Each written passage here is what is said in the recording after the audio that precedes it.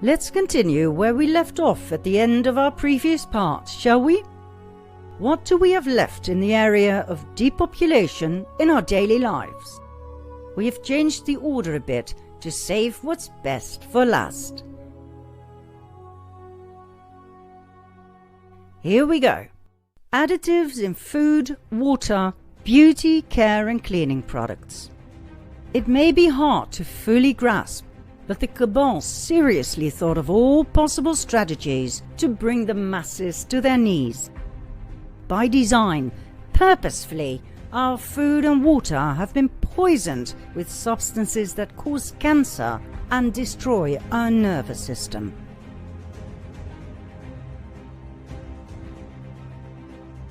"75% of the adverse reactions to food additives, which have been reported to the FDA, are connected with aspartame.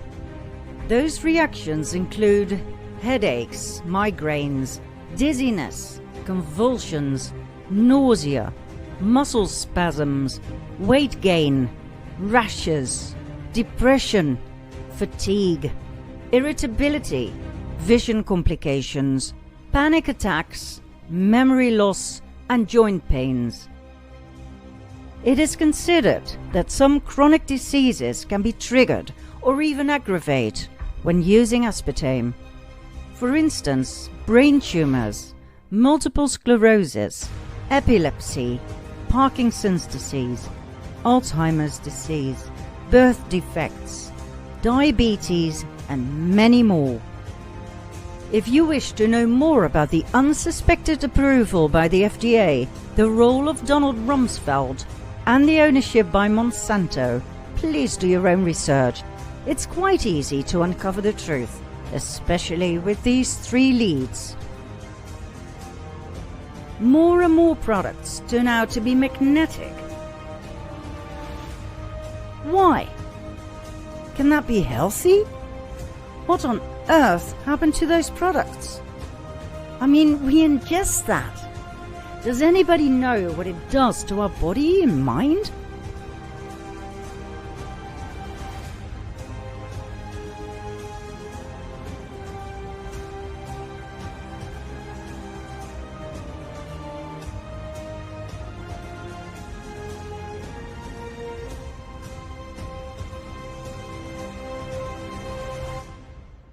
In many countries, for over 75 years now, our drinking water has been poisoned with fluoride, a highly toxic chemical waste product.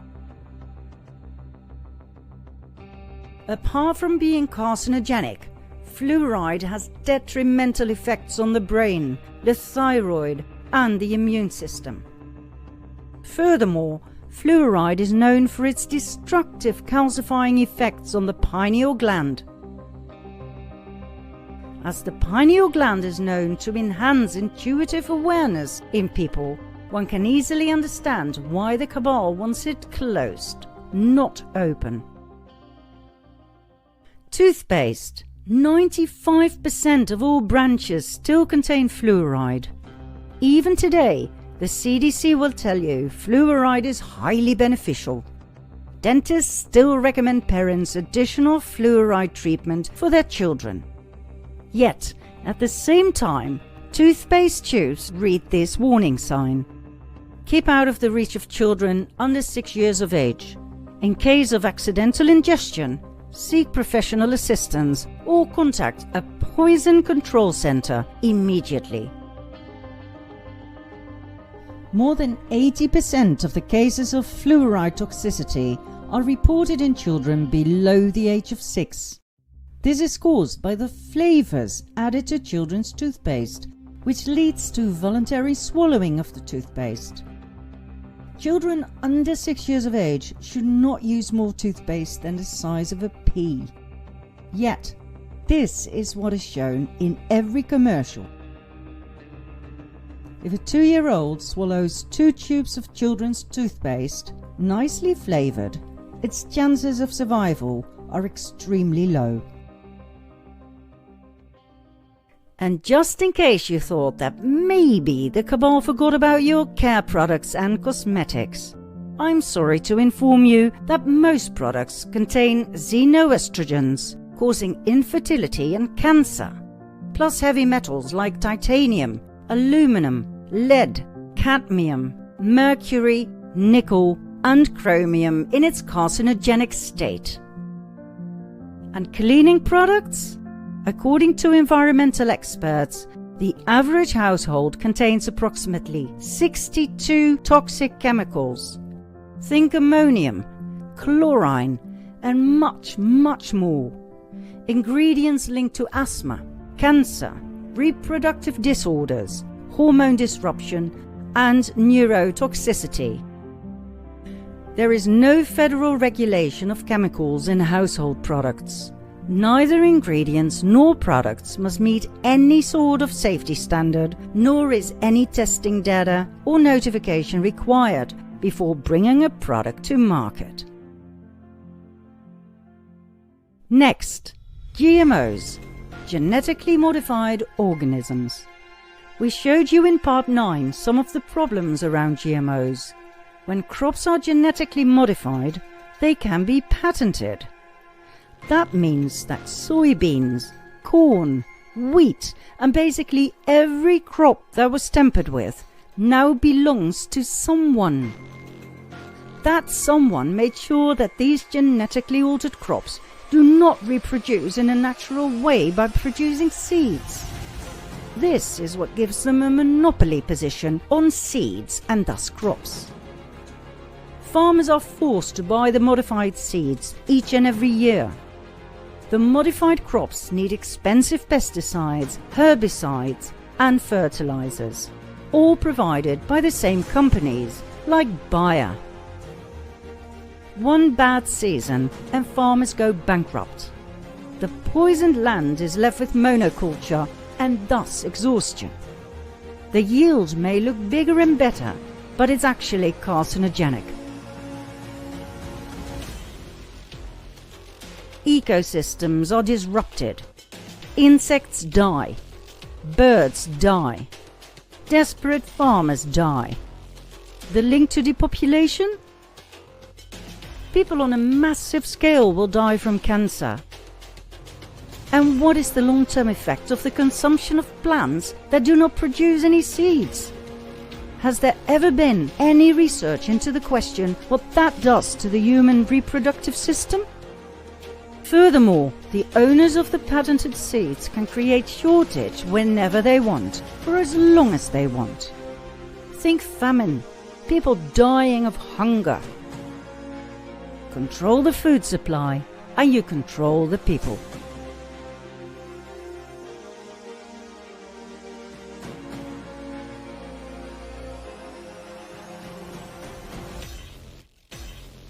Next, family planning.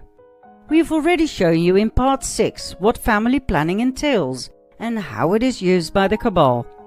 But our emphasis was on the less developed countries. How about the richer countries? How about you and me?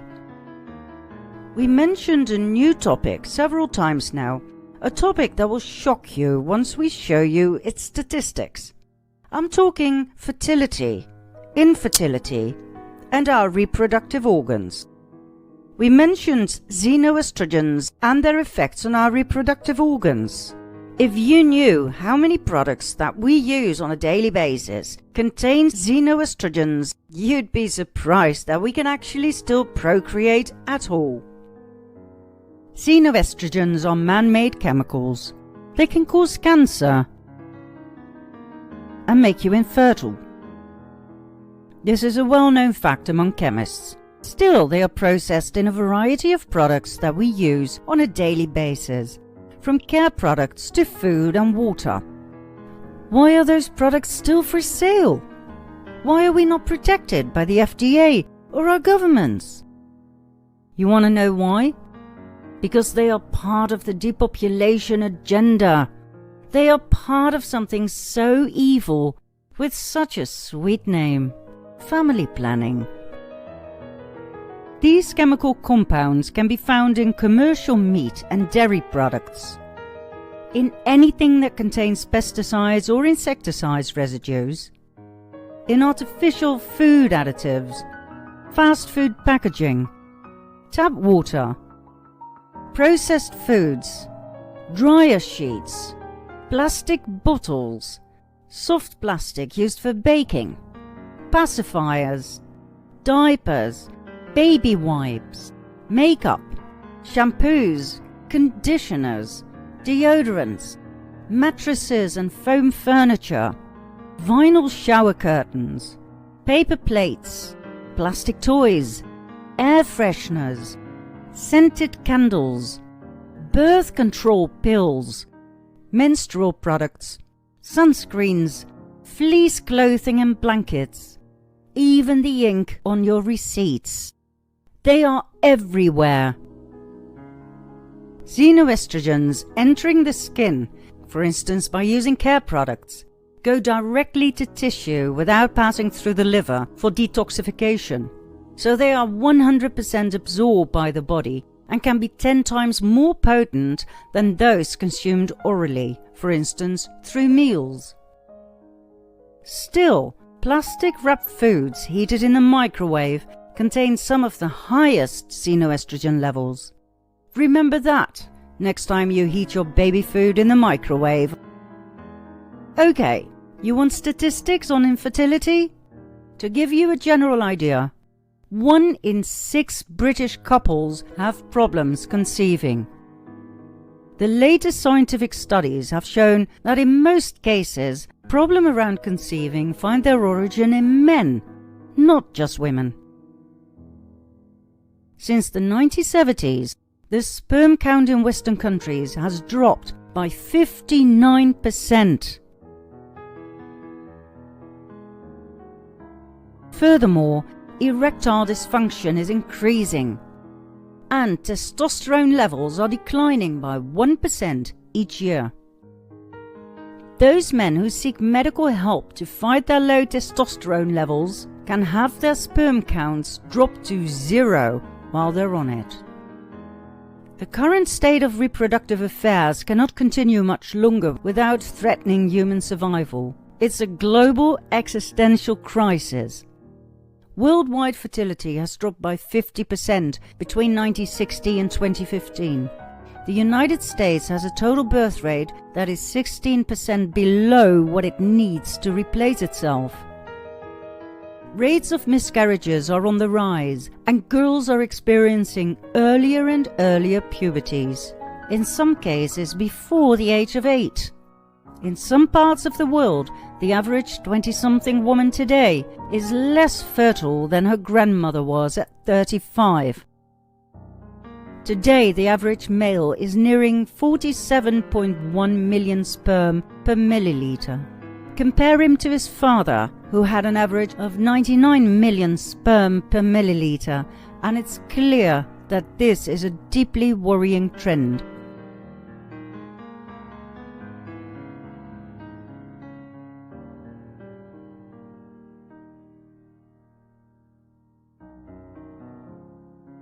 It's no wonder that the assisted reproductive technology market is worth about $26 billion and is calculated to grow with yet another 10 billion in the next 5 years. Infertility doesn't just alter a man's ability to make children, it also increases his mortality risk. Infertile men die younger, according to a Stanford University study. Men with sperm concentration lower than 15 million per milliliter have a 50% greater chance of being hospitalized for any medical reason at all, and poor fertility has been linked with higher rates of heart disease and cancers. What a marvel of a chemical compound! You can put it in just about everything and it will slowly kill off the useless eaters. But on its own, it's not enough to depopulate the planet once and for all. Let's have a look at yet another element of family planning: abortion. We've already shed some light on Planned Parenthood and its illegal side activities such as selling baby body parts and organs. Remember the number of babies they abort each year? In 2019, it was almost 350,000. And that's just Planned Parenthood. only 40% of US abortions are performed by Planned Parenthood. Do you know what else Planned Parenthood is good at? Sex education. Planned Parenthood is the single largest provider of sex education in the United States, pushed by UNICEF, UNESCO, the WHO, and thus the UN.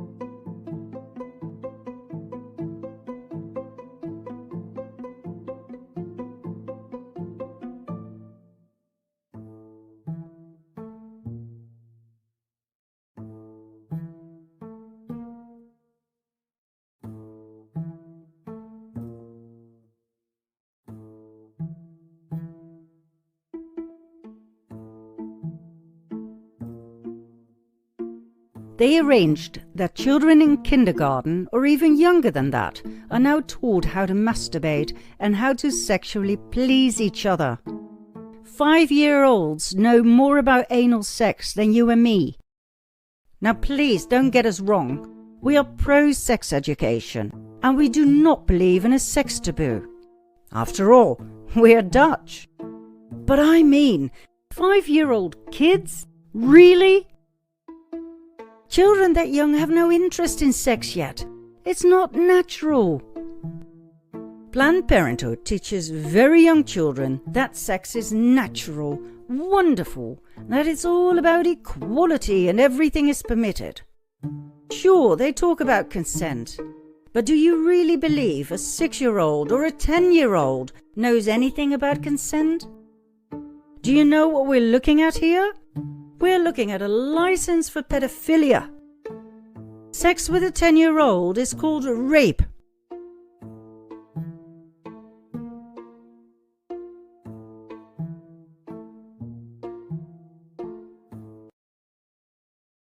If you don't believe that this entire movement was set up to normalize the sexualization and exploitation of children, we must tell you something about the Netherlands. We have an official political party for pedophiles, set up in 2006 and tolerated by the government.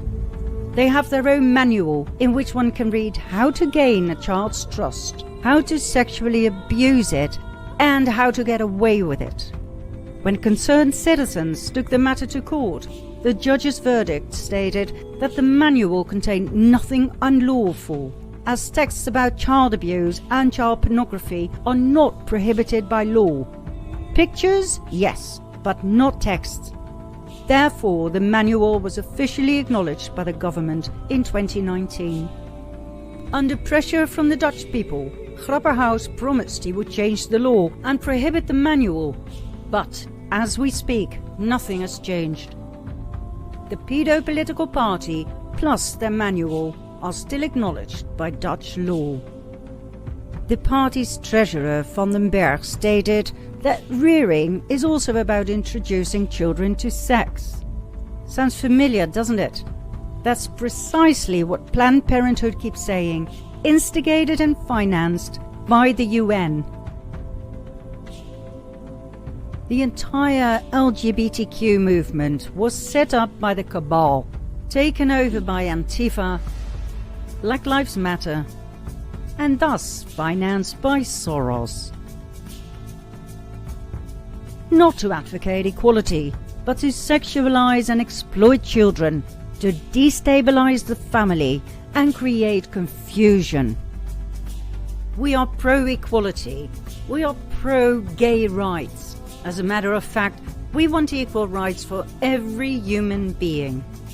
To us, it doesn't matter whether you're straight, gay, lesbian, bisexual, transgender or queer. But leave the children out of it. It is not okay if drag queens include children in their shows, or when they read stories to young children in schools.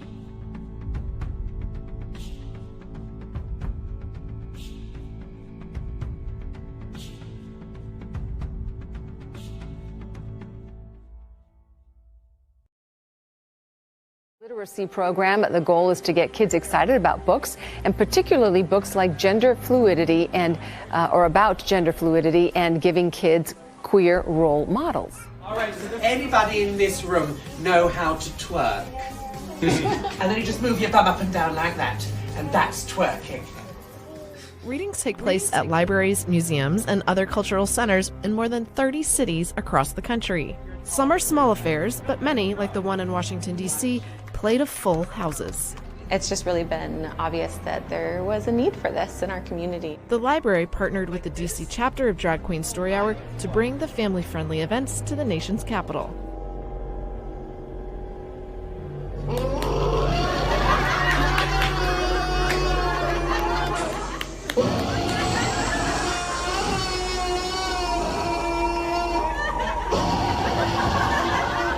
We are grooming the new generation of Americans.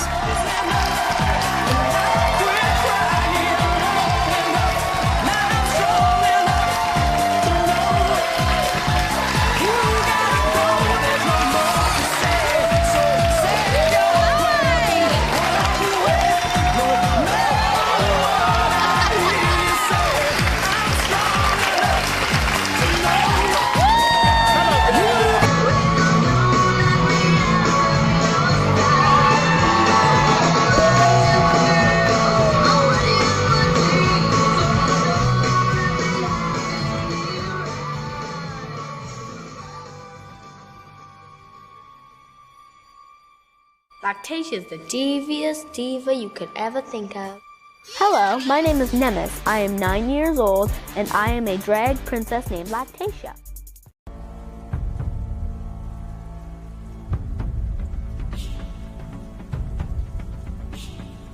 It is not okay when parents talk their children into wanting to have a sex change.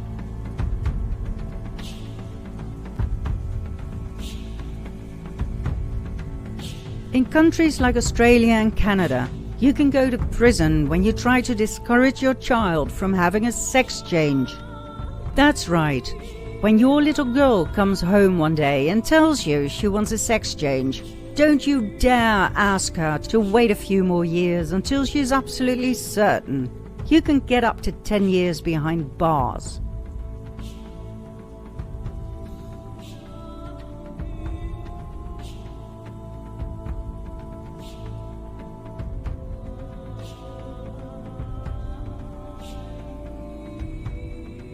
Boston Children's Hospital, which opened the first clinic for transgender youth in the U.S.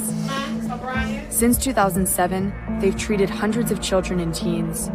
In the past couple of years, our volume has just about doubled.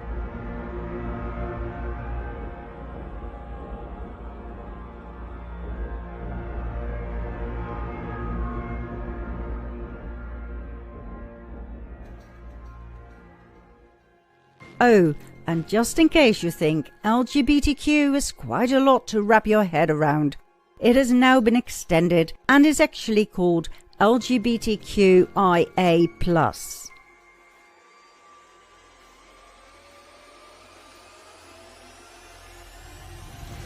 This is now taught in schools.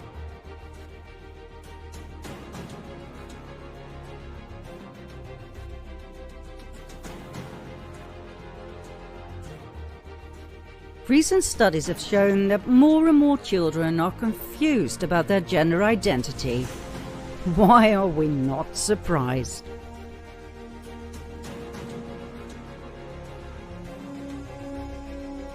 What we are looking at here has nothing to do with tolerance, acceptance, or equality. This is a political agenda.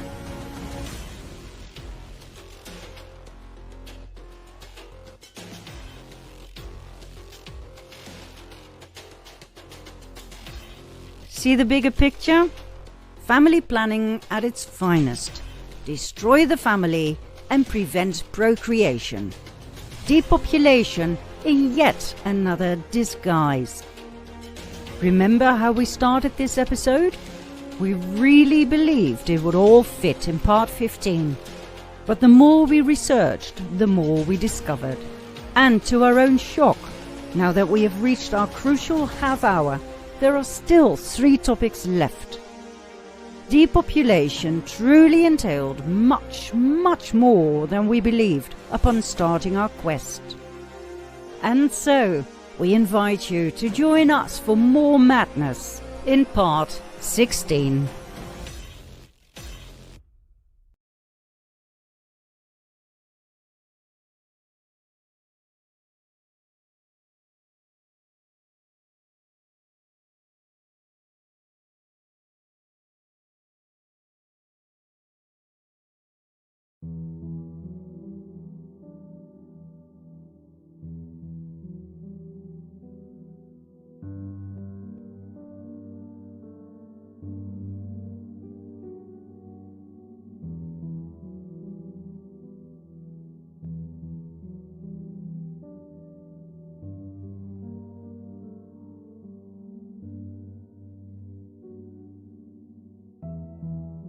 In the previous 2 parts, number 14 and 15, we spoke about depopulation tools.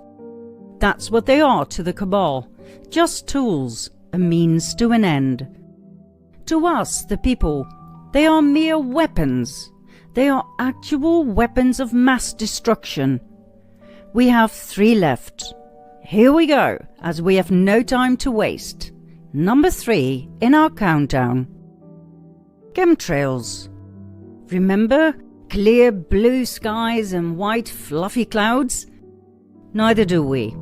They disappeared several decades ago when all of a sudden planes left strange lines in the sky that remained there instead of disappearing after a few minutes, which would be normal for contrails, condensation trails. These new trails, however, not only remain in our skies, they spread out to form a thin and all-enveloping cloud cover. This new type of trails, often raggedy on one side, were soon coined chemtrails, chemical trails instead of condensation trails. Years of testing went by. Chemicals were found all right, and to an alarming extent.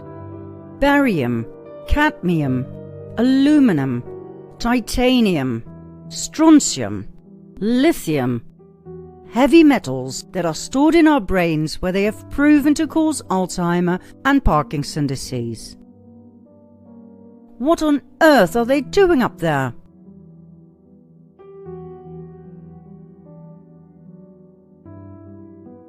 people reported getting sick, having headaches, burning eyes, and feeling exhausted. After years of denial and ridicule by the authorities, chemtrails were finally admitted to exist.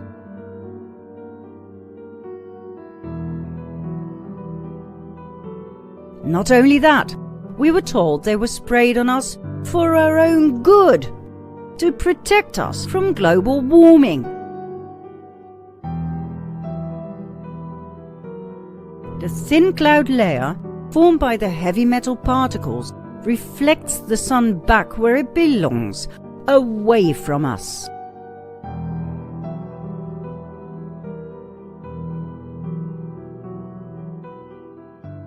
Another example is the array of technologies, often referred to collectively as geoengineering, that potentially could help reverse the warming effects of global climate change.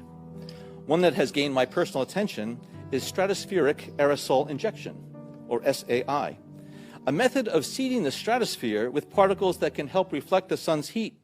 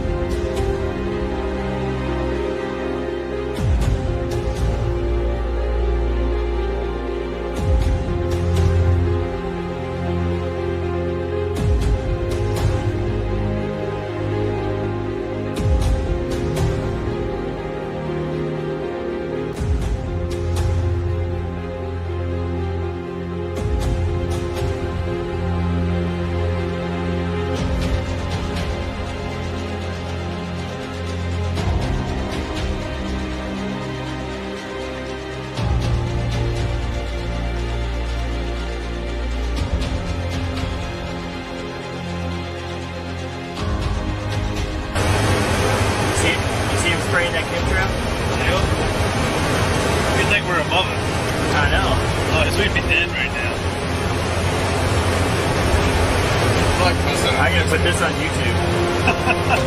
It's like it's spraying out of the top of his wings.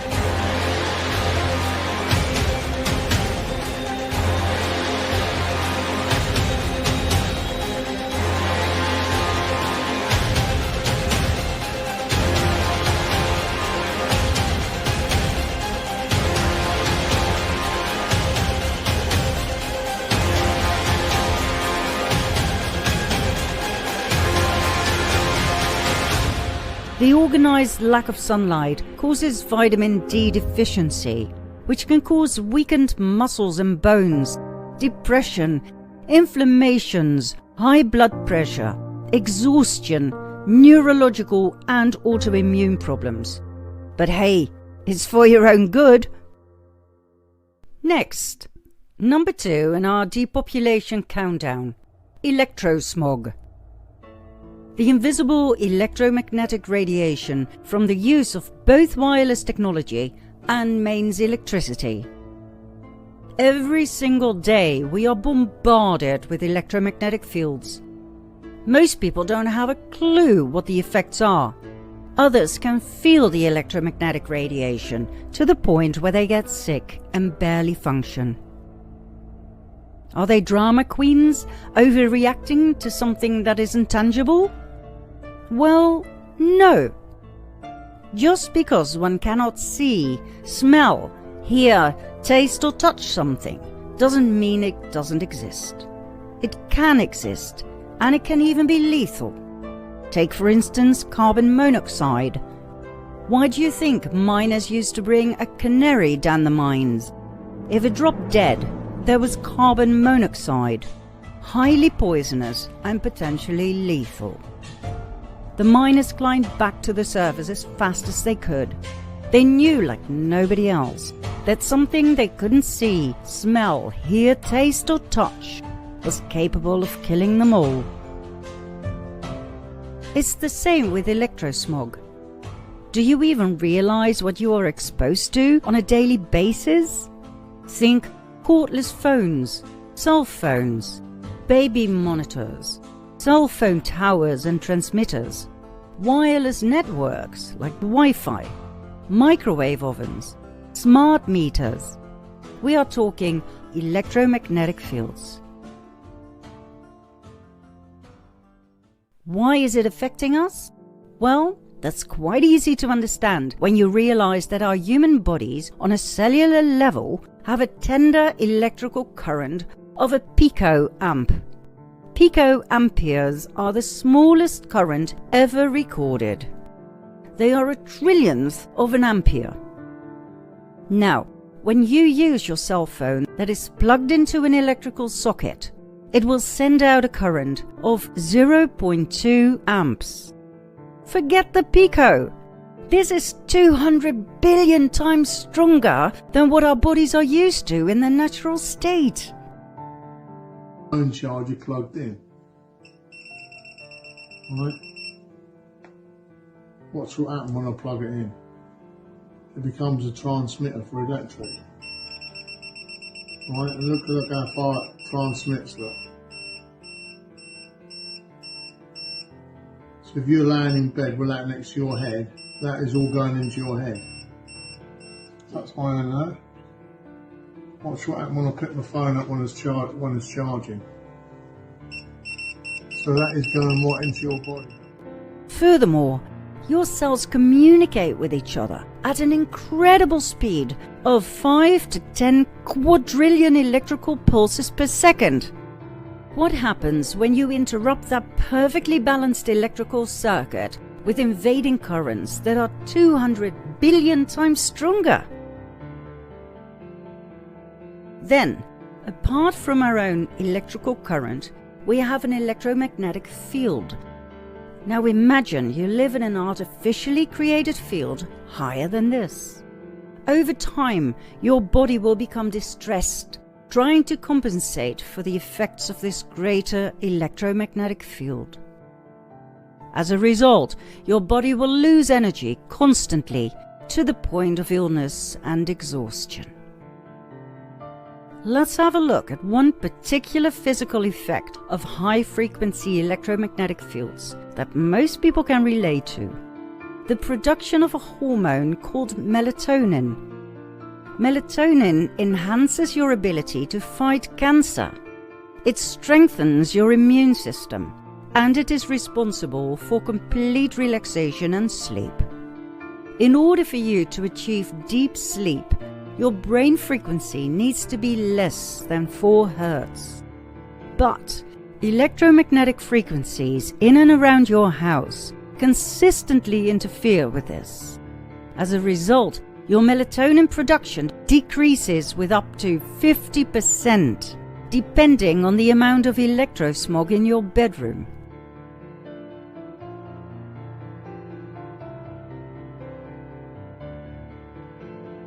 If you want to get up in the morning feeling great and fully rested and refreshed, you really need your melatonin. There's something else you need to know about this hormone. It is produced at night by the pineal gland in your brain. Remember what we said in the previous episode about the pineal gland? That the cabal really wants it damaged because it activates a greater awareness? Well, this is the second reason why the cabal hates full-functioning pineal glands in the heads of their useless eaters. It is so much harder to control and oppress healthy and energetic people than exhausted, unhealthy ones. So, disrupt deep sleep and you got the people where you want them. Tired, weary, unstable, and thus unable to think clearly and to see how they are being abused, manipulated and controlled. Too tired to see through all the lies and to fight back. Decreased melatonin levels aren't the only effects of high-frequency electrosmog. More than 2,000 epidemiological studies have proven that it causes infertility, blood clots causing thrombosis, pulmonary embolisms, heart attacks and strokes, oxidative stress, damage to the blood-brain barrier, exposing the brain to foreign pathogens like viruses, altered electrical brain activity, and increased behavioral problems in children. Think ADD, ADHD, and autism. Alzheimer's disease. Damage to the central nervous system, causing, for instance, MS and ALS. Cell mutations and DNA damage. Chronic inflammation, weakened immune response, allergies, depression, and cancer. In 2011, the World Health Organization and the International Agency for Research on Cancer classified electromagnetic fields as possibly carcinogenic to humans, based on an increased risk for glioma, a malignant type of brain cancer associated with wireless phone use. Now, of course, you don't get cancer or any of the above overnight. This weapon builds up, bit by bit, day after day, night after night.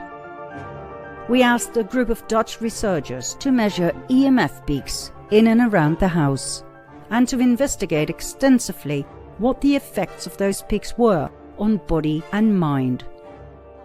Here's what they found. First of all, the peaks mostly took place at night when people are asleep, unaware of what they are exposed to. Secondly, to our surprise, most radiation was measured indoors, not outside and close to the towers, meaning the radiation spreads and intensifies in the electrical circuit of your home.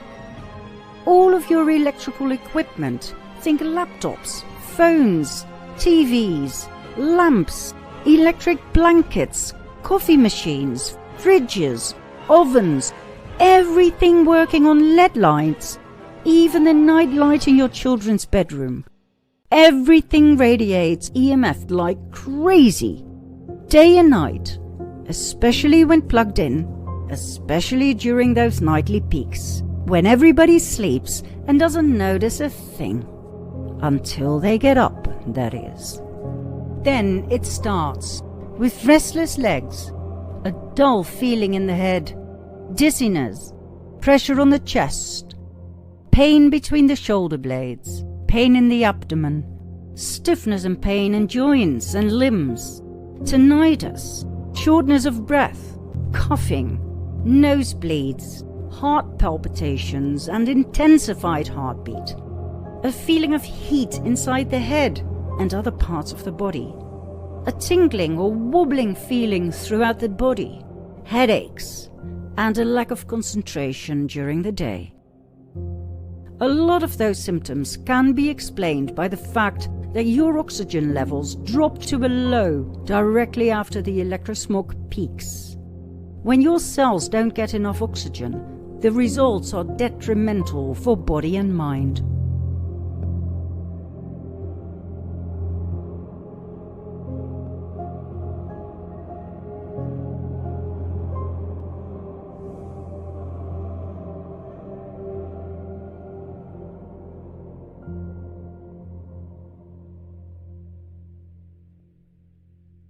We are now entering the brave new world of smart meters. That means your electric meter will do so much more than just show how much electricity you use. The new smart meters are watching you. They sense all kinds of goings-on. They see when you turn something on or off. They see how many watts your electric toothbrush pulls. They send the record of that little event over wireless networks, bouncing through your neighbor's smart meters, all the way to the power company where they keep record of all your electric consumption volumes and patterns every minute of every day and store that data forever on computers that you'll never get to see. That data shows when you are at home, shows when you're sleeping, shows when you're on vacation, when you have visitors, when you use a lamp, a power tool, some extra computers, and if you look like you're running a business out of your home. It even senses when you bootleg energy off the grid. Your smart meter data shows a vivid profile of your personal living patterns and whether or not you were at home on the night of the murder. This is not electrical metering. This is personal surveillance. This is a search without a warrant every day. This is your personal private life going straight out through your electric meter to the power company, to the government, to the police, to the insurance company, to anyone who cuts a deal with your power company to look at your life under a microscope. Sorry, it's actually worse than that. People who don't cut a deal can get your information too by simply intercepting the wireless signal spewing from the side of your house. Yes, smart meters are radio transmitters. Here's how you tell. This one is a 1-watt radio station licensed by the FCC. On this all-news radio station, every detail of your electrical life is shooting off to some institutional data center somewhere. Already, the police in Ohio, Texas, British Columbia, and places I don't know about are regularly using smart meter data to pinpoint marijuana grow houses, enforce business licenses, and punish people for doing things in the privacy of their own homes that you were not supposed to do, but they wouldn't even know you were doing if they weren't spying on you. Your power company apparently gets to sell your personal life story to whomever it wants. Any unusual power consumption pattern is considered probable cause to raid you for growing marijuana or running a computer server without a business license. This is about as big brother as it gets. Those friendly men with their truckload of smart meters are going door to door with something a little different than a Christmas carol. My personal opinion is that you and I need to demand that these things be taken off our homes. It is not possible for your power company to claim they have the right to install a surveillance device on your house. Smart meters are no different from wiretapping devices. And in case you didn't know, wiretapping is illegal in all 50 of the states and the federal territories. If you let your power company put a smart meter on your house, you may as well walk around all day with a Facebook helmet webcam pointed at yourself. They have convinced themselves installing smart meters is lawful by some reaching to the moon jive called implied consent. If you say they can change your meter, they pretend you consent even when you don't know really what they're doing. Here's a tip. Tell them they can't change your meter. They had no trouble billing you with the old meter. If you send them a notice by certified mail that they may not install a smart meter or any other surveillance device on your house, their implied consent goes out the window. I would do that if I were you. In fact, I did that, and I'm not even you. Those friendly guys on the sidewalk told me that they plan to put a smart meter on every house in America. If they do that, it will no longer be America. Now, of course, we're talking about 3, 4, and 5G as well. Millions of people are now concerned about the unrolling of 5G, but not many actually understand the exact problems. 5G is not a steady frequency. It is in development.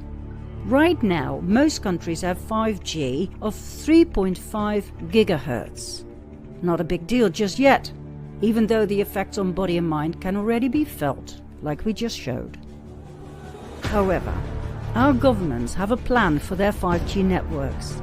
They intend to increase the gigahertz from 3.5 to 28 to 60. 28 gigahertz is now at an experimental stage. 60 gigahertz is the near future.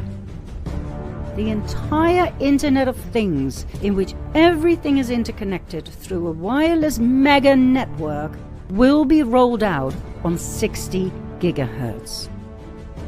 The future network of self-driving cars will need a complete infrastructure of Wi-Fi tunnels underneath your town, state, and country.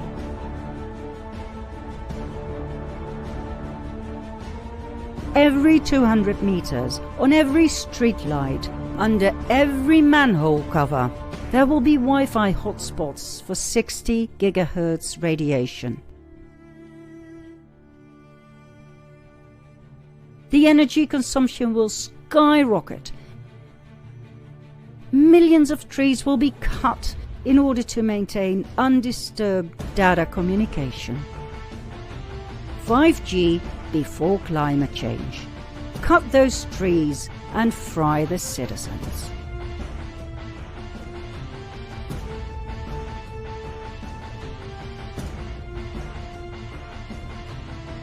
For the last few years, and especially during the COVID lockdowns, countless 5G masts and transmitters have been placed on buildings, on high-voltage masts and streetlights. The unrolling takes place in a highly undemocratic way, mostly in the middle of the night. Citizens have no voice. Masts and transmitters can be placed on the roof of your building without your consent. No guarantees of safety and security have been given to the people who live in those buildings or in the direct vicinity. According to experts, the problems surrounding 5G can be compared to those of the famous frog that was about to be cooked. Have you ever heard of this biological experiment? The frog doesn't notice a thing at first. He feels good and warm, all cuddled up in a pan with water. But the frog cannot see the fire underneath the pan. The water gets warmer and warmer. The frog is still comfortable, but as he gets hot to the point of being cooked to death, he doesn't move. He doesn't try to escape, because it is all happening gradually. He spent all of his energy adapting to the rising temperature. And so, he now waits for the horrid death he is about to experience. That frog, my friends, is you and me. 5G, from 3.5 all the way up to 60 gigahertz. Gradually.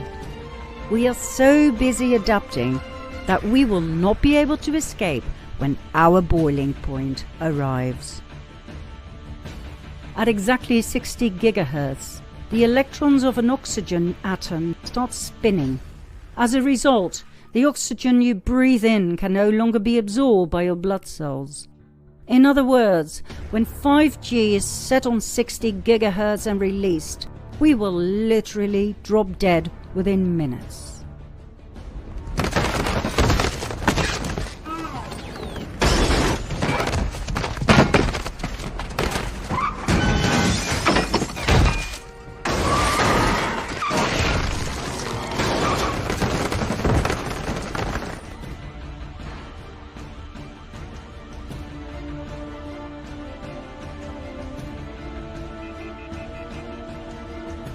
Hard to take this all in, isn't it?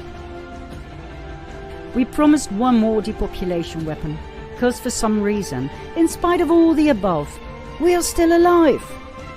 Incredible when you think about it, isn't it? So, buckle up. Number 1 in our depopulation countdown in part 17.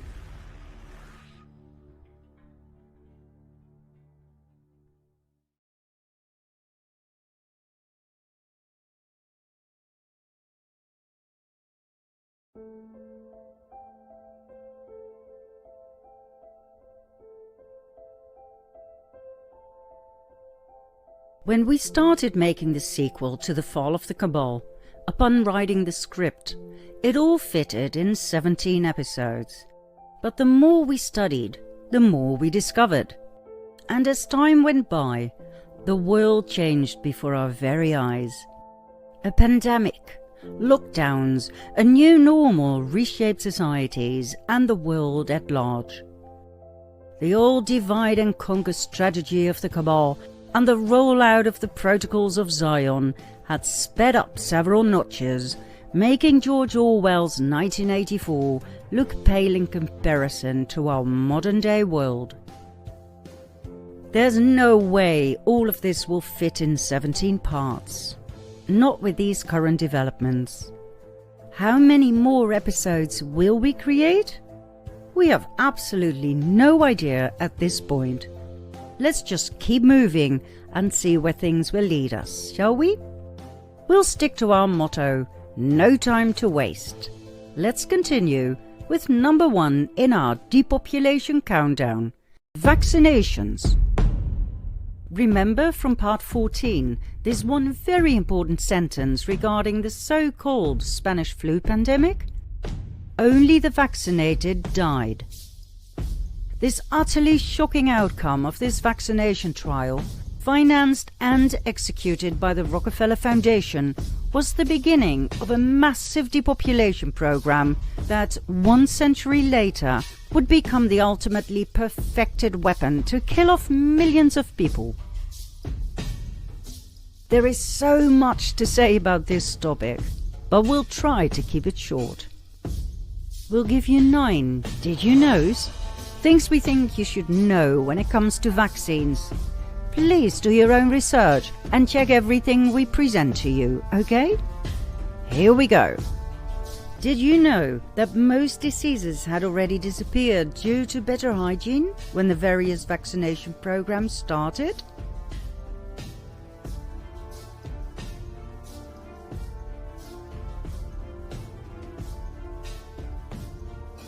Did you know that babies in the US get 26 injections, 5 at a time, against 14 different diseases?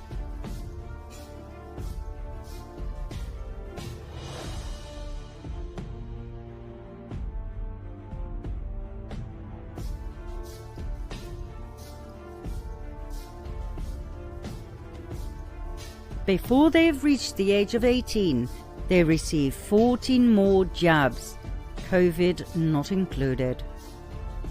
And did you know that of all those vaccination cocktails, no studies were ever performed by the medical establishment on their possible side effects? Not one? Did you know that the number of people with autism grows exponentially each year? It is estimated that this year more children will be diagnosed with autism than with AIDS, cancer and diabetes combined. It affects 1 in 54 children. The medical establishment strongly rejects a possible connection between autism and vaccinations. But how on earth can you wipe away a case like this? Every day in our life was a party. Every single day they were holding hands and smiling and laughing and looking at each other, engaging in each other. On June 25th, 2007, we brought him in for the pneumococcal shot. So just that shot? 1 shot. We went in at 10 a.m. for the shot. By noon, Claire shut completely off. It was as if she was blind and deaf and complete failure to thrive, from super happy, smiley girl to, this is a picture of her. She had full-blown eye contact. She was super lovely, and she shut right down. And all she did at that moment was stare at the ceiling fan. So that was at noon. We had the shot at 10 a.m. 2 o'clock. We watched Richie shut off. All the giggles, all the smiles, again, failure to thrive. They lost all their reflexes. They stopped blinking, stopped yawning, stopped coughing, stopped sneezing. So that was 2 o'clock. We watched Richie shut down, and I couldn't breathe. But there we go. The worst is when we saw the final one shut down. Robbie looked like he was hit by a bus. Robbie, from that moment on, had a stunned look on his face. He lost his happiness. This is a first first year picture? First birthday. 3 months after the shot. 3 months after the shot. They were no longer engaged in anything or anyone. They lost their smiles. They just were in their own little separate worlds. They never held hands again. They never looked at each other again. Vaccine injury is real. We were told it was genetic. And then we were told by geneticists that there's no possible way 3 children would shut off on the same day. That was absolutely statistically impossible, especially being 2 boys and 1 girl. So we were also told we could not sue anyone. We were told we signed for that shot. No doctors could be sued. No vaccine manufacturers could be sued. So we had severe autism spectrum disorder for all 3 kids entering kindergarten. What happened is we woke up one morning and we had 3 happy, healthy 9-month-old children. By that evening, we took them for a vaccination. By that evening, they were autistic. What we said to our pediatrician is, we're not going to do anything. We're not going to do any more vaccinations until we know what happened here. What they said is, if you don't continue to do exactly what you did the day your children turned autistic, we're going to fire you from our practice. So they broke up with us. They broke up. They sent us a lovely letter saying we were no longer welcome at their practice because we weren't going to continue well baby checks. And that is the one decision that we'll never regret. Mm-hmm. They can argue with families that your child, because it might be a single child, was genetic. They can try and put that back on the family and say somehow your genes are weak. But with us having 2 boys and 1 girl, they lose the argument with us, hands down. So we are the living proof that they're all lying.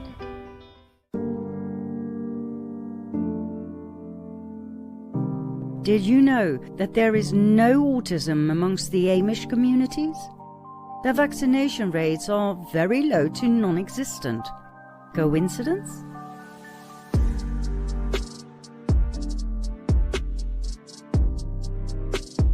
Dr. Frank Noonan, who has been treating Amish children for over 25 years, once said, "You'll find all the other stuff, but we don't find autism. We're right in the heart of Amish country and seeing none, and that's just the way it is." Dr. Dan Olmsted confirmed Noonan's findings. He called this phenomenon the Amish anomaly. Did you know that the American government has paid $4.5 billion as financial compensation as a result of vaccinations gone wrong? Mind you, not the vaccine producers had to pay for the damage caused. They made sure they are above the law with their non-liability disclosures. The American government paid, meaning the American taxpayer. Did you know that the exact same playbook was rolled out in 2009 for the swine flu pandemic and the COVID-19 pandemic in 2019? Everything was ready back in 2009, from face masks and quarantine to vaccinations. However, Wolfgang Wodarg, chairman of the Health Committee in the German Parliament and the European Council, spoke up. He showed the world that the big pharma vaccine producers had intentionally spread fear and panic about a relatively mild disease. According to Dr. Wodarg, they had tempted the WHO into defining the swine flu as a pandemic. He branded the H1N1 outbreak as one of the greatest medical scandals of the century. He said, "We have had a mild flu and a false pandemic." What does that remind you of?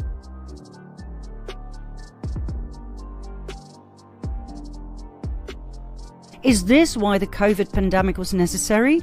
Because Dr. Wodarg disrupted their narrative? You might ask yourself, where was Dr. Wodarg in the COVID crisis? Oh, he was there all right. He spoke up time and again, as we've shown you in our COVID documentary.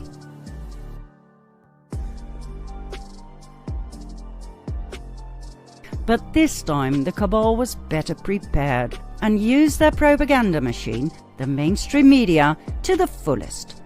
The people were brainwashed into believing the narrative more than ever before, and Dr. Wodag's voice got lost in the endless repetition of the fear-mongering media outlets. He was set aside and shamed as yet another tinfoil hat conspiracy nutter, deranged and dangerous to our society. Did you know that 58% of infant deaths occurred within 3 days of vaccination and 75% within a week? Now those are the official numbers, meaning the real numbers are probably even higher. Ever heard of the sudden infant death syndrome, also known as cot death or crib death? It is the sudden unexplained death of a child of less than 1 year of age. SIDS usually occurs during sleep. In the US, about 3,400 babies die of SIDS each year. The sad truth is that parents whose baby died of SIDS were often accused of killing their baby by shaking it or by smothering it. Many of those parents ended up in jail. Many were innocent.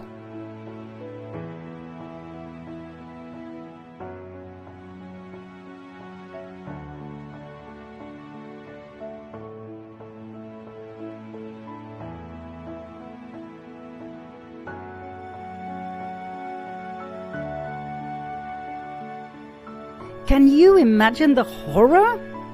First, your precious baby dies. Then, you are accused of its death. Any possible connection with the vaccination the baby just received is fervently denied by the authorities. You are sentenced to several years in prison. Your family is destroyed, and you get the blame. God knows how many parents had to go through this hell and never fully recovered from it.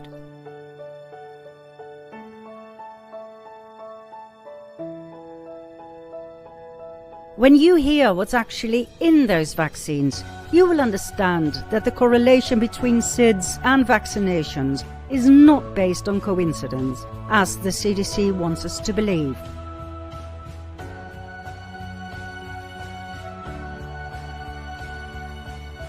Not only that, it is well known by the authorities and the vaccine producers.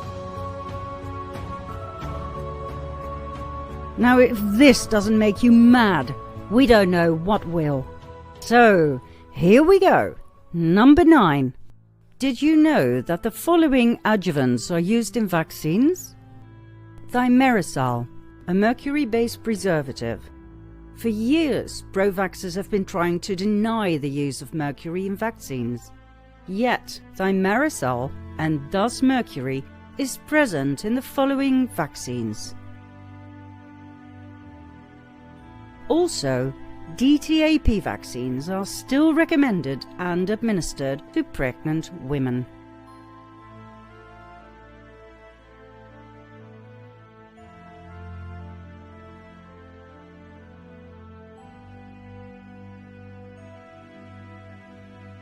This slide is actually just a summary. This is the official list of risks. Feel free to pause. May be fatal if swallowed, inhaled, or in contact with skin? Can anybody please explain to us why we inject this poison into children? Then, our second vaccine ingredient, formaldehyde, an embalming fluid, present in the vaccines against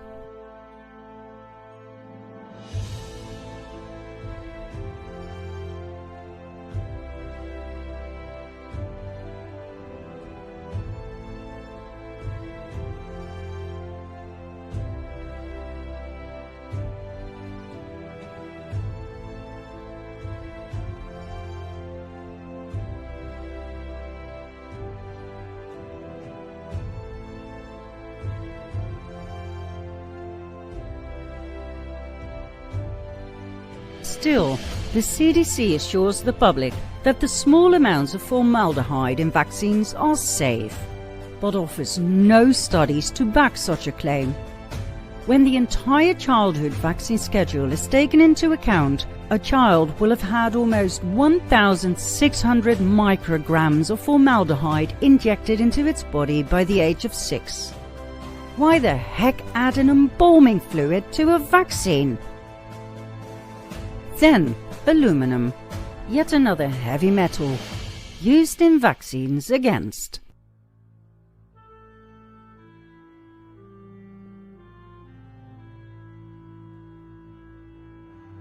On day 1 of life, infants received 17 times more aluminum than would be allowed if doses were adjusted per body weight, which they are not. At the current time, there are no known or published studies specifically defining levels of aluminum in any vaccine product based on safety studies of aluminum. According to the FDA's guidelines, 850 micrograms of aluminum is what is deemed safe for an adult. However, the amounts of aluminum a tiny infant receives drastically surpasses the safety levels. Current vaccination schedule, an infant gets 1,225 micrograms of aluminum by 2 months of age, and 4,925 micrograms by 18 months.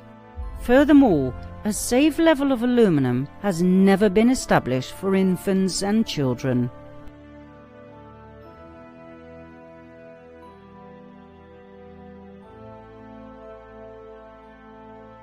Then, fetal tissue.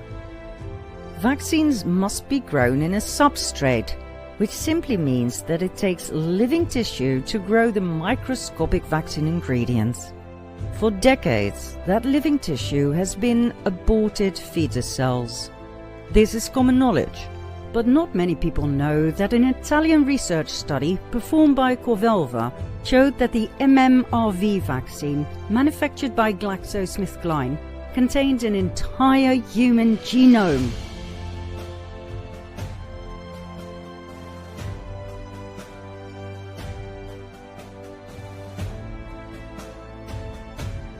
Now, the maximum limit of fetal DNA in vaccinations is set on 10 nanograms. This MMRV vaccine, however, went 325 times over that limit. This is both insane and outrageous. These so-called fetal cells are only used to grow viruses. Excuse used by vaccine manufacturers has turned out to be a plain lie. More studies have shown that vaccines contain unacceptably high levels of fetal DNA fragment contaminants.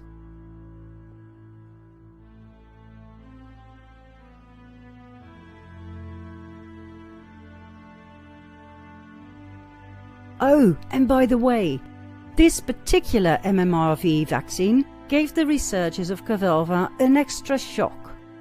Not only did they find an entire human genome, they also discovered as good as no rubella virus, which should have been there. Instead, they found an alarming amount of bacteria and viruses that should not have been there, some of which carcinogenic. And on top of that, they discovered fungi, yeast, and worms. That's right. The stuff we inject into little babies contain retroviruses of humans and birds, other viruses of monkeys and horses, immunodeficiency viruses of humans and monkeys, in other words, fragments of HIV, and platyhelminthes worms. But hey, vaccines are safe.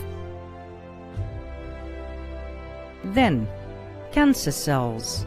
Vaccines contain cancer cells for the exact same reason they contain fetus tissue.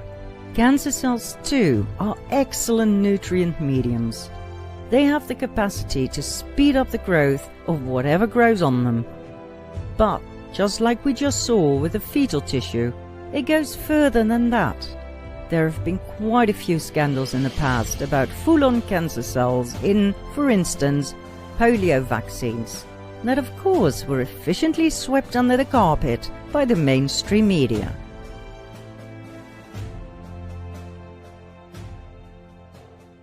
Last but not least, nagalase, an enzyme that is secreted by virus-infected cells and by cancerous cells in the process of tumor invasion. Please take a moment to let that sink in. Let me repeat. An enzyme that is secreted by virus-infected cells and by cancerous cells in the process of tumor invasion. How on earth can that be good? Well, it can't be good. And it isn't good. Nagalase prevents the body from producing its best friend, the natural immune booster called globulin component macrophage activating factor. GCMAF activates macrophages, a certain type of white blood cells that attack cancer cells and other foreign invaders like a pit bull defending your body. But Nagalase deactivates your pit bull. As a result, everything bad, like cancer, can grow in your body without limitations. High levels of Nagalase have been found in patients with all sorts of cancer, autism, diabetes, immune disorders, plus viral and bacterial infections. Why on earth is this crap added to vaccines? Well, many doctors asked that same question. They started doing their own research and came up with the same shocking conclusion. Nagalase must have been added to the vaccines on purpose in order to slowly kill people. Not only that, they treated their patients with GCMAF, the pit bull activator, and with outstanding results. Their research findings did not exactly receive a warm welcome.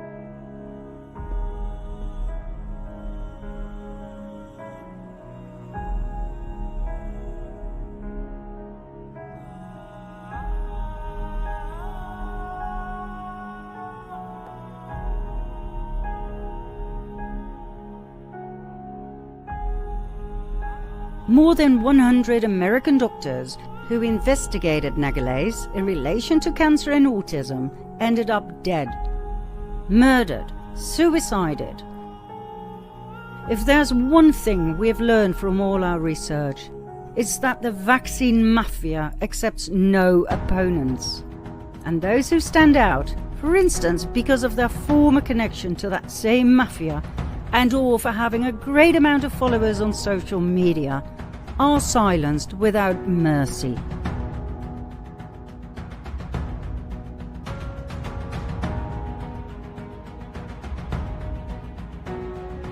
Hard to digest, isn't it? And the list that we have presented, both in this episode and the previous ones, is far from being complete. What about electronic cigarettes and vaporizers? Do you believe they offer a safe alternative to normal cigarettes? Forget it. They have turned out to be just as harmful. Scientific studies have proven that e-cigarettes can cause cancer, heart problems, lung injury, and that they can damage and change your DNA due to the chemicals present in e-cigarette aerosols, like for instance formaldehyde and acrolein.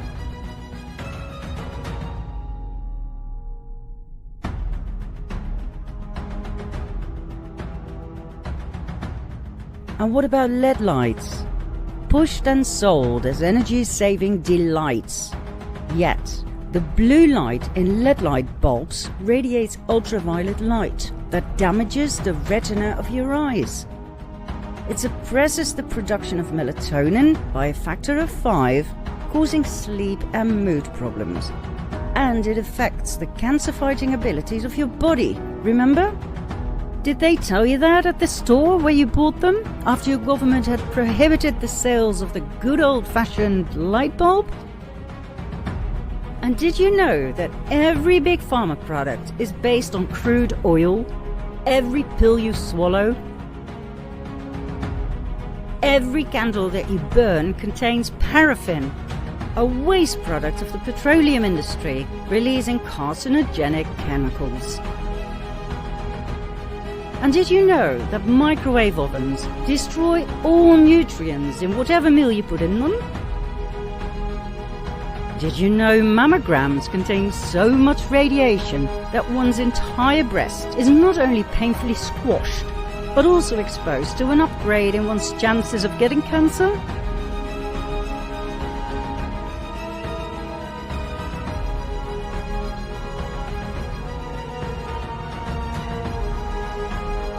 We could go on and on and on. Everything was done by design. There are no coincidences here. The cabal's deep desire to get rid of the vast majority of us has been worked out in detail in every branch of society, in every aspect of our lives. Whether we die fast through wars and disease, or slow by poisoning us, doesn't matter, as long as we're gone by 2050. Max 500 million may survive to serve as obedient slaves in a new world order under the King of Kings. So, how are they going to finish us off? The ultimately perfected weapon to kill off millions of people in one go has already been activated. Do you want to know just how bad it is and what you can do about it? Then follow me to part 18.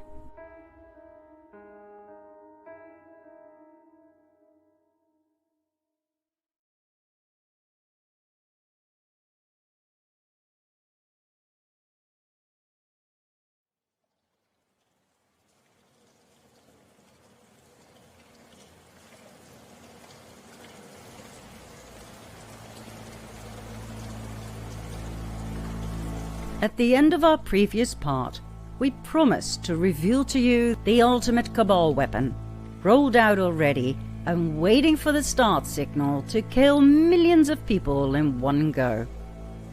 You know by now that 5G is involved, right? The 60 gigahertz they have in store for us should do it. It should be sufficient in and of itself. But just to make sure our bodies will react to that frequency in the best possible way, the cabal added a few more ingredients. This, my friends, is where COVID-19 comes in. The main COVID soup ingredients? Social distancing, face masks, nose swabs, PCR tests, quarantines, lockdowns, vaccinations, and fear.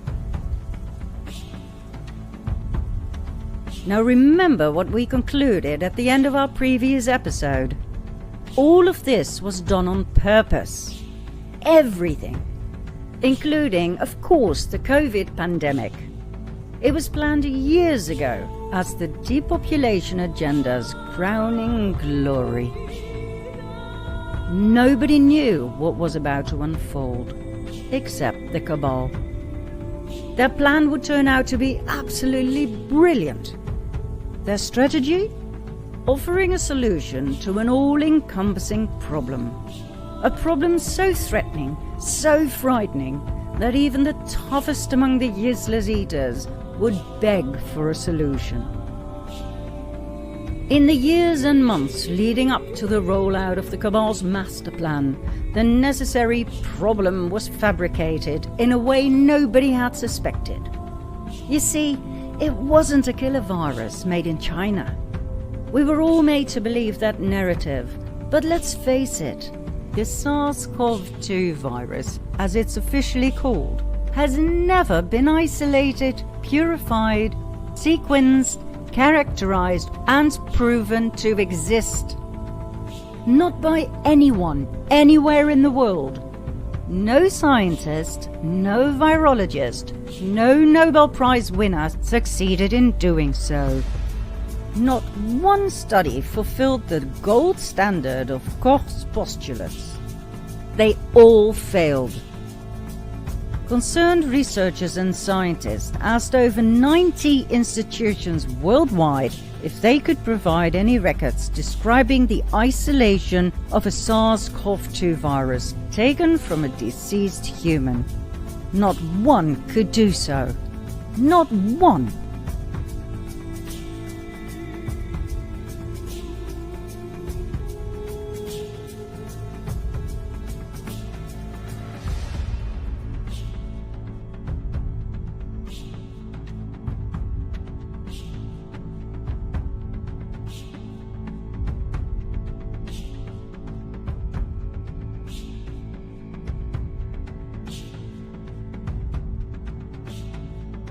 Was this ever proven in court?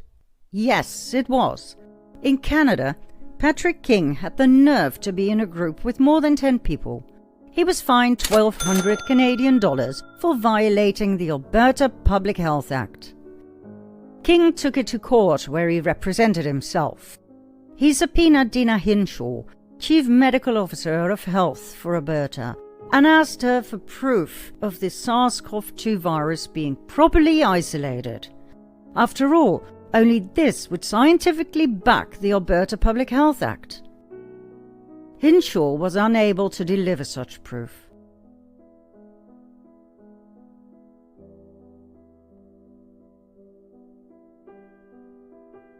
Scientifically speaking, there is no virus other than a digital theoretical abstraction made on a computer from a genomic database. Even the American CDC admitted they made a digital virus of 30,000 base pairs using 37 base pairs from unpurified samples. That's right, they used computer generation for the missing 29,963 base pairs. That, my dearest viewer, is called scientific fraud. But you weren't told this by Fauci, Gates, or any other mainstream media hotshot, right? To me, this computer generation step constitutes scientific fraud. Here is an equivalency. A group of researchers claim to have found a unicorn because they found a piece of a hoof, a hair from a tail, and a snippet of a horn. They then add that information into a computer and program it to recreate the unicorn. And they then claim this computer recreation is the real unicorn. Of course, they had never actually seen a unicorn, so could not possibly have examined its genetic makeup to compare their samples with the actual unicorn's hair, hooves, and horn. True science has no room for politics, majority rules, or consensus. Yet, according to Dr. Cohen, consensus was used to determine which digital SARS-CoV-2 model was the most real fake model. It went something like this.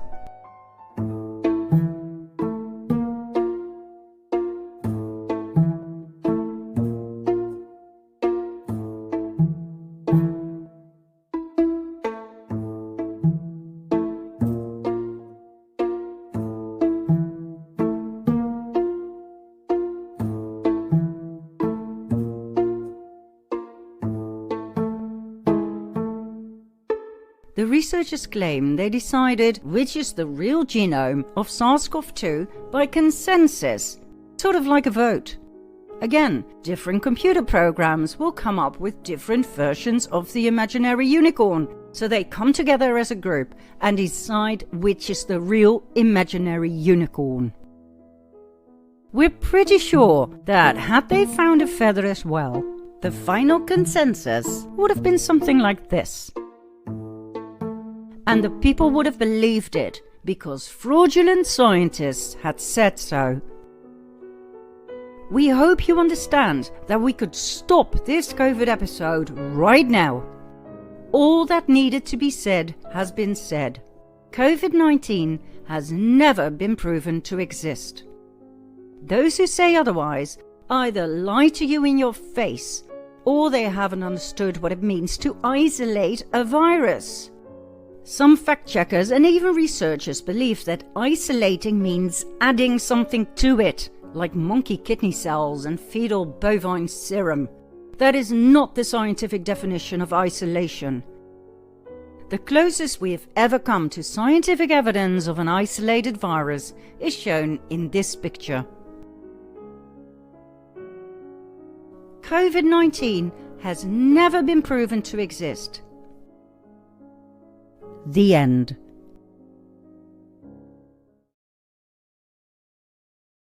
So why did this nasty fairy tale continue? Well, let's just say that the majority of the 99% are easy to manipulate and mislead. And so, this episode continues. And to tell you the truth, The things we discovered while researching this most evil scam ever are so shocking and so much bigger than we suspected that we must continue exposing the cabal's true face. You must look it in the eyes in order to understand that we, the people, have but one chance left to unite and fight the evil we are dealing with.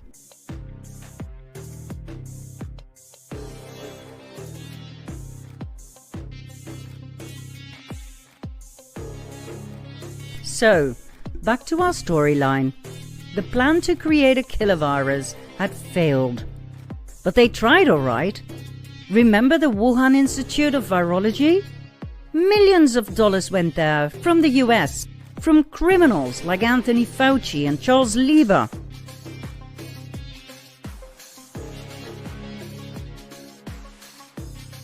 Remember the Fauci emails that will cause his downfall?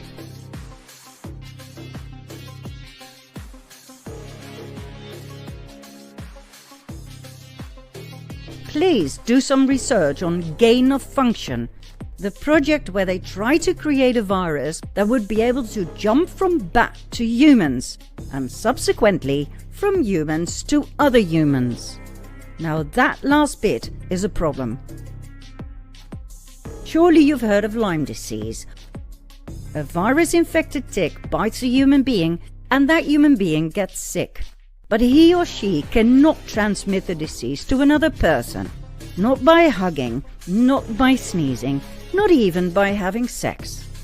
For a virus to adapt to the DNA of a new host so it can feed itself and multiply and then become highly contagious takes many, many decades in nature. In this case, the cabal simply ran out of time. Their original plan, in terms of creating a highly contagious and deadly virus, had failed. There was nothing more than an ordinary winter flu.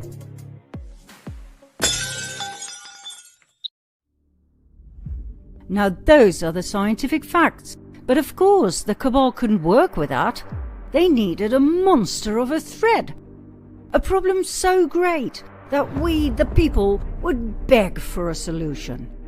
A common flu simply wouldn't do it. And so a narrative was created. A narrative about a killer virus from Wuhan. The story became bigger and bigger. China closed its borders, but the killer virus managed to escape and contaminate the entire world. The UN took control. The WHO worked day and night to fight this monster. The mainstream media spread the narrative like a real virus. And the people held their breath. Everywhere in the world, old people died of the flu. Like every flu season, each and every year.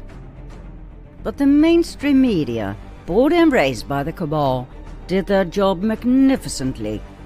Every day, non-stop, they repeated their horror stories about the millions of people who would die in the coming months. Repetition, repetition, repetition. People were brainwashed to the extent of being only able to repeat what they had heard on the news. Those who raised critical questions were labeled conspiracy theorists.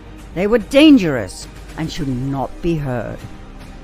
They were to become the outcasts of society. Now the funny thing is, most people still believe that this pandemic was a sudden outbreak. All of a sudden it was there at the beginning of 2020. Well, no, not correct. Let's have a look at some hard facts that will show us that the entire COVID-19 event was a well-prepared and rehearsed project. What happened? Remember the swine flu outbreak in the US in the spring of 2009? Well, according to the CDC's website, the WHO declared the swine flu a pandemic on June 11, which was insane, as only a few people had died from the infection. But it was spreading from the US to other countries, and that made it a pandemic. Now, if you're as old as we are, you know that this is not severe enough to be called a pandemic. Not even close. Our encyclopedias read, a pandemic consisted of simultaneous epidemic outbreaks worldwide with enormous numbers of deaths and illness. That was precisely the definition used by the WHO.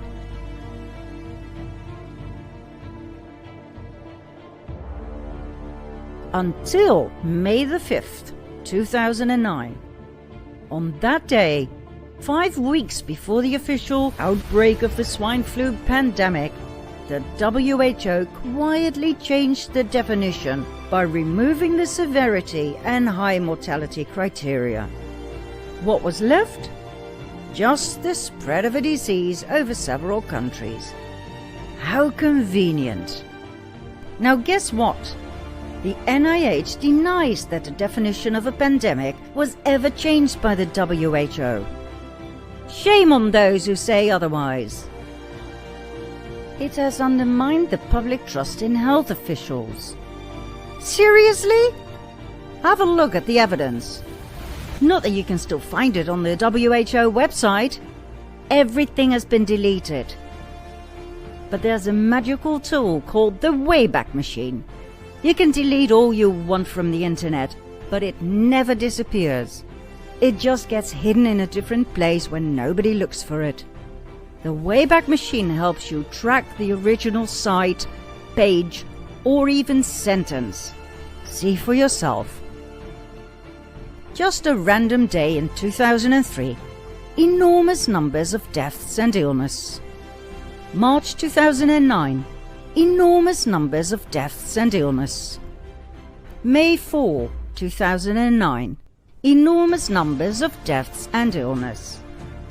And then, May 5, 2009, a completely different story, but no real definition yet. They were still thinking about it, or so it seems. The next day they changed it again. May 6, a pandemic is a worldwide epidemic of a disease. Pandemics can be either mild or severe in the illness and death they cause. And it stayed that way. So, NIH, what exactly did you say again? The WHO did not change its definition of pandemic influenza. And what did you say to those who claimed the WHO did change the definition? It undermined the public trust in health officials. No shit! We wonder how that happened. And it only gets better. Let's have a look at the CDC's very own timeline. April 15, first human infection. April 17, second human infection. April 21, the CDC starts developing a candidate vaccine virus. My, 2 flu infections and, oh my God, we're all gonna die! We need a vaccine? But hey, let's not judge. They are the professionals, all right? They know what they're doing. One day later, April 22, the CDC activates its Emergency Operations Center. Wow, don't you feel safe knowing that these people are there for you when you need them? I mean, 2 people get a new kind of flu and voila! Ready to save lives. And look how professional that is. April 23, 2 more people are now infected. April 24, the CDC uploads complete gene sequences of the new virus to an international influenza database. Why am I thinking about unicorns right now? April 25, the WHO declares a public health emergency of international concern. Well, of course they did. 4 people down with the flu. What else could they do? April 28, the FDA approves a new CDC test to detect H1N1 infections. Wow! Now that's what we call dedication. In 2 weeks' time, this test was both developed and FDA approved. In July, only 3 months after the first US infection, the CDC stopped keeping track of new infections or casualties.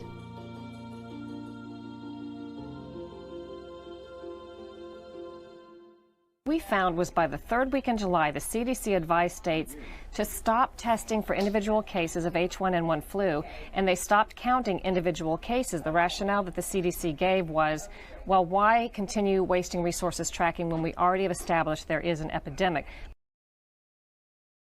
Why continue wasting resources tracking when we already have established there is an epidemic? What followed was identical to the SARS-CoV-2 script.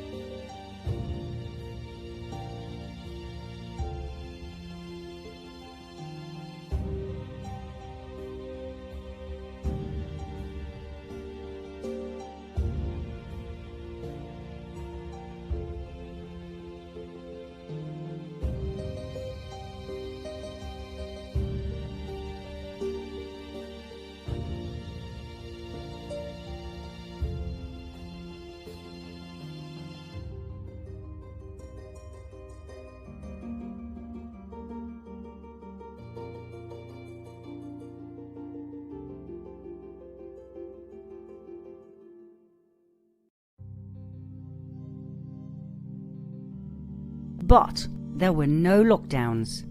It suddenly stopped. The WHO officially declared the end of the pandemic in August 2010. What happened? On October 21, 2009, CBS investigative reporter Cheryl Atkinson told Washington Unplugged that 3 months of investigation had proven that only a tiny percentage of suspected cases turned out to test positive for the swine flu. If you've been diagnosed with probable or presumed 2009 H1N1 or swine flu in recent months, you may be surprised to know this. The odds are you didn't have H1N1 flu. In fact, you probably didn't have flu at all. Only a small fraction of cases that doctors flagged as most likely to be swine flu actually tested positive for swine flu at state labs. The vast majority of the cases were negative.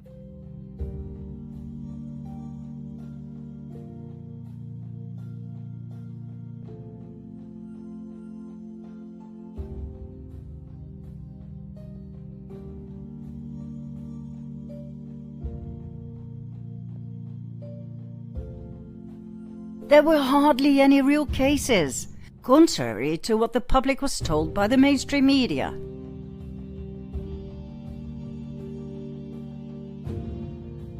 But Atkinson's shocking discoveries were not aired on TV.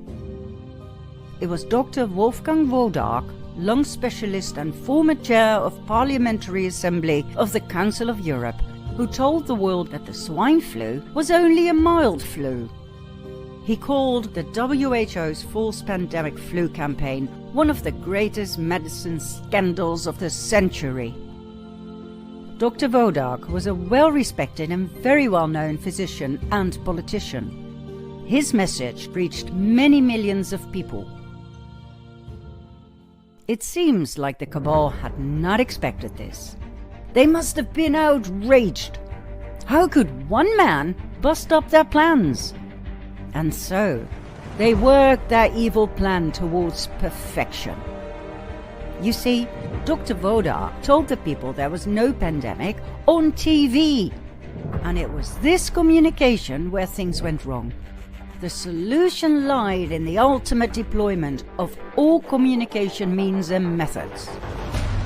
Years of fine-tuning went by.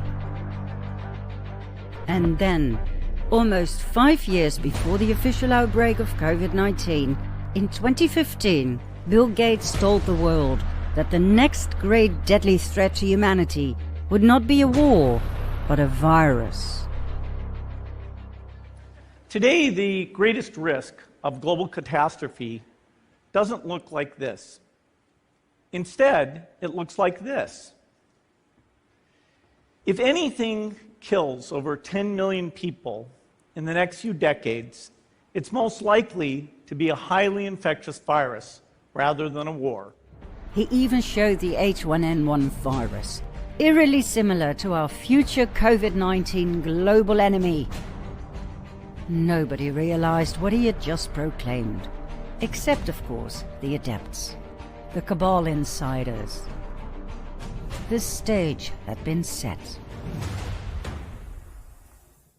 Then, 2 years before the official outbreak, in 2017, the World Bank used its WITS software to look into its crystal ball. And guess what they saw? They saw the COVID-19 pandemic 2 years into the future. And so, the World Bank decided it would be best for humanity and for the world as a whole to produce and distribute millions of COVID-19 test kits. That's right. A special test kit was invented to help fight a virus that didn't even exist just yet. My, what a gift! WITS produced an exports list per country for COVID-19 test kits. Product code 300215. Now, of course, our fact-checkers deny anything and everything, saying the export product wasn't COVID-19 test kits, but medical test kits. Well, that is only true after people started noticing and reporting the World Bank's rare ability to see into the future, which occurred in 2019. Product 300215 was quickly changed into medical test kits. Thank you once again, Wayback Machine, for bringing the truth back to us. And it happened again with a different product code, 902780.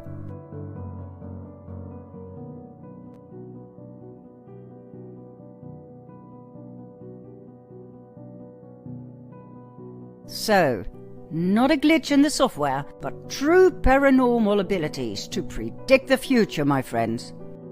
Or plain fraud. You decide. Oh, and it wasn't just test kits. It was also swab and viral transport medium sets. Product code 382100. All the way back to 2017. This is the version of the World Bank. Category medical test kits. But using the Wayback Machine, category COVID-19 test kits. The same happened in 2018.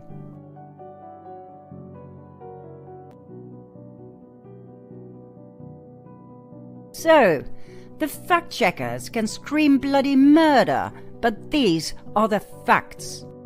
You can delete your inconvenient truths from the internet all you want, but they'll never disappear. One just needs to know how to find one's way in digital archives. This, dearest viewers, is the naked truth. Even though the name COVID-19 wasn't introduced by the WHO until February the 11th, 2020, it was already in use for years behind the scenes, full on, to prepare their wicked plandemic. That's right, not a pandemic, but a plandemic. Planned years in advance as the ultimate weapon to create a new world order. Do you want more evidence? Oh, don't worry, we'll supply it. Promise. What else? Also in 2017, a complete guide was written called The Sparse Pandemic 2025 to 28, a futuristic scenario for public health risk communicators by the Johns Hopkins Center for Health Security. It described the complete picture of the planned COVID-19 pandemic. Seriously. Of course, it wasn't called COVID-19, but it was pretty darn close. They called it a novel coronavirus. What a funny coincidence that COVID-19 was actually called novel coronavirus during the first weeks of the outbreak. Oh, and it was a SARS, a severe acute respiratory syndrome. But in this fictitious, futuristic case, it was called SPARS, after the town of St. Paul, where the first outbreak of the disease occurred. How original. In all fairness, the Johns Hopkins Center had outdone themselves. In their futuristic guide, they had thought of everything. The main focus was on communication challenges, for instance concerning the development and rollout of a vaccine that had severe side effects. Every single detail had been worked out, including the vital role of the mainstream media and the use of social media. And of course, there were communication skills on how to deal with anti-vaxxers, how to overrule them, for instance, by means of commercials with VIPs. Movie stars promoting the vaccine, or by inventing an interview with an alleged anti-vaxxer whose child got infected and could only be saved at the very last minute by the vaccine. Of course, the manual was entirely fictional. Unreal, isn't it? 2017. Everything was meticulously planned and brilliantly executed. Well done, Johns Hopkins Center. Or should we say, well done, Bill and Melinda Gates Foundation. In 2019, once again before COVID-19 was ever mentioned, the cabal played 3 little games with us by shamelessly showing what they had in mind for us. First, Netflix aired Pandemic, How to Prevent an Outbreak, a series about the development of a universal vaccine. Who was the main sponsor of this series? Bill Gates. Then there were 2 carefully planned simulation exercises. One in Wuhan, of all places, and one in New York. In September, at Jianhe Airport, Wuhan, the infection of a passenger with the coronavirus was staged. 1 month later, Event 201, a global pandemic exercise, took place in New York, enacting the outbreak of, yet again, a coronavirus. It was a partnership of the Johns Hopkins Center for Health Security with the World Economic Forum and the Bill and Melinda Gates Foundation.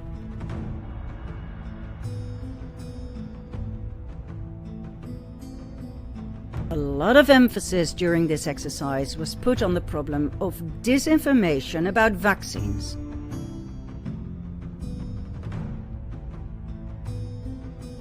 Misinformation and disinformation are likely to be serious threats during a public health emergency. Unfortunately, thus far, there are limited ways to control the propagation of misinformation, leading to potentially draconian methods to manage this problem.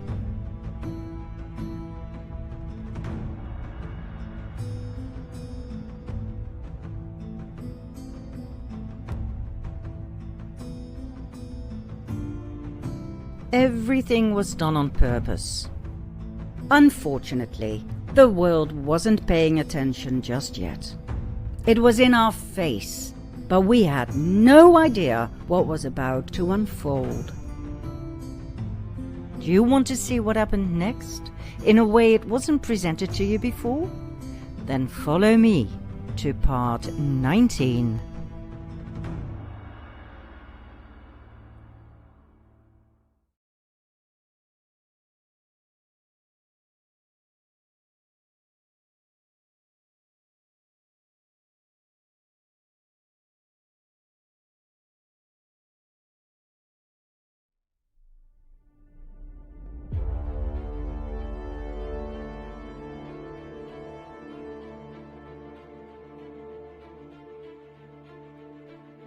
Let's continue where we left off, shall we?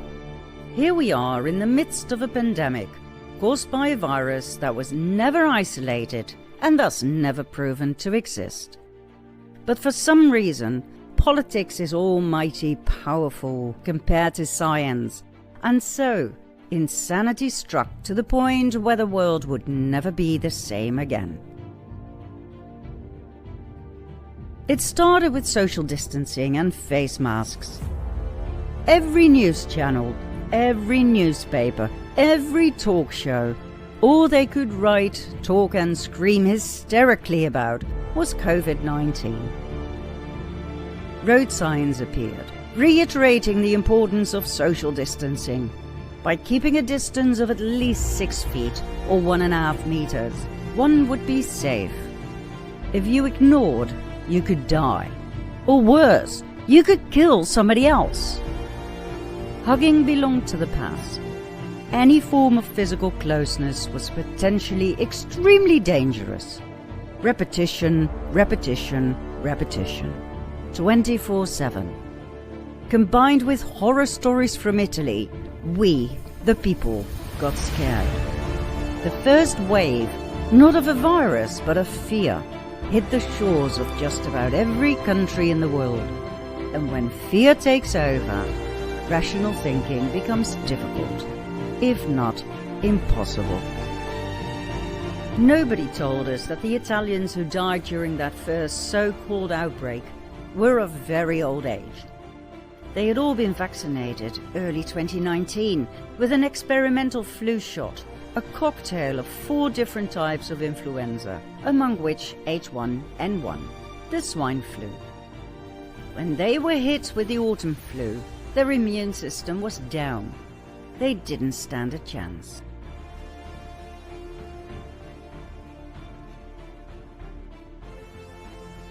Then, the first official numbers were published. Mostly old people were dying of this monster virus. Children were perfectly safe, and adults were as good as safe. The elderly had a 5.5% chance of dying. Those who pointed out that a survival rate of 94.5% was pretty darn good for people who had already outlived the average life expectancy were scorned for being selfish, extremely irresponsible, and racist. How dare they? The epidemiology modelling team at Imperial College London, led by the physicist Neil Ferguson, presented their official predictions. If nothing was done to stop this virus, 81% of the US population would be infected, of which 2.2 million would die. The UK would count 510,000 deaths. My! Those predictions were absolutely horrifying. God only knows why Neil Ferguson and Imperial College London were asked for their opinion in the first place. They had a history of highly exaggerated numbers that were always way off.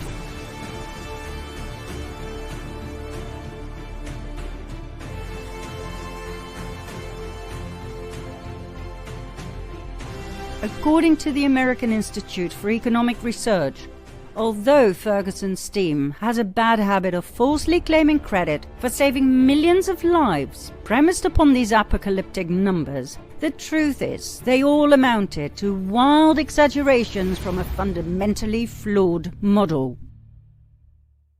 Why on earth did UK Prime Minister Boris Johnson listen to this disgrace of a scientist?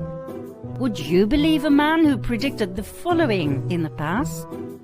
2002, Ferguson predicted 150,000 people would probably die in the UK as a result of BSE in beef. Really?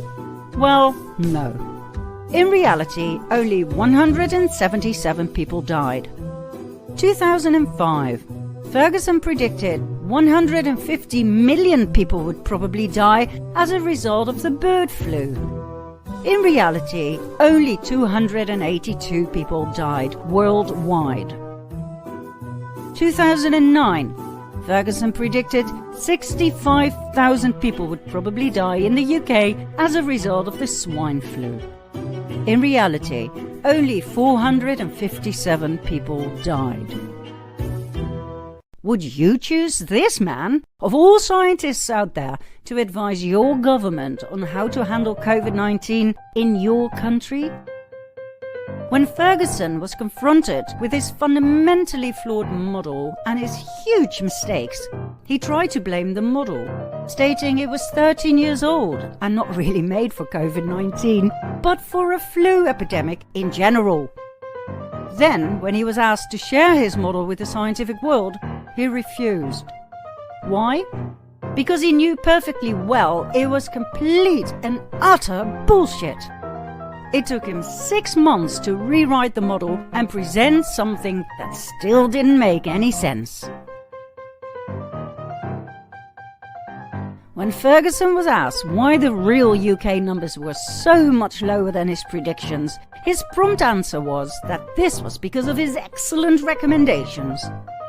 When confronted with a situation in Sweden that refused to lock down or implement any other severe COVID restrictions, yet had quite low COVID casualties, his answer was that, no doubt, the numbers could have been much lower if they had implemented his brilliant recommendations. On top of everything else, he ignored his own advice and thus the COVID restrictions by inviting his secret lover into his home. When this became common knowledge, he resigned from his position as a government advisor on SAGE, the Scientific Advisory Group for Emergencies. Wow, how noble and just. If it weren't for the fact that that too was just another lie. Until today, Ferguson is part of both SAGE and Advisory Committee SPY-M. He also is acting director of the Vaccine Impact Modelling Consortium based at Imperial College London and financed by Gavi, the Vaccine Alliance, and the Bill and Melinda Gates Foundation that actually owns Gavi and that granted Imperial College London millions of dollars. Long story short, once again we are witnessing utterly corrupted politics and bribed science, working together to impose something on the people that the people hadn't asked for to begin with. Professor Lockdown and Boris Johnson rolled out a strategy to take the freedoms away from the British people under the pretense of protecting them against a killer virus that didn't exist. But that they kept to themselves. And so, in 2020, government policies were quickly adapted to Ferguson's hysteric and completely unrealistic warnings. New restrictions were laid out. We were no longer to visit our elderly parents and grandparents. No hugging, definitely no hugging, and preferably no visits in general. Children were told in school that they might kill their grandparents if they disobeyed. This insane and inhumane programming led to deep emotional and psychological trauma. Feelings of guilt overtook these children, who were told they were basically murderers in waiting, unless, of course, they did as they were told by the government, completely overruling and ignoring their own feelings. When they screamed for their grandparents, they were told off about how selfish they were. Shame was added to their feelings of guilt. Some people stood in front of the care homes and sang songs for the abandoned elderly, but the police removed them. They were attracting attention to the site and the situation, and that was not desirable. The elderly were isolated from the rest of society and from their families. Many became depressed and lost their will to live. Many died as a result, not from COVID, but from loneliness. Families were torn apart. Feelings of guilt, shame, anger and grief became common ground. Yet, the people complied. There was another reason why so many elderly died during the first wave in the spring of 2020. And this is where it gets really shocking. In March 2020, the British people were told to stay at home in order to protect the NHS and to save lives. The authorities just needed 3 weeks to flatten the curve. What happened in those 3 weeks? First of all, many hospitals were ordered to move elderly patients with respiratory problems to care homes. As many as possible, which is rather strange when you think about it. I mean, people are not administered to a hospital for fun, right? But it happened. On March 19, a directive was sent out to the NHS saying all patients who did not require a hospital bed had to be discharged, as in right now. The NHS workers were obliged to follow the new directive. They had precisely 1 hour to get those patients out of bed and into their clothes, after which they had another 2 hours to take them from the hospital to their new home, in most cases a care home. Did those patients have a voice in this at all? No, they did not. Their beds had to be empty for COVID-19 patients, those poor sufferers of a virus that had not been proven and would never be proven to exist. This directive was most efficient, as you can see in this graph. Only 62% occupancy of hospital beds remained, 30% down compared to previous years. So, what happened to those patients who ended up in care homes? They were euthanized. Do we have evidence for such a brutal claim? Yes, we do. But we must warn you, for this is truly as ugly as it possibly gets. You might even realize for the first time what happened to your parents or grandparents and why they suddenly died. You see, all of a sudden, in April 2020, there was a great increase in deaths in care homes. No less than 26,541 people died in April 2020 alone, an increase of 17,850 on the 5-year average. That's an awful lot of excess deaths in just 1 month. What happened? They were given midazolam. That's what happened. But you weren't told, were you? And neither were they. Midazolam is a very strong sedative, used among other things to relieve anxiety and fear. It is also used in lethal injections in the US, combined with 2 other drugs. The NHS workers were told to ease the suffering of the patients who were removed from their hospital beds and were now in their care home beds. Most of them had respiratory problems, so wouldn't it be nice to give them an intravenous cocktail of morphine and midazolam? Sounds sweet, doesn't it? Well, it wasn't. You see, midazolam affects the central nervous system, and thus a person's breathing.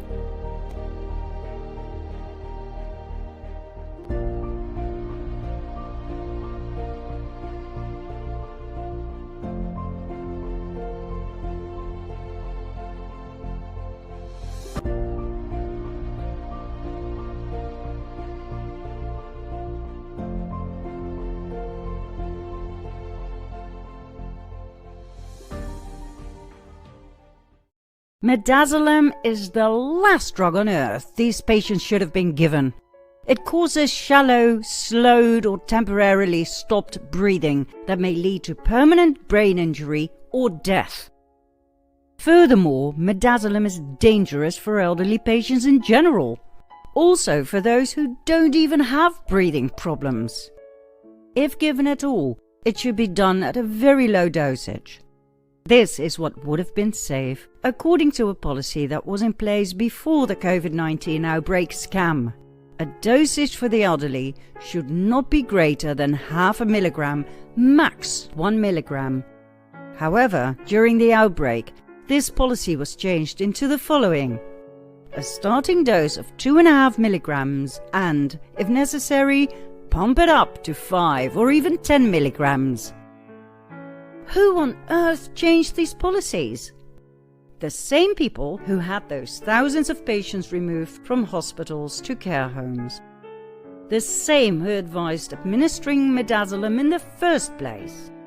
The same who knew damn well what the effects would be. The very same who ordered insane amounts of midazolam at the beginning of 2020.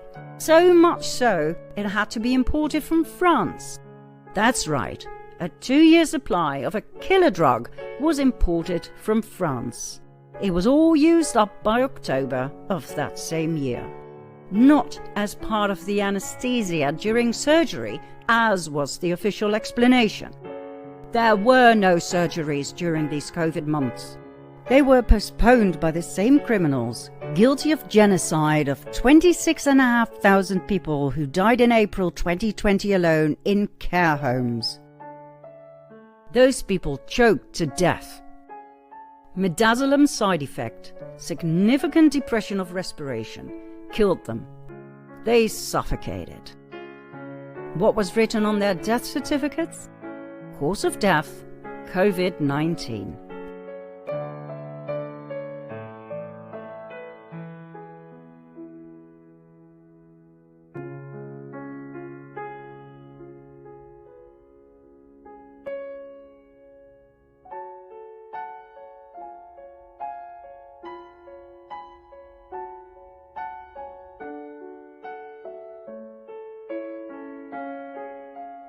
Who are the criminals behind this evil scheme?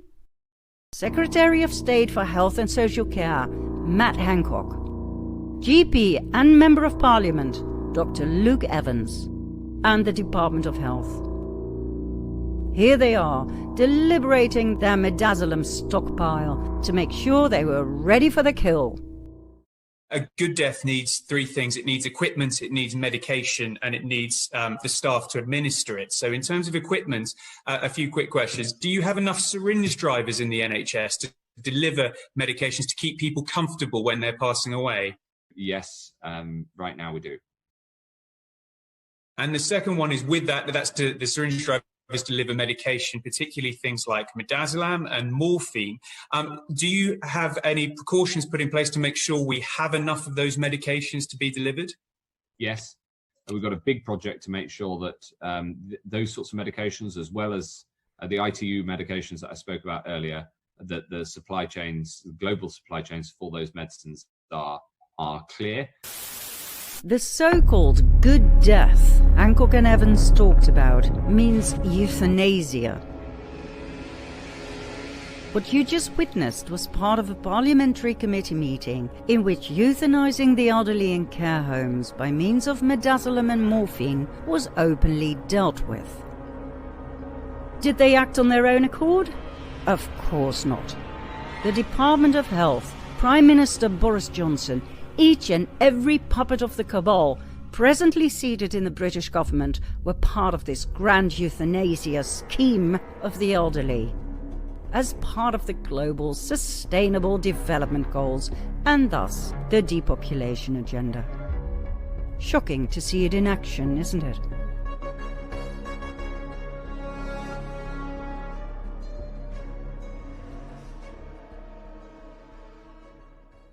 Yet another must they pushed down the throats of the NHS workers was to add a do not resuscitate notice on the files of the care home residents. If their hearts or lungs stopped working, that was it. No resuscitation, please, as that did not exactly fit the depopulation agenda. Just let them die, the useless eaters. Oh, and of course, nobody told the residents or their loved ones a thing. The 3 weeks the authorities needed to flatten the curve was invented to intentionally end the lives of 26,500 people. That's why the British people had to stay home. Not to protect the NHS or to save lives, but to let the cabal execute their evil euthanasia program. This didn't just happen in the UK. It happened in Australia, the US, and in many other countries. When Wayne Smith unravelled the midazolam scandal after his father died in his care home, he exposed what he had found. He was subsequently found dead in his home in August 21. Rest in peace, Wayne Smith, and all Midazolam victims. You will be remembered.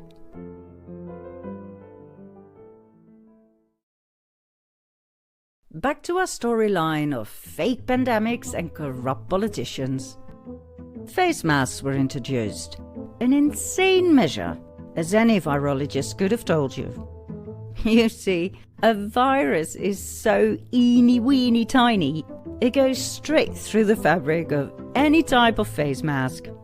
It's like trying to keep the mosquitoes out by putting up a wire netting fence. The cabal was laughing in our face.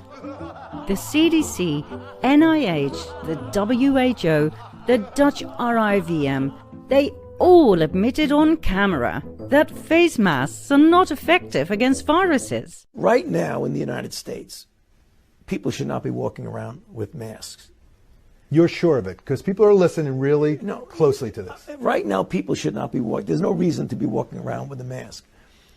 When you're in the middle of an outbreak, wearing a mask might make people feel a little bit better, and it might even block a droplet, but it's not providing the perfect protection that people think that it is. Fauci later changed his opinion, now recommending people to wear 2 or even 3 masks on top of each other. When he was confronted with his earlier statements about face masks being useless, he stated that he had lied. Why? Because he was afraid there would be a shortage of surgical masks if everybody would start buying them. In order to keep the doctors safe, he had lied to the people, which means that if he did believe the masks worked, he just didn't care that people died? As long as the doctors kept living? Interesting statement. But, as it turned out, Fauci wasn't lying. At least, not that time. Should you wear a mask if you're healthy? No.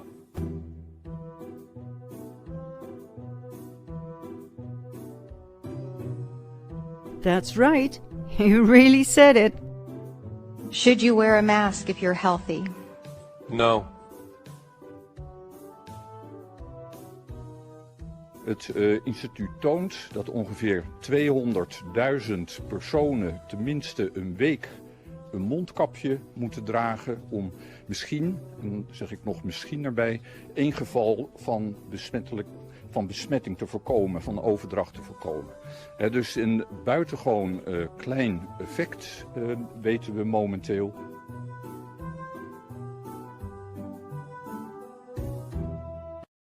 Omdat er vanuit medisch oogpunt geen bewezen effectiviteit is van mondkapjes, heeft het kabinet besloten dat er geen landelijke verplichting komt voor het dragen van niet-medische mondkapjes.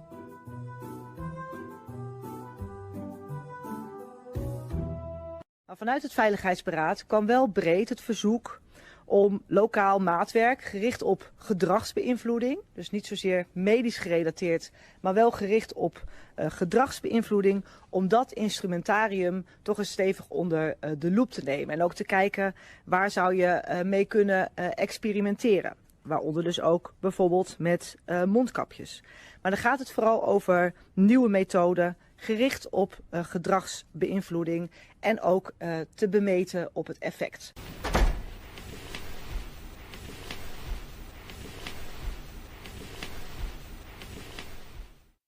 There was no pandemic. It was all just a behavioral experiment. That's why policies changed, time and again. Not because they made sense. Not because they were backed up by new scientific discoveries, but because they wanted to see how and to what extent they could manipulate people's behavior.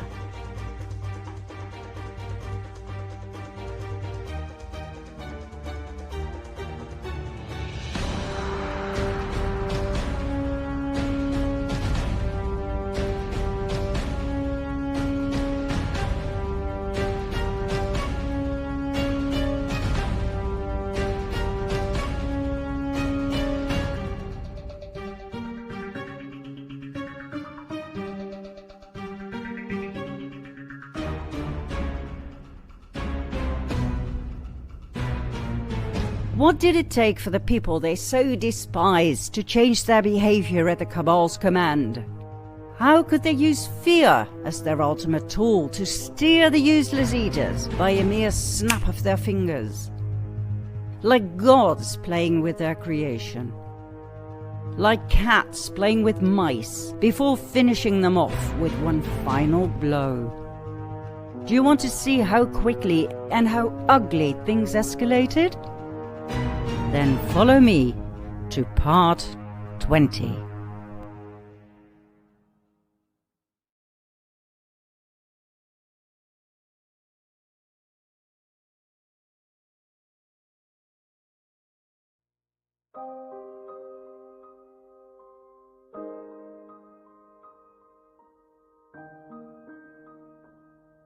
It was all about influencing our behavior.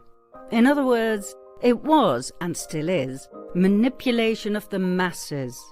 They said it in our face, but for some reason, the people didn't hear it. Once fear is struck, ears are closed. We, the people, were forced to wear face masks, even though they all knew they offered no protection whatsoever. The elite cabal members and their puppets in high places pretend to wear masks, or they don't even bother at all. They are obviously above the law.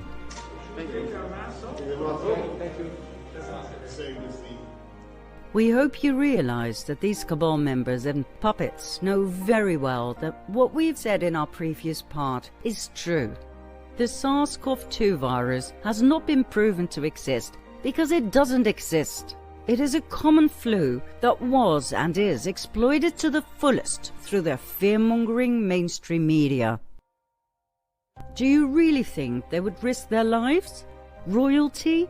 Hollywood celebrities? Politicians? Think again.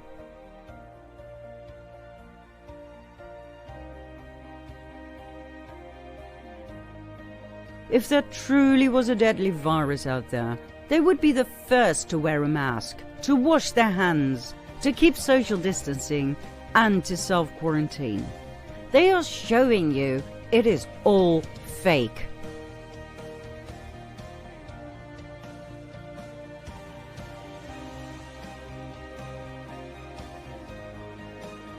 In our home country, the royal family went on holiday in the midst of the pandemic after each and every Dutch citizen was urged to stay at home due to the ever-increasing risk of catching COVID and dying. While enjoying the delights of Greece, they forgot to wear masks. How clumsy, in a time when their citizens were fined and even thrown in jail for forgetting to wear theirs. Oh, and then there was the famous wedding of our Minister of Justice and Security, Ferdinand Grapperhaus. This man is extremely strict and righteous. He makes sure there's 24/7 surveillance for everybody, and those who break the COVID rules are punished in ways they'll never forget. He even said on camera how he felt about people partying in these dangerous COVID times. En ik kan maar alleen maar één ding zeggen, als je nu in deze omstandigheden een huisfeest houdt, waar gewoon iedereen dat kan raden dat het niet mogelijk is om die 1,5 meter aan te houden, dan ben je een stel aso's. Ik zeg het gewoon keihard, dan ben je echt een stel aso's. Doe dat nou niet, dan ben je een stel aso's. Now, this man got married and had a lovely party in a time of obliged face masks, social distancing, and a ban on partying in general.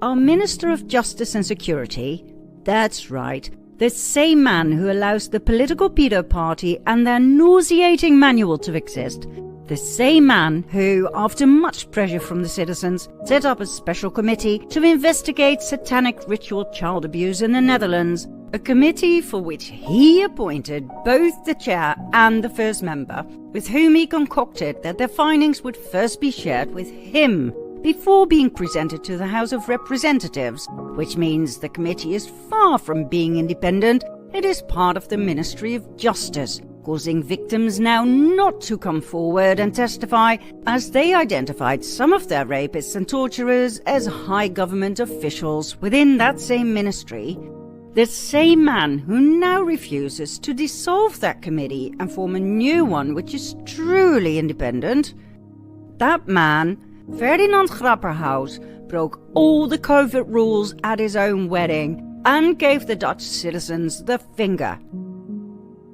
When they got furious, he apologized, gave a symbolic donation to the Red Cross, and paid a symbolic fine for one person, namely himself, instead of the entire gang. The man had obviously lost his mind.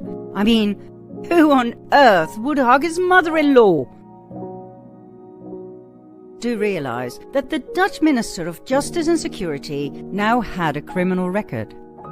In the Netherlands, you cannot have a job as a civil servant if you have a criminal record, unless you are the Minister of Justice. In that case, you just say sorry. Right after this inconvenient occurrence, Prime Minister Rutte sided with Grapperhaus. He defended him, so he didn't have to resign. Grapperhaus took the immediate opportunity to state he wanted to see if a convicted COVID violation could be taken off a criminal record. In general, of course, not just for himself. Well, maybe they're smarter than we give them credit for. You see, Grapperhaus's wedding scandal turned out to be a decoy, a distraction away from something he didn't want in the limelight. What happened? On June 27, 2020, investigative journalist platform Argos released their shocking audio documentary about satanic ritual child abuse in the Netherlands, which created quite a storm. Both the Dutch people and the House of Representatives insisted upon an official investigation into this horrific topic. But our Minister of Justice and Security didn't want that. God only knows why. Knowing that a simple no would not find favour, he used his wedding as a decoy. He turned it into a scandal by ignoring the COVID rules. I mean, do you really think he didn't know he'd be in trouble once those photos were seen by the people?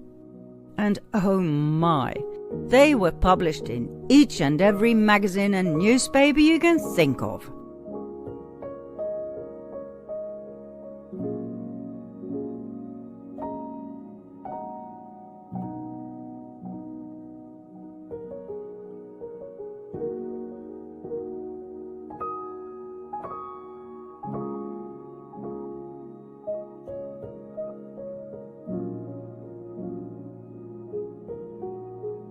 Five days later, Grapperhaus quietly wrote a letter refusing to set up a committee to investigate satanic ritual child abuse.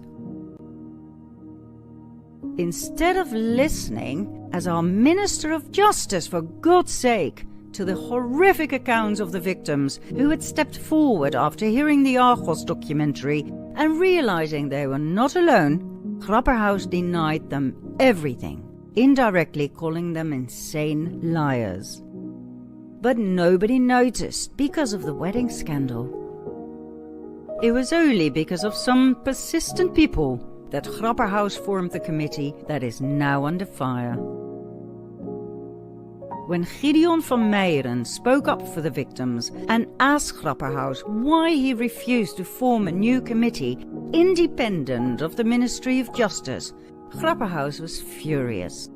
When van Meijeren pointed out, once again, that some of the alleged offenders are working within his ministry, this was his response.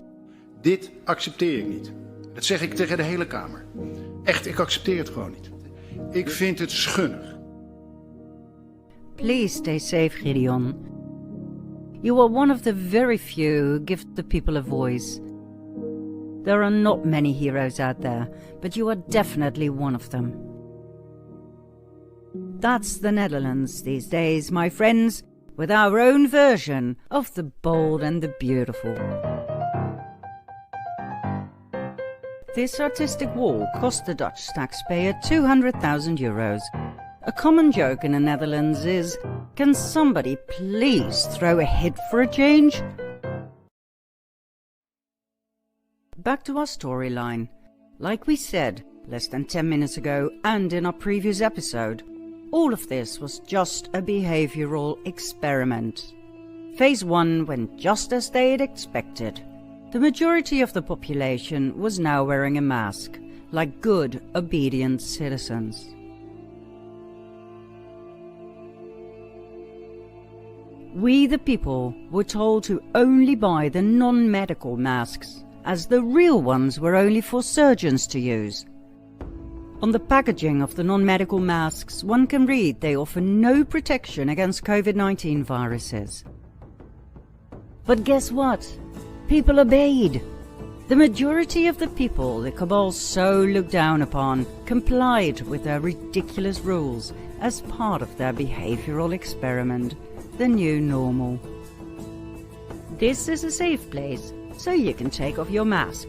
But when you need to go to the toilet and you stand up to leave your seat, you are highly contagious and you are in mortal danger, so you must put it back on. In our home country, it was the NS, Dutch Railways, that started the mask mandate.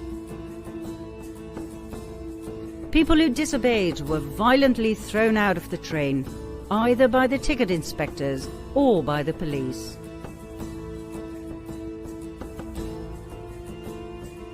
To be honest, we were not surprised, as it was the NS that deported the Jews to the death camps in World War II.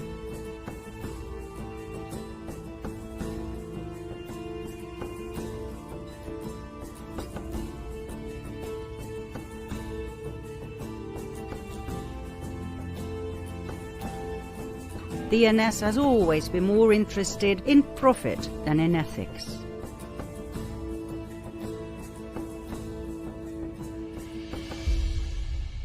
What did surprise us was how easy it was to subjugate people to their will. Instead of massively boycotting Dutch railways and bringing them to their knees by destroying their profits, people complied. The rules became weirder and weirder.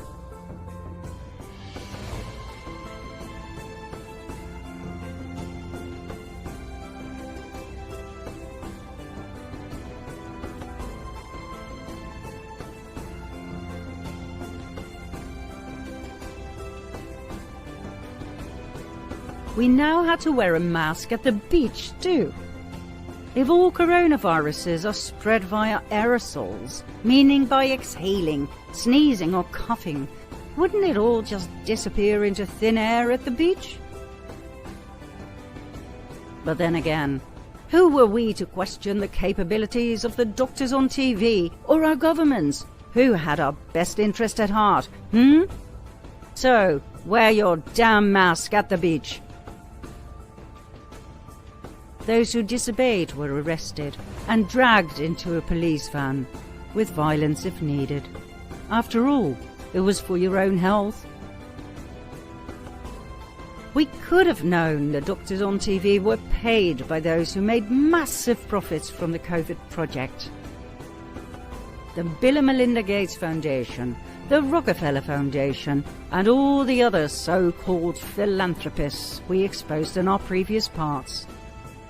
Do you really think they would allow independent scientists to speak to the public? Of course not. The first thing they would say is, look, a virus is way too tiny to be withheld by a mask. They would show scientific evidence to prove it. That was not the idea. The idea was to see how easy it was to terrify and suppress the people, to take all their freedoms away, one by one, so they wouldn't notice it, and then finally to get rid of them once and for all. And it worked. Fear kept them submissive and right where they belonged, bent and about to break under the oppression by the cabal. As time went by, the warning signs were extended to shopping centres, parks, even to ancient sites. Now, it's not that we underestimate the importance of science in general.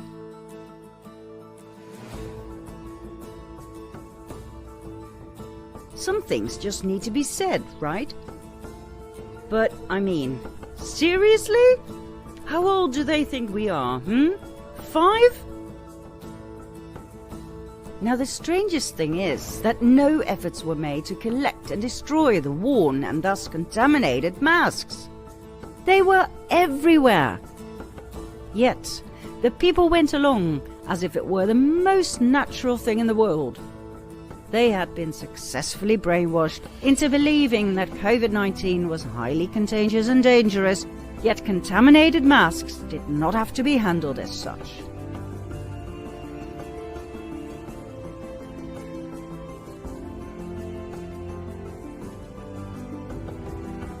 No questions were asked. Even when these videos went viral on social media, people clung to the false security of their masks, like a child clinging to its security blanket.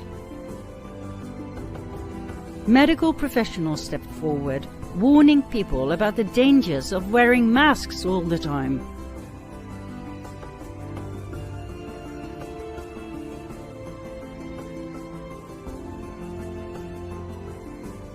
They pointed out the chronic lack of oxygen that could cause fatigue, headaches, dizziness.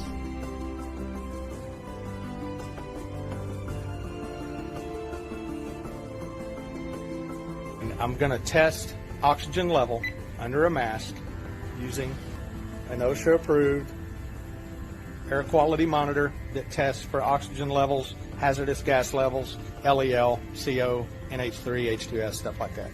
This monitor is bump tested every day. It's calibrated every 30 days.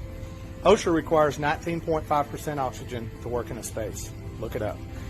Normal oxygen levels is anywhere from 20 to 21, right in that area. So I'm gonna do a little test here.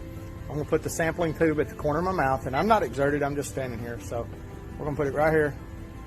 That's going straight to the air quality monitor. 20.5.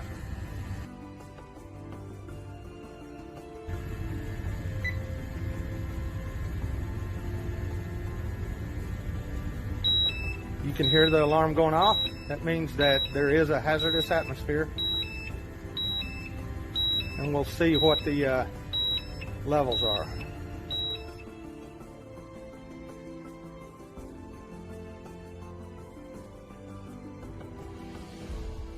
If you're wondering about headaches and stuff like that, there's why. Because you're not getting enough oxygen.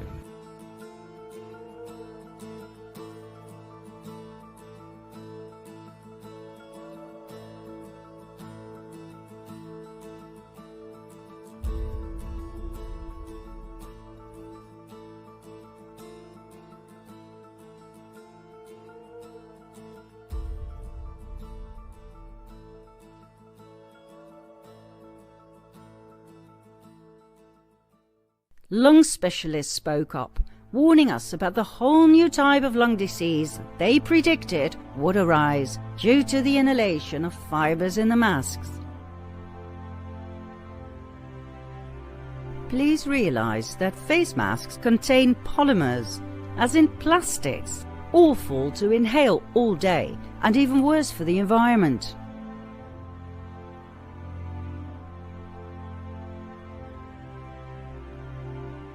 Or they contain PTFE, a carcinogen made from synthetic fluoride and linked to a variety of health issues, including cancer.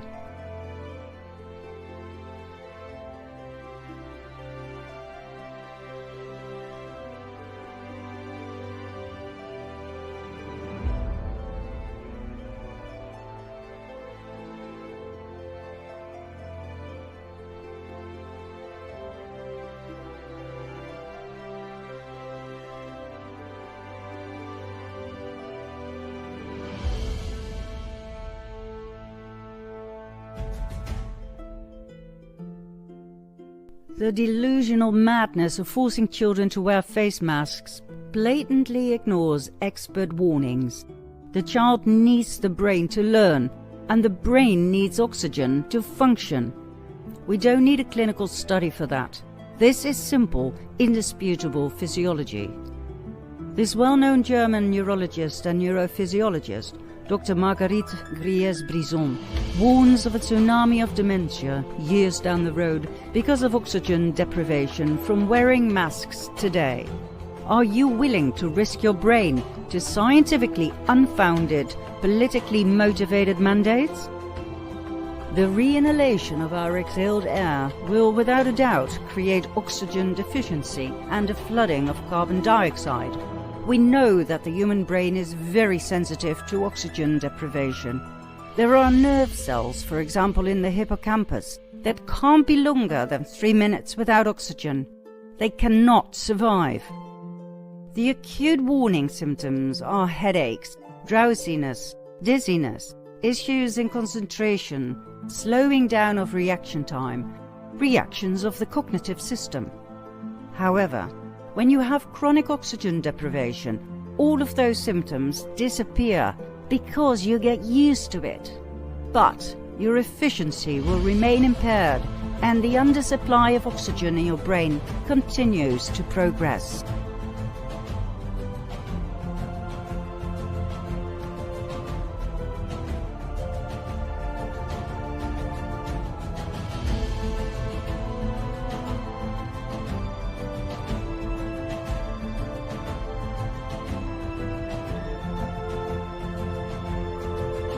Pediatricians stepped forward. They were convinced that babies and infants wearing masks would have retarded development in life due to a chronic lack of oxygen.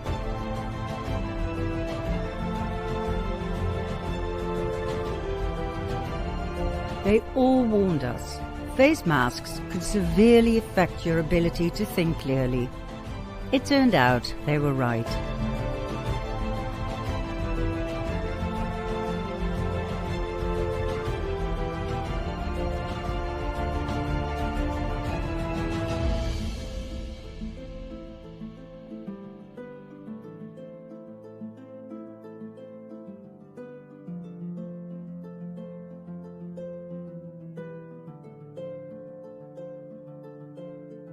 Some police officers, too, were unable to think clearly. Even though medical exemptions from wearing a mask were allowed by the government, quite a few of them couldn't remember that, probably due to the lack of oxygen in their brains. Get off of me! Get off! Let go of his vest. Let go of his vest. He's fucking choking me! He's choking me! What the choking me, dude? What the fuck? You're fucked in the head! You're fucked! What the fuck are you doing to me? What have I done? What have I done? You just tell me what the fuck I've done. What have I done wrong? You just kicked me in the chest. Yeah, but you're choking her. As a man on a girl, and you choked her. For what? For a mask? For not having a mask? Look how pathetic you are. She doesn't have a mask. Are you serious? Are you serious? Just for not having...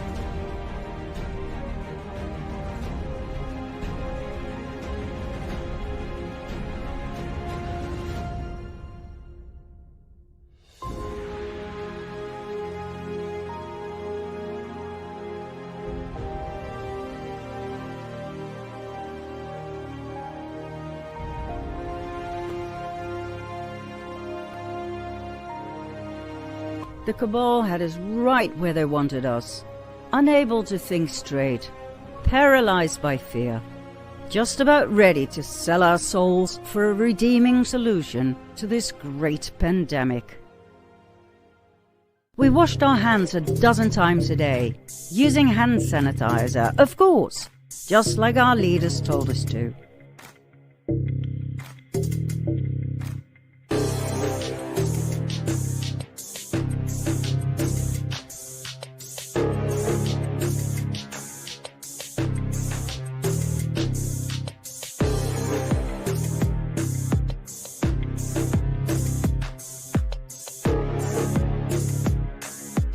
It didn't matter that our skin started blistering.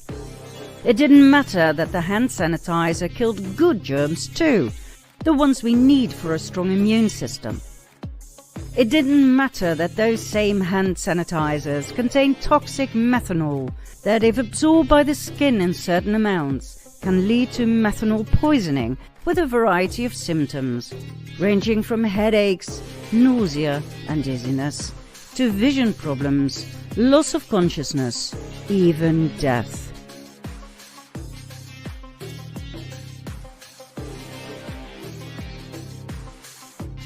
It all didn't seem to matter as fear had taken over and leaders with solutions, no matter how insane, now had the faith of the people.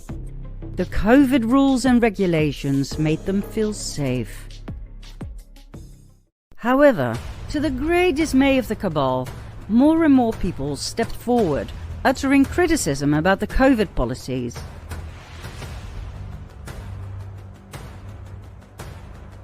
Some of them had put face masks under a microscope and found the disturbing presence of things that should not have been there.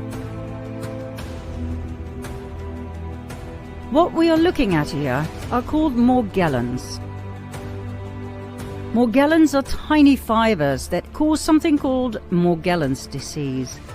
Patients describe the feeling of something alive crawling and biting underneath their skin, like tiny insects.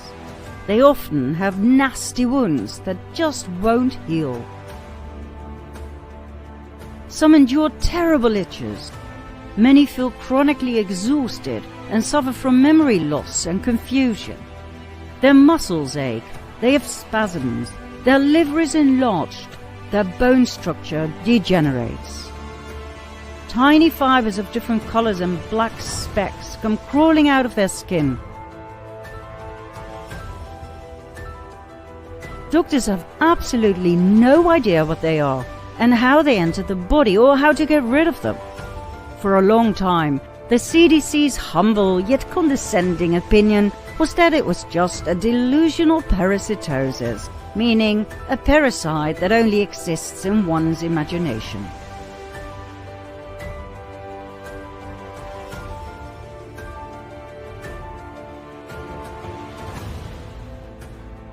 But after a lot of incoming reports, the CDC decided to change the name from delusional parasitosis to an unexplained skin condition known as Morgellons.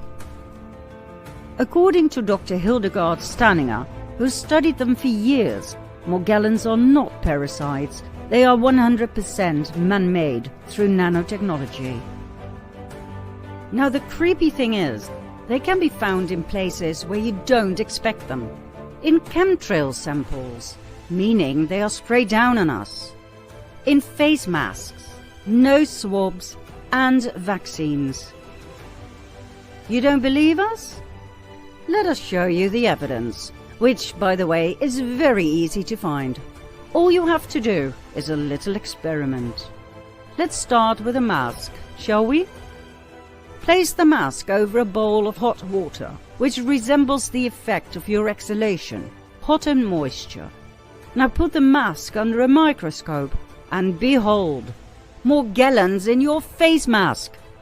Man-made nanobot technology fibers that behave like parasites, that are activated when you breathe into your mask because of your body heat, and that react to magnets. They do not burn when exposed to extreme heat. What's more, they move towards little pieces of food left behind in your mask. What the f*** are they doing in your face mask? Do you realize that you actually inhale these things? Do we even know what they do once they are inside your lungs? The Dutch RIVM wrote about this enigma on its website. Yes, indeed there are nanoparticles in face masks, and we don't have a clue as to whether or not this has any negative effects on people. My, don't you just love their honesty? One would expect the people to wake up by now, right? We remember turning the TV on to see footage of millions of Dutch people burning their masks and celebrating their reclaimed unlimited access to oxygen, now that even the RIVM had admitted something fishy was going on with those masks. But no, to our astonishment, we saw the same droning repetition of fear-mongering emphasis on the importance of face masks and social distancing. Fear had struck. Insanity was the result. That it was all just a behavioral experiment was made excessively clear by fun little experiments such as these.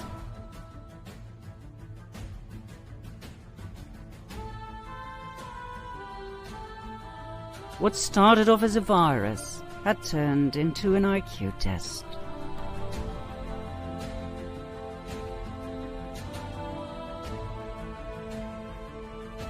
A societal rupture started to become visible. One group believed the official narrative, the other group did not, or was at least having some serious doubts. This rupture was only the beginning of the sad alienation between people, not just within societies, but also within families and among friends. The believers could no longer identify with the disbelievers, and vice versa. The divide and conquer strategy of the cabal was once again victorious.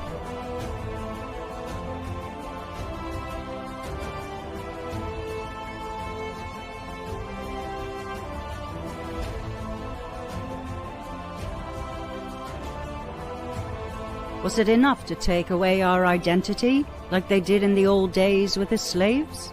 Or did they have more in store for us? Let's find out in part 21.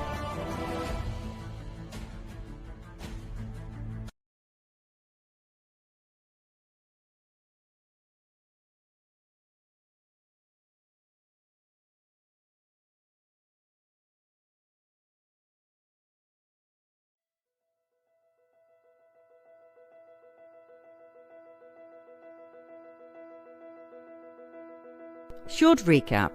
We're dealing with mass hysteria about an alleged killer virus that was never isolated by scientists and thus never proven to exist. Period. Yet, brought to you and lied to you by bribed scientists who sold their soul to make you believe that you and your loved ones are in mortal danger. Face masks and hand sanitizers, made obligatory by corrupt governments, have turned out to be toxic and carcinogenic. Not enough oxygen, too much carbon dioxide, skin diseases, lung diseases, retarded development in infants. We were warned by all the unbribed professionals.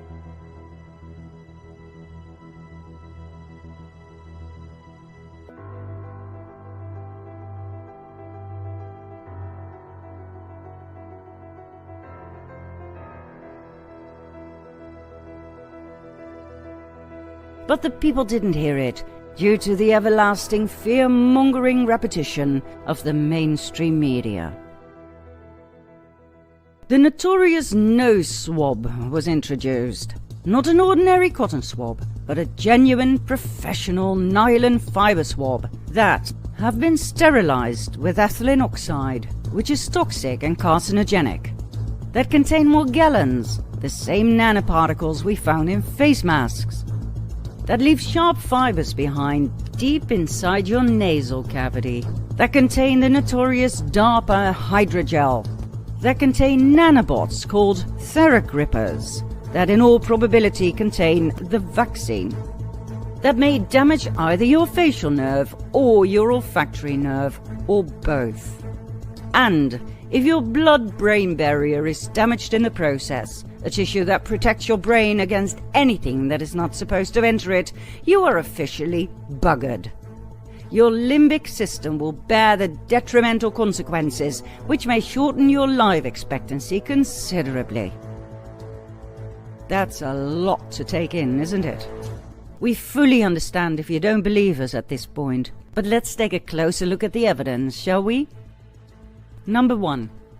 Nose swabs are sterilized with ethylene oxide, a toxic carcinogenic gas.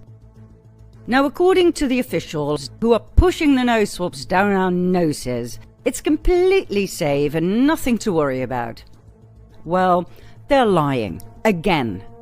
Nose swabs contain 50 times the maximum allowed amount of ethylene oxide. 50 times! Why? Is that really necessary for something that children now have to sniff each and every day before being allowed to go to school in some countries? Number 2. Nose swabs contain more gallons. Remember them from part 20? Those nanobot creepy crawlies in face masks that people inhale all day long? Well, I guess it wasn't enough to add them to just the masks, for they are in your nose swabs as well. Easy to test for yourself. They become active at body temperature, so hold the nose swab over a bowl of hot water and just wait. Use a magnifying glass or a microscope to see the filthy little critters that you push up your nose every time you do a nose swab. If you're lucky, they'll remain in your nasal cavity. If not, they will enter your brain. More about which in a bit. Number 3. Nose swabs leave sharp fibers behind. Once again, ever so easy to test for yourself. Here's a nose swab, and here's a piece of meat, representing the inside of your head. Roll the swab according to protocol across the meat, and voila! You can see some of the sharp fibers break off. They are left behind inside your head. Now, maybe you're not alarmed by this, but most of the medical doctors who saw this are. The fibers in these swabs were designed to break off. They're hollow, you see. That's why no ordinary cotton swabs were ever used. The hollow fibers contain something called DARPA hydrogel. Number 4. DARPA hydrogel is in the hollow fibers of the nose swab. Why is this worrying? Well, first of all, nothing benign has ever come out of DARPA, nor the Bill and Melinda Gates Foundation that in this particular case worked together with biotech company Profusa. Profusa makes tissue-integrating biosensors for continuous monitoring of body chemistries. We're talking tiny biosensors made of a porous smart gel. Biosensors that communicate your medical information via fluorescent light signals to an optical reader, which subsequently can be read using an app on your smartphone. Your medical data can and will be shared with healthcare providers and public health analysts. Securely, of course. What a marvelous piece of technology! We absolutely love and support scientific progress. We really do.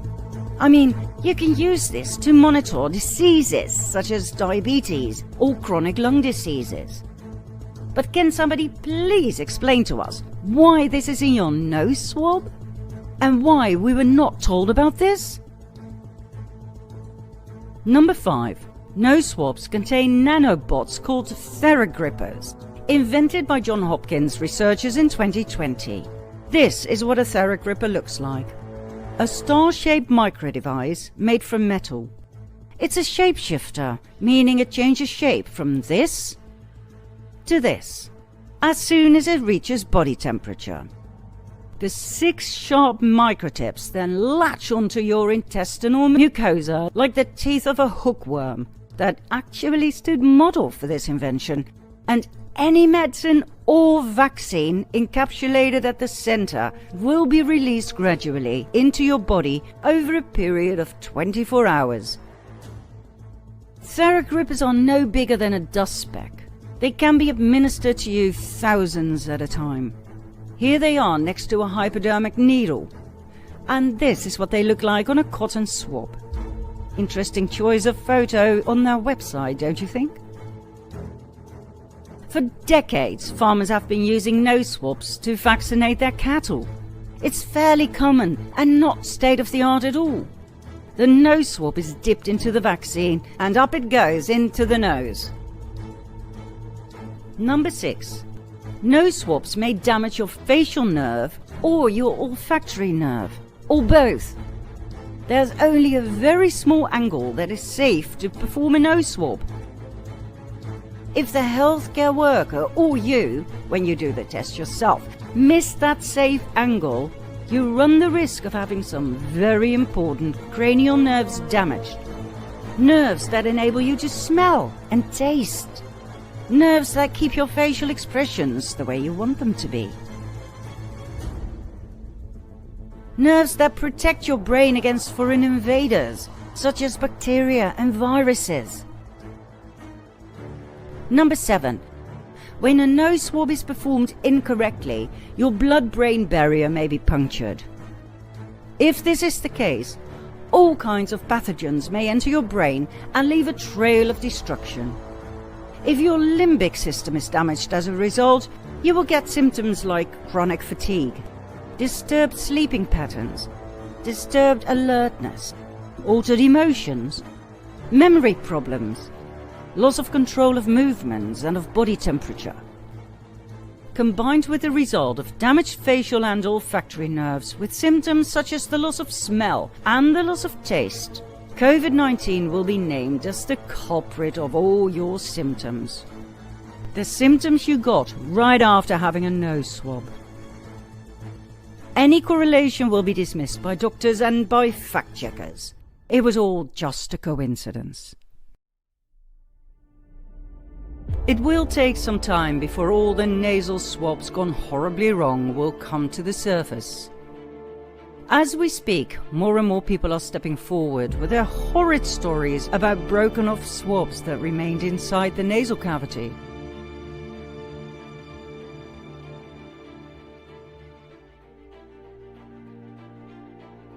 Or that were found stuck in a lung.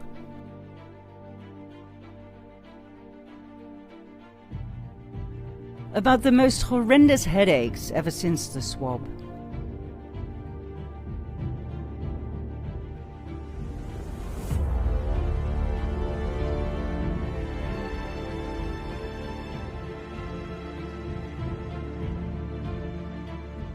About people with cerebrospinal fluid leaks, brain bleeds,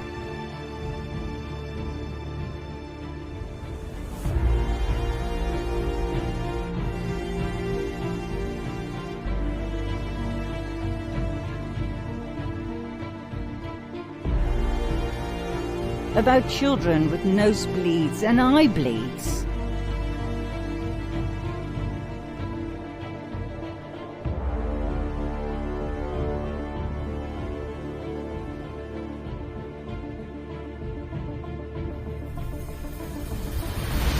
Thousands of medical doctors have stepped forward, calling out to stop this insanity.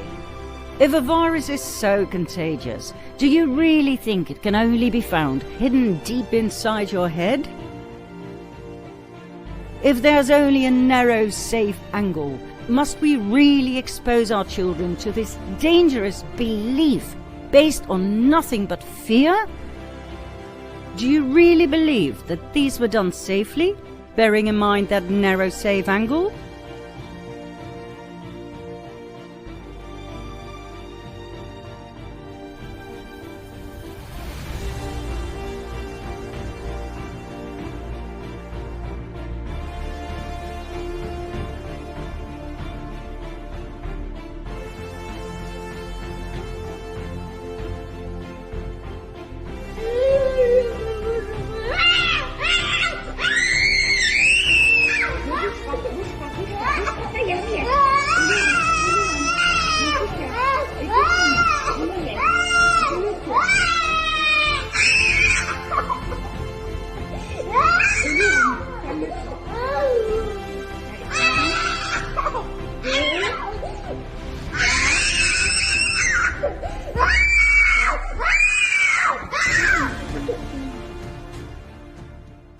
If our governments and health institutes keep telling us to trust the science, then what science exactly are they talking about?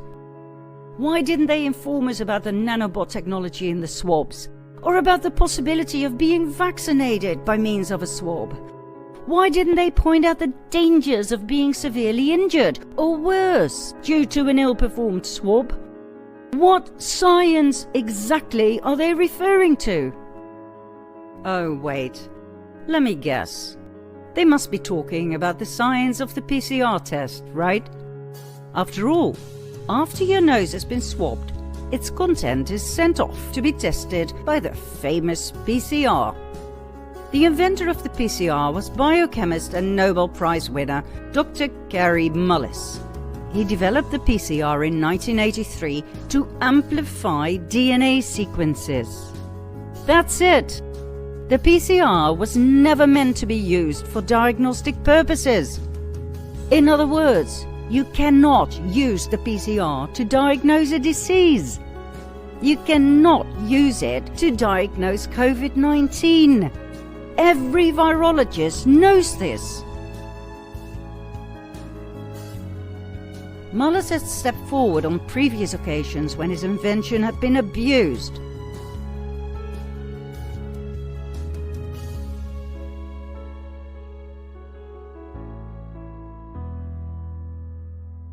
The PCR does not detect an existing infection. It only measures whether sequences of a virus are present in the body. These sequences could just as easily come from a viral infection that has already been overcome, or from contamination that doesn't even lead to infection at all. And with PCR, if you do it well, you can find almost anything in anybody. It's just a process that's used to make a whole lot of something out of something. It doesn't tell you that you're sick, and it doesn't tell you that the thing you ended up with really was going to hurt you or anything like that.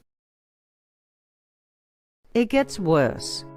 The outcome of the PCR fully depends on the number of cycles the test runs. The more cycles, the higher the chance you'll find whatever you want to find.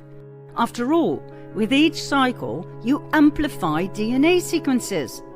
In other words, if you run 40 cycles, you will find just about everything, from cancer to HIV to COVID-19.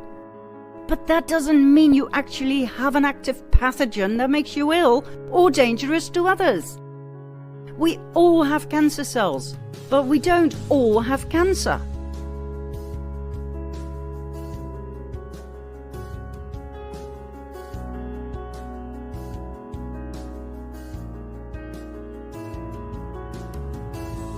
Remember the insane amount of false positives?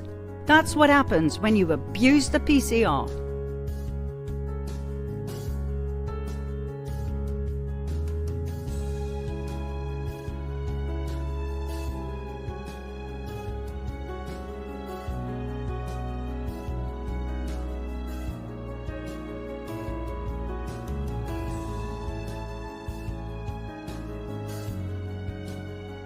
And guess what?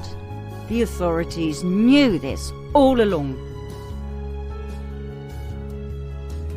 The WHO confirmed it on December 14, 2020.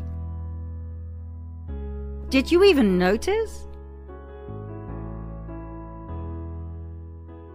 The only way you could tell if it's transmissible, if you can show that there really is live replication virus in you, and the tests don't measure that.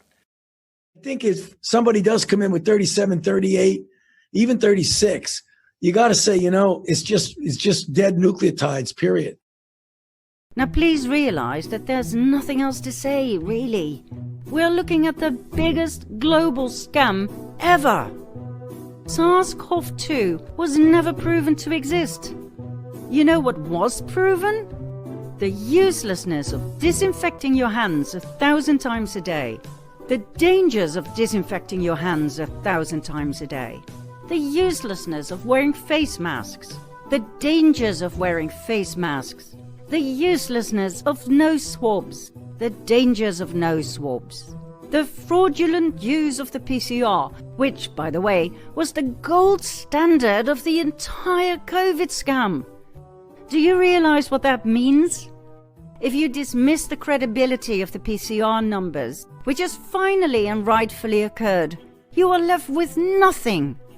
No gold standard, no reliable statistics, nothing. Nothing but lies. Deliberate lies. And you know what was put on top of those lies? More lies. Even if you're asymptomatic, meaning you don't have any symptoms, you are still a danger to others.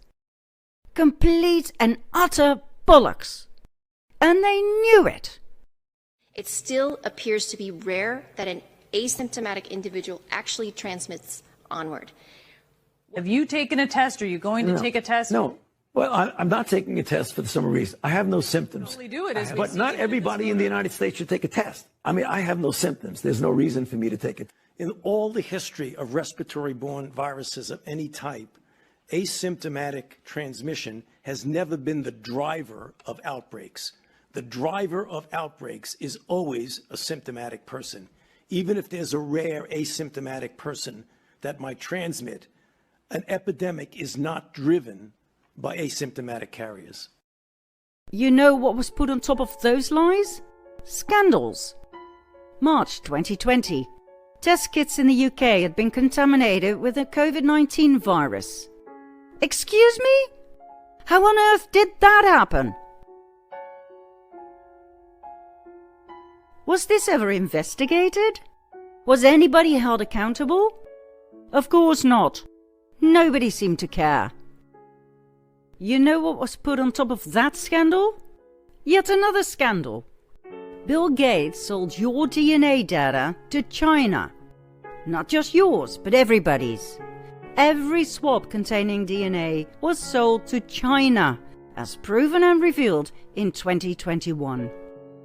Was Gates held accountable? Of course not. You know what was put on top of that scandal? Deceit. In order to scare the people into a frenzy, crisis actors and even dolls were used.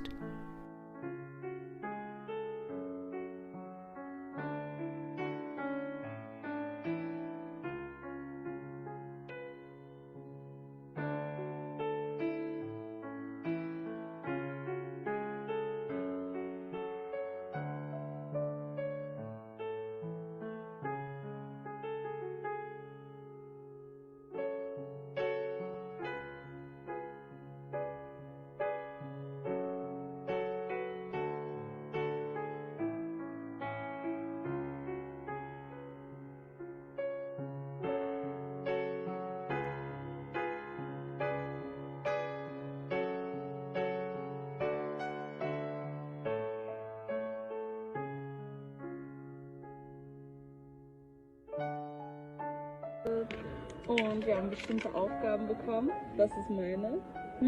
Informieren Sie einen Mitarbeiter darüber, dass Sie das Gefühl haben, schlechter Luft zu bekommen. Das ist meine Bettnummer und ich kriege für das Ganze hier Geld.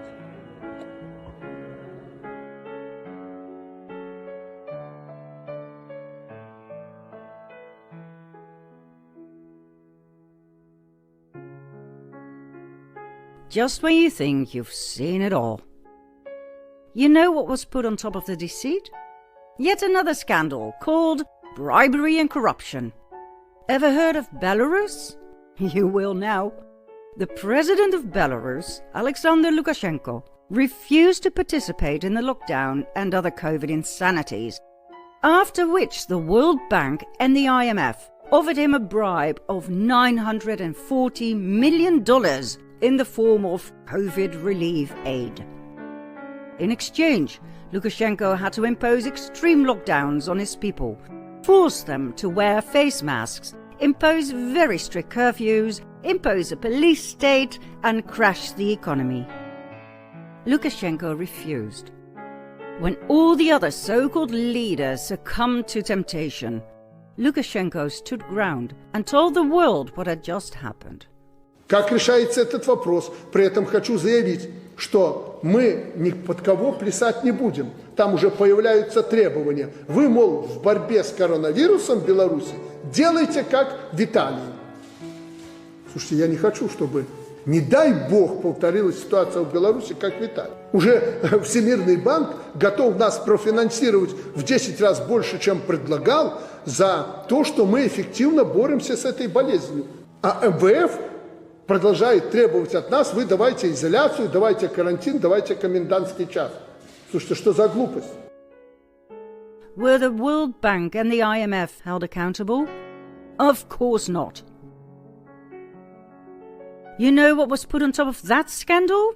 Yet another scandal called statistics fraud. In May 2020, officials admitted tens of thousands of COVID tests had been double counted. In other words, 2 samples taken from the same patient, for instance to get an immediate second opinion, were recorded as 2 separate tests in the government's official figures. What a great way to pump up the volume. Then, also in 2020, the common flu had disappeared, just like that. The official numbers showed no more flu.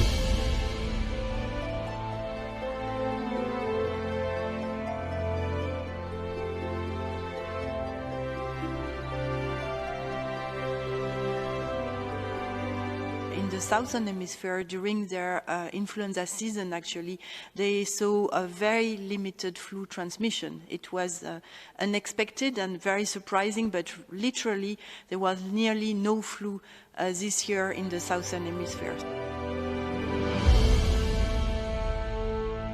The amount of people who now died of the flu, hundreds of thousands as always, were now counted as COVID casualties.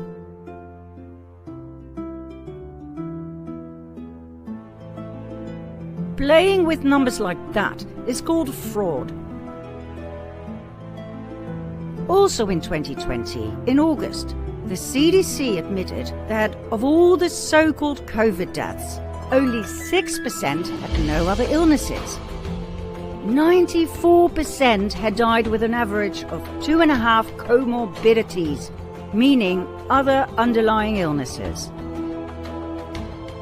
In other words, according to the CDC, 94 out of 100 COVID deaths had actually died of a heart disease, of a respiratory illness, pneumonia, of organ failure, cancer, obesity, or a cognitive disease. Yet all of them had COVID-19 on their death certificate. Why? You'll soon find out. Here's another example of how statistics were used to mislead the people. The Dutch RIVM showed these graphs using different scales on the y-axis. Here it's 5,000 people, yet here it's only 25. But can you feel what it does to you to see these 2 graphs? Number 2 seems so much worse. And look at this horrific orange peak. Oh my God. But hey, the amount of people between these lines is only 5. So, on the 1st of September, 11 people died of COVID-19.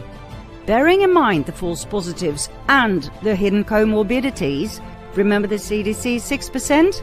The actual number should be something like not even 1 whole person. Well, now we understand why we're heading towards the next lockdown. Not. On top of our pyramid of all the lies, deceit, scandals, bribery and corruption, there were more lies about overloaded ICUs. Starting in the spring of 2020, we called many hospitals. We asked others to call hospitals in their area, in their country. They all came back with the same astonishing findings. The ICUs were not overloaded. It was like a normal seasonal flu in which the elderly with comorbidities tend to pass away.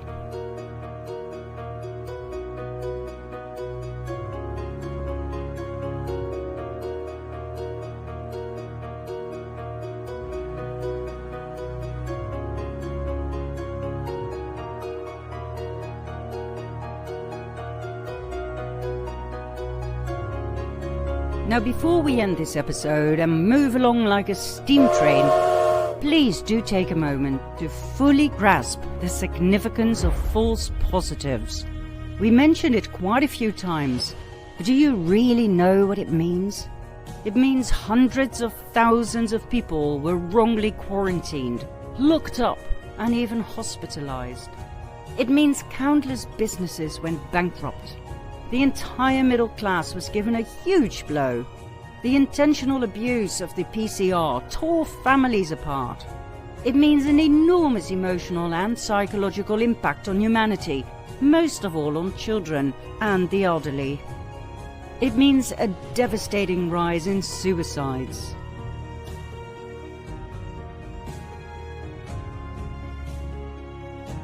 We can only imagine Dr. Muller's turning over in his grave.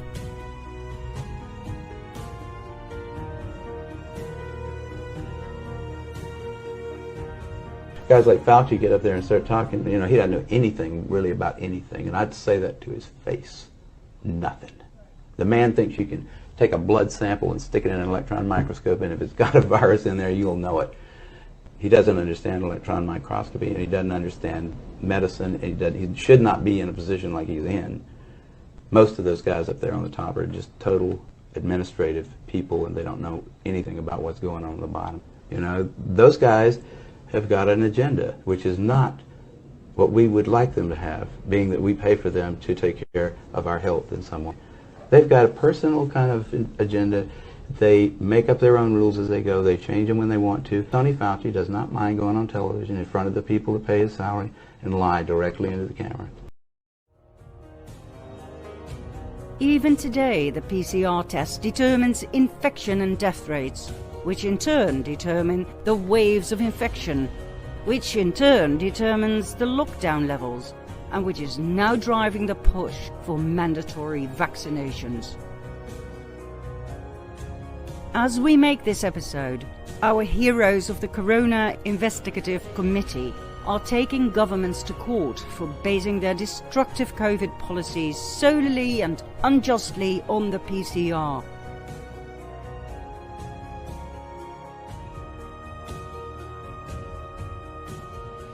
We have great faith in their work. Will there be justice? Oh yes.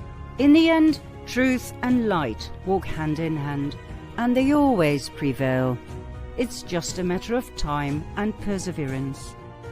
But for now, it's time to expose some more ugly truths. After all, we may have given you our appalling COVID pyramid, but one element is still missing. Do you want to know what the capstone is trying to hide at all cost? Then follow me to part 22.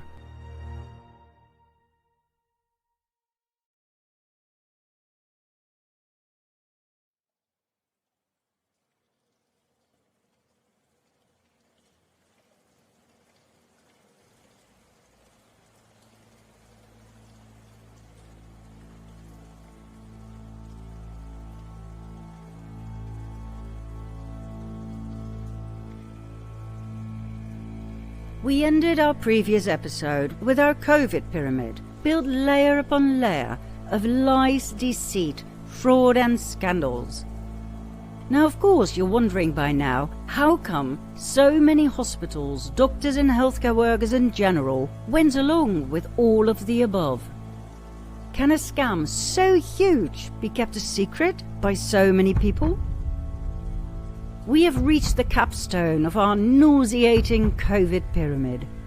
We shall name the capstone M&M, Money and Murder in Hospitals.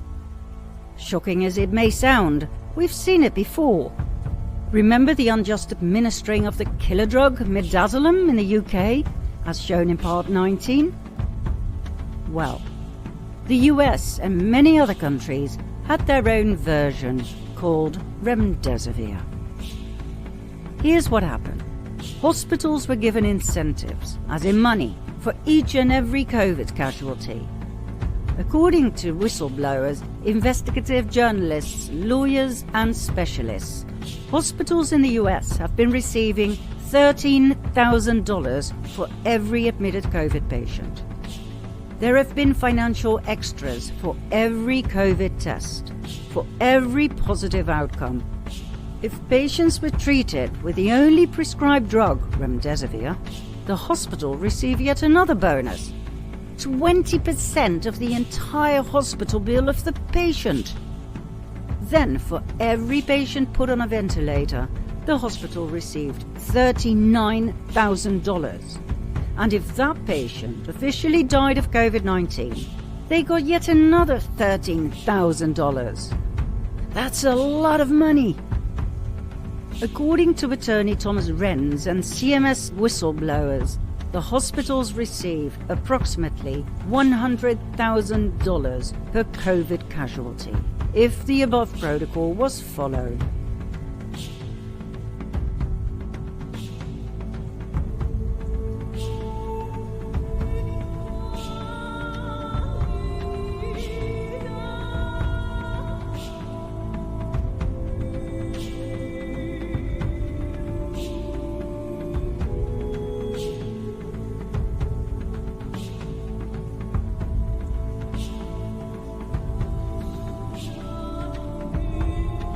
Now the thing is, the American hospitals receive this money in advance, based on the COVID predictions, based on the flawed models of people like Birx.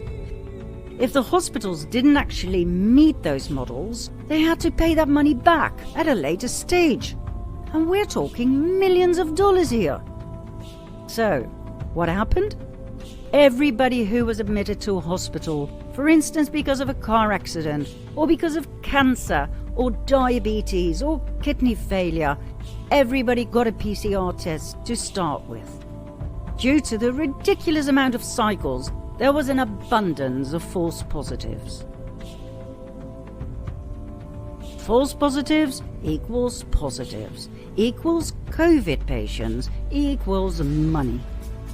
Hence the sudden rise in COVID patients. Then, remdesivir left its detrimental mark, just like midazolam had done in the UK. You see, remdesivir is not a new drug. It was used in 2018 during the West African Ebola outbreak. It was known to have severe adverse effects such as kidney damage, liver damage, and even death. Yet, in 2020, Anthony Fauci directed that remdesivir was to be the drug hospitals use to treat COVID-19. Hence the incentives. So, what happened next? Those poor patients only got worse, after which they were put on a ventilator. After all, that was yet another bonus of many thousands of dollars pouring straight into the pockets of the hospitals. Now, the problem with ventilators is that the patient is put into an induced coma. His or her breathing is taken over by a machine that puts extra pressure on the lungs, called baropressure. In the case of damaged lungs due to, for instance, pneumonia, those lungs will only get worse. They will not be able to deal with the increased pressure. The chances of that patient recovering, of being able to be taken off the ventilator and to start breathing by himself are very, very small. Combined with organ failure as a result of remdesivir, the chances of that patient ever leaving the hospital alive are next to nothing.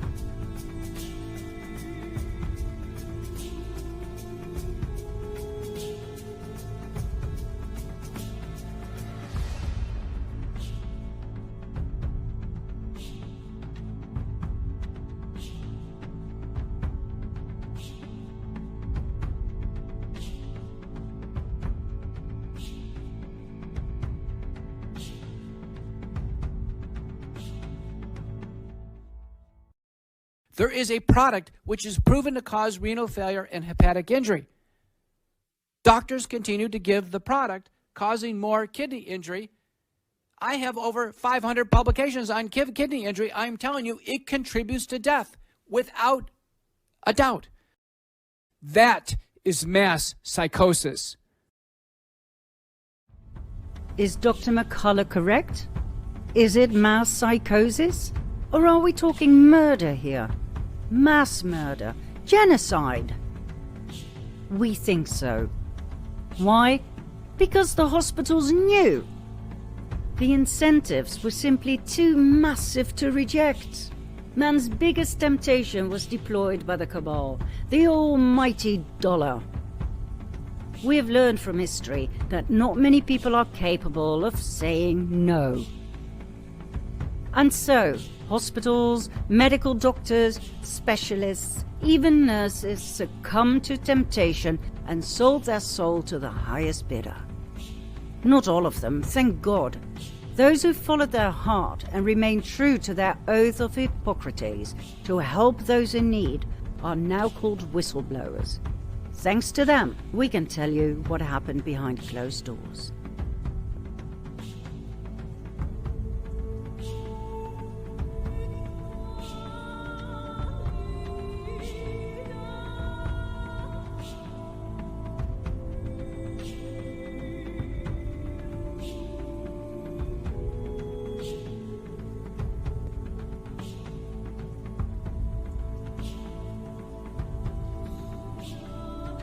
There's a financial incentive to call somebody COVID positive. The hospitals receive a bonus from the government if someone is hospitalized and able to be declared COVID positive. They also receive a bonus. I think the total is something like $30,000 in incentive if somebody gets put on the vent. Then they get a bonus if somebody is declared dead with COVID. So they have an incentive at the front end to declare somebody COVID case. The CDC made a determination that they were going to make a core assumption: if PCR positive and you die, that is death due to COVID. So the extreme example, just to show the absurdity, if the patient comes in with a bullet hole to the head and they do a nose swab and they come up PCR positive, they're determined to have died from COVID when in fact they died from lead poisoning. That's real? Yeah. So that it really is true that if someone has a gunshot wound and they're dying of that gunshot wound and you check them for COVID, and if they're COVID positive and they die, they mark that off as a COVID death. That is by definition from the CDC. That was a decision that was made early on. 90% of the people put on ventilators died. 90%. You have a better chance with Russian roulette. Literally. Okay? Protocol. That's a protocol. So listen, and not only is it a protocol, but they get paid to do it. A lot. When you go to the hospital, you get tested. They get paid more. When you get admitted for COVID, they get paid more. When they put you on remdesivir, they get paid more. When you get ventilated, they get paid more. When you die, they get paid more. This is perverse. We cannot even begin to describe the tragedy brought upon thousands of innocent people. Not only were they administered on false pretenses and treated wrongly on purpose, not only were their chances of ever getting out alive reduced to almost zero, they were also denied visits from their loved ones. They were denied food and water. As they became underfed and dehydrated to the point of dying, they were denied physical, consoling contact with loved ones. They were denied a priest during their last hours. Their loved ones were denied access to medical records. The COVID scam, based on nothing more than politics, destroyed hundreds of thousands of lives. All because of incentives upon incentives, bonus upon bonus, piles of money upon piles of money. Even the coroners received government money if they put COVID-19 on death certificates. The cabal had thought of everything. The one place you should be safe, the one place where you should be handled with love, care and compassion had turned into a prison camp. A place where you are most welcome as you are worth $100,000. That is, if protocols are followed and you never leave that place alive. This sounds like a horror movie, don't you think? And we fully understand if you simply choose to refuse believing us. We too wish we were wrong, misled by conspiracy theorists and their crazy stories. But unfortunately, we lost dear friends who experienced this all the way to the bitter end. We will give you a few examples. This was our dear friend, Veronica Wolski. She became famous on social media as a freedom advocate who spent every weekend on a bridge in Chicago, putting up her banners with slogans that made people think. She made them with great love and care. She was always there, no matter how cold the weather. Drivers would honk and wave, letting her know she was not alone in her passionate fight against the cabal. We were in contact via Messenger. She sent us Q bracelets to hand out at our events. She was ever so proud to meet General Flynn, our hero, who never gave up fighting for the rights and liberties of the American people. We were so happy for her, and so proud. One day she wrote us how tired and weary she felt, and how much physical effort it cost to be on that bridge every weekend. She had trouble breathing. She started taking ivermectin, but was unfortunately administered to Chicago's Resurrection Hospital. Her every wish was denied, from continuing treatment with ivermectin to seeing family and friends. Veronica was put on remdesivir, which she had repeatedly refused. Her power of attorney, Nancy Ross, was removed by hospital security on several occasions. Even General Flynn tried to intervene and get her out. They got to the point where an ambulance was waiting to transfer Veronica to another hospital. All the care she needed was there, but at the very last moment, the hospital refused to authorize her release. Veronica didn't stand a chance and died all alone as a medical prisoner in a Catholic hospital. Her official cause of death? COVID-19. One of our Dutch friends, Dennis, nearly lost his wife Lisa due to maltreatment in the Jeroen Bos Hospital in Den Bosch, the Netherlands. She went in for hyperventilation and back pain. The first thing the doctor did was a nose swab. The PCR ran 44 cycles, something Dennis found out later after questioning the doctor. With a 100% chance of getting a false positive, she indeed got labelled positive and was treated as a COVID patient from that moment on. Her back pain and hyperventilation were completely ignored. Then, on day 2, Dennis was asked for consent to put Lisa on Regenkov. Dennis did some quick research and said no, absolutely not. What the doctors hadn't told him was that Regenkov is an investigational drug. It is experimental. According to the FDA, it can only be used in a case of emergency and only as post-exposure prophylaxis therapy, which means only after exposure to the virus as damage control. It will keep you out of the hospital, or so the FDA claims.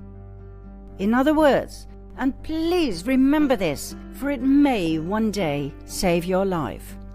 Regenkov is an experimental drug that may only be used for people, not patients, people who have been in close contact with COVID patients but who do not have COVID symptoms themselves just yet, or only mild to moderate ones. These people should be tested by means of a PCR test, and then, if they too come out as positive, and if they are at high risk of developing severe COVID-19, including hospitalization or death, only then can they be given this experimental drug called Regenkov.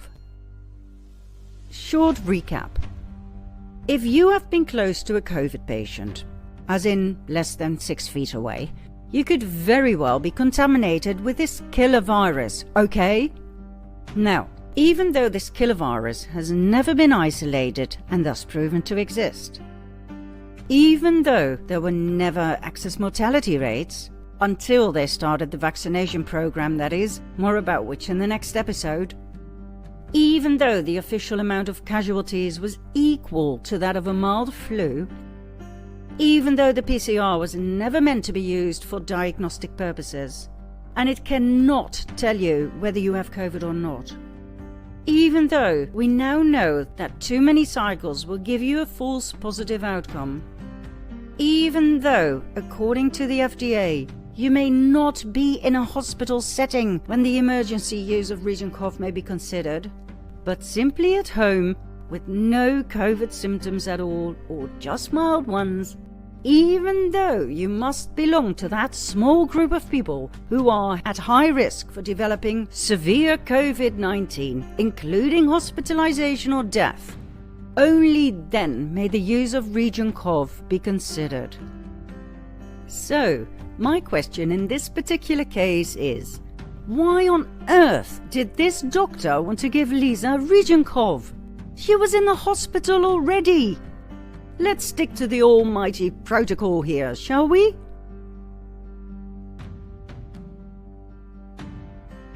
What this doctor did was not allowed by any of the authorities. As a matter of fact, it was and is a criminal offence. Why give Lisa a COVID damage control drug when she went in with back pain and hyperventilation complaints? And how on earth can this drug be used in emergency situations when you are still at home with hardly any symptoms? Define emergency, please. And finally, how can the person put on Region COV be closely monitored by a doctor when he or she is not in a hospital?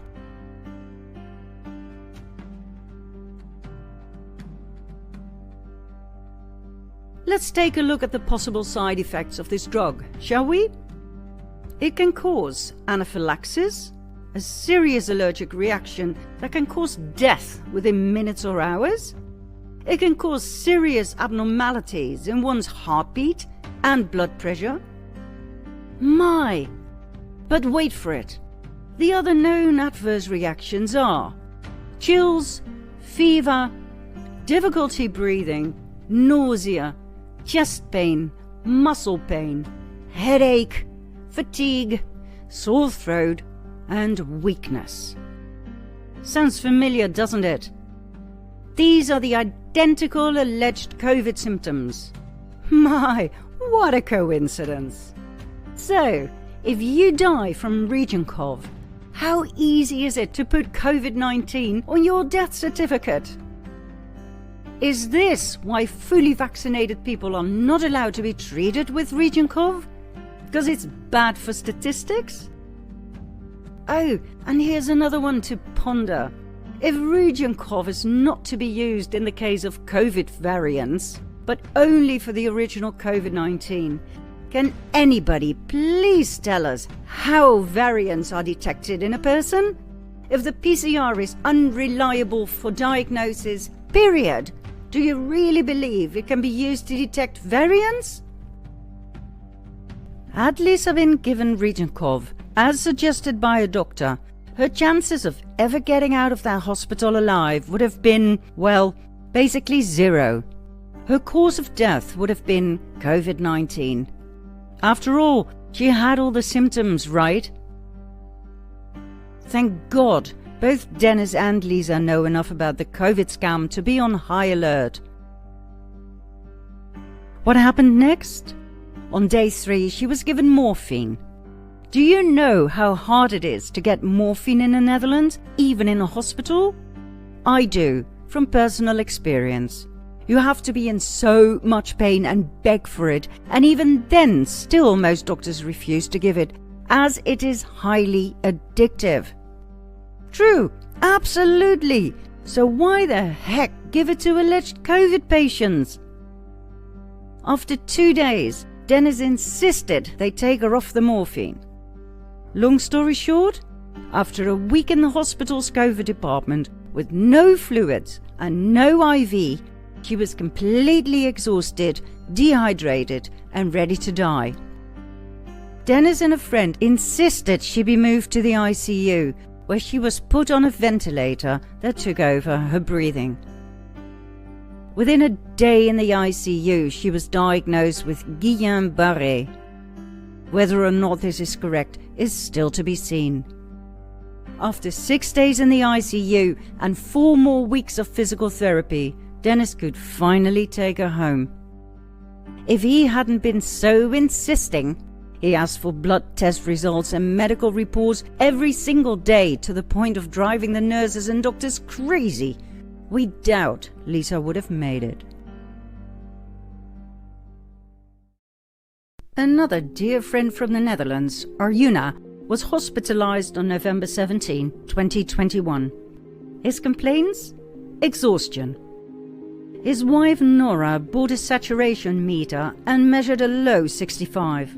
She called their family doctor, who immediately called for an ambulance. On the way to the hospital, Arjuna was given oxygen, to which he responded very well. Within 15 minutes, his saturation level had gone up to 90. Arjuna was administered to the local hospital, where he was tested for COVID and found positive. But all seemed well. With just a bit of oxygen, his saturation level remained steady just over 90. If only the story had ended there. That night, Arjuna was put on a cocktail of norepinephrine, rocuronium, propofol, sufentanil and midazolam. Enough to put an elephant down. Arjuna was put on a ventilator and sank into a deep coma. Why? Nobody knows, except the doctors, who refused to tell what happened that night. On day 2, a doctor called Nora and asked for her consent to treat Arjuna with Regenkov. She said it was an experimental drug, but didn't add any information. Nora said no, and insisted Arjuna be treated according to the Math Plus protocol, but her request was denied. Once again, why for God's sake suggest Regenkov? Arjuna was in the hospital, on oxygen, and on a ventilator. That's 3 times a no-go, according to the officials. That same night, Nora was told by a nurse that they had deepened her husband's comatose state, as he had started to breathe by himself. Instead of taking him off the ventilator, they had given him more narcotics. Nora then talked to another doctor and repeated her Math Plus protocol request, but he too said he had to follow the hospital's protocol. On day 7, Arjuna was transferred to the Jeroen Bos Hospital in Den Bosch, the same hospital that had almost killed our friend Lisa. Arjuna was given more midazolam, fentanyl and other sedatives. On day 14, the doctors turned the ventilator off. Arjuna died, leaving Nora behind, devastated and inconsolable. His official cause of death? COVID-19.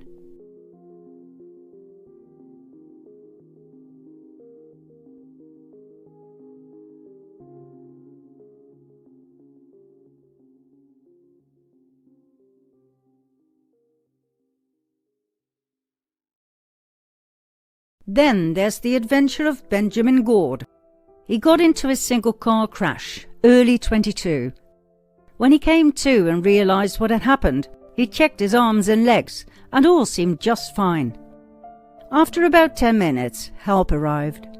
The first thing they did was give him an injection. Take a syringe, an EMT take a syringe out, and started coming at me, and I said, no, what the?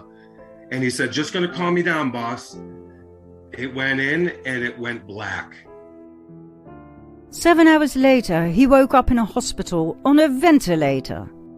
As he remembered he had come out of the car crash unharmed, he pulled out the ventilator tube, the IV in his arm, and the catheter. He got up and went to a desk with some nurses and asked, why did you put me on a ventilator? Does it look like I'm having any trouble whatsoever breathing? I'm standing? The answer was, because you have COVID. And I said, even if that's true, that you tested me for COVID, that ventilator is a late stage, last resort, hyper-invasive thing that you've done. What did you give to me? First thing she says is propofol. And I said, oh, the thing that killed Michael Jackson, great. And then she mentioned fentanyl and morphine. It was only because of his strong attitude that he left that hospital alive. He then tried to reach as many people as possible on social media to tell his shocking tale and to share his warning. be extra careful no matter what you do. Yeah. Avoid the hospital. As we edit this voiceover, thousands of people are literally being murdered by doctors and nurses. And to be honest, if you had told us this a year ago, we would not have believed you. But now, we have seen this living nightmare up close and personal. Not only that, we receive these horrid accounts on a daily basis from across the world. Do you want to hear healthcare whistleblowers? Do you want to know what you can do to save your life or that of a loved one? Then follow me to part 23.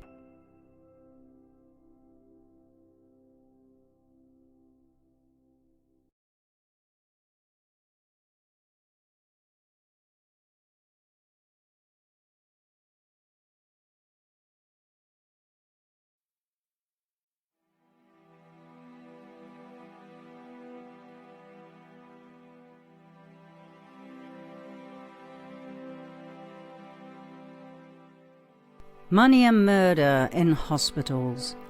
What we showed you in our previous episode was only the tip of the iceberg. Every day, countless people die in hospitals worldwide because the holy protocols must be followed at all times. And those protocols kill people on purpose for money. Enormous amounts of COVID incentives. What could and should have been used for the benefit of the people turned into a murdering depopulation device. But not all healthcare workers could handle this insane reality. Their hearts stayed true to their patients. They fought for their lives, mostly in vain, as they were overruled by other doctors and nurses as soon as their shift was over. One nurse who openly stepped forward is Erin Marie Olszewski, Army combat veteran and registered nurse. She worked at Elmhurst Hospital, the epicenter of the epicenter, in New York City in March 2020 as a travel nurse during the first so-called COVID-19 wave. The things she saw there horrified her. Patients who were brought in for anything non-COVID related, who were even tested negative, were labeled positive just because of the money it brought in. They were drugged up with sedatives and put on ventilators, brought in by inexperienced staff and interns. A lot of these patients are really coming in with anxiety because they're scared. You know, they're worried and they're breathing fast and then they get all nervous. So this is how the people are like coming in. And a lot of them are on either Medicaid or Medicare. They're poor. They're from, a lower class. We're at a public hospital. They need the funding. So take them. They take them. And they tell them pretty much that if they don't get on a vent, then they're probably not going to survive. But the reality is, if they get on that vent, the likelihood of them walking out the hospital is slim to none. So you don't have actual doctors that know critical care, ICU doctors on these floors. There's a dentist, and there are residents with these. So residents are essentially students, and these people that are on vents are essentially being these residents are like practicing their skills on them. So they're practicing central lines, they're practicing like invasive procedures that are really unnecessary. A 37-year-old, he came in talking. He was very terrified. He was just totally alert, knew what was going on, and they convinced him to be on a vent. Now he's dead. I compare this hospital to a third world country. I've been in a third world country hospital in Iraq. The Iraq hospital is better than this one. Many patients died due to the use of improper settings by inexperienced operators, resulting in blowing out people's lungs. She witnessed gross negligence. She described how the resident physicians refused to consider treatments like vitamins and hydroxychloroquine that had turned out to be very successful in other hospitals, other states, other countries. Instead, patients were funneled towards ventilators where they were left to die. According to Olszewski, all of her patients died, mostly unnecessarily. Their loved ones were told they died of COVID-19. Their deaths were used to further falsify the statistics, and the mainstream media spread the lies and kept the real pandemic alive, the fear pandemic. Olszewski decided to speak up, but realized nobody would believe her, so she went undercover and filmed everything. He came in with a stroke. I know, that's what 26-1 was, a stroke. And no COVID, and now he's got COVID, and he's on a vent. He's not DNR, but we're treating it as DNR? Basically.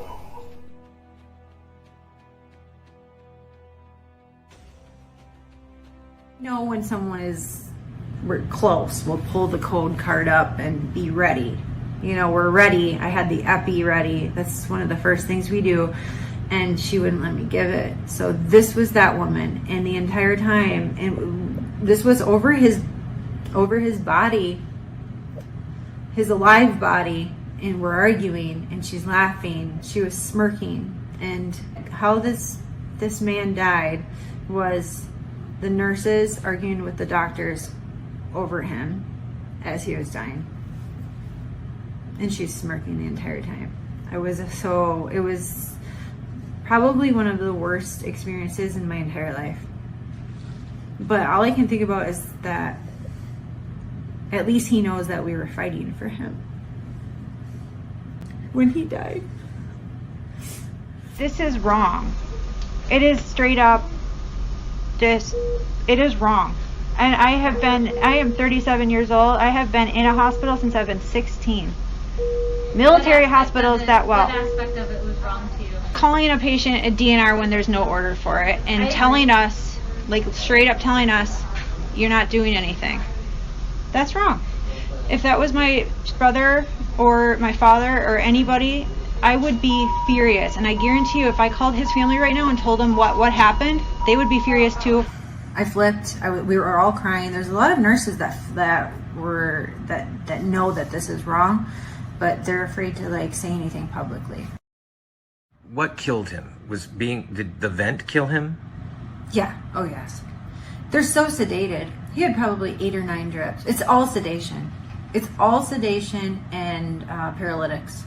So you are asleep. It is essentially like you're under, you're in surgery, when they put you under like that for a good month straight. There's no way you can recover from something like that. Subsequently, she wrote a book, Undercover Epicenter Nurse: How Fraud, Negligence and Greed Led to Unnecessary Deaths at Elmhurst Hospital.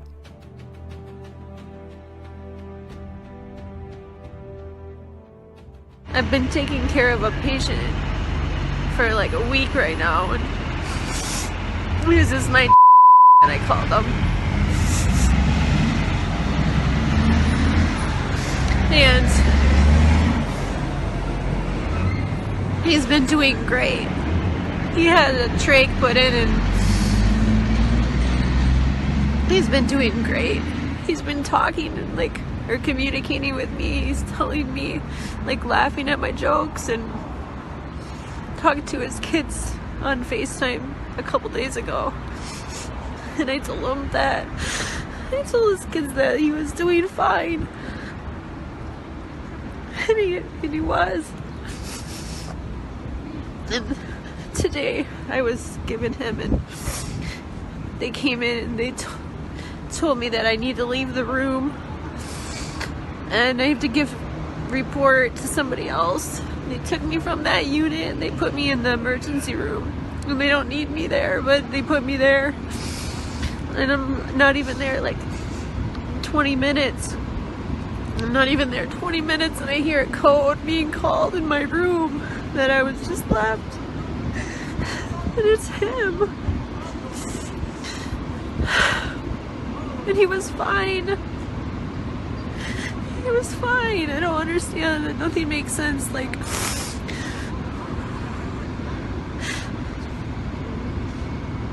why would they take me out of his room and put me in the ED? And then not 20 minutes later, he's dead. It doesn't make sense. Like, did they kill him? He was my one patient that was gonna live. He shouldn't have died. I don't know what they did to him. Something's not right.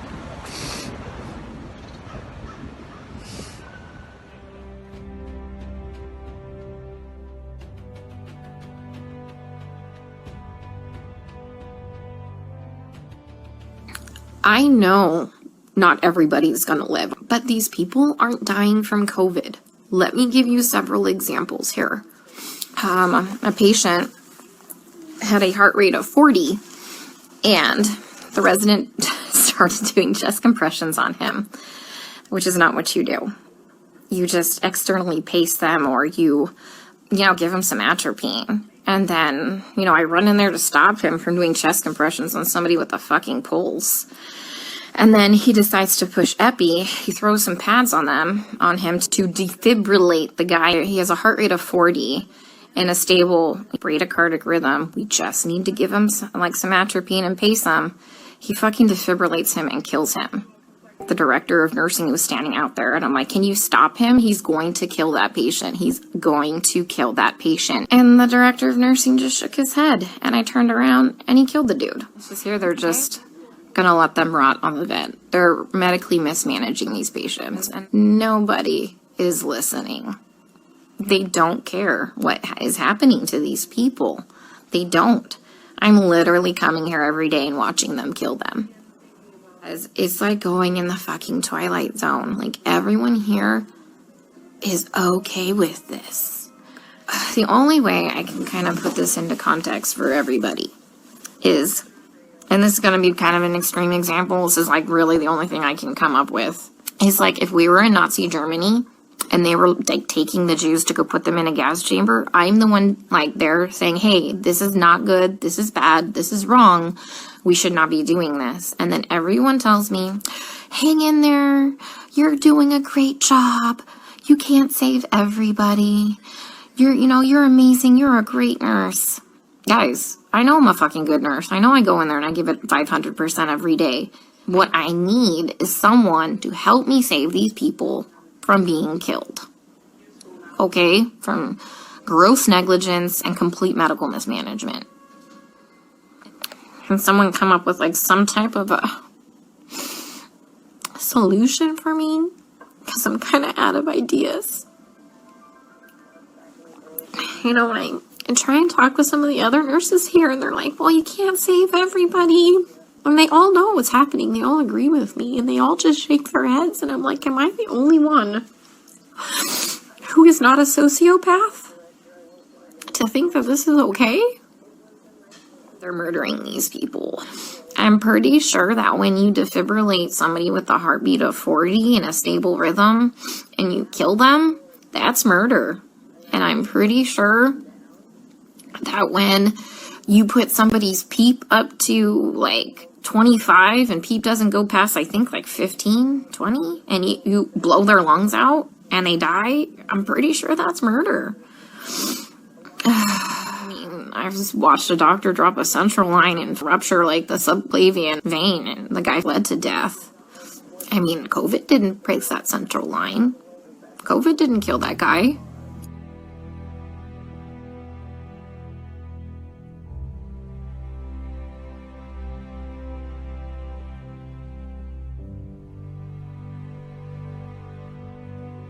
9 days ago, I opened an intensive care unit to care for the sickest COVID-positive patients in this city. The method that we program the ventilator, one based on a notion of respiratory failure as opposed to oxygen failure, that this method being widely adopted at this very moment in every hospital in the country, which aims to increase pressure on the lungs in order to open them up, is actually doing more harm than good.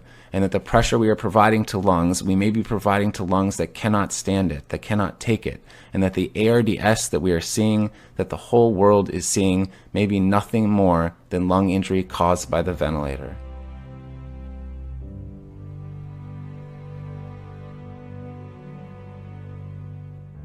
I am a respiratory therapist, been doing this for 21 years. Basically right now, and the way it has been the last couple of months, when they locked us down, is that any patient that came in with a respiratory problem was labeled COVID. Now that doesn't matter if it's you got stage 4 lung cancer and pancreatitis and heart disease and liver failure and everything else. You're still, because you come in with breathing problems, you're labeled a COVID patient. Maybe they died, then they would die of COVID and not of stage 4 lung cancer. So you have to recognize that if every single patient is under COVID investigation and dies, then that goes into a COVID death, and they're showing the numbers like a football game to scare you. They're showing you loading bodies into a tractor trailer to scare you. I've never in my career ever seen bodies loaded into a tractor trailer. It just doesn't happen. I wonder if those were even bodies. All of this stuff is fake. Okay? Look at our ventilators. This is non-invasive ventilation here, CPAP or BiPAP. This is a mask that gets strapped on you, and we can help you breathe with that. We're not allowed to use those. Since COVID came out, they said absolutely not. You have to let the patient crash and go straight to a ventilator. I'm not completely convinced this is a virus, and I've been doing this a long time. Do your own homework. Do your research.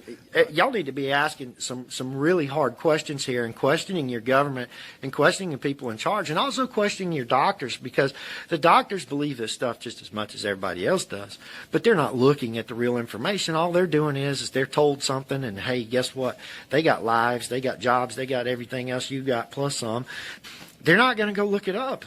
They look up the little things that they're told to look up, and that's it, just like anybody else would. Okay, so, you know, these questions really have to be asked, and they're shutting the world down. The world. Okay? And they're putting our kids and grandkids in severe debt that will never be paid off. And if you think of how many taxes you're paying now, can you imagine what our children and our grandchildren are going to have to pay for this scam? So please look up, do your homework, ask questions.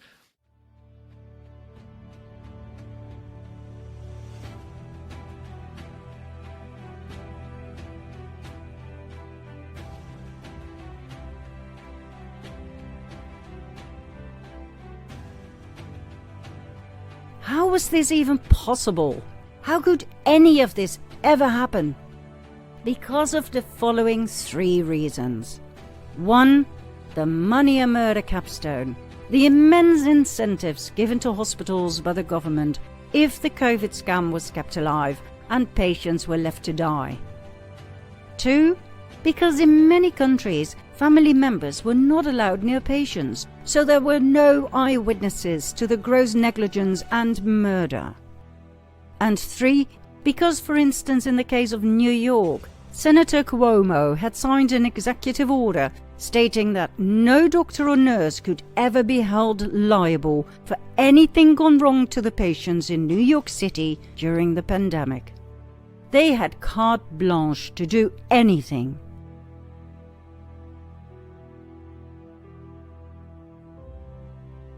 There was no supervision. There was no obligation to keep records and paperwork in order.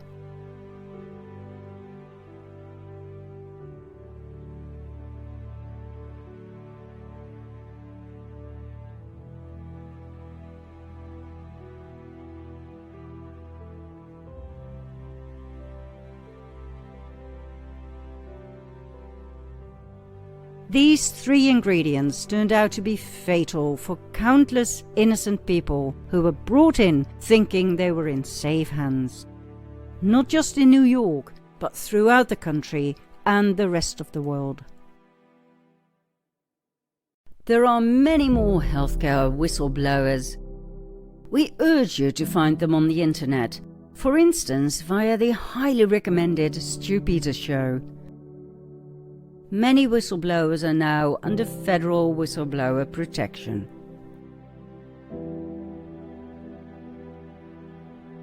COVID patients in America's hospitals today are actually being treated worse than prisoners in American jails. They are being held hostage and segregated from loved ones.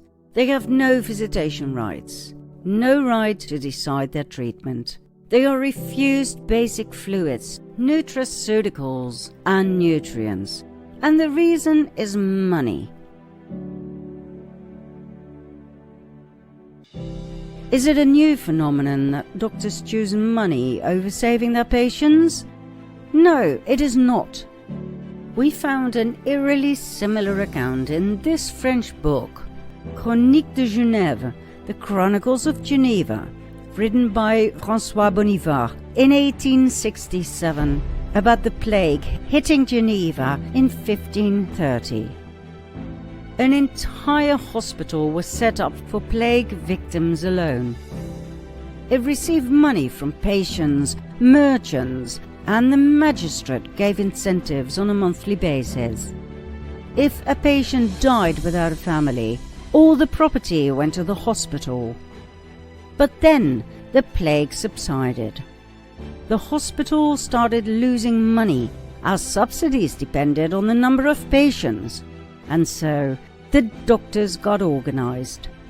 They began to cut the plague ulcers from the bodies of the dead. They dried them and ground them into powder, which they spread on door handles in the dead of night. That's right. They went from house to house downtown Geneva and secretly and intentionally spread the plague among healthy citizens in order to raise the numbers of patients and thus the number of financial incentives. But one of the doctors got tired of these nightly adventures. After all, he had to care for his patients during the day as well. Double shift, so to speak. He became careless and threw a bundle of dust into the crowd during the day. But the dust smelled awful, and the people recognized it as the foul smell of the Black Death. The doctor was arrested and tortured until he named each and every doctor and nurse who was involved in this murderous scheme. They were all arrested and executed. 1530. Almost 5 centuries later, nothing much seems to have changed when money is offered in large quantities. Now, we're not saying that the doctors of today should be punished in a similar fashion, but we do ponder sometimes what will happen when people wake up and realize what really happened to their loved ones in the hands of the doctors and nurses they trusted. We wouldn't be surprised if they'd have to run for their lives. Let's hope they will get a fair trial. After all, these are not the 1500s anymore, right? As we speak, a Dutch hospital published an article about changing palliative care for COVID-19 patients. In short, more midazolam, more narcotics in general, and less, or preferably no visitors. No visitors, no eyewitnesses to the murder of innocent loved ones who are too drugged up and too confused to defend themselves. And as if that weren't enough, in May of this year, the WHO will gain total control over each and every country in case of a future pandemic.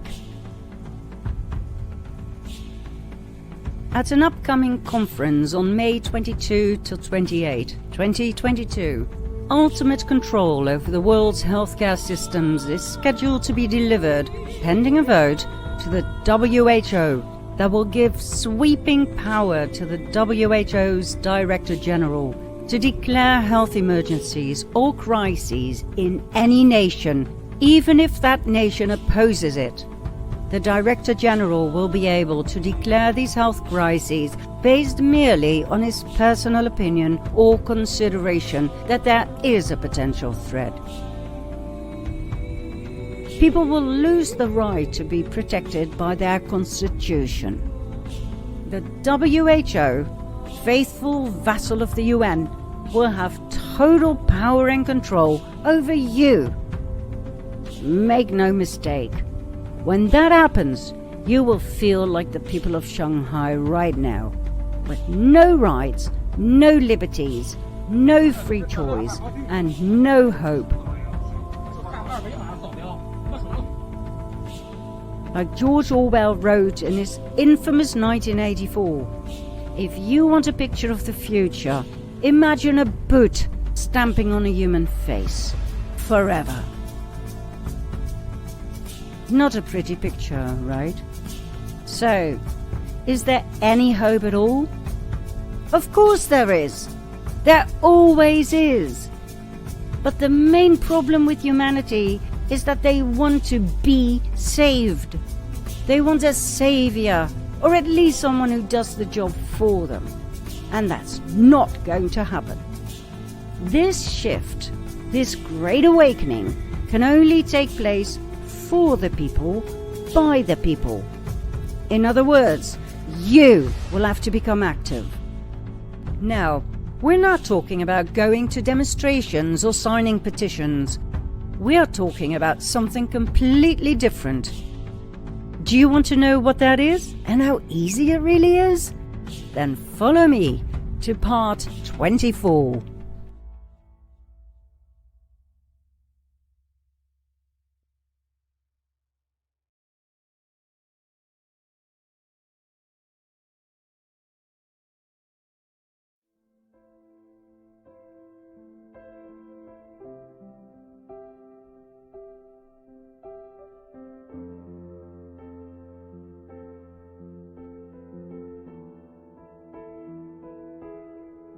This is the story of Scott Quiner, who was hospitalized in November 2021 with serious lung problems.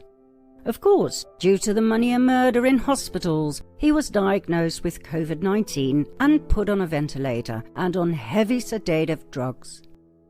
Scott's wife Anne begged the doctors to treat Scott with HCQ, ivermectin, zinc, vitamin D, but the doctors refused. They denied Scott nutrition and fluids. Anne was denied the right to have her husband transported to another hospital. She was shamed and blamed for being unvaccinated. Early January 22, Anne received a phone call from his doctor telling her bluntly they were going to unplug the ventilator that week. At that point, Anne contacted Stu Peters, our independent journalist with his own Stu Peters show and an immense audience. In no time, Anne teamed up with attorney Thomas Renz, famous for fighting the narrative that COVID shots are safe and effective. The hospital was bombarded with over 300,000 phone calls from people who had watched the interview with Anne. The doctors finally succumbed to the voice of the people and let Scott go. He was transported to a hospital in Houston, Texas, where the doctors were shocked and horrified when they saw Scott. They said he was the most undernourished patient they had ever seen, and that they were surprised that he had made it out of that hospital alive. Well, he wouldn't have if it weren't for his wife Anne, Stu Peters, attorney Thomas Renz, and hundreds of thousands of people who let the hospital know the world was watching. The doctors in Texas did everything they could to save Scott, but on January 22, he died due to the injuries he had endured in the hands of the doctors of that Mercy Hospital in Minnesota. In spite of the tragedy at the end, which is absolutely heartbreaking, the good thing is that people started to see the power of their voice. And this is absolutely crucial to understand. You see, there are basically 3 types of people during a war. There are those who don't even realize they're in a war. There are those who do realize but look the other way, simply because they are afraid for their own skin. They call themselves awake, but they don't stand up for others. This is always the biggest group. Think about World War II, when most people looked away when the Jews were deported and murdered. Then there are those who fight. Not with guns in this war, but with action. That's the group we're looking for, hoping to connect so we can fight together, so we can make a change. Ann Quiner contacted warrior Stu Peters, who asked his warrior viewers to act and call the hospital. They did, in great numbers, and the doctors got scared. They knew they were being watched. They knew they will, one day, be held accountable for crimes against humanity.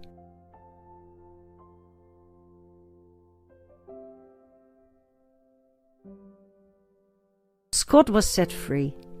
He didn't make it, but at least he died in the arms of his loved ones, who know for a fact they tried everything they possibly could to save him.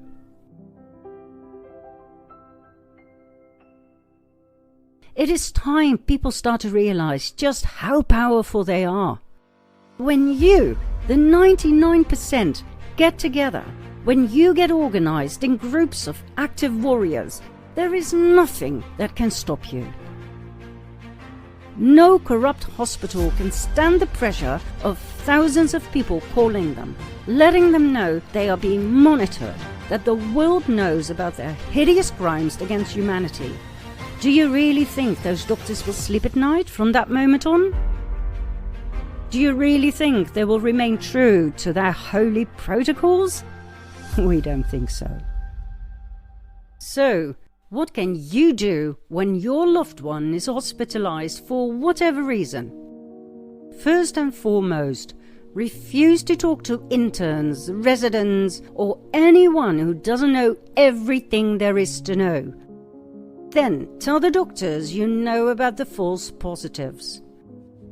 Refuse a nose swab at all times. If it truly cannot be avoided, demand a cotton swab, not a fiber swab.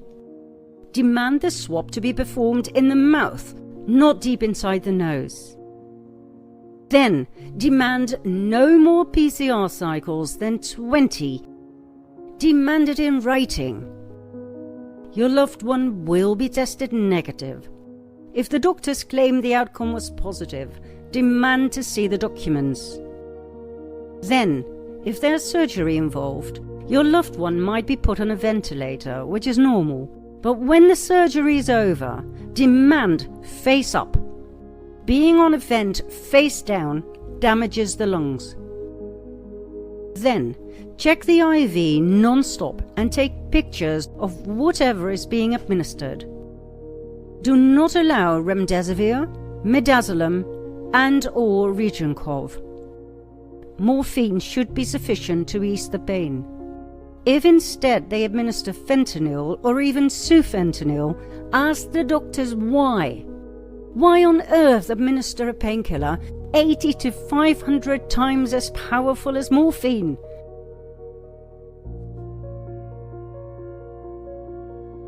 Demand they remove it from the IV. What helps is when you know your medical jargon. Therefore, watch our episodes about money and murder in hospitals several times and take notes. If the doctor asks you for permission to administer Regencov and you say no, just no, that will trigger a discussion. But if instead you say, no, why on earth would you apply post-exposure prophylaxis therapy? That will shut the doctors up, we promise you. You might even add, are you aware of the fact that Regencov is an experimental drug? Do you even know you are not to administer it when a patient is already in the hospital? What is going on here? From that moment on, those doctors will be extra careful. We guarantee it. if the doctors still dare try and overrule you, tell them bluntly you know about the COVID incentives they receive. Tell them you are watching them, and so is the world via social media. Be strong, be vigilant, be a warrior. Remind them of their oath of Hippocrates to save lives, not cause harm. If they refuse to listen, film everything and use every social media outlet you know to get as many other warriors out there to call that hospital, that doctor, that nurse. Let them know they will never beat the 99%. You see, if everyone did this, not just for those he loves, but also for strangers in need, there would be no problem. There would be no money and murder capstone in hospitals. Therefore, act. Do organised protests help? We have our doubts. If that really worked, don't you think the French yellow vests, the most resilient of them all, would have been able to get rid of Macron? Don't you think Occupy would have worked?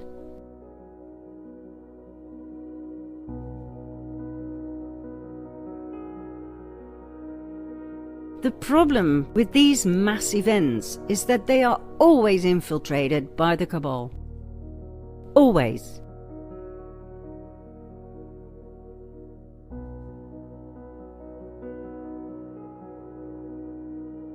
This causes internal conflict, different opinions about what to do next.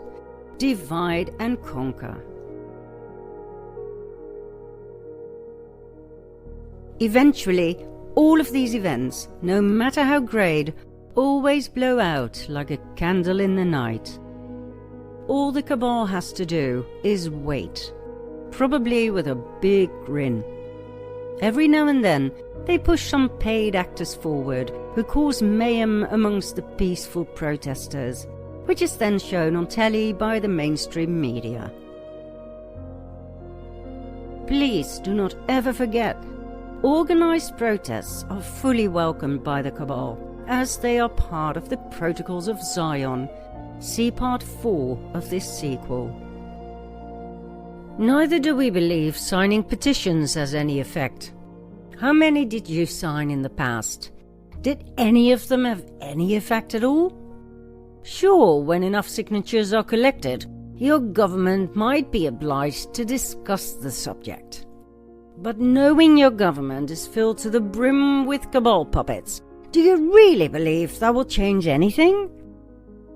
There is no such thing as a democracy anymore. Please wake up and realize that to the fullest. We are being played. Do you remember our farce? It sounded good, didn't it? We were shocked too upon discovering they were set up and paid for by the cabal. All petitions do is collect your name and email address in a database that can and will be used against you when the time has come. As for the Netherlands, thanks to the D66, we lost our right to have referendums, remember? So, do you really still believe in the power of your signature? What do we believe in? Organised action as shown in the case of Scott Quiner. Write emails and letters, make phone calls, drive them insane. That is not part of the Protocols of Zion. Now, this kind of organised action can be deployed in endless scenarios. We highly recommend you use the Amnesty International Protocol, which has proven to be most effective. Pressure by the 99% always works.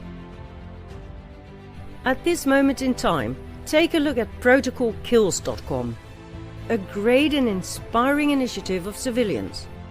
As Amnesty International seems nowhere to be found right now, most certainly not in the Netherlands, where they are badly needed, we'll have to take matters into our own hands, just like Protocol Kills is doing. Study their approach, then organize a group of active people around you and make a list of your priorities. Which cases are most important to interfere with right now? For instance, 5G masts in your neighborhood, on the rooftops of hospitals, schools, water reservoirs, and homes for the elderly.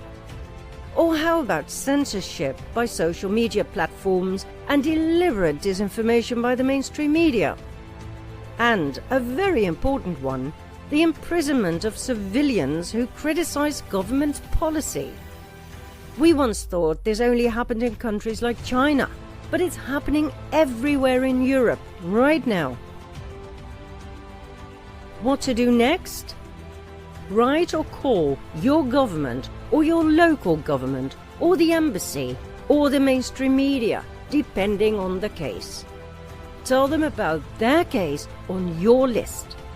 Make clear that you know that the world is watching their every move, that the people no longer accept this, that you do not comply, that you hold them accountable for any physical, mental, and/or emotional injuries as a result of their action. Don't threaten anybody, just state it as a matter of fact. How to deal with censorship by social media? Delete your account and ask everybody in your network to do the same. If only people could rise above their precious amount of likes and followers, those platforms would collapse. No users, no profits, no happy CEOs, and thus no future. The censorship will then destroy them, not you. When thousands of people do this, it will have effect. Remember, the 1% truly fears the power of the 99%.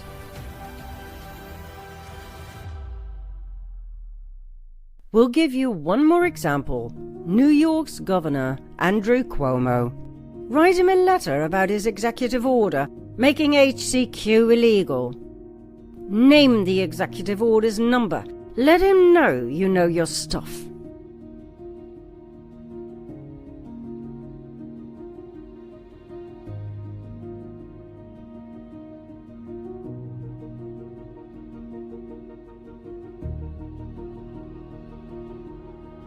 And don't forget to add that by making hydroxychloroquine illegal, he made himself guilty of genocide.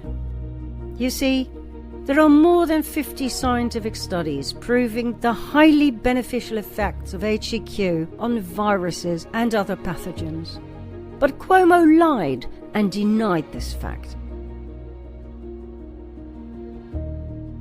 Instead of allowing citizens to choose their own way to cure themselves of our highly overrated COVID-19, instead of allowing doctors to prescribe HCQ to their patients, he made it illegal.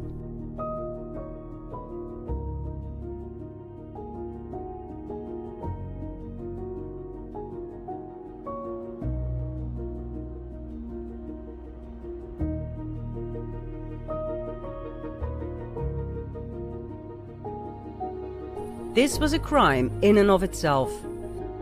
HCQ has amply proven to kill pathogens successfully and quickly. It was originally the cure for malaria. By making it illegal, this cure was criminalized and banned. Why? Because of two reasons. One, simply because Big Pharma makes billions on vaccines and only a few bucks on HCQ. We know by now who has total control over politicians when it comes to pharmaceuticals. 2. Vaccinations cannot be made mandatory if an alternative cure exists. Let me wait a few seconds so you can read that again.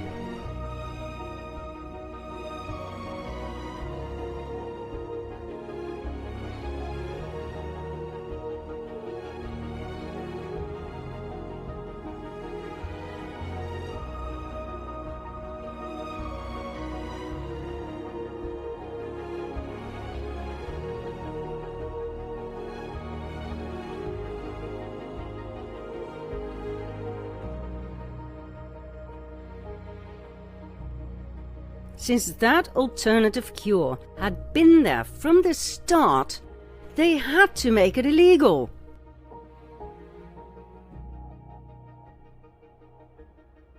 That was the only way to push their agenda of mandatory vaccinations into effect. Remember this. Anyone pushing the mandatory vaccination narrative is guilty of crimes against humanity. What Cuomo and many other cabal puppets across the world did was highly illegal. They made themselves guilty of the death of countless innocent people, both by denying them the right to be treated with HCQ and as a result of the medical experiment called the COVID-19 vaccine. The amount of people who have died of vaccinations has risen with approximately 5,000% compared to previous years, more about which in an upcoming episode. These people didn't have to die. Tell Cuomo or his colleague in your state, in your country, all of the above. Tell him that in the near future he will be held accountable for his crimes against humanity in a court of law, because the 99% no longer obey. Oh, and you know what happened in the Netherlands? On March 26, 2020, the Dutch Minister of Health, Welfare and Sport, Hugo de Jonge, officially put a ban on HCQ. Doctors and apothecaries were no longer to prescribe it for treating COVID-19. But 1 week later, he gave orders to import large amounts of HCQ from India. Why? He knew damn well they weren't going to use it on the citizens. We found it highly suspicious, so we looked for the RIVM's advice. But all we could find on their website about the use of HCQ is, well, nothing.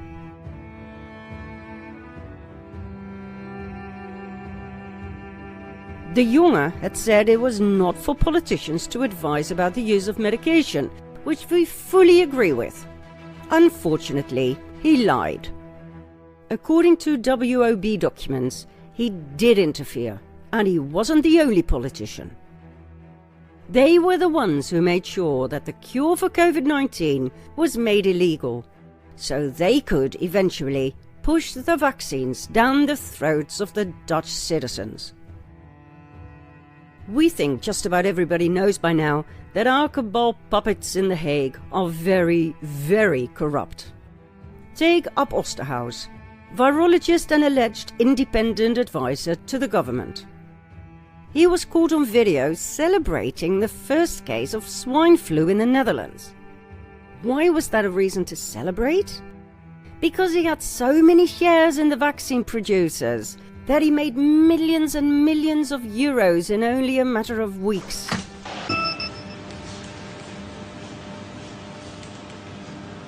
Net na 12 uur gisteravond heeft VWS een order geplaatst voor 34 miljoen doses. Succes.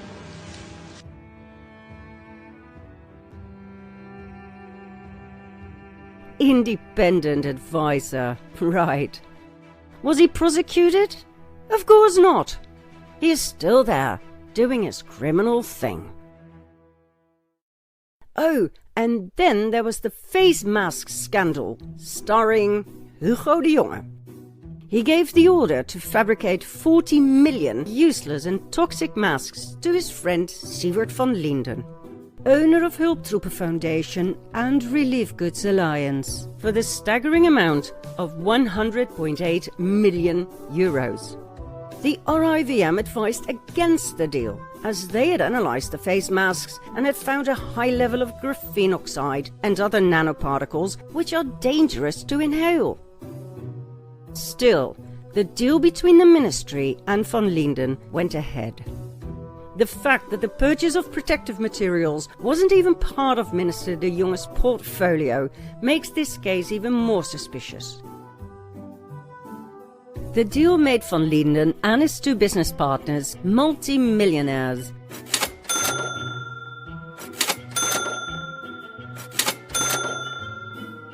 And no doubt, Minister de Jonge got his fair share of the deal. the masks were never used because of their poor, even dangerous quality.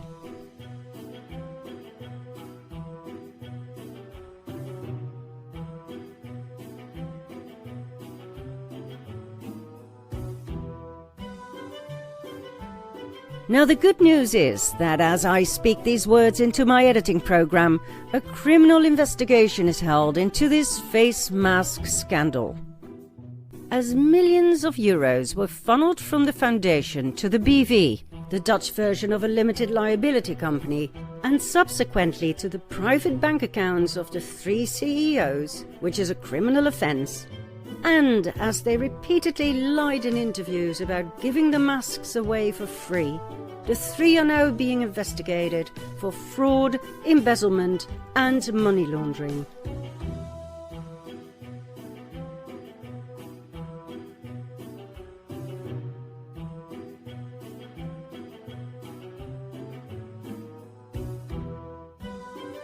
We wonder how much longer before they all get what they deserve. And we mean all parties involved. Not very long, we suspect. Film rights about this subject have already been sold. Things are speeding up concerning the fall of the cabal. Once again, as I speak these words into my editing program, the Georgia Guidestones have been blown to pieces only a few hours ago.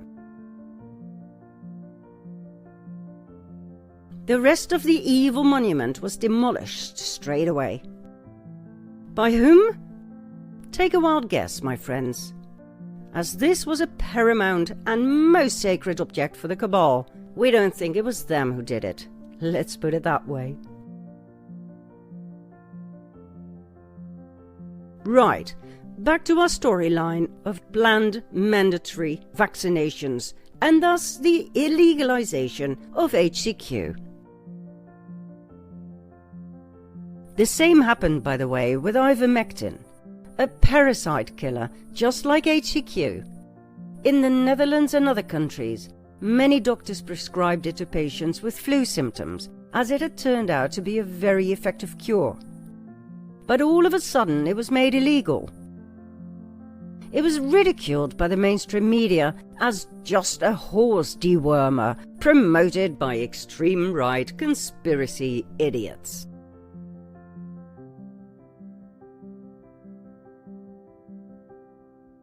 Those doctors who kept on prescribing ivermectin and HCQ were intimidated by public health inspectors and threatened with immense fines up to 150,000 euros.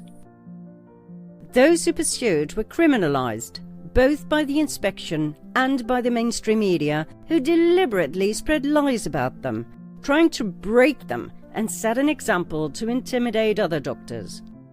Some lost their medical license or practice, others were fired. Thank God there are always some heroes who do not break and who do not give up their integrity and their oath to Hippocrates.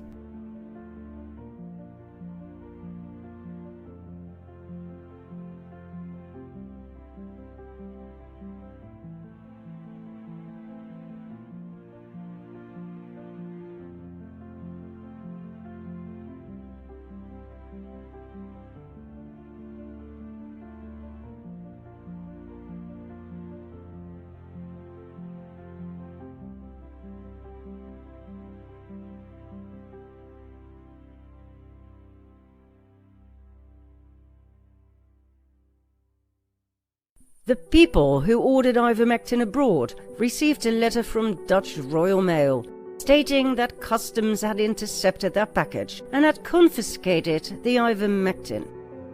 People were shocked and appalled. How dare they interfere with their body, their choice? Unfortunately, being shocked and appalled doesn't change anything these days. The only thing that works is action. So, is there anything else you can say when confronted with mandatory vaccinations?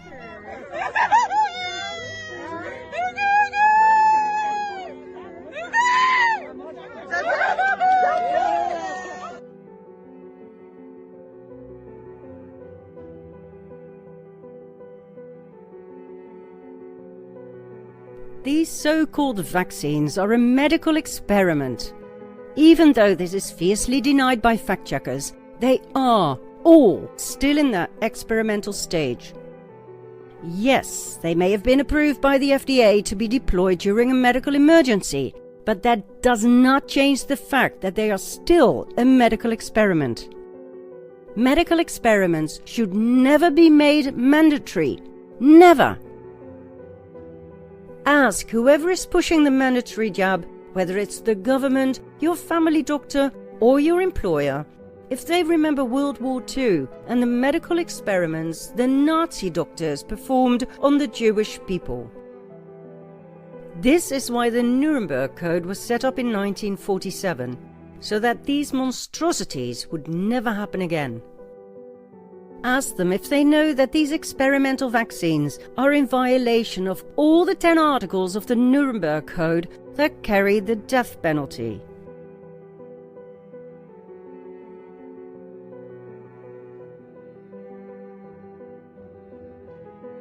Ask them if they know that the experimental vaccines are in violation of Article 32 of the 4th Geneva Convention. Medical or scientific experiments not necessitated by the medical treatment of a protected person are prohibited. In other words, everyone who pushes mandatory jabs will go down for crimes against humanity and may be sentenced to death, depending on the country or state they reside. Let that sink in.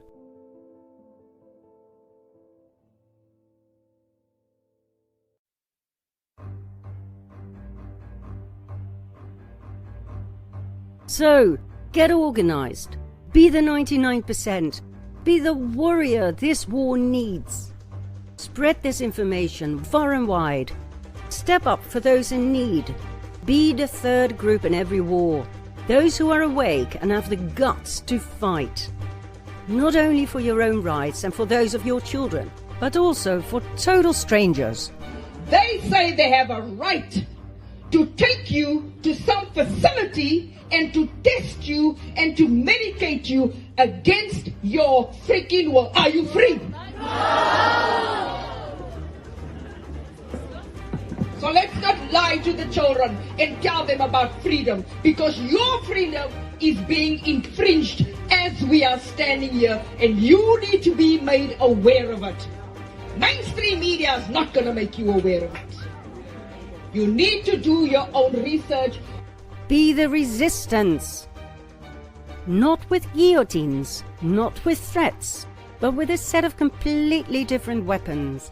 By getting organized. By letting your voice be heard, by using uncensored social media to reach as many people as possible, and the best weapon of all, by spreading knowledge and information.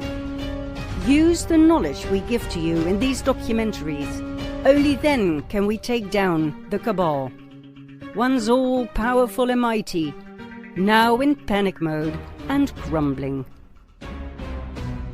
How about we wrap this whole COVID scam up in the next episode, so we can continue with our original story about the cabal, their origins, their brilliant insanity, and their deliberate history falsification, so we, the people, would never know. Follow me to part 25.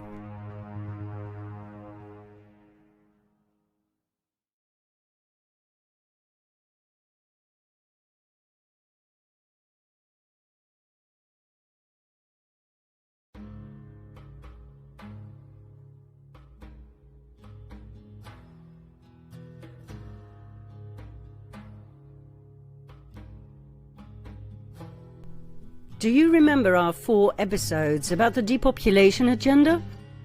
Well, multiply that by 10, and what you get is the COVID pandemic. Planned years in advance and worked out to the smallest details. As always, the cabal warned us years in advance. They seem to believe this wards off karma. Let's be honest, everything they do is always in our face. Here are a few COVID-related examples. Cabal Pit Hollywood gave us 7 movies and series, showing us some terrifying scenarios of killer viruses outbreaks. Bill Gates produced and co-financed one of his own, Pandemic, How to Prevent an Outbreak, about the possibility of a killer flu virus outbreak and the development of a universal vaccine. Excellent timing, Bill. Produced long before the COVID-19 outbreak. All 6 episodes were released on January 22, 2020. Then there were 2 simulations of a coronavirus outbreak, one in Wuhan, China, of all places, focused on the role of customs to respond accurately to incoming bioweapon attacks, and one in New York, focused on the importance of communication during a coronavirus outbreak, financed by Bill Gates. Do you remember the opening ceremony of the Olympic Games in London 2012? Why on earth show dancing nurses and doctors? Children in hospital beds. Scary demons spreading like a virus. Zombie-like healthcare workers. Terrified children.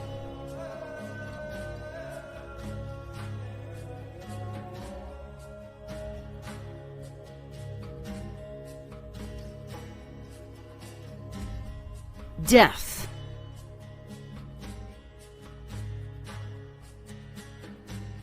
Why show the NHS? Why all the subliminal messages during the closing ceremony about anger, death, rage, and the end of the world? Can anybody please explain to us what any of this has to do with sports? With the Olympic Games? Who could have known back then that their so-called artistic show was actually an appalling glimpse into our future? We can never say we didn't know. We were warned all along, just like they've already warned us about the next outbreak. We'll have to prepare for the next one. That, I'd say is, will get attention this time.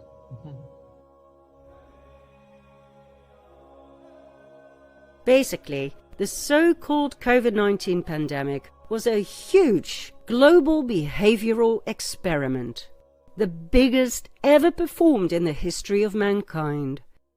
It was a test to see if we, the people, were ready to be enslaved. The cabal used a variety of torture methods, as described in the Amnesty International report on torture, but hardly anybody even realized they were being tortured. What methods were used? All of them. All 8 methods to make the people submit, to break them. The breaking of their will is intended to destroy their humanity. Here we go. Number 1. Isolation. Not just of individuals, but also of groups of people.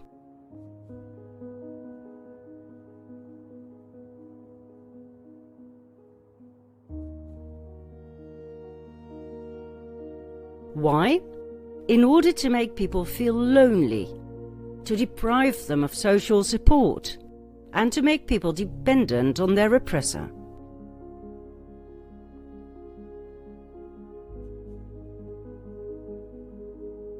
Number 2. Monopolization of perception. In other words, the oppressor fully decides how you perceive or experience reality. For instance, by abolishing information that contradicts the official narrative, by punishing any form of resistance or independence, by putting blame on people. Why? In order to brainwash people into thinking there is an immediate threat, to frustrate all actions that could lead to disobedience, and to make people believe they are at fault.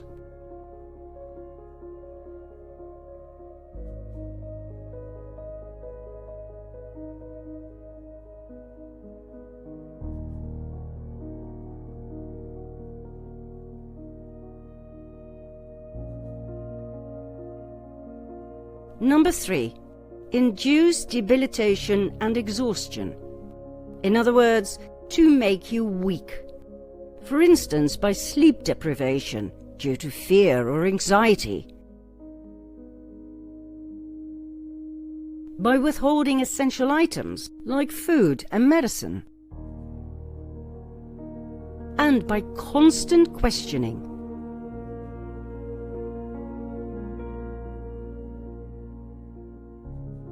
Why? When people are mentally and physically weakened, they will lack the strength to resist.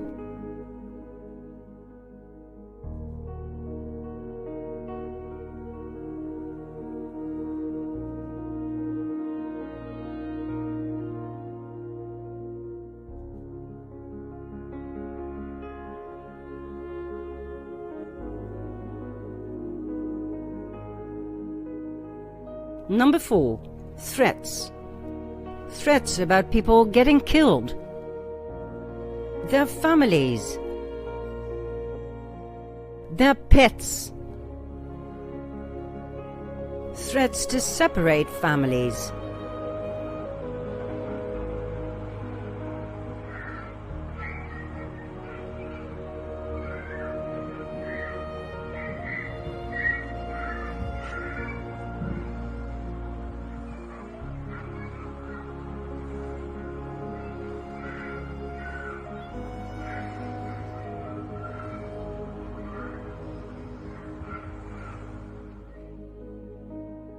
Threats of endless isolation.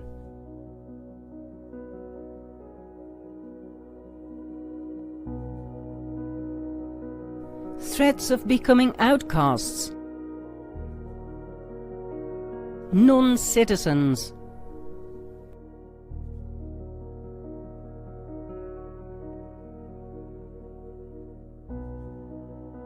Why? To create anxiety and despair.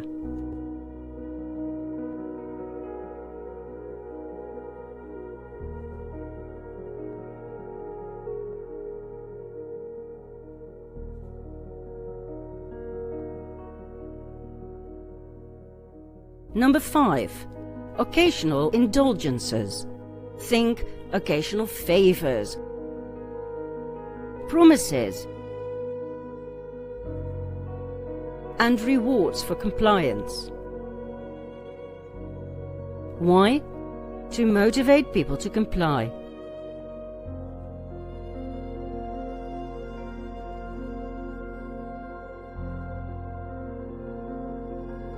Number 6. Demonstrating omnipotence. By means of confrontation, physical assaults, by demonstrating complete control over people's fate.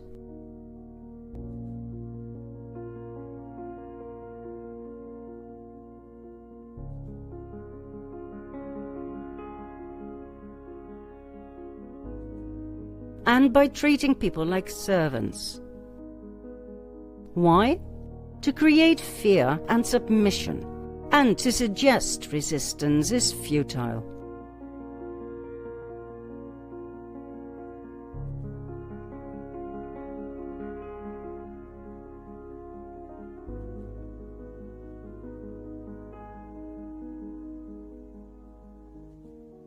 Now we need to go to community by community, neighborhood by neighborhood, and oftentimes door to door. Dat doen we wijk voor wijk, deur voor deur, arm voor arm.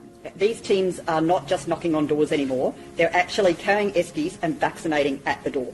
They're seeing how many people in that household and they're vaccinating everyone who's eligible in that home while they knock on that door. Now you're going to be going suburb to suburb, street to street, door to door, knocking on these and actively looking for people who are in the wrong house and finding them on the spot. Yeah, look, absolutely over.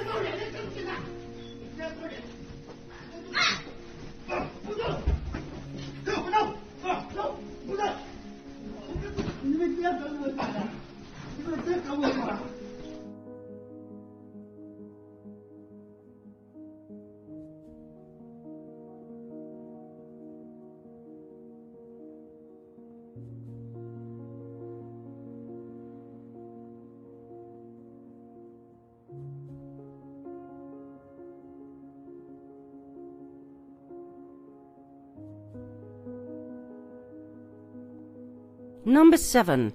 Degradation.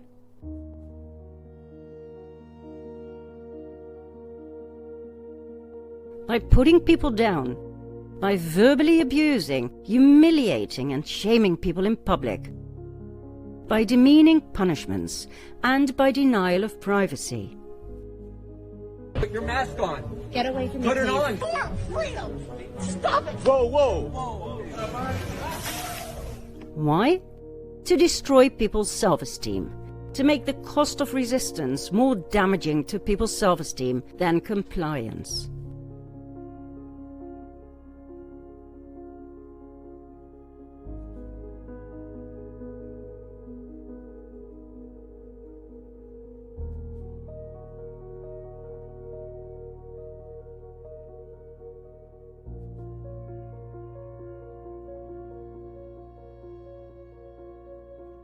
Number 8.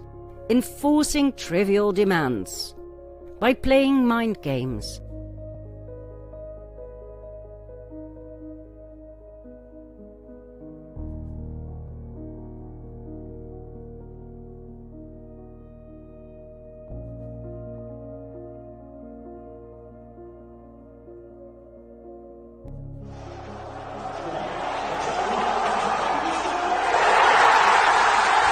By punishing obedient people for being disobedient.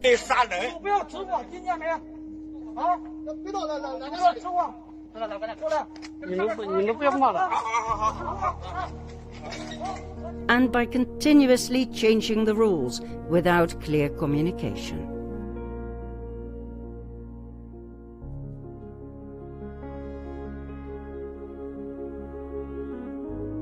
Why? In order to confuse people, to create anxiety, and to make them submit completely. Warum haben manchmal die Gaststätten um 22 Uhr schließen müssen? Ist denn das Virus erst nach 22 Uhr ansteckend und so? Ja? Also vollkommen irrsinnige und widersprüchliche Maßnahmen. Der Wahnsinn ist eigentlich, dass sich dahinter Methode versteckt. Ja? Das ist nämlich eine Foltermethode, die Leute total zu verwirren, in Unsicherheit zu stürzen, völlig im Ungewissen zu lassen, auch die gesamte Lebensführung zu stören. Niemand von uns kann ja noch planen oder eine normale Lebensführung gestalten. Und da habe ich also sehr viel Material drüber gefunden, über diese Methode, die interessanterweise in China entwickelt wurde. Also die Amerikaner haben das an Kriegsgefangenen festgestellt aus Korea, die dort von Chinesen befragt worden waren, dass diese Kriegsgefangenen also permanent mit widersprüchlichen Maßnahmen behelligt wurden und dass sie sich nie sicher fühlen konnten, ob sie jetzt alles richtig machen oder nicht. Ja? Und dass es auch manchmal sogenannte Lockerungen gab, die gehören auch zu diesem Spiel, weil man sich dann also nicht so sehr an diese ganzen Maßnahmen gewöhnt, damit sie noch wirken, damit man nicht abstumpft sozusagen. Ja, und dann werden die Zügel wieder angezogen. Also was Söder hier macht oder Merkel oder diese Leute, das ist kein Zufall, sondern das ist, sie versuchen einfach die Psyche der Menschen zu zerstören aus meiner Sicht. What else should you know about torture? Torture is meant to create stress. Any event that threatens to change the stability of people's well-being, environmental, physical, mental or emotional, is stressful. Why is this important? Because this is precisely what our governments and so-called health institutions have been inflicting systematically upon humanity. Stress. Stress not only affects your immune system, making you extra vulnerable to diseases, it also generates anxiety, which triggers the inability to think straight, to remain calm, logical, and rational. That's why people stopped seeing how insane the COVID rules and regulations truly were.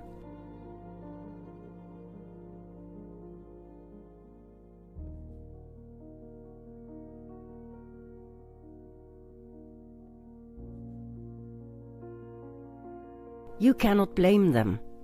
Please stop calling them sheep, for truly they are victims of torture. They have been suppressed, humiliated, brainwashed and broken.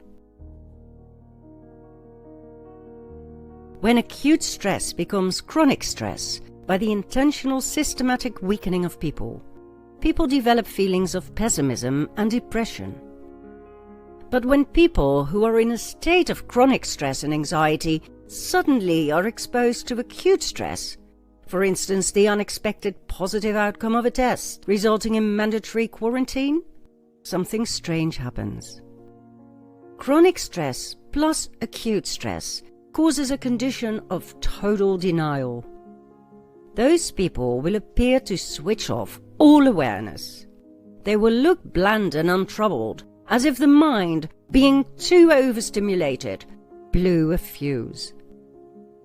They will completely give up, give in, comply.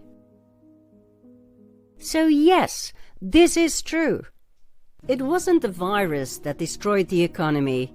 It was you complying with tyranny. But can we blame them, now that we know they had been systematically tortured for a long period of time, and they just acted like most people under those circumstances would do? This is why people comply to the most insane rules.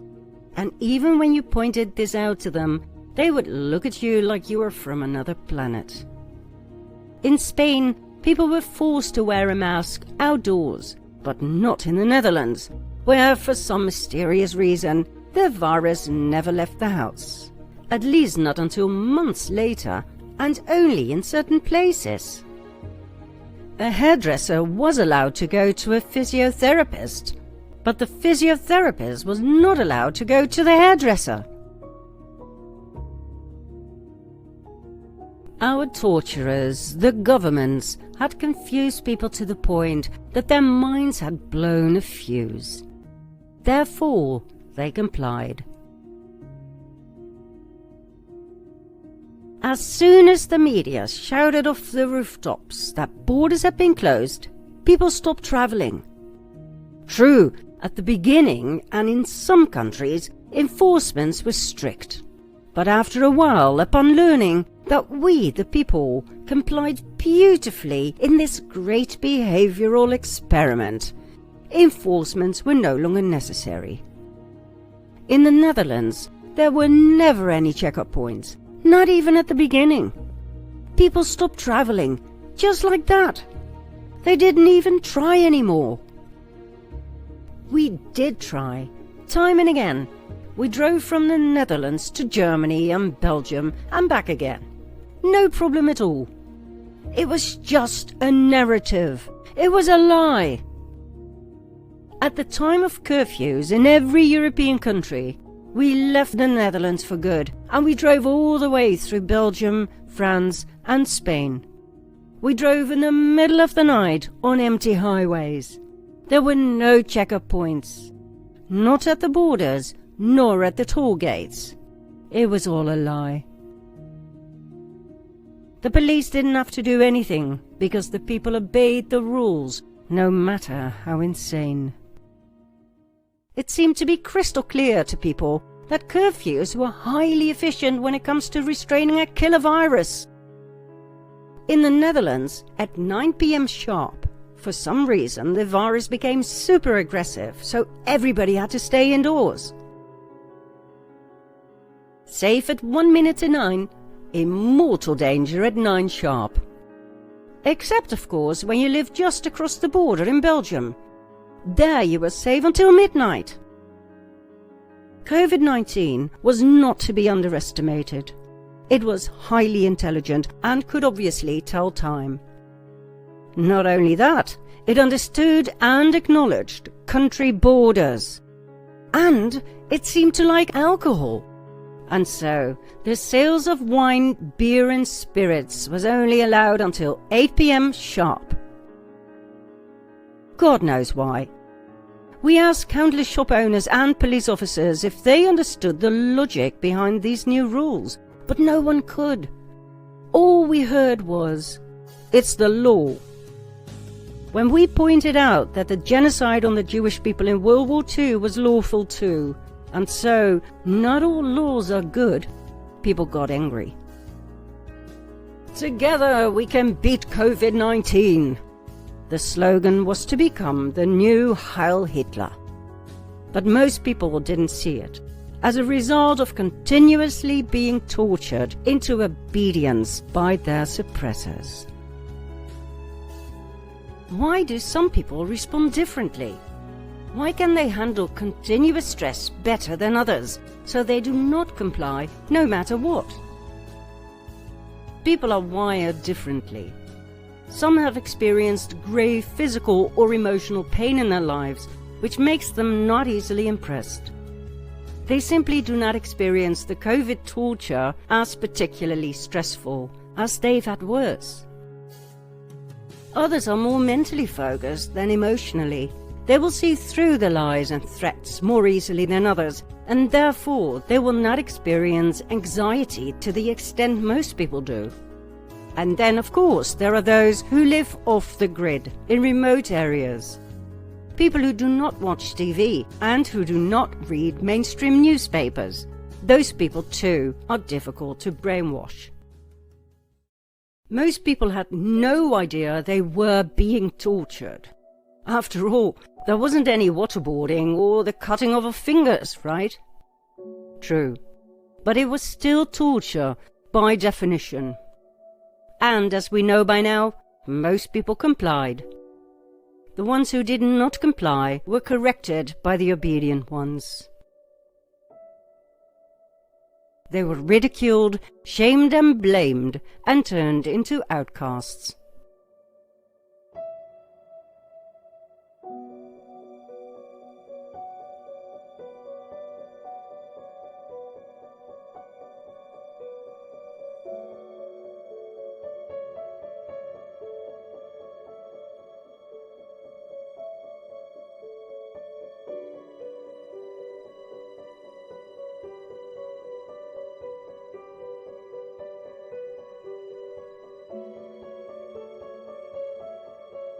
The mainstream media spread lie after lie after lie. Photos from one hospital were used for other places, other countries.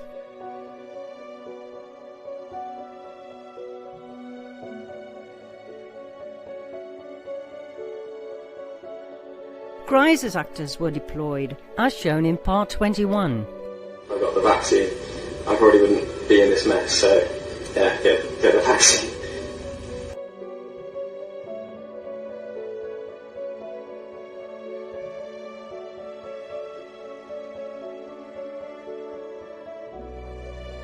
Entire crisis scenarios were staged to deceive the people and spark their fear.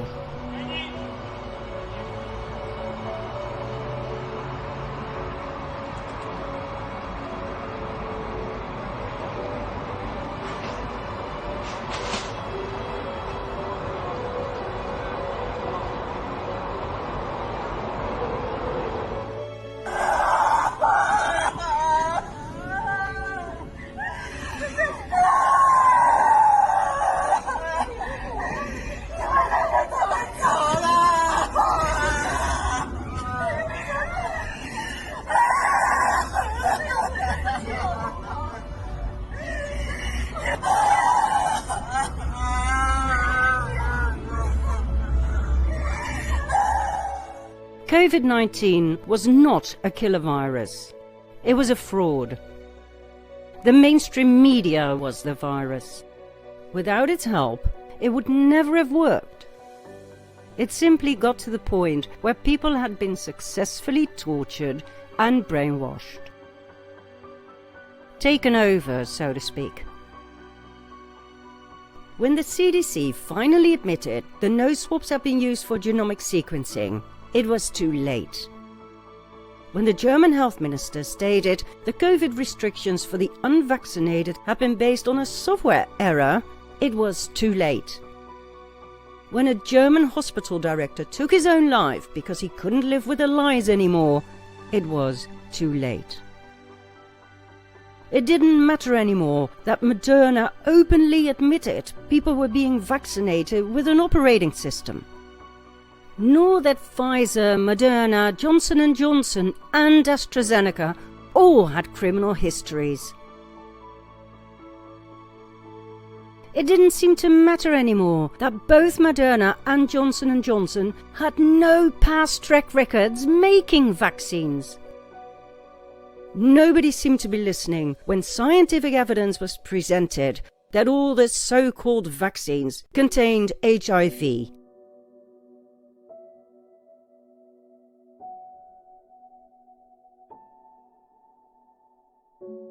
And that many vaccinated people suddenly had become magnetic. Where was the outrage when the official numbers showed us that more people had died from the COVID jab in the first 3 months of 2021 than of all vaccines of the past 30 years combined? There was no outrage, except of course amongst the dissidents. Nobody else seemed to notice or care about the countless scandals. Moderna knew about hundreds of thousands of injuries as a result of their product, but kept their mouths shut. Pfizer paid the US Department of Treasury $2.9 million to, well, probably to make sure that their vaccine safety data would be kept a secret by the FDA for 75 years. We're talking thousands of pages of documents the FDA relied on to license the Pfizer vaccine. The FDA simply refused to share them with the public. Nobody seemed to notice when, in yet another court case, in which a federal judge ruled the FDA got 8 months instead of 75 years to make Pfizer's vaccine safety data available to the public, that Pfizer frantically tried to intervene and changed the outcome. When Pfizer finally released a list of adverse reactions to their monstrosity of a product, it contained 1,291 illnesses, many of which severe, even lethal. But where was the outrage? People have been tortured and brainwashed to the point of lining up for yet another shot and a booster.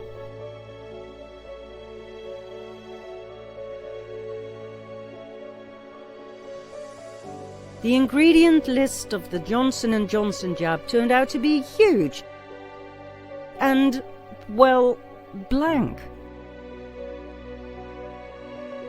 Still, people held out their arms. Voluntarily, yes, but not with informed consent. Nobody was ever informed. When EU Parliament members demanded to see the official contract between the vaccine-producing companies and the EU, all they got was censorship. We have all these treaties, as my colleague said, that no medical treatment should be imposed on you unless you decide about it freely and under informed consent. Ask your own government. Were you properly informed about what is going on? We demanded full access to the contracts signed between these companies that produce the vaccines and the European Union. And I will just show you the pages. These are the pages. You see? So this is the fundamental principle, right, of democracy. I'm asking you guys, is this transparency? Do you see anything? Because we don't.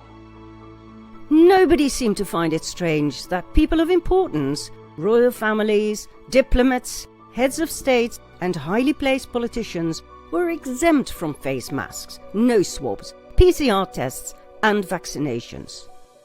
Oh, some of them did play along in front of the cameras, but all you had to do was zoom in to see it was all fake.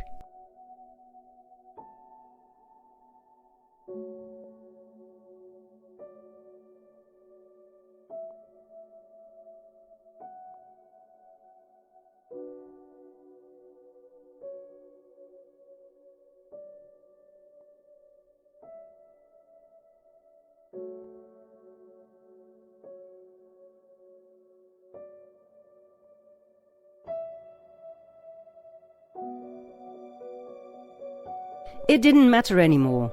It was too late. When people started dying of the jab, Not one insurance company paid compensation.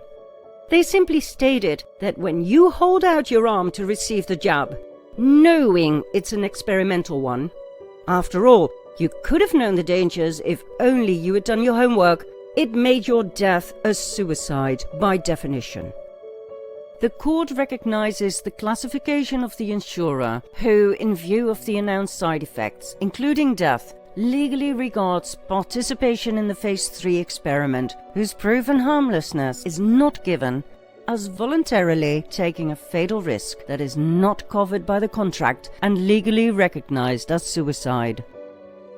The producers of the jabs could not be held accountable. They were exempt by law.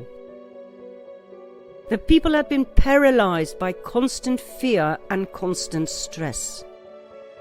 They could not hear the truth anymore when top physicians and ex-CEOs of big pharma companies stepped forward and blew the lid off the various missing cases fraud.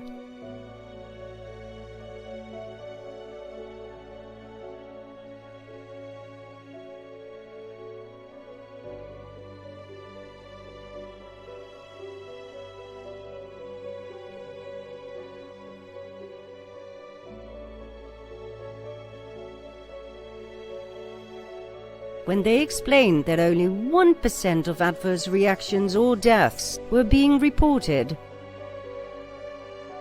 When more and more severe cases of fraud were exposed.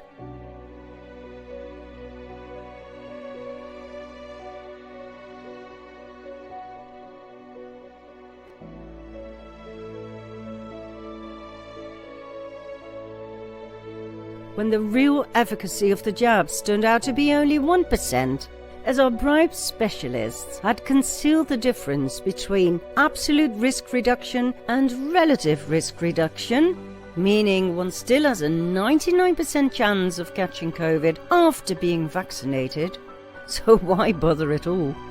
And please let's not forget, we're talking a 1% risk reduction for a virus with an overall survival rate of 99.86%. When the dissidents showed the people that the definition of vaccine had been quietly changed in order to make bioweapons look like vaccines. When certified scientists showed the presence of Morgellons, of unknown nanoparticles, and of graphene oxide that turns you into a superconductor for electromagnetic frequencies, which basically means that you become a product.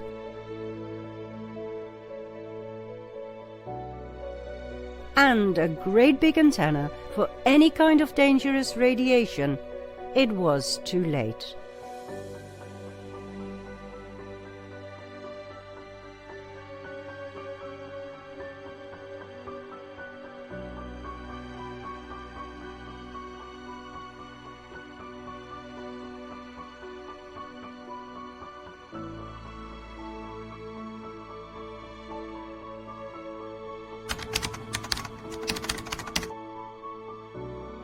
When all the prominent virologists bluntly stated they were convinced everybody who took the jab would die between now and 2 to 3 years max. As they explained in layman's terms about antibody-dependent enhancement and the fact that your body will no longer recognize foreign invaders like other viruses, destroying your own immune system so that it will eventually attack you and kill you, it was too late. This deliberate design torture program had turned out to be a massive success. Do you want to know what happened next? Then follow me to part 26.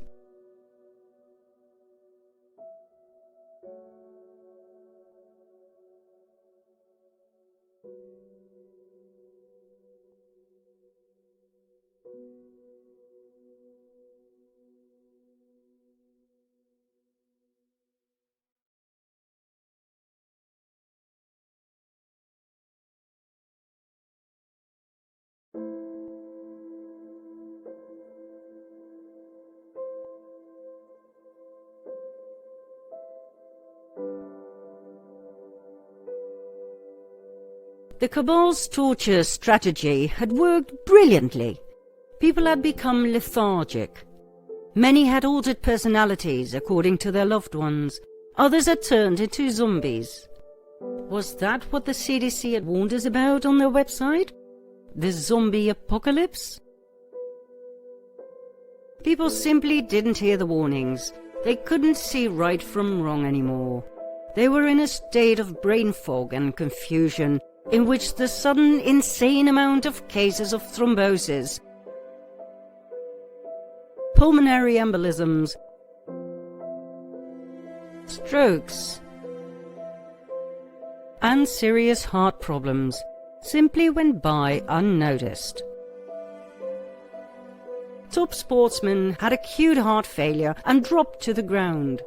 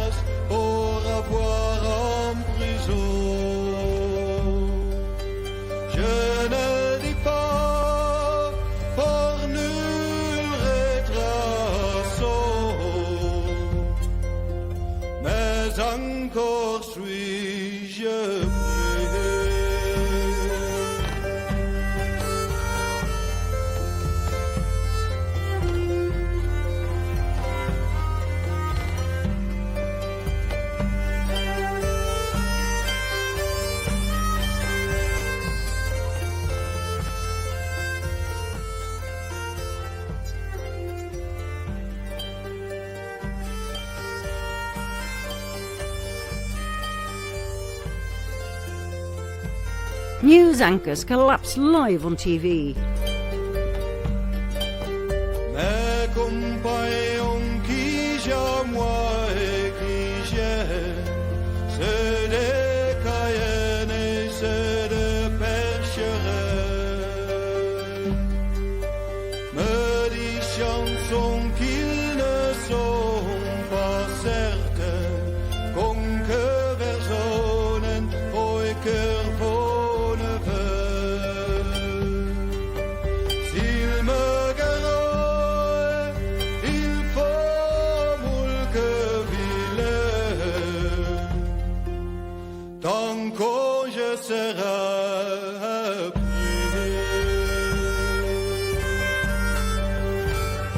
Doctors and nurses died by the dozens.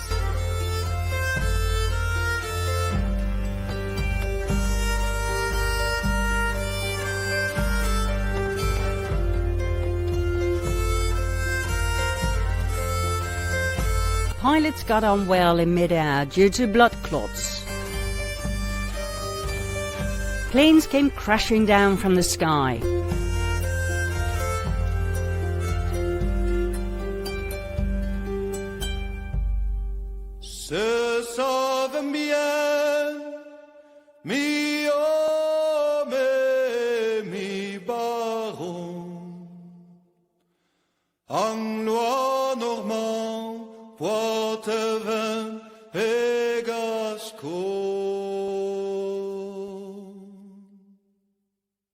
On November 7th, I was mandated to receive a vaccine.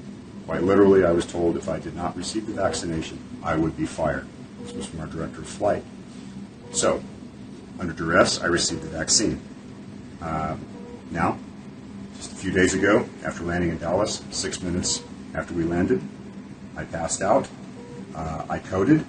I required 3 shocks. I needed to be intubated. I'm now in the ICU in Dallas. This is what the vaccine has done for me. I will probably never fly again.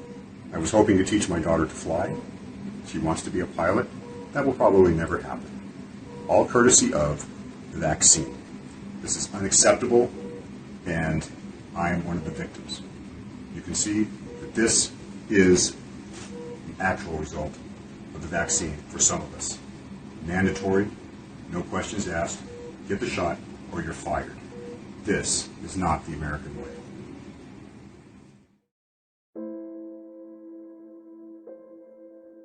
There is a big elephant in the cockpit now, and that is the risk that has been induced by allowing these vaccinations into crew. They have a rule that they have broken across the country with every pilot that's flying who is vaccinated. And that rule is that no air crew member is allowed to fly with a drug in their system that is less than 12 months from approval date. Now, we well know that the COVID-19 novel injections are under an emergency use authorization in the United States, so they are not approved. And the reason that they allow a 1-year time frame from approval is so that they can see if there's any effects on passengers in the cabin from reduced atmospheric conditions at altitude. So it's an important step that they have completely ignored, and they have violated their own regulations. The amount of miscarriages increased dramatically.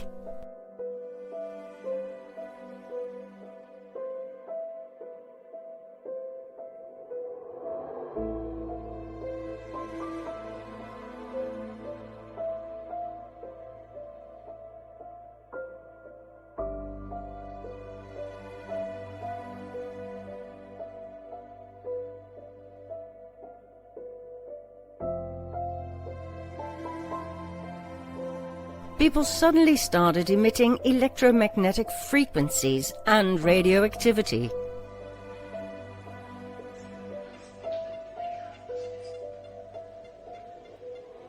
Wow, you're now a transmitter.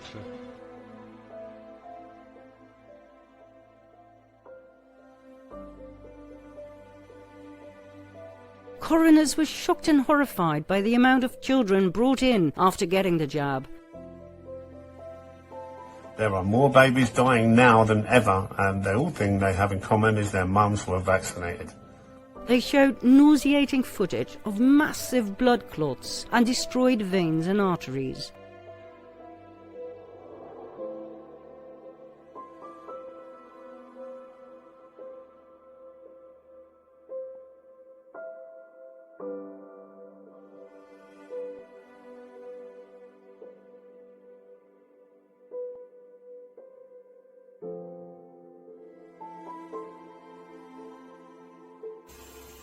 This is not normal.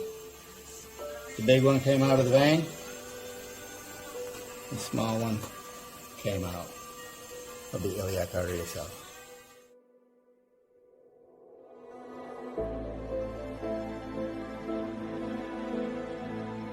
But all the people heard was the ever-repeating slogan, "The COVID vaccines are safe and effective. Don't worry. All of the above never happened. It was just disinformation spread by conspiracy theorists, by doctors, virologists, Nobel Prize winners, even by the inventor of mRNA vaccines. They are all spreading disinformation. The COVID vaccines are safe and effective. Why all those sudden deaths? Well, many people die nowadays of a new disease called SADS, Sudden Adult Death Syndrome. We know it hardly existed before the vaccination started, but it is not the result of them. The COVID vaccines are safe and effective. Here are some official explanations of the countless heart attacks.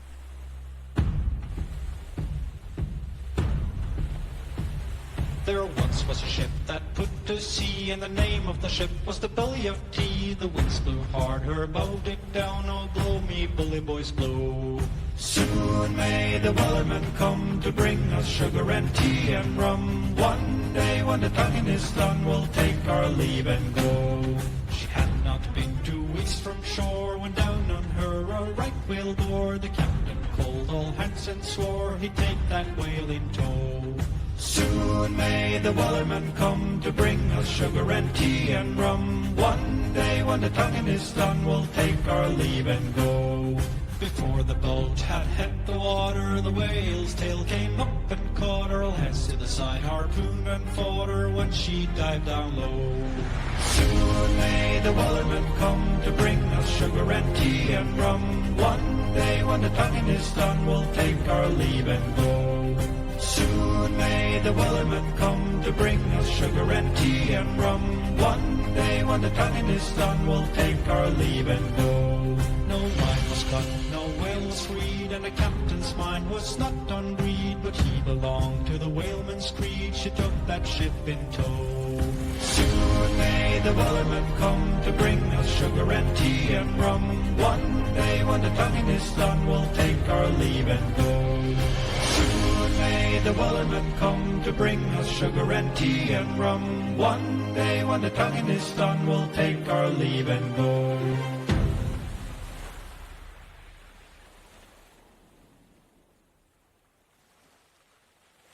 Let's be honest, all of these warnings are insane. Hot weather, cold weather, having sex, drinking tea. Seriously? Why didn't that kill us before? But what would you do if you were handing out poison jabs and people started dropping like flies?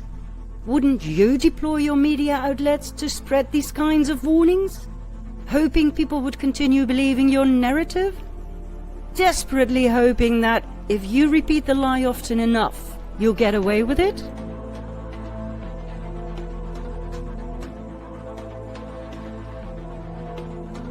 And let's hand it to them. The COVID pandemic was a massive success. Apart from some dissidents, the people were ready and seemed even happy to be enslaved. They were ready for the next level. Just like it read on the official website of the World Economic Forum, COVID-19 was the test of social responsibility. A huge number of unimaginable restrictions for public health were adopted by billions of citizens across the world. There were numerous examples globally of maintaining social distancing, wearing masks, mass vaccinations, and acceptance of contact tracing applications for public health, which demonstrated the core of individual social responsibility. And the dissidents? They were ridiculed, humiliated, fined, silenced, forbidden to leave their country, beaten up, arrested, and thrown in jail. Oh, don't worry, it's all legal, as we actually have a European law enabling the police to shoot and kill protesters. The cabal had thought of everything. We will not go deeply into the so-called vaccines.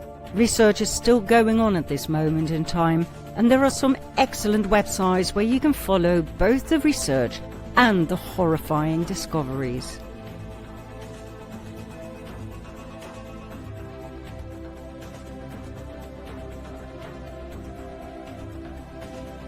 We can wrap it up quite easily.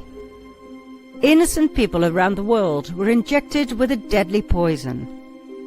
Some died straight away or within a few weeks.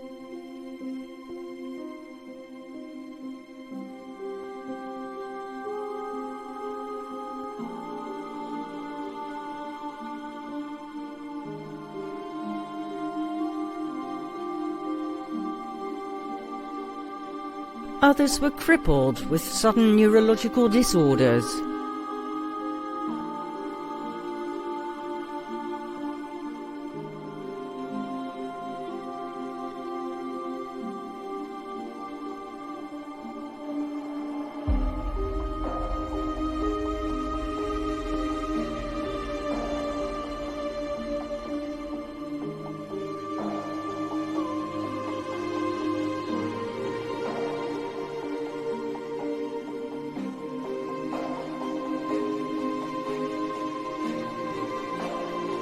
The majority would die eventually due to blood clots.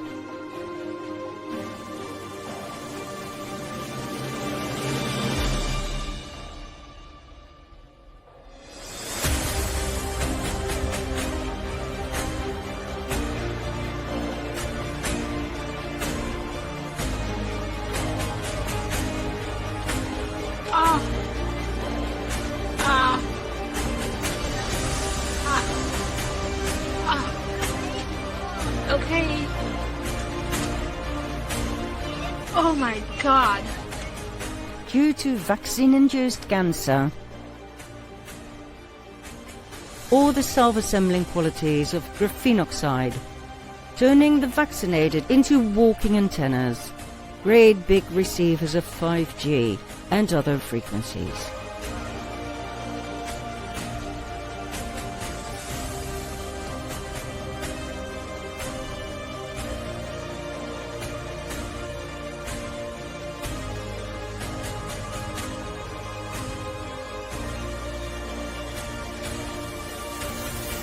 Nos ha llamado mucho la atención un ciclista que lo graba una cámara cómo fallece de forma fulminante, o sea, muere como si lo hubieran disparado, pero es que justo en el momento que cae de la bicicleta se observa una interferencia en la cámara, como si hubiera recibido un pulso electromagnético. Se nos pone, fíjate, se para justo allí en la farola, ahí está un segundito, fíjate a cuando falla la cámara y justo en el momento coincide con la fulminación. Ahí, hay un fallo, ¿te has dado cuenta? Y sí. Cae repentino.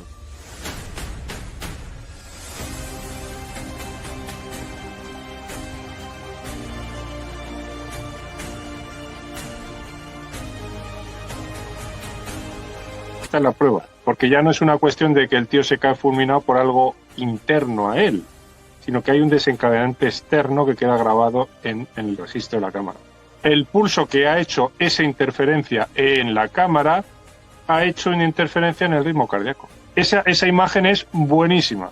Es la primera prueba, vamos a decir, de que hay una causa que pudiera estar desencadenando desde el exterior las famosas repentinitis.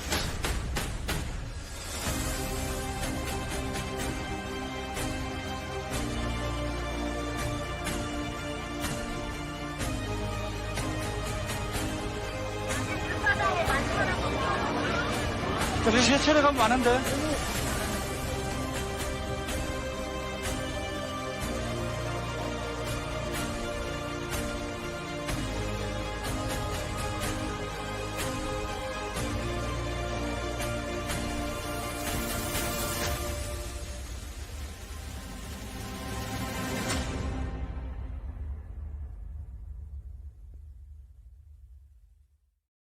Hay 4 picos estañados en 4 formas perfectamente cuadrangulares y rectangulares y circuitería dentro. Son componentes electrónicos. Aquí hay otra esquina perfectamente artificial. Esto es microtecnología, probablemente microrouter. Se está introduciendo microtecnología dentro de nuestros familiares, dentro de personas que han sido totalmente engañadas. ¿Cómo no van a originar trombos? ¿Cómo no van a originar todo tipo de infartos y enfermedades cardiovasculares? ¿Cómo esto no va a generar arritmias? Les pido a toda la comunidad médica inmediatamente que acaben con este genocidio encubierto. No podemos permitir ni un segundo más que esta gente coloque una inyección más, y especialmente a nuestros hijos. Hago desde aquí un llamamiento a todos los jueces y magistrados del país, de nuestro país. O hacen algo inmediatamente con esto, o vamos directamente a los juzgados y los ponemos patas arriba a todos. Y vamos como tengamos que ir, porque esto ya no se puede consentir. O ustedes cogen el informe Campra que demostraba todo esto y más, o tomamos otro tipo de consecuencias, porque esto ya no se puede consentir de ninguna forma. Que me llamen a declarar, Vuelvo a repetir, Ricardo Delgado Martín con DNI 79202099 de Navarra. Se ofrece ante cualquier fiscal, magistrado o juez de nuestro país y de cualquier otra parte del mundo a demostrar lo que hay dentro de las vacunas. Esto es un auténtico genocidio, un crimen contra toda la humanidad que no se puede permitir. The rest of the vaccinated would eventually be killed by their own reprogrammed immune system. And the unvaccinated? They too would get a portion of the above due to a phenomenon called shedding. Shedding means that the vaccinated pass the harmful graphene onto the unvaccinated, either by physical contact or through the air when in close proximity. That's why unvaccinated children of Jap parents also have anomalies in their blood cells.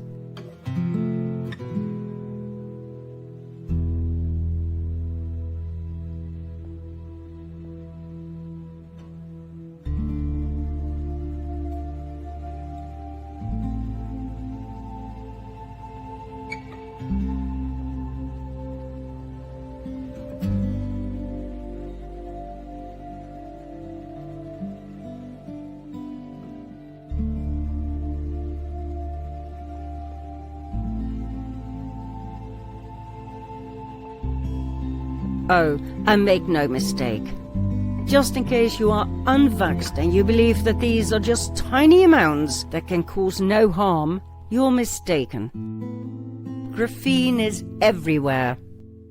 In chemtrails raining down on you.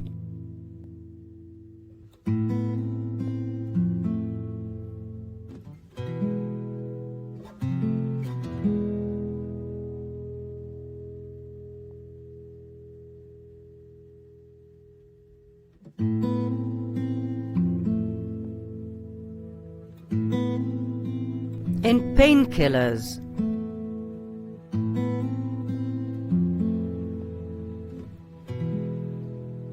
Sanitary products. That is made with a strip infused with Nobel Prize-winning material, graphene.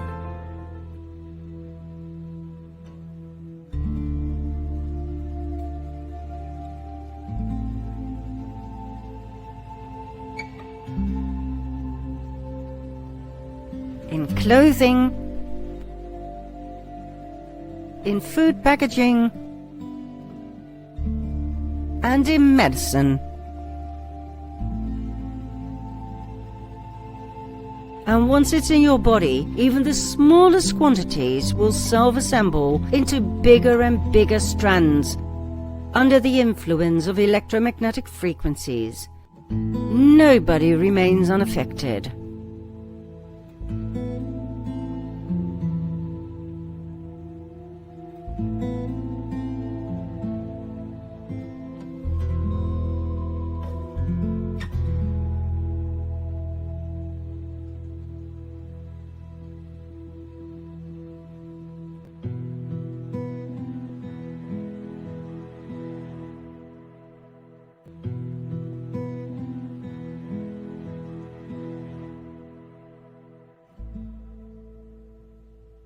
We should have known all along, as Hollywood warned us years in advance, as always.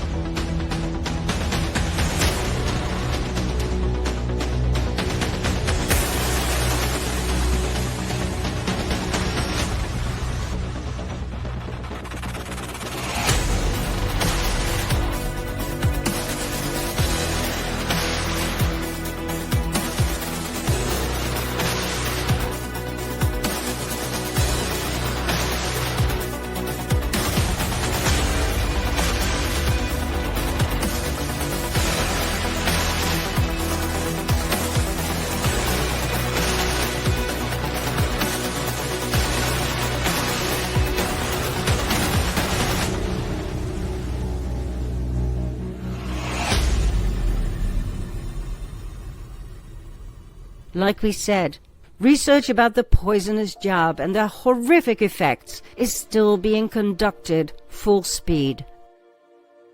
Right now, we don't know what causes these attacks.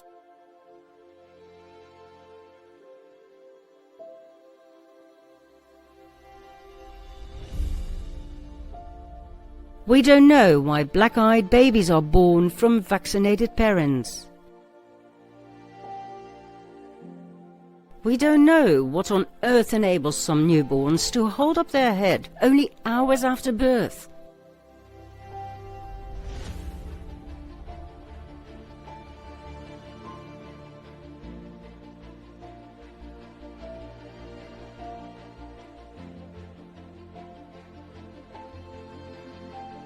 To be born with one or two teeth.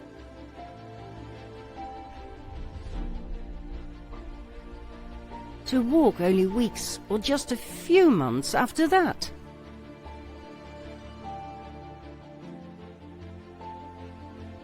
And for some to have quite adult faces.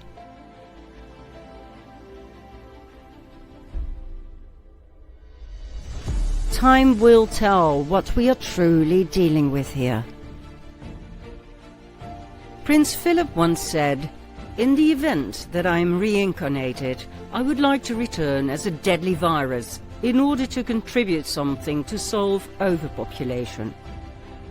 But the cabal never needed a deadly virus. They just needed basic psychology, some torture methods, and a bioweapon brought to you as a vaccine. My career, my financial life, my reputation, almost my family, everything, just to sit here and tell you what I'm telling. Dr. Luc Montagnier, who won the Nobel Prize in Medicine for the discovery of HIV, said that this is the biggest risk to humanity and the biggest risk of genocide in the history of humanity. To follow the advice of some of the quote-unquote global leaders, let's say like Bill Gates said last year, 7 billion people need to be vaccinated, the death rate will be over 2 billion people. So wake up. This is World War III.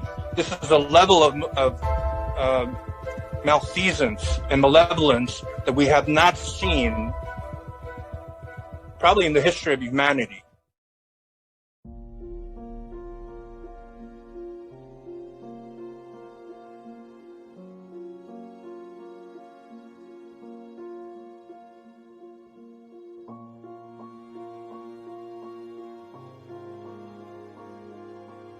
According to Deagle, a private online source for the military capabilities of the world's countries, showing current overviews and future predictions of population numbers, there will be a massive decline worldwide. These predicted population numbers can no longer be found on Deagle's website. They were taken down as soon as people started asking questions. One now has to use the Wayback Machine in order to get to Deagle's population numbers. We will show you 3 quite alarming examples: the USA, the UK, and Norway.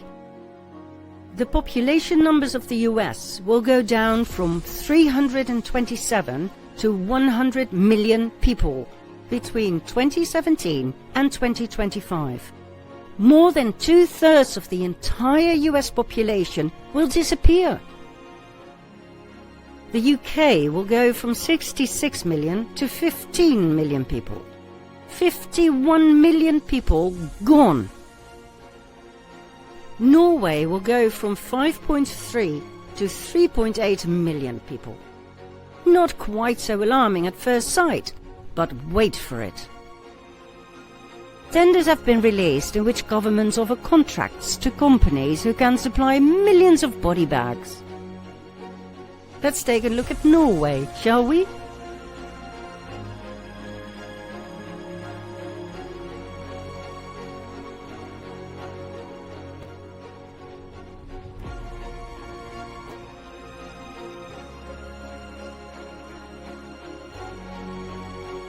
Pretty alarming after all, right? And this is a similar tender for the UK.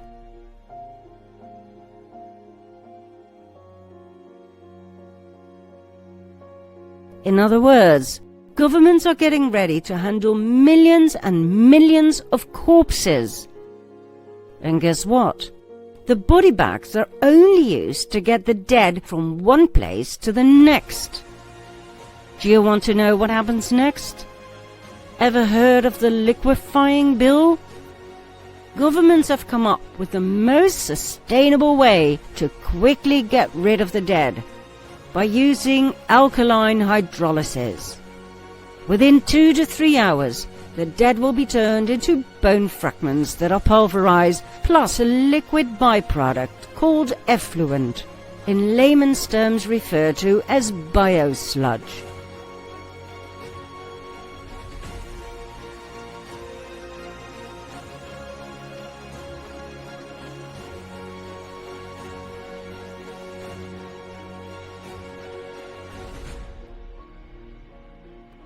This can be spread over farmland as a fertilizer, or it can simply be wastewater for sewage treatment systems.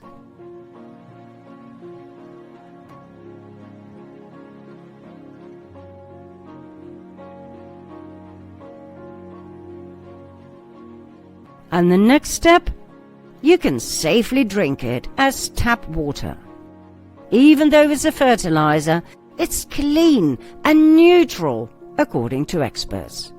It's not as if you're drinking your grandmother. After years of research, we believe the cabal seriously intends to kill billions of innocent people. They set it in stone and presented it to the people like Moses presented God's laws to his people. The cabal is playing God.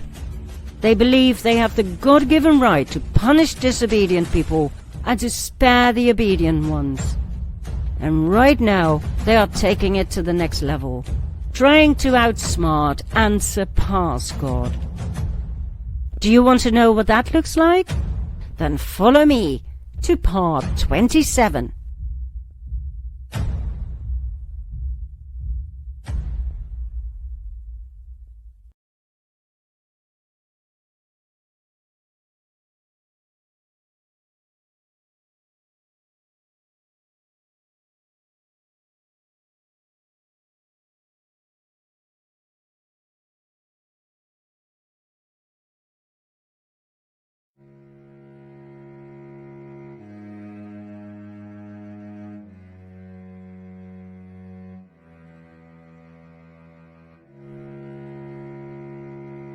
There's only just one mechanism the cabal can deploy in order to control the masses: fear. People who are scared cannot think clearly anymore. They tend to freeze and reach out for others to save them and take away the fear. Others like the government or so-called experts. People turn to us for hope, so we have noticed. They even get angry with us when we don't offer hope on a silver platter. Truth is, it's time to stop giving others your power. It's time to stop turning to others for hope or a solution to your misery.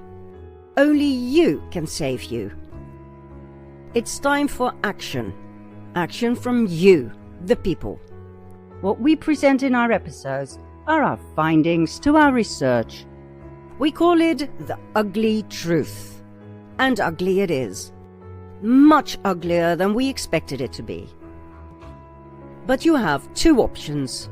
You can either turn away because it makes you feel uncomfortable, or you can accept it for what it is: reality. And yes, it's bad. It's ugly.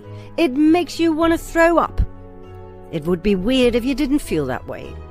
Believe me, we've gone through all those phases while doing the research. But the ugly truth will not go away simply because you don't like it. It will only go away once you accept it for what it is and act. Once you know the facts, once you know your enemies, so to speak, you can draw up a plan. You will know what to do, when to do it. What we're about to tell you is so insane, so outrageous, that you will probably not believe us. We wouldn't have believed it if someone had told us what's about to come, say, a year ago. Therefore, after our insight into the future of humanity, we will let them say it. Them being the spokesman of the World Economic Forum, the biggest and most dangerous NGO in the world. For when you hear them say it, how can you possibly deny it any longer? And remember, we are not spreading fear. At the end of this episode, you will know what to do, okay? Here we go. Picture the year 2030. Half of the world's population has died as a result of the depopulation program. The world has been taken over by a small elite group of people whose spies managed to infiltrate every aspect of society, after which the long-awaited one-world government was successfully formed. Country borders have disappeared. National and personal sovereignty belong to the past. Terrified by the idea of more killer viruses, cyber attacks, nuclear wars and alien invasions, the remaining people gave up everything, desperately hoping to be saved by their leaders. They now live in a totalitarian, communist, even fascist system. Surveillance has reached unimaginable heights, not just in every street and every house, not just in people's clothes or in the bracelets they must wear, but surveillance under the skin. Billions of people were chipped. They were promised happiness and godlike powers. Instead, they were made redundant and turned into hackable animals. They are now controlled by a system that knows them better than they know themselves. Their political views, their sexual preferences, their mental weaknesses, their deepest fears and hopes.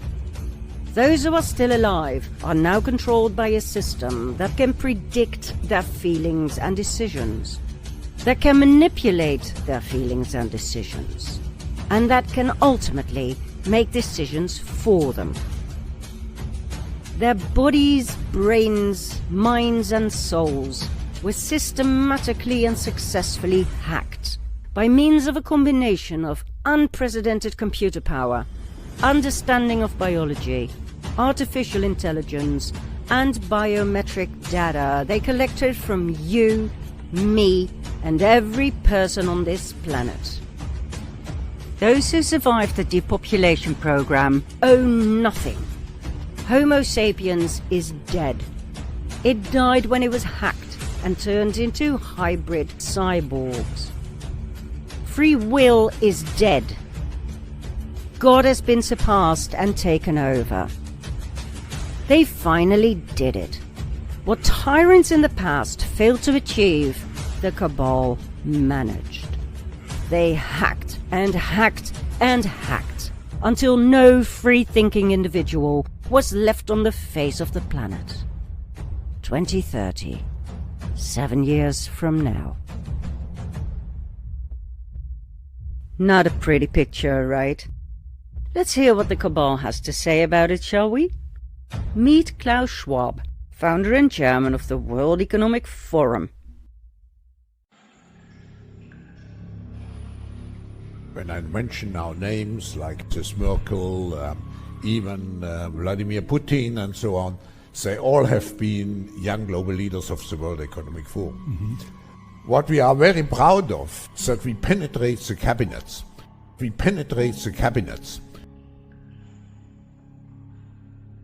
I know that half of this cabinet, or even more half of this cabinet, are actually young global leaders of the World Economic Forum.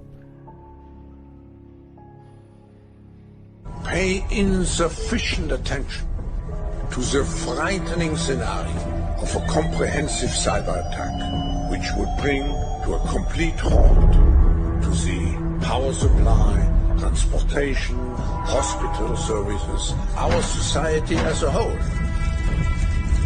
The COVID-19 crisis would be seen in this respect as a small disturbance in comparison to a major cyber attack.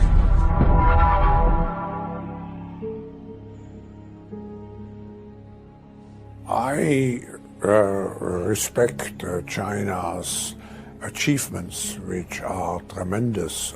I think it's a role model for many countries. We have to define how the world should look like. The difference of this fourth industrial revolution is it doesn't change what you are doing. It changes you. If you take a genetic editing, it's you who are changed. And of course, this has a big impact on your identity. People assume we are just going back to the good old world which we had, and everything will be normal again. This is, let's say, fiction. It will not happen. The next crisis is already waiting for us around the corner, and it is the climate crisis. What a wonderful man! And what a perfect example of yet another fear-mongering sociopath who knows how to mislead millions of people by using almost innocent words to describe one hell of a future. I mean, he just literally said that life after COVID will never go back to normal, something that was promised us all along, remember? He called China a wonderful role model for other countries. China, for God's sake, guilty of the most heinous crimes against humanity. He spread some more fear about disasters lurking around the corner, like a major cyber attack and climate change. Because after all, it's fear that keeps us in line. And he's most excited about genetic editing that will change you, as in all of you, including your personality. Oh, and on top of that, he states that they will define how the future world should look like. They being the elite, the less than 1% that nobody ever elected, but who can actually do this because they infiltrated just about every cabinet in the world. And of course, let's not forget the one-liner that made him famous in the first place. You'll own nothing and you'll be happy. You, not them. They will continue owning everything, including the private planes that take them to Davos, where they can discuss the horrors of climate change and the irresponsibility of you and me when it comes to sustainability. But hey, let's move on to his most prominent advisor, Yuval Harari. What does he have to say in his own words? The defining equation of life in the 21st century. Biological knowledge multiplied by computing power, multiplied by data, equals the ability to hack humans. If you know enough biology and you have enough computing power and data, you can hack my body and my brain and my life, and you can understand me better than I understand myself.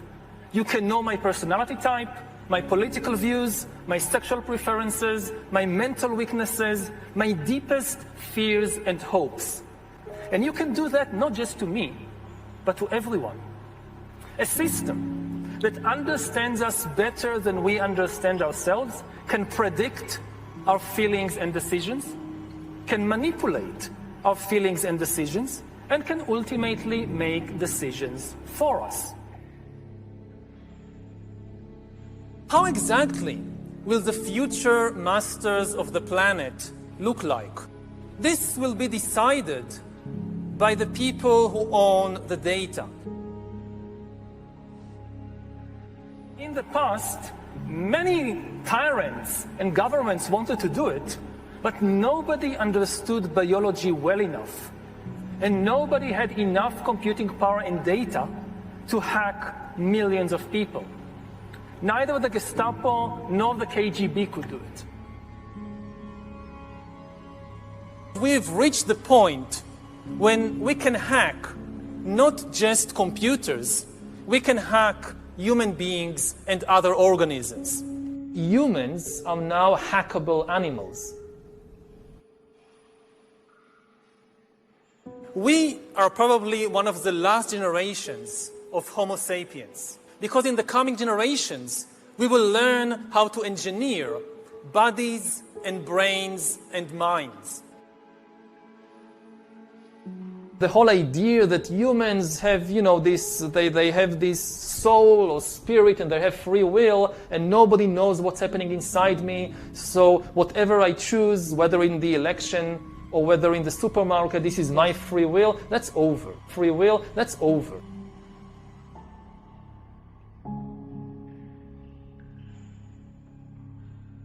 People could look back in 100 years and identify the coronavirus epidemic as the moment when a new regime of surveillance took over, especially surveillance under the skin, which I think is maybe the most important development of the 21st century, is this ability to hack human beings, to go under the skin, collect biometric data, analyze it, and understand people better than they understand themselves. Now, for the first time in history, it is becoming feasible to monitor everybody all the time, and not just what we do, but even what we feel. We already know that corporations and governments can know that you are now watching this show. But this is still limited. They don't know yet what you're actually feeling as you're watching us. But once you have under-the-skin surveillance, you can know that. Because emotions and feelings are biological phenomena, just like fever. The same technology. Control of data might enable human elites to do something even more radical than just build digital dictatorships. By hacking organisms, elites may gain the power to re-engineer the future of life itself. Because once you can hack something, you can usually also engineer it. For 4 billion years, nothing fundamental changed. All of life, for 4 billion years, was subject to the laws of natural selection and to the laws of organic biochemistry. But this is now about to change. Science is replacing evolution by natural selection with evolution by intelligent design. Not the intelligent design of some god above the clouds, but our intelligent design and the intelligent design of our clouds, the IBM cloud, the Microsoft cloud. These are the new driving forces of evolution. In the coming decades, AI and biotechnology will give us godlike abilities to re-engineer life and even to create completely new life forms. We are about to enter a new era of inorganic life shaped by intelligent design. Our intelligent design. We are really acquiring divine powers of creation and destruction. We are really upgrading humans into gods. Straight from the horse's mouth. Shocking, isn't it? So let's get this straight. They are creating an era of inorganic life shaped by their intelligent design. Because God didn't do a good job. I mean, nothing really changed in 4 billion years, right, Yuval? It doesn't really matter whether you believe in the God of the Bible or in Darwin's evolution theory. This is a statement that no geologist or paleontologist will ever agree on. And it's an absolute insult to religious people. This historian, specialized in medieval and military history, now tells the world with immense authority that they can do better than God. Now we are much better than the God of the Bible.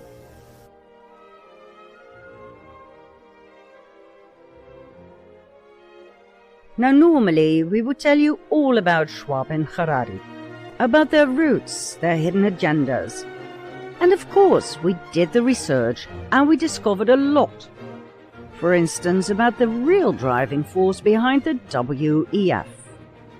Nelson Rockefeller, and of course, as always, the near immortal Henry Kissinger. Schwab and Harari are just cabal puppets. One plays the wise, philosophical, even friendly advisor who meditates 2 hours a day. The other one is a caricature of a Nazi who can't even pronounce the word COVID properly. COVID-19 crisis, the COVID-19 crisis, is COVID of COVID-19. COVID? Scovid? Seriously? Is it really important, in this particular case, to share all the background information we discovered? Or should we move straight on to the dark future they have in mind for us in the very short term? We choose the latter, as we don't believe we have the luxury of wasting any more time. In short, the World Economic Forum, set up in 1971, plays out a modern-day version of the Protocols of Zion. For more than half a century, every detail of Agenda 21 and 2030 was executed at the exact right moment. Everything was planned meticulously. If there's one thing the cabal mastered, is patience. More than 50 years of planning, of getting the useless eaters prepared, ready, even willing to become the perfect cyborg slaves.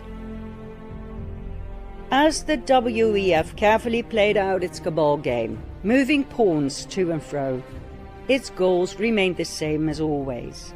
World dominance, a new world order, depopulation of the masses, and the utter submission of the remaining useless eaters.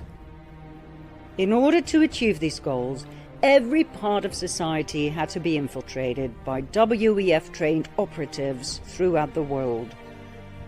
Training programs were set up over 30 years ago to select potential operatives, to educate and shape them, turning them into eager puppets who were subsequently placed in key positions around the world. We penetrate the cabinets. Call it penetration, call it infiltration. Let's be honest, it's brilliant. If you wanted your wicked plans to be accepted and executed on a global scale, don't you think the fastest, most efficient way would be to infiltrate every aspect of society? To put your puppets everywhere? Remember the 1489 Constantinople letter from part 2 of the sequel? This was the advice of the Cabal's top Nazi to his Ashkenazi fellow men. Make your sons merchants so they can despoil the Christians of their goods. Make them doctors and apothecaries so they can take away Christian lives. Make them canons and clerics so they can destroy Christian churches. And make them advocates and lawyers so they can mix themselves up with the affairs of state.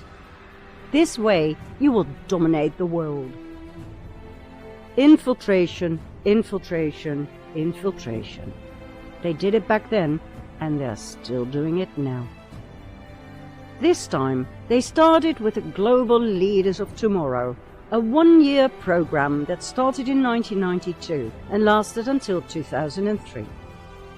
And then, in 2004, a four-year program was set up, the Young Global Leaders. In 2011, the Global Shapers community was set up to select and groom people younger than 30. So, what's the level of infiltration we're talking about? The Cabal used its World Economic Forum to penetrate everything, every part of society, worldwide. We are talking Protocols of Zion 2.0.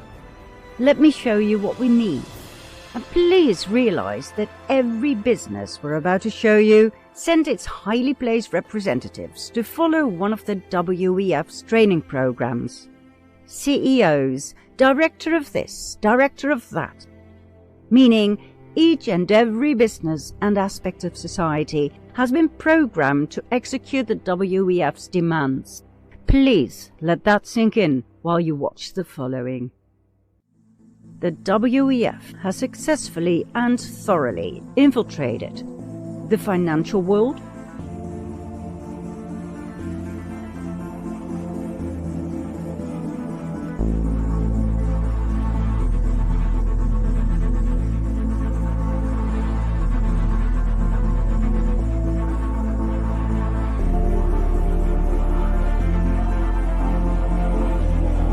corporations,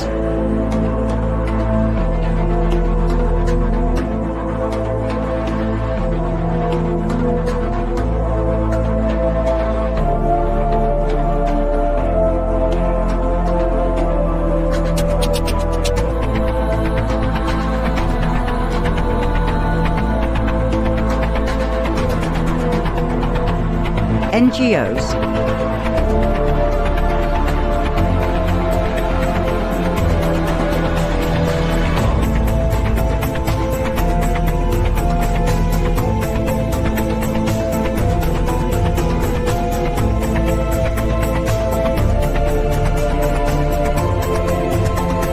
religion,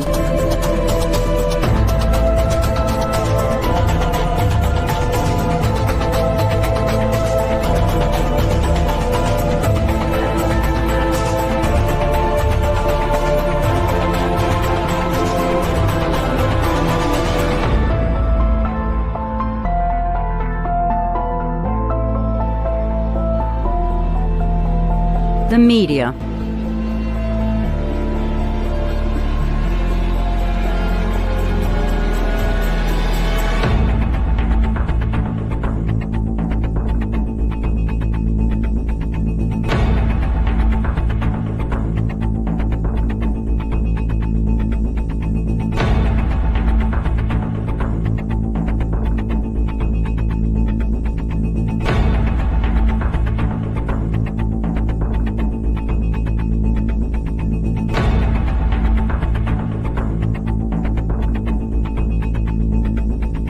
The world of science.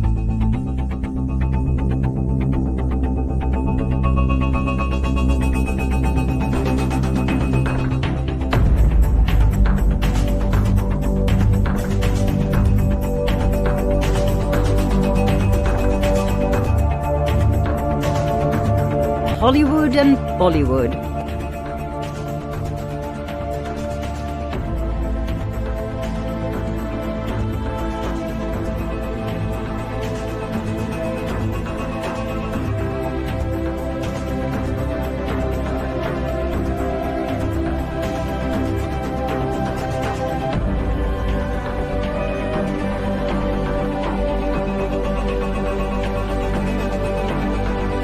Domain of air and space.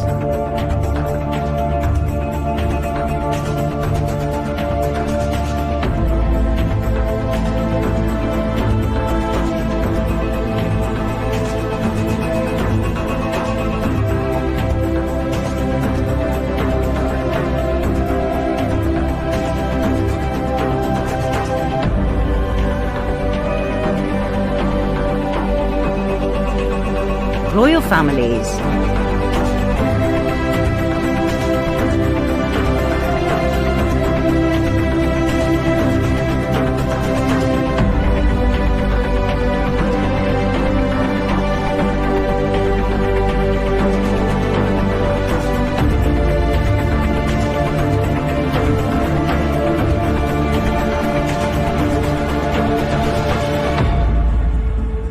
And last but not least, they penetrated the world of politics. Think prime ministers, presidents and advisors to the president, ministers, ambassadors, members of Congress and Parliament, senators and mayors. We're talking thousands and thousands of cabal puppets, longing for a piece of the money and power pie, who were trained by the WEF and put in high positions around the world. Big influencers who decide the direction and content of your life. Now please let it sink in that all the people we just showed you have followed the official training programs, even kings and queens. Why?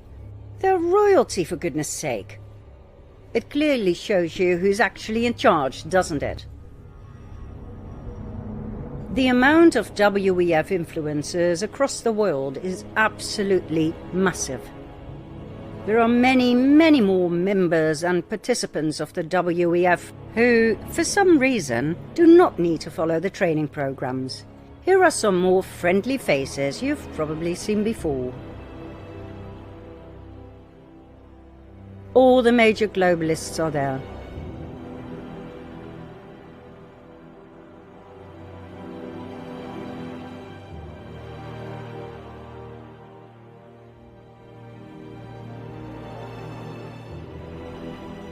That's right. The cabal infiltrated everything. They are everywhere. What's their next move? The Great Reset. We need a great reset. A massive global change of reality, enveloping every aspect of your life. This is the era of technology and science, where feelings are read, registered, and altered if desired. The error of reason will tear out the root of being human, so that we can be controlled and oppressed, used or extinguished. Follow the science, they said. In this time of crisis, you have to follow science. But guess what? Science is not about objective discoveries. Science changes all the time. So why treat it as holy? You know why? Because science is about power. Science is not really about truth. It's about power. Particular scientists may be very interested in the truth, personally. But as an institution, the real aim of science is power. That's why they wanted us to follow the science, so their power would reach insanely dangerous heights. It's often said that you should never allow a good crisis to go to waste, because a crisis is an opportunity to also do good reforms that in normal times people will never agree to, but in a crisis you see we have no chance, so let's do it. Most jobs in the near future will be carried out by robots and cyborgs. You will be made redundant. And the people who don't want to join this program, or who cannot keep up with the speed of developments? A new, massive, useless class. A class that has no military or economic usefulness, and therefore also no political power.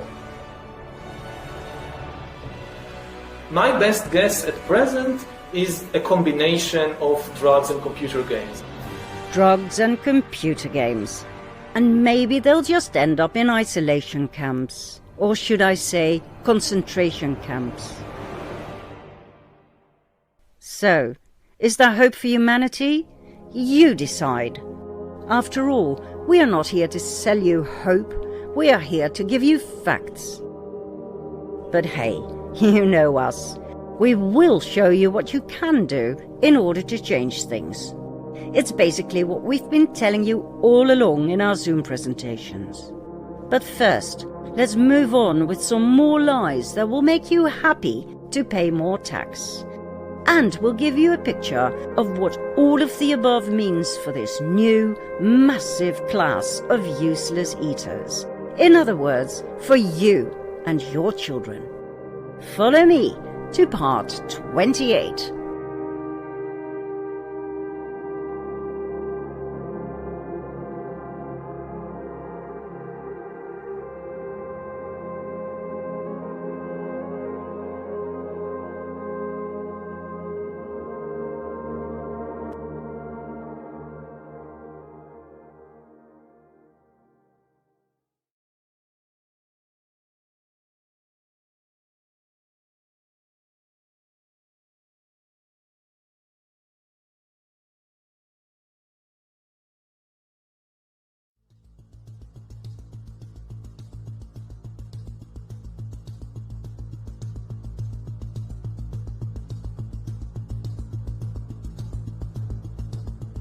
The World Economic Forum warned us all along. The next two crises, the ones that will make COVID-19 pale in comparison, will be a major cyber attack and climate change. The cyber attack will shut down the entire economy of God knows how many countries. People in hospitals will die. Supermarkets will no longer be supplied. We will all starve or freeze to death. Well, if that is the case, then why on earth are they digitalizing each and every society? Smartphones, smart cities, digital IDs, digital money, the Internet of Things. If all of that is to go down, wouldn't it be wise to have a good old-fashioned backup plan? Maybe not so smart? But that's not what the World Economic Forum presents as a solution to a possible future problem. It is using the same fear-based strategy that has worked for centuries. Present a crisis of unknown precedents, leave it with that so that people can get really scared and turn to their government for help, and then present a solution. pay more tax. If we all pay more tax, all of the above can be warded off. We, the government, will keep you safe. Just give us your money, comply, and all will be well. Next, climate change. Remember what they said back in the 1970s? 10 years from now, there will be an ice age.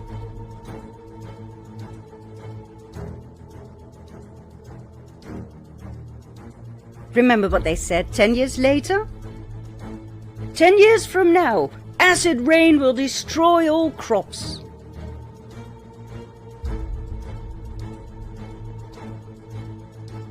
Remember what they said 10 years later? 10 years from now, the ozone layer will be gone.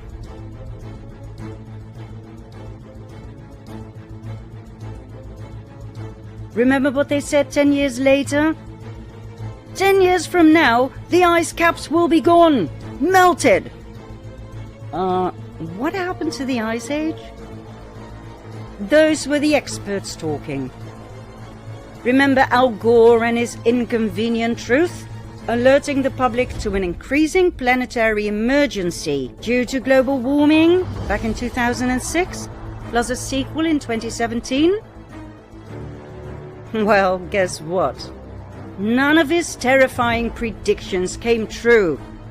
He did win a shared Nobel Prize, though. God knows why. The ice caps are still there.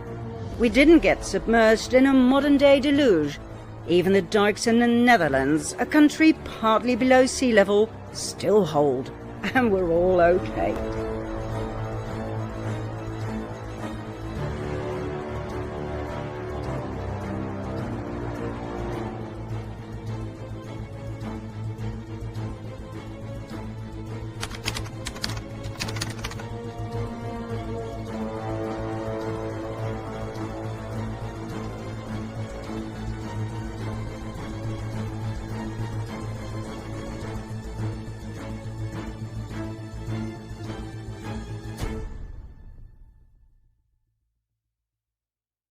Then there was John Kerry.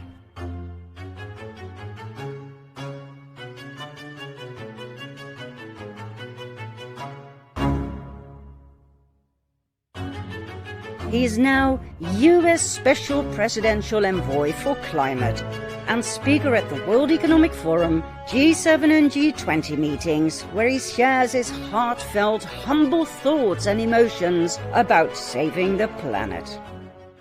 We, select group of human beings, are able to sit in a room and come together and actually talk about saving the planet. I mean, it's so almost extraterrestrial to think about. Really, that's where we are. Oh my God. It's almost extraterrestrial to be talking about saving the planet? Seriously? Well, maybe you shouldn't talk so much about saving the planet. Maybe you should actually do something. I mean, the man is loaded with millions of dollars. Do you know why he and his WEF buddies are still talking about saving the planet instead of acting accordingly? Because fear is needed to bring about extreme reforms that in normal times people will never agree to. Remember? This is an opportunity to also do good reforms that in normal times people will never agree to. That's what this is all about. That's why they keep coming up with new so-called catastrophic threats. Those extreme reforms were already introduced during the COVID pandemic. Rules of compliance, decimating our humanity. Total lockdowns of entire communities and countries, destroying trade, killing off small and medium-sized companies, thus creating shortage and poverty. Extreme surveillance measures, annihilating our privacy. And the gathering of biometric data. A very dangerous reform, as we have shown in our previous episode.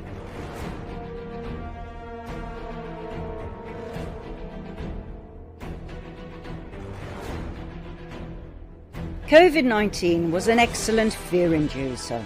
It was implemented to test our ability and willingness to comply. We are now moving to the next level.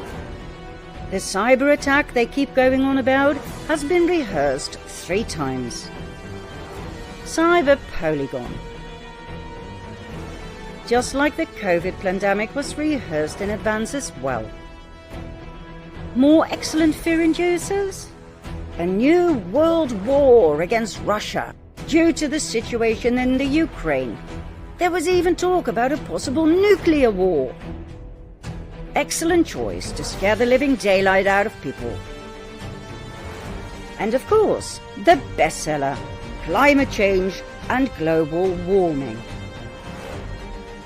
If people stop being afraid, the cabal will lose power overnight, you see. That's why climate change has been turned into a major threat. A trump card to push the Great Reset down our throats. Are we climate change deniers? Of course not. Climate change in and of itself is a natural phenomenon. It has existed since time immemorial, ever since the Earth was formed about 4.5 billion years ago. That's why there were ice ages, for instance. Global warming, global cooling. They came and they went. When the ice started melting some 13,000 years ago, were our ancestors to blame? Was it their carbon footprint that caused temperatures to rise? Of course not.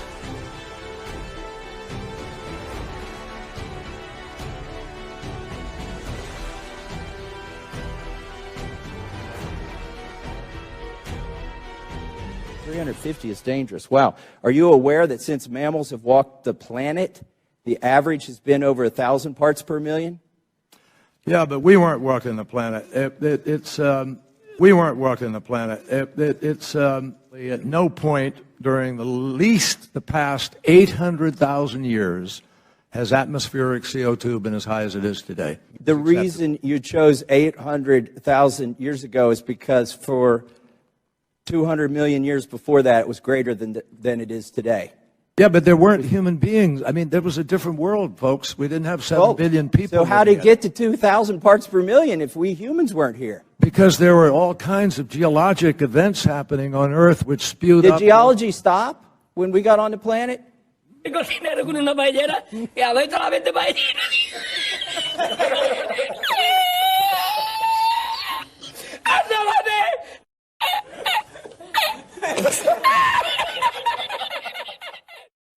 Climate change will always be a part of planet Earth, with or without people. And global warming? For those are 2 different things, even though they are presented as one. Global warming comes and goes, like we said. Global warming, global cooling. They come in waves. It's normal. So when people ask you about global warming, there's only one valid answer. When? Which wave of global warming are you talking about? The one in the Roman period, when it was actually warmer than today? Oh, the current one. There is no current one. Ever heard of the Little Ice Age? Do you know what happens to temperatures when an ice age ends? They go up. It's normal. Now, if you want evidence that there is no current man-made global warming, do your own research. Read NASA reports and weather station reports. Read the climate papers of NOAA, the National Oceanic and Atmospheric Administration, the American National Weather Service.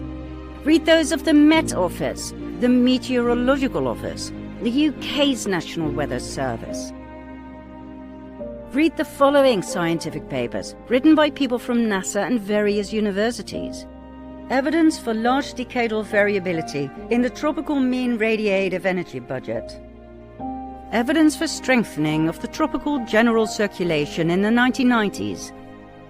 We read them after hearing Dr. Carrie Mullis talk about them in a TED Talk.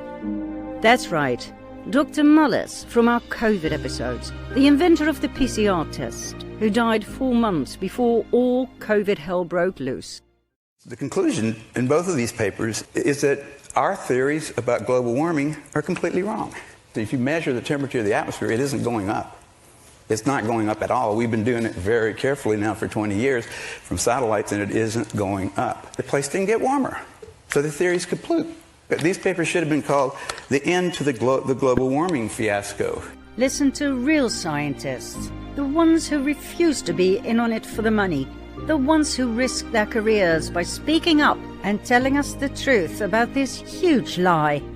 Climate has always been changing, but this has nothing to do with man. A minute, you say this isn't caused by man. How come they're reporting this heatwave is recognised as the worst in 1,000 years of recorded history in Russia?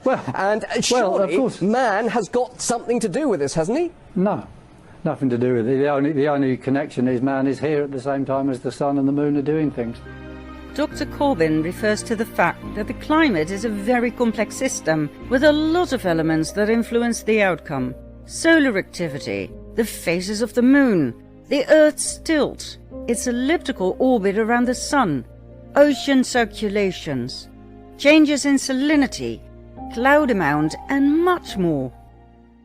These things are dictated by solar activity in the moon. They're nothing to do with mankind, and those who say that are just trying to make money out of it. Well, how come then so many climate change scientists disagree with you and they get so much support for what they say? They're on a gravy train, for heaven's sake. They're making... The government puts out about $2.5 billion directly for climate research every year. It only gives that money to scientists who will produce scientific results that support the global warming hypothesis of the Democrat Party. So they don't have any choice. If you're going to get the money, you got to support their position. Therefore, 97% of the scientific reports published support global warming. Why? Because those are the ones the government pays for, and that's where the money is. It's real simple, but that doesn't mean it's right. That doesn't make it true. If you get down to the hard, cold facts, there's no question about it. There is no significant man-made global warming now. There hasn't been any in the past, and there's no reason to expect any in the future. One of my missions is to turn on its head the idea that carbon dioxide is a pollutant and somehow dangerous, when in fact it is the most important nutrient for all life on Earth, and without it this would be a dead planet. Scientific method has not been applied in such a way as to prove that carbon dioxide is causing the Earth to warm. If we had definitive proof that CO2 was causing serious problems, don't you think they would write that down on a piece of paper somewhere so people could read it? They don't have definitive proof, period. Earlier this year, Dr. John Clauser was asked to talk to young science students in South Korea on how to become a really good scientist. He used his talk to share his opinion about climate change and about the climate gurus of the Intergovernmental Panel on Climate Change. Your work should be based on careful observations of nature. You must try hard and recognize what I will call an elephant in the room hiding in plain sight. I found an elephant in the room regarding climate change. I believe that climate change is not a crisis. The current world is literally awash, saturated with pseudoscience, with bad science, with scientific misinformation and disinformation for opportunistic purposes. Because, in my opinion, the IPCC is one of the worst sources of dangerous misinformation. I can confidently say there is no real climate crisis and that climate change does not cause extreme weather events. Thank you. When John Kerry presented his so-called evidence that the Earth's temperatures and the CO2 levels in the atmosphere showed identical graphs, he was lying through his teeth. When there is more carbon dioxide, the temperature gets warmer. What he didn't tell you is that temperatures rise and fall first. CO2 levels follow. The climate crisis bashers want you to believe it's the other way round. That CO2 levels go up first and that temperatures go up immediately as a result. You don't believe us? Then listen to real experts, like for instance Professor Ian Clark, geologist and Arctic paleoclimatologist. Here we're looking at the ice core record from Vostok, and in the red we see temperature going up from early time to later time at a very key interval when we came out of a glaciation. And we see the temperature going up, and then we see the CO2 coming up. CO2 lags behind that increase. It's got an 800-year lag, so temperature is leading CO2 by 800 years. Several other ice surveys show the exact same findings. Why didn't Kerry point that out? Why does the IPCC not talk about this? It kind of changes the narrative, don't you think? The amount of CO2 produced by humans is only a fraction of that produced by nature. Take volcanoes. They produce more carbon dioxide than all the cars, factories, planes, etc. put together. Animals, bacteria, and dying vegetation release many hundreds of gigatons of CO2 each year. But the biggest producer of CO2 by far are the oceans. Meet Carl Wunsch, Professor of Oceanography at MIT, Harvard University, University of London, Senior Visiting Fellow in Mathematics and Physics, University of Cambridge, author of 4 major textbooks on oceanography. The ocean is the major reservoir into which carbon dioxide goes when it comes out of the atmosphere, or from which it is re-emitted to the atmosphere. If you heat the surface of the ocean, it tends to emit carbon dioxide. So similarly, if you cool the ocean surface, the ocean can dissolve more carbon dioxide. The warmer the oceans, the more CO2 they release. The cooler the oceans, the more CO2 they absorb. So, back to the time lag of 800 years between changes in temperature and changes in CO2 levels. Where does that time lag come from? Oceans are massive. They are so massive it literally takes hundreds of years for them to warm up or cool down. If somebody says, oh, I'm seeing changes in the North Atlantic, this must mean that the climate system is changing. It may only mean that something happened in a remote part of the ocean decades or hundreds of years ago, whose effects are now beginning to show up in the North Atlantic. In the past 120 years, temperatures have risen just over half a degree Celsius. But most of their rise occurred before 1940. Since that time, the temperature has fallen for 4 decades and risen for 3 decades. Looking at Earth's long climate history, there is no evidence whatsoever that carbon dioxide has ever determined global temperatures. Not ever. Period. By the way, here are some important numbers we think you should know. 0.04% of our atmosphere consists of CO2. 95.7% of that amount is produced by nature. 4.3% is produced by man. In other words, 0.0017% of our atmosphere is CO2 produced by man. So, what about the differences between the scientific facts and the IPCC's predictions? Let's hear what Professor Clark said at a congressional hearing. How do they model the greenhouse to achieve these temperatures? Well, CO2 is a very minor constituent of the atmosphere. The strongest, by far, is water vapor. And so water vapor is used in these models to drive climate warming. The model is based on a little bit of CO2 warming, which would be insignificant, is amplified by water vapor, a 2 to 4 time water vapor feedback.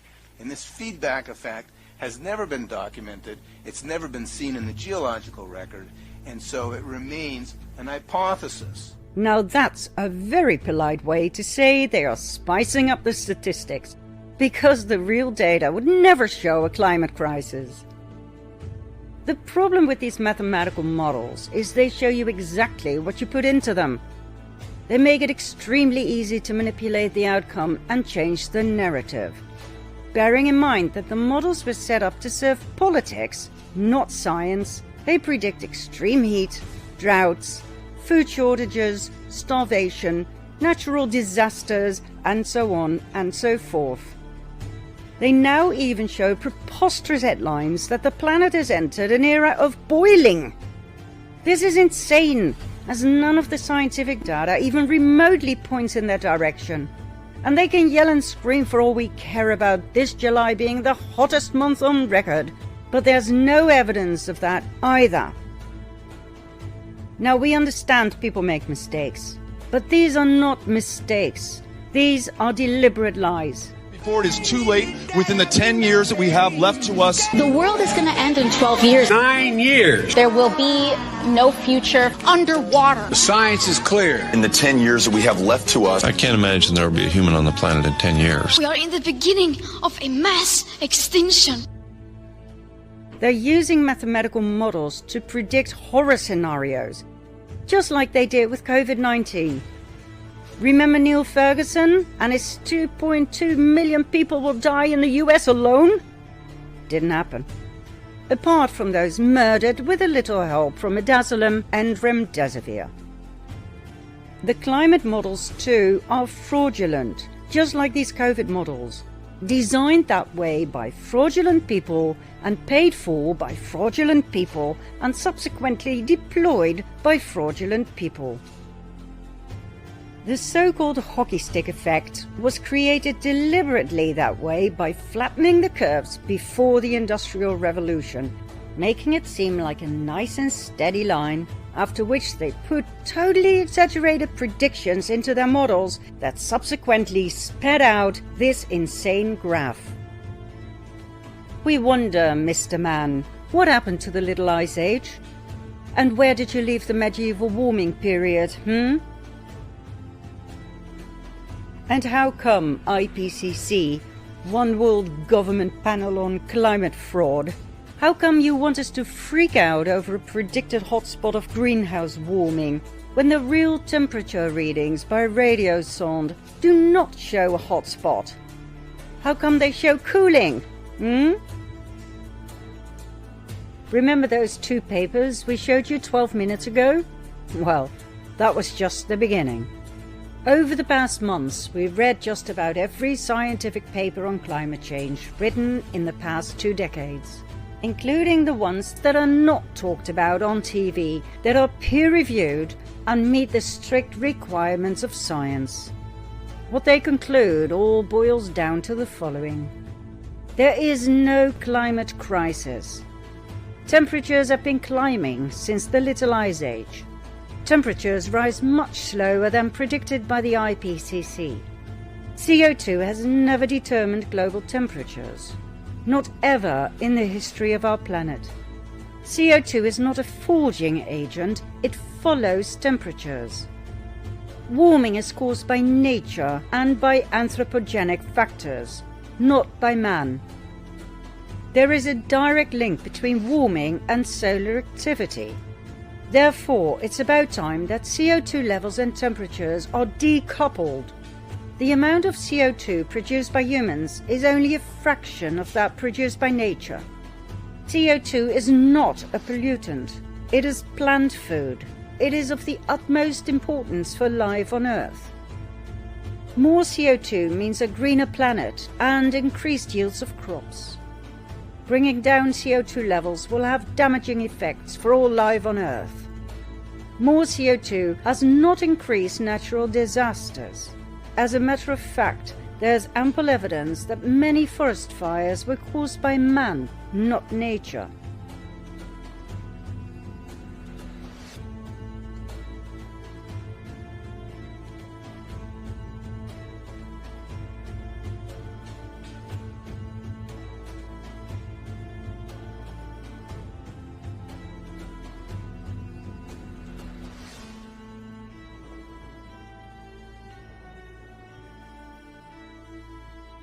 Crooked politicians using crooked models to blame everything on global warming and climate change. Oh, and by the way, cold weather kills more people than warm weather. Thousands of scientists from around the world are now stepping forward and speaking up about this huge political fraud, this scam called the climate crisis. They have formed coalitions trying to reach as many people as possible, trying to prevent yet another useless and devastating global lockdown. Clintel is one of them, the Global Climate Intelligence Group. Clintel has released a World Climate Declaration signed by 1,500 scientists and professionals. The title of this declaration speaks for itself. There is no climate emergency. A global network of over 1,500 scientists and professionals has prepared this urgent message. Climate science should be less political, while climate policy should be more scientific. Scientists should openly address uncertainties and exaggerations in their predictions of global warming, while politicians should dispassionately count the real costs as well as the imagined benefits of their policy measures. 1,500 scientists and professionals who know what they're talking about and who refuse to be bribed or bullied into silence. Let's leave it to Dan Peña to say it as it is. In 2009, Mr. Peña and his wife were in a research facility in Antarctica. The scientists gave presentations about climate change. They had drilled thousands of ice cores by which they can tell you the temperatures at any given time, and had brought about a dozen to this presentation. So they're going through the second or third core, and they said 275,000 years ago, this was the temperature, blah, blah, blah, blah, blah. And then 55,000 years ago, the world was 2 degrees warmer Celsius than it is today. And I said, well, you mean the whole world? He says, yes. And the poles are only benchmarks. And he said, it's all cyclical. Mr. Peña then points out something interesting. The best scenario vis-a-vis global warming is about 10 feet raise in water. If the water on the planet is going to rise up 10 feet, that means the southern part of the United States is gone. England is gone. Most of Europe is gone. Most of Central America is gone. If it were really true, the banks wouldn't invest. The banks wouldn't finance. Not one motherfucking condominium. The financial institutions, the banks of this world know it's not going to happen. Otherwise, you couldn't get a goddamn loan in London. You know those 30, 40-year mortgages? The world will be over by then. It's the greatest fraud that's been perpetrated on mankind this century. The man has a point. If the climate emergency were true, would the cabal buy mansions by the sea?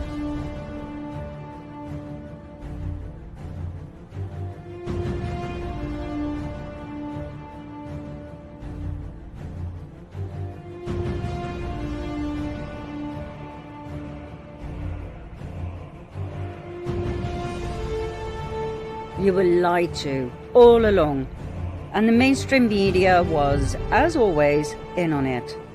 They've already announced in our office that once the public will be open to it, we're going to start focusing mainly on climate, like global warming, and like that's going to be our next focus. Like our focus was to get Trump out of office, right? So our next thing is going to be for climate change awareness. What does that look like? I have a feeling it's just going to be like constantly showing videos of like decline in ice and weather warming up and like the effects it's having on the economy and really talking about Who decides that? the head of the network.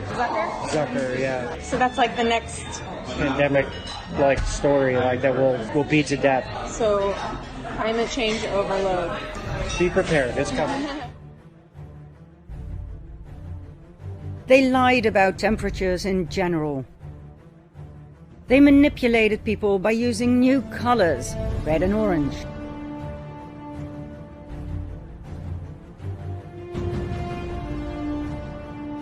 They lied about the skyline effect, adding warm buildings at night into the equation, making it look warmer.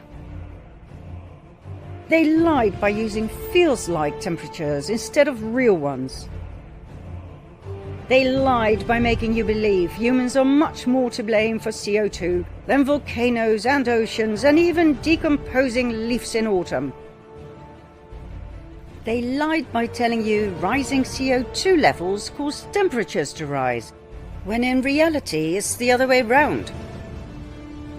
They lied by claiming climate change causes health problems.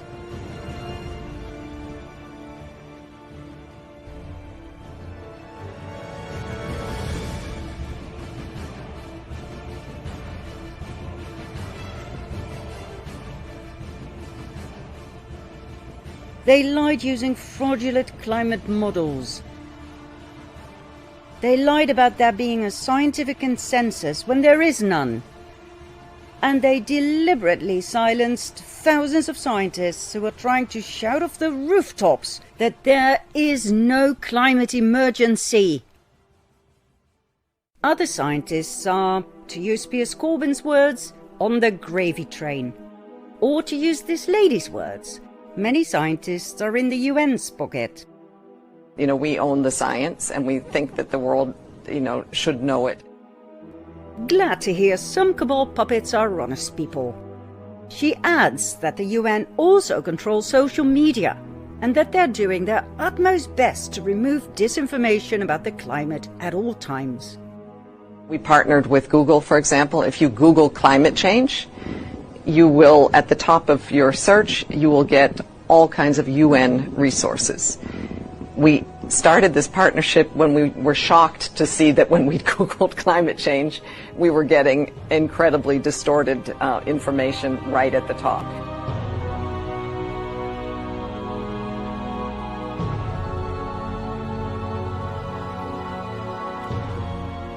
The mainstream media does the rest by spreading lie after lie after lie, until everybody is too brainwashed to have a different opinion. But like we said, when you simply do your own research, it's not that hard to see through their bullshit. When you see this, ask yourself the question, what study? What scientists? Find names and follow the money. On whose payroll are they? So whom do they represent?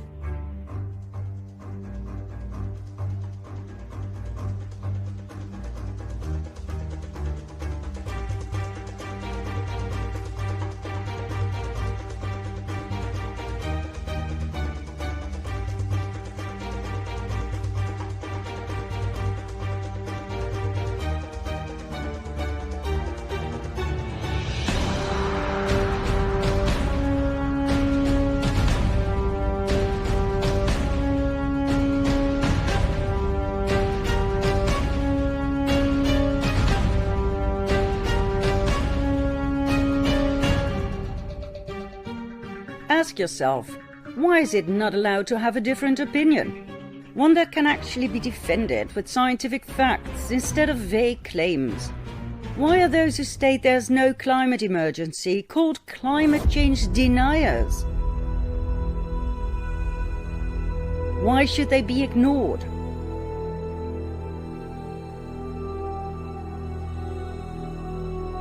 Why are they ridiculed, ousted by their peers?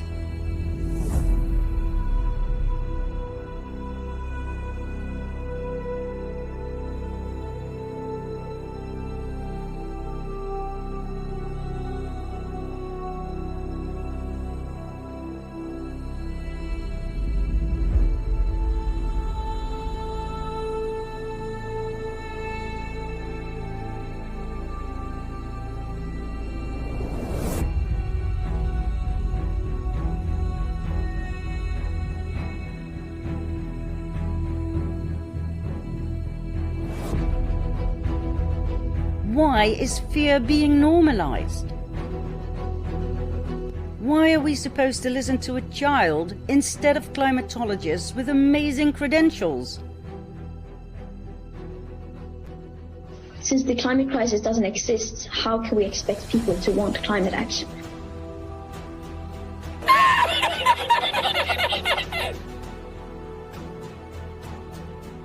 Once you see through the bullshit, it almost becomes entertaining. Europe is the fastest warming continent in the world. No, it's not Europe. It's the Arctic. No, it's Africa. Of course it's Africa. Oh, hang on. It's the Middle East. It's always hot in the Middle East. Or was that Africa? Aha!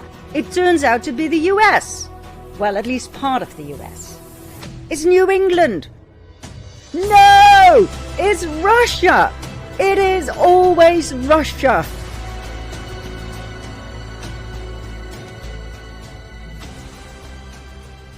The entire climate hysteria is a fraud. Just like the COVID fraud, the Russian collusion fraud, and all the other frauds. They are there for only one reason: to keep you scared and thus oppressed. Why? So they can push their Agenda 2030 down our throats, including land and home expropriations, the destruction of our food sector, and the implementation of tri-state and 15-minute cities. The climate emergency was fabricated to turn us into prisoners in a totalitarian one-world regime. What they didn't count on, though, were the critical thinkers. Those who did their own research and who refused to be silenced against all odds. Do you want to see where all of this will lead us? Then follow me to part 29.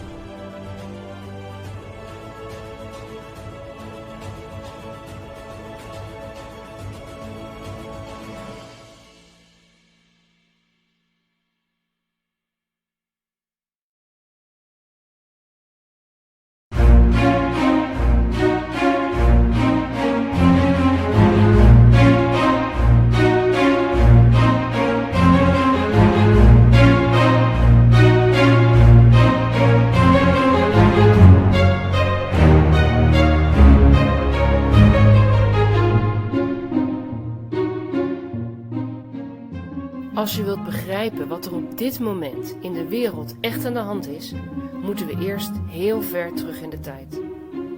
Door naar het begin te kijken van het kwaad in de wereld, ga je begrijpen hoe het kan dat er nu zoveel slechte dingen gebeuren en wat we eraan kunnen doen. Ga je mee op reis? In het begin van de tijd woonden er, net als nu, veel verschillende soorten mensen op veel verschillende plekken op aarde. De meeste mensen leefden hun leven op een simpele manier. Ze werkten om te kunnen eten en waren samen voor hun veiligheid. Daar is in de loop van de eeuwen niet zoveel aan veranderd, vind je niet? Maar er was ook een kleine groep mensen die zichzelf belangrijker vond dan de gewone mens. Zij geloofden dat ze de afstammelingen waren van de goden. Zij geloofden dat hun ras zuiver was, dat ze een uitverkoren volk waren, zeg maar. Zij vonden dat ze slimmer waren en sterker dan gewone mensen. En zij wilden dat de gewone mensen als slaaf voor hun zouden gaan werken.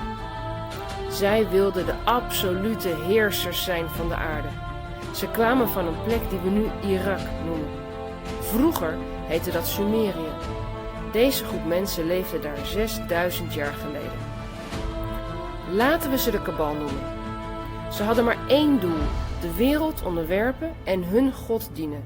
Een God van wraak en bloeddorst. Een God die hen dus niet veroordeelt als ze anderen kwaad doen. Een God die eigenlijk een duivel is. Zij noemden hem Moloch of Baal. Van deze God moesten ze hun eerstgeboren kind offeren. Ze moesten het kind in het vuur gooien. En daarmee dienden ze deze Moloch. Een van de redenen dat ze dit moesten doen, is dat je door zoiets ergs te doen je hart afsluit. Je bent daardoor niet meer gevoelig voor het leed wat je anderen aandoet.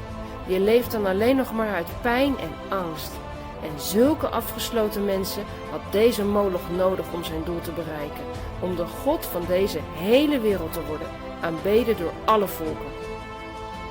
De kabal moest dus, met de middelen van de tijd waarin ze leefden, proberen om de wereld aan hun voeten te krijgen. Vanaf de oudheid hebben ze dat gedaan met list en bedrog. Ze waren met een grote groep mensen, dus verdeelden ze de taken. Veel hielden zich alleen bezig met geld en macht verkrijgen. Dat deden ze simpelweg door reizigers te overvallen, hun geld af te pakken en hun identiteit over te nemen. Zo konden ze zich altijd voordoen als een ander. De top van de kabal probeerde invloed te krijgen op de machthebbers van het land waarin ze woonden. Ze hadden zich namelijk in de loop van de eeuwen door heel de wereld verspreid. Dat ging een tijdje goed. De koning of president was onder de indruk van de kennis van de kaballeden, die zich trouwens geen kabal noemden, maar tempeliers, jezuïeten of vrijmetselaars. De koning liet zich inpalmen door de listen en bedrog van onze slechterikken en werd hebberig door de belofte aan goud en macht. Maar elke keer weer werden de machthebbers uiteindelijk bang voor de invloed van de kabal. Ze voelden dat deze hen in de macht had en dan probeerden ze weer van de kabal af te komen. Vaak eindigde dat in het vermoorden van hele bevolkingsgroepen. Zo zijn bijvoorbeeld op een vrijdag de 13e, daarom noemen we dat nog steeds een ongeluksdag, vele tempeliers opgepakt en op de brandstapel gezet. Is een paar eeuwen later de hele Jezuïetenorde verboden en werden weer later vrijmetselaarsloodjes gesloten. Elke keer nam de kabal een andere identiteit aan en begon het spel van beïnvloeding weer opnieuw. Een van de andere geniale vermommingen van de kabal was dat ze deden of ze Joden waren. En daarom kun je in de hele geschiedenis terugvinden dat Joden werden vervolgd en vermoord. Niet alleen in Duitsland in de Tweede Wereldoorlog, maar ook in Rusland, Engeland, Frankrijk, Spanje en Portugal. Eigenlijk werden ze voortdurend uit alle landen weggestuurd als de kabal weer eens te veel macht kreeg. De Joden kregen dan de schuld en de kabal kwam ermee weg. Steeds hetzelfde gebeurde er door de geschiedenis heen. Maar omdat de mensen niet verder keken dan hun eigen land, zag niemand het patroon en kon het spel van de kabal gewoon doorgaan. En het spel is doorgegaan, helemaal tot op de dag van vandaag. De kabal speelt nog steeds hetzelfde spel en nog steeds zijn er maar heel weinig mensen die het doorhebben. En wij zouden het ook niet doorhebben gehad als er niet een mysterieuze groep was opgestaan die ons heeft geholpen het hele spel te doorzien. Deze groep noemt zich Q. Niemand weet wie Q is en hoe Q aan alle informatie komt. We hebben wel ideeën en vermoedens, maar laten we eerst eens kijken naar wat Q de afgelopen jaren heeft gedaan. Het was 28 oktober 2017, een belangrijke dag voor de kabal, omdat zij veel aan numerologie doen, de kracht van getallen. Als je de 2 en de 8 van 28 optelt, krijg je 10. Oktober is de 10e maand en 2017 bij elkaar is ook 10. 10 is het getal dat staat voor het begin van een nieuwe cyclus, voor macht, kracht en moed. Een goed moment om te beginnen aan de val van de kabal, vind je niet? Dus, op 28 oktober 2017 plaatste Q een eerste bericht op een chatsite. Nog niet veel mensen hadden dat in de gaten, maar na een paar weken nam de belangstelling van mensen die het internet afspeuren naar bijzondere dingen al snel toe. Mensen sturen elkaar interessante boodschappen door en binnen 2 maanden had Q al veel volgers. Deze volgers noemde Q de Anons, anonieme mensen die uitzoeken wat Q zegt. Q geeft namelijk niet zomaar informatie over de kabal. Q praat in raadsels, geeft puzzels en kijkt of de Anons het begrijpen. Soms neemt Q de Anons bij de hand en stelt heel gerichte vragen die makkelijk uit te zoeken zijn. Soms is het onbegrijpelijk en we hebben geleerd dat dat de bedoeling is. Want Q voorspelt dingen die pas in de toekomst duidelijk worden. Q noemt dat Future Proofs Past. De toekomst bewijst het verleden. Heel raadselachtig. En inderdaad, Q post alles in het Engels. Q komt duidelijk uit Amerika en heeft als doel om eerst de Amerikaanse kabal uit te schakelen, waarna de rest van de wereld zal volgen. Waarom Amerika eerst? Amerika is het meest machtige land ter wereld. De kabal was hier zo machtig geworden, was zo diep geïnfiltreerd in de overheid, dat het ze bijna is gelukt hun doel van wereldmacht te bereiken. Best eng om je te beseffen dat de kabal bijna zijn doel bereikt heeft. Q is precies op tijd gekomen om ons te waarschuwen. Q kan de kabal niet in zijn eentje uitschakelen. Daarvoor is de kabal veel te groot en machtig. Maar weet je wie er nog veel groter en machtiger is dan de kabal? Een volk. Een wakker volk dat het niet langer goed vindt om onderdrukt en uitgebuit te worden. Wij dus. En daarom gaf Q ons raadsels. We moesten zelf gaan zoeken en ontdekken hoe de macht verdeeld is in de wereld. Welke mensen slecht zijn en waarom. Wie de kleine groep echte machthebbers in de wereld is en wie zij in hun macht hebben. En zo ontdekten we langzamerhand veel dingen die ons diep raakten en schokten. Jij leert op school over de geschiedenis van de mensheid. Maar wat je geschiedenisboeken niet vertellen, is wie deze geschiedenis heeft opgeschreven en wie dus bepaalt wat jij moet geloven over belangrijke gebeurtenissen. Wat denk je? Zijn het de verliezers van een oorlog wiens verhaal in de boeken komt, of de overwinnaars? En zijn de overwinnaars per definitie de goede?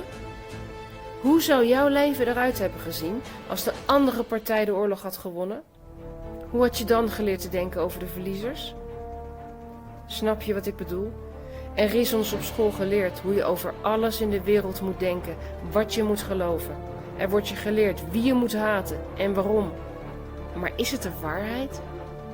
Heb je gemerkt dat als iemand doorvraagt over een gebeurtenis, de leerkracht eigenlijk geen antwoord heeft?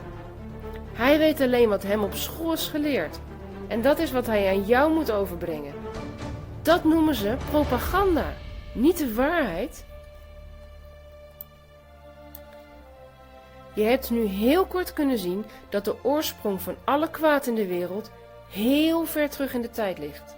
De oorsprong van alle ongelijkheid, van het verschil tussen arme en rijke mensen, van macht en onmacht, van pesten en gepest worden. We zijn nu in een tijd beland waarin dat allemaal aan het licht mag komen, dat de waarheid gezien gaat worden. En als mensen de waarheid eenmaal gaan zien, als ze gaan opstaan tegen het kwaad, zal de macht van de kabal heel snel verdwijnen. Dan kunnen we samen een wereld opbouwen waarin iedereen gelijk is, waarin er geen honger en oorlog meer zal zijn. Dat is toch waar iedereen naar verlangt? Maar dan zullen we eerst de waarheid helemaal onder ogen moeten komen. En daarvoor neem ik je mee naar deel 2.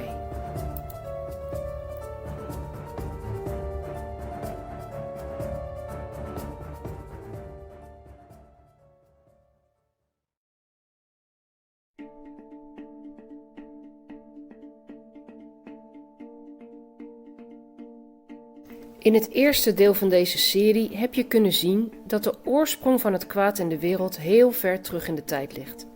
Het is bijna niet voor te stellen, maar er is in deze wereld geen noodzaak voor honger, tekort en oorlog.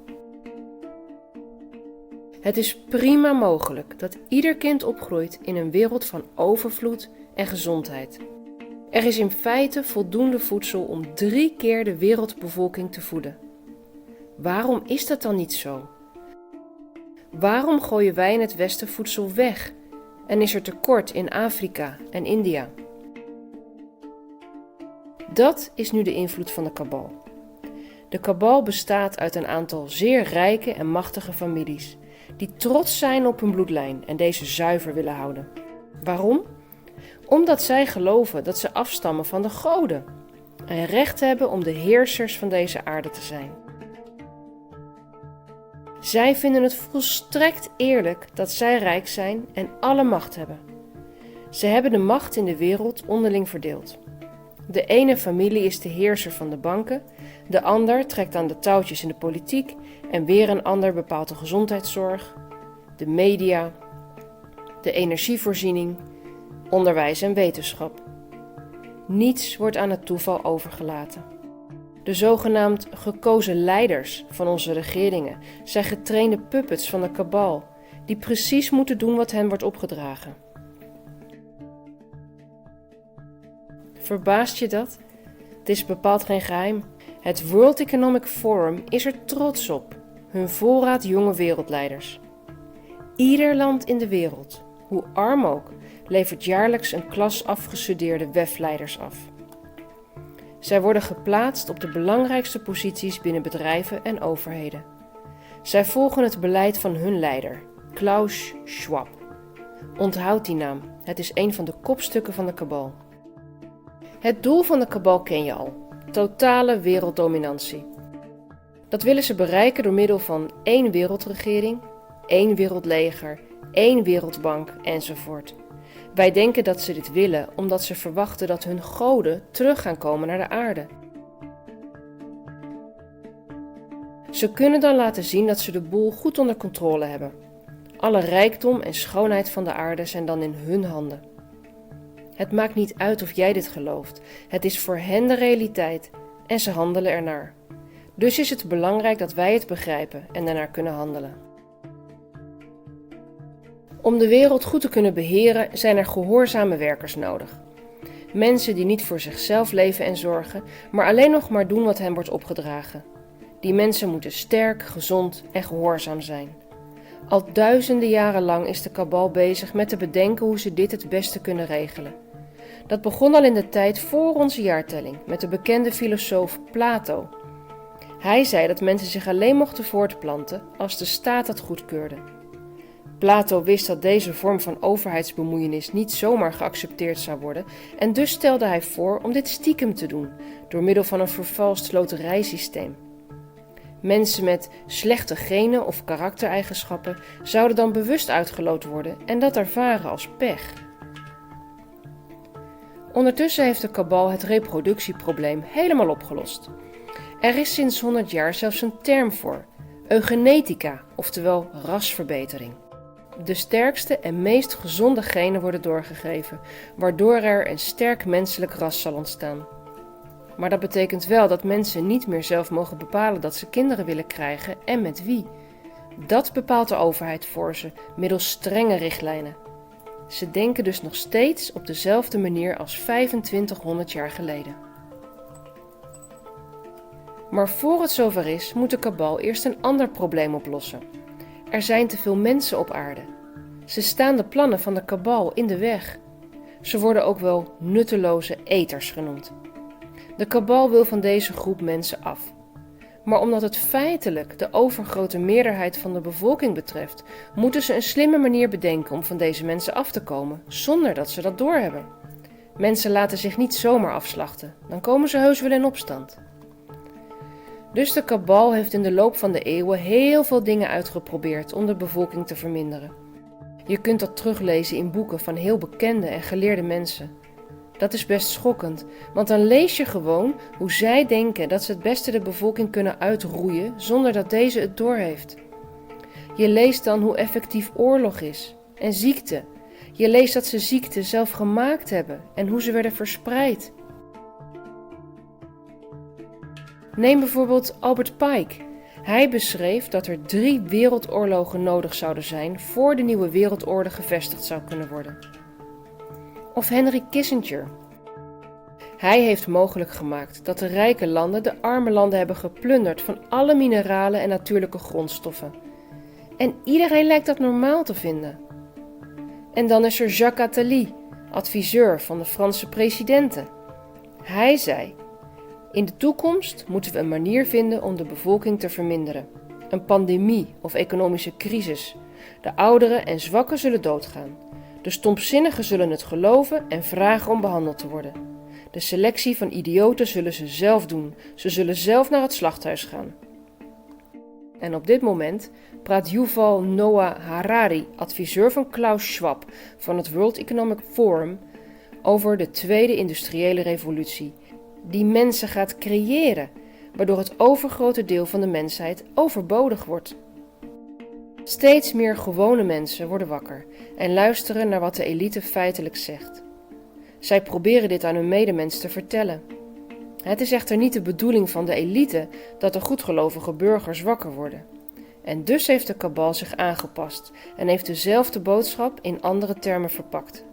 Termen die heel chic en belangrijk klinken en waar mensen een goed gevoel bij krijgen. Zoals bevolkingsbeheersing in plaats van uitroeiing. En familieplanning in plaats van onvruchtbaar maken.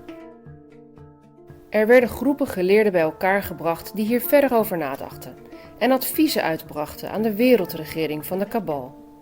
Schrik niet, we hebben het hier over de Verenigde Naties. Een van die adviesgroepen voor de Verenigde Naties is de Club van Rome. Zij kwam tot de geniale conclusie dat er te veel mensen op de wereld zijn en dat er binnen 100 jaar niet genoeg voedsel meer zou zijn voor iedereen. Deze conclusie werd wereldwijd overgenomen en uitgewerkt in Agenda 21. Deze agenda bevat met heel moeilijke en dure woorden het plan voor de toekomst van de mensheid. Er worden 17 duurzame ontwikkelingsdoelen uitgewerkt die niet haalbaar zijn, zolang er geen wereldregering is die alles kan bepalen voor alle landen tegelijk.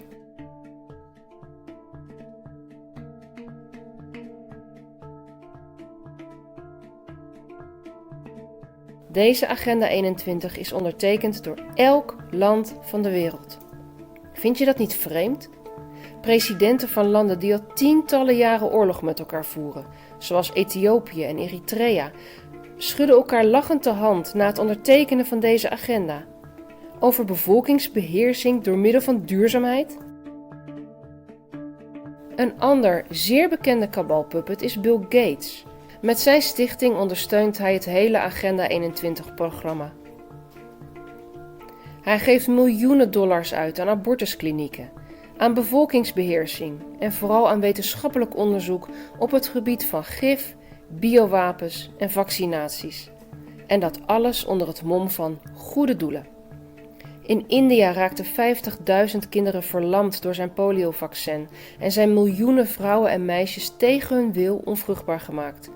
Allemaal betaald door de stichting van Bill Gates en gesteund door de Verenigde Naties en de Wereldgezondheidsorganisatie. En door zijn vele geld heeft Gates ook de media in zijn macht, waardoor er prachtige verhalen in de kranten en op het internet verschijnen over wat een geweldige weldoener hij is. Je moet echt zelf flink onderzoek doen voordat je de waarheid tegenkomt. Wij hebben maandenlang zijn financiële rapporten bestudeerd en daardoor kwamen we erachter waar hij echt mee bezig is. Slechts 5% van zijn geld voor arme landen komt in de arme landen terecht. Het overgrote deel gaat naar de grote, rijke farmaceutische bedrijven die giftige medicijnen op de markt brengen en zelfs naar producenten van gif voor de voedselbranche. Hoe schokkend het ook is, de kabal wil dat er van de ongeveer 8 miljard aardbewoners er slechts 500 miljoen overblijven. Dat hebben ze zelfs open en bloot opgeschreven op een monument, de Georgia Guidestones. Dat betekent dat er 7,5 miljard mensen moeten sterven. Dat is nogal wat. En dat doe je niet in een paar jaar. Zal ik je even heel kort een samenvatting geven van de manieren die de kabal heeft bedacht om de mensheid te decimeteren? Snelle dood. Via oorlog, natuurrampen, honger en droogte. Langzame dood. Via ziekte, aids, kanker en epidemieën. Via vergif. Via lucht, water en voedsel. Maar ook schoonmaakmiddelen en hygiëneproducten.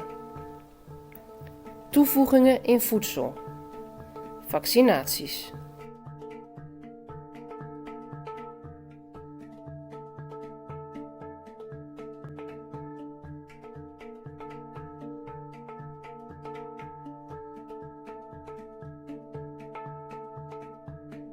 De kabal zou de kabal niet zijn als ze niet ook nog eens flink rijk zou worden aan het langzaam uitroeien van de mensheid. Aan alle kanten stroomt ons zuur verdiende geld weer terug in de zakken van de kabal, via belastingen, verzekeringen, hypotheken, kosten voor dure chemische medicijnen en ziekenhuisbezoek, etc. Uiteindelijk houden we nog geen 5% van ons salaris over om uit te geven aan dingen die we graag willen hebben. Dit bedoelde ik in het vorige deel met de opmerking: de kabal heeft bijna zijn doel bereikt. Met de Verenigde Naties, de Wereldgezondheidsorganisatie, de Wereldbank, het World Economic Forum, daarmee is het doel van werelddominantie al bijna bereikt. Maar wij mensen zijn niet zo snel uit te roeien. Wij zijn sterker dan kakkerlakken en passen ons makkelijk aan slechte levensomstandigheden aan. En omdat we zo taai zijn, zullen we dit ook overleven. En nu komt het goede nieuws. We worden langzaam wakker uit een laag bewustzijn. We gaan ons beseffen dat het leven anders kan. Dat we niet hoeven te lijden. Dat er overvloed kan zijn voor iedereen. We herontdekken de uitvindingen van vrije energie van Nikola Tesla. We herontdekken biologisch eten en zelfvoorzienend wonen in kleine gemeenschappen.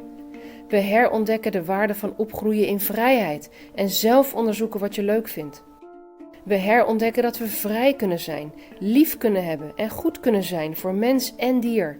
En dat we daar gelukkig van worden. En daarmee gaan we winnen van de kabal. En hoe gaat de mensheid zich bevrijden uit het web van leugens en bedrog van de kabal? Hoe gaan de mensen de waarheid vinden? Dat gaan we zien in deel 3.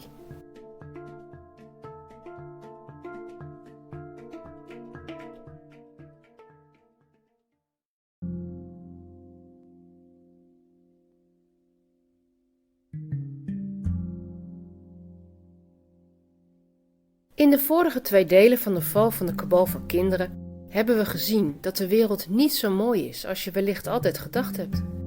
De wereld van nu wordt gedomineerd door een groep machtswellustelingen die de wereld uitbuiten en rijk worden over de rug van de gewone mens. De gewone mens, ieder mens zoals jij en ik, wil leven in vrede, in overvloed en veiligheid. We willen een fijne familie, een mooi huis en lieve vrienden. We verlangen naar vrijheid en helemaal jezelf kunnen zijn. We willen geen zorgen hebben, angst voor tekort of ruzie om spullen. We willen gehoord en serieus genomen worden. En het laatste wat we willen is dat er misbruik van ons gemaakt wordt. Of dat wij misbruik maken van de goedheid van anderen. De rauwe werkelijkheid is anders. Vanaf dat je je kunt herinneren, moet je je aanpassen aan het systeem. Op het moment dat je geboren wordt, schrijven je ouders je in bij de gemeente. Je krijgt een nummer. En vanaf dat moment ben je een onderdaan, krijg je onderwijs en ben je ondergeschikt aan de overheid.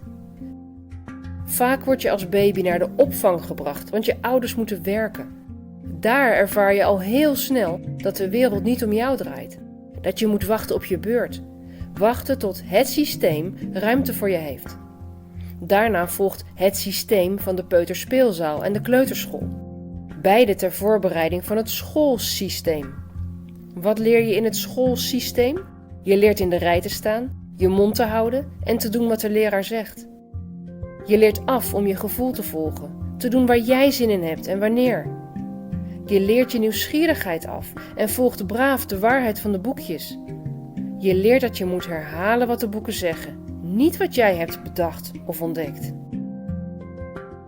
Als je hier niet zo goed in bent, dan ga je na de basisschool naar het beroepsonderwijs. Daar leer je de regels en vaardigheden van een beroep. De maatschappij geeft je het gevoel dat je een soort mindere burger bent.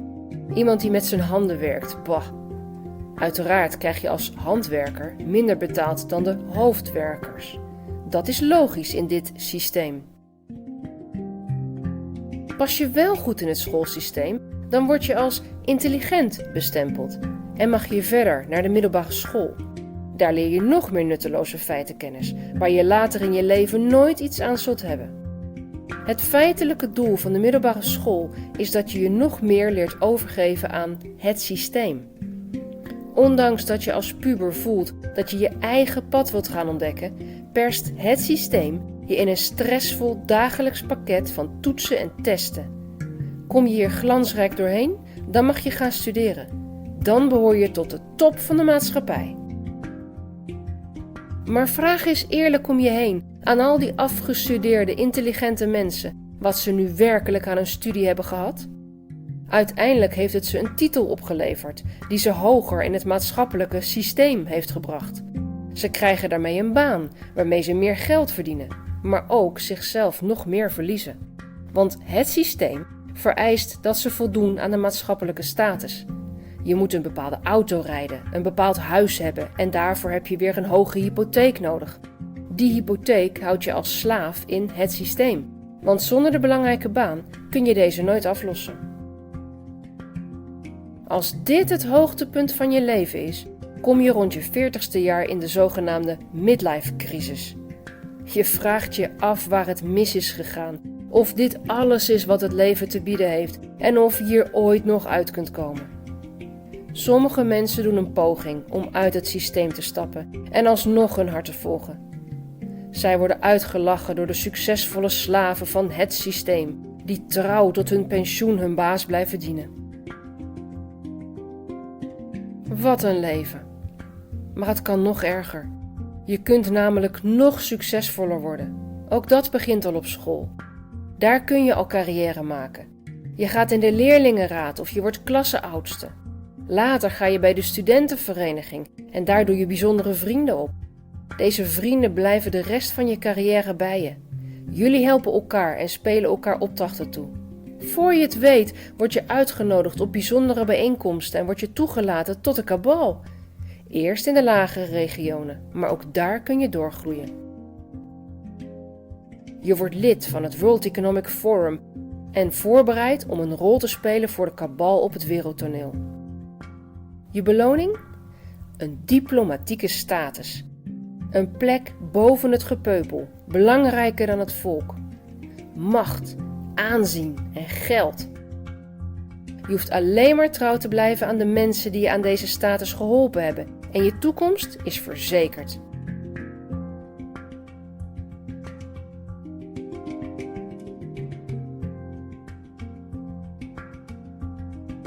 Af en toe een schandaal voor een ander wegwerken. Soms je ogen sluiten voor wat illegale praktijken en je zult steeds hoger groeien op de ladder van maatschappelijk succes. Wauw, wat zit het systeem geniaal in elkaar. Iedereen steunt iedereen. Het systeem lijkt te staan als een huis. Maar vergis je niet, het is een kaartenhuis. Als er een paar kaarten worden weggehaald, stort het hele huis in elkaar. Om dat te voorkomen moeten alle kaballeden elkaar goed in de gaten houden. Chanteren ze elkaar en worden er soms mensen weggewerkt die een gevaar dreigen te vormen voor de rest. Onderhuids heerst angst, wantrouwen en afgunst. Als de kabal de hele maatschappij zo heeft gevormd dat iedereen eraan meedoet, dat je er niet aan lijkt te kunnen ontkomen, dat de corruptie zo groot is dat iedereen in een publieke functie erbij betrokken lijkt te zijn, zelfs de mensen die je het meest vertrouwt, zoals artsen, leraren, politiemensen, rechters, kerkbeambten, gemeenteambtenaren, politici en de media.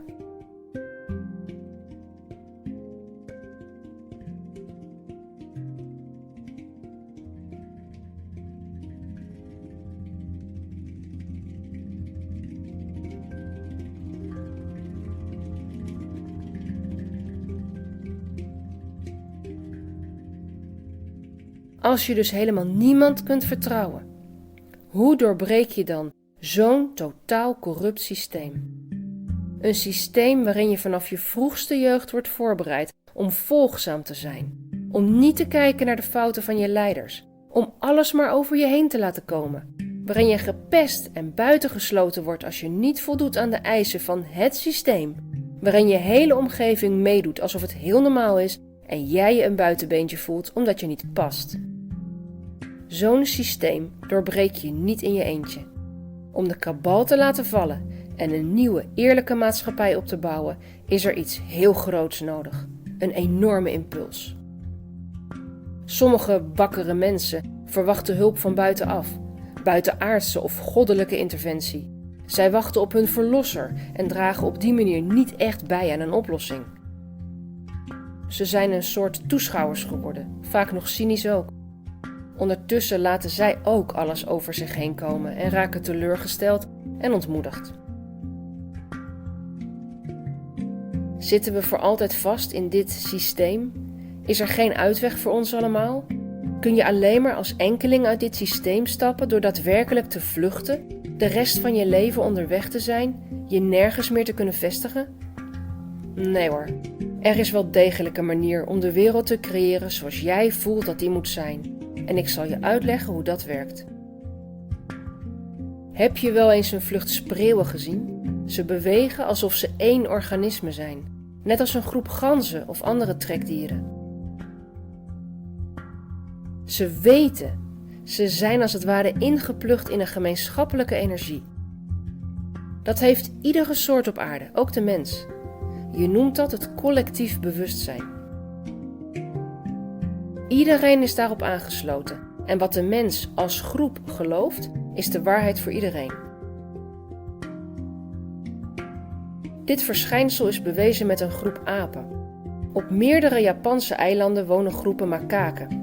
Per ongeluk liet een makaak een zoete aardappel in het water vallen. Hij haalde hem eruit en de smaak beviel hem kennelijk zo goed dat hij zijn aardappels voortaan bleef wassen. Apen, apen, apen na en al snel wasten alle apen van de kolonie de aardappels. En als bij toverslag gingen ook de apen op andere eilanden ineens hun aardappels wassen. De wetenschappers wisten niet wat ze zagen. Er was helemaal geen contact met de apen op de andere eilanden. Ze hebben dit uiteindelijk het 100ste apenprincipe genoemd. Als de kritieke massa van dezelfde soort een bepaald gedrag vertoont, gaat ineens de hele groep dat gedrag vertonen, alsof het nooit anders is geweest. Dat is de kracht van het collectieve bewustzijn. Daarom is het zo belangrijk om de mensen om je heen wakker te maken. Daarom maken wij deze documentaires. Verspreid ze. Laat ze aan zoveel mogelijk mensen zien. Begin met deze kinderserie en ga dan door met de grote serie van de val van de kabal. Organiseer filmavonden en discussieer met elkaar, respectvol en met mededogen. Wakker worden is pijnlijk, maar oh zo belangrijk. We moeten als maatschappij de 100ste aap bereiken. Met andere woorden, als de kritieke massa van de nu nog volgzame mensen gaat zien hoe de maatschappij werkelijk in elkaar zit, dan zal dat veranderde bewustzijn ervoor zorgen dat de hele maatschappij gaat veranderen. En het grappige is dat dat heel normaal gaat voelen, als de meest vanzelfsprekende zaak van de wereld. Alle systemen zullen gaan veranderen, de corruptie zal aangepakt worden en de daders gestraft. We zien in de geschiedenis van de mensheid veel voorbeelden van ineens veranderd bewustzijn over bepaalde onderwerpen. Maar laten we het daar in het volgende deel over hebben.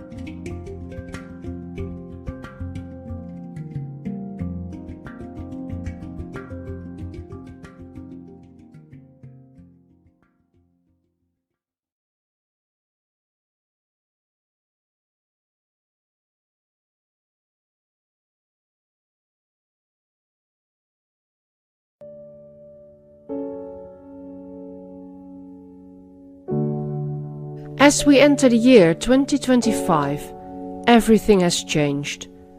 In just a few years' time, the world has become familiar with terms such as deep state, cabal, swamp, information warfare, and mis- and disinformation. People started to see that their governments were just puppets of something bigger, something beyond their comprehension, something dark and sinister. People started to doubt the good intentions of their governments as they saw how worldwide agendas, such as Agenda 21 and Agenda 2030, were rolled out, annihilating the farmers of the world, replacing real food with fake food. They saw how all kinds of technologies were forced upon them, annihilating any sense of privacy. Money was taken away, replaced with digital currency and digital IDs.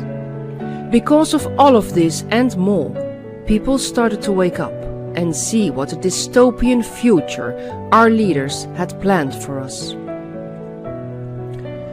The documentary series The Fall of the Cabal and the sequel to The Fall of the Cabal were made by Janet Osterbaard and me. We made them out of concern for humanity and to expose to the world where the cabal is leading us.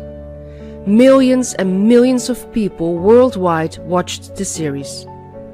In the end, it's these people who made the world ready to truly wake up, to claim its sovereignty and choose another path to the future.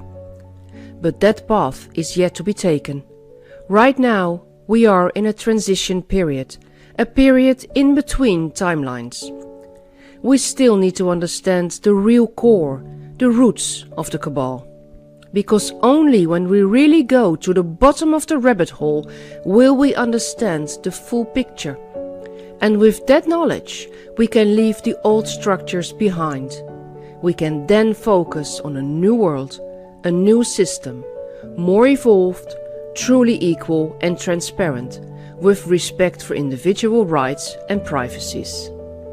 Welcome to the conclusion to the fall of the cabal, where we will discover the true nature of the cabal, how it is embedded in every aspect of society, and thus the immensity of the work that has to be done in the coming years to really drain the swamp.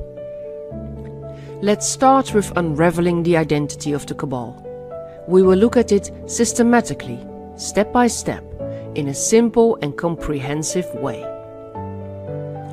As you know, a pyramid has 3 sides, 3 points. The pyramid of the cabal is no different. With the all-seeing eye in the middle, the cabal dominates or rules us with 3 nails of power: finance, military, and religion. And believe it or not, these nails are located in the world's most powerful places as independent entities: the City of London, Washington DC, and Vatican City. All 3 are completely independent from their respective countries, untouchable, unimaginably powerful. They all have an obelisk in the center of their state, given to them by the Freemasonry. Let's start with the City of London, shall we? Established a few years after the Roman invasion in 50 AD on the north bank of the River Thames, it's obviously a continuation of the Roman Empire. From its early years, it has had its own mayor and governing body, called the City of London Corporation. The city covers an area of 1.1 square miles, and it is at the heart of Greater London. The corporation that rules the city is unique in its kind. It's apolitical. It has its own police force and its own courts: the Central Criminal Court, also known as the Old Bailey, and the Mayor's and City of London Court. It also has some special privileges and exemptions, such as being exempt from the Freedom of Information Act for its activities other than being a local authority, like its role in financial markets. The City of London is not an independent nation like the Vatican, so ultimately it will be accountable to the UK Parliament. But because of its special and historical status, the corporation's primary obligation is to its own electorate and members. The city runs the global financial market and London's wholesale food markets. The members of the corporation are mostly Freemasons, still called by their original names, Freemen and Liverymen. The City of London houses the privately owned Rothschild Bank of England, Lloyd's of London, the London Stock Exchange, London's foreign exchange market with a $2.9 trillion daily turnover, which is almost half of the global daily turnover, over 500 bank offices, all British banks, the insurance industry and the biggest law firms, the main fresh food markets of London, more than 300 publishing houses, and the headquarters for worldwide Freemasonry. The City of London has its own separate flag and crest, while London City does not. The Mayor of the City of London has a fancy title, the Right Honourable the Lord Mayor of London, and rides a golden carriage to Guildhall, while the separate Mayor of London, an office created only in the year 2000, wears a suit and takes a bus. Investigative financial journalist Nicholas Shaxson says, through international stock market listings, currency trading, bond issuance and more, the city handles perfectly respectable financial activity from around the world. but it is also the main nerve center of the darker global offshore system that hides and guards the world's stolen wealth. The tax revenue lost is eye-watering. Corporations use tax havens to escape paying an estimated $245 billion to $600 billion a year. But tax is only part of the story. The global game of deceit played for decades by the wealthy and their functionaries in the city has eroded the rule of law. Unaccountable and often untraceable, the system ensures that prosperity remains the preserve of the few. Let's have a closer look at how some supranational banks rule us. Have you ever heard of the Bank for International Settlements? Well, you should. The Bank for International Settlements was founded in 1930 in Basel, Switzerland, to assist Germany with the payment of reparations after World War I. As part of the Treaty of Versailles in 1919, the defeated countries of World War I were obliged to pay 132 billion gold marks as punishing reparations to the Allied powers. As soon as Hitler came to power, he cancelled the payments completely, which should have led to the dismantling of the BIS. But instead it received a new status, to become the central bank for the national central banks. As central bank for all the national central banks, it's free from all political interference, meaning it's a private bank, independent, untouchable, without any tax obligations, nor obligations to give access to documents, financial reports or anything. It remains completely free of oversight. The BIS and all its employees are untouchable, unaccountable, above any law. Its decrees are binding for national central banks, like decrees forbidding to lend low-cost money to governments.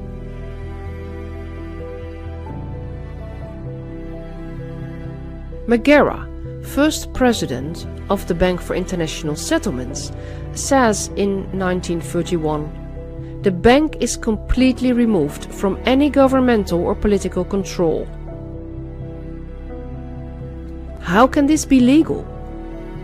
The Bank for International Settlements drew up a set of international banking recommendations called the Basel Framework. The Basel Committee does not have the authority to pass laws in any country, so it needs the member countries to incorporate them into their national regulatory frameworks. The G10 and G20 countries simply forced it into law, with their parliamentary discussions being only about in what way banks could comply to the recommendations, and to what extent the existing laws needed to be adapted. In Europe, the European Union translated the recommendations into European law, bypassing the national parliaments. The rest of the world meekly complied and followed their example. This is how one international law on finance originated, showing to us that the one world government already exists and functions fairly well.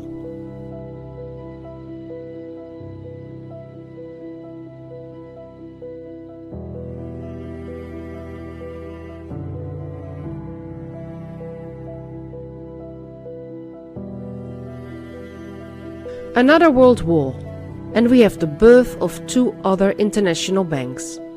It must be a coincidence, but in the end days of World War II, in July 1944, the United Nations Monetary and Financial Conference was held in Bretton Woods, UK, to agree upon a series of new rules for the post-World War II international monetary system. When a year later the United Nations was founded, the International Monetary Fund and the World Bank were placed under its directive as its major financial agencies. The IMF's and World Bank's goal is mainly to be the global lender of last resort to national governments, which gives them unprecedented power over countries in need. The IMF supervises the monetary policies of all countries. It has the right to interfere and give directives to a country. Once a country accepts the IMF's assistance, it is obliged to fulfill the IMF's structural adjustment programs, which, to say it bluntly, tend to erode the national economy. The list of scandals and incidents is endless.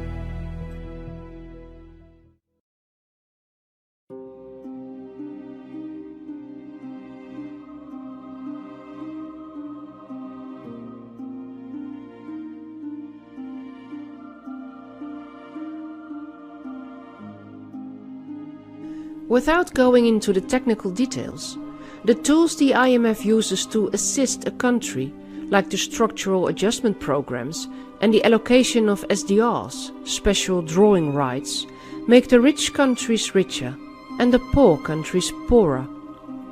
It was President Trump who prevented an even bigger power grab by opposing the attendant SDR increase to $2.8 trillion after the COVID pandemic. This SDR increase would have led to more loans, with interest, to less developed countries, with lots of binding rules that destroy the national economies. More loans mean more debts, taking the world down into the endless debt spiral, with more and more power to the banks and thus the elite. Agenda 21 in full action. Former Tanzanian President Julius Nyerere, who claimed that debt-ridden African states were ceding sovereignty to the IMF and the World Bank, famously asked, "Who elected the IMF to be the Ministry of Finance for every country in the world?" Good question. Who did? Well, nobody did. Not you and me anyway. So how do these institutions get so much power worldwide? To find an answer to that question, we will have to go to the puppet masters. This is the pyramid of power that shows us who is in charge of the world. Almost entirely at the top, you see the Council of 13.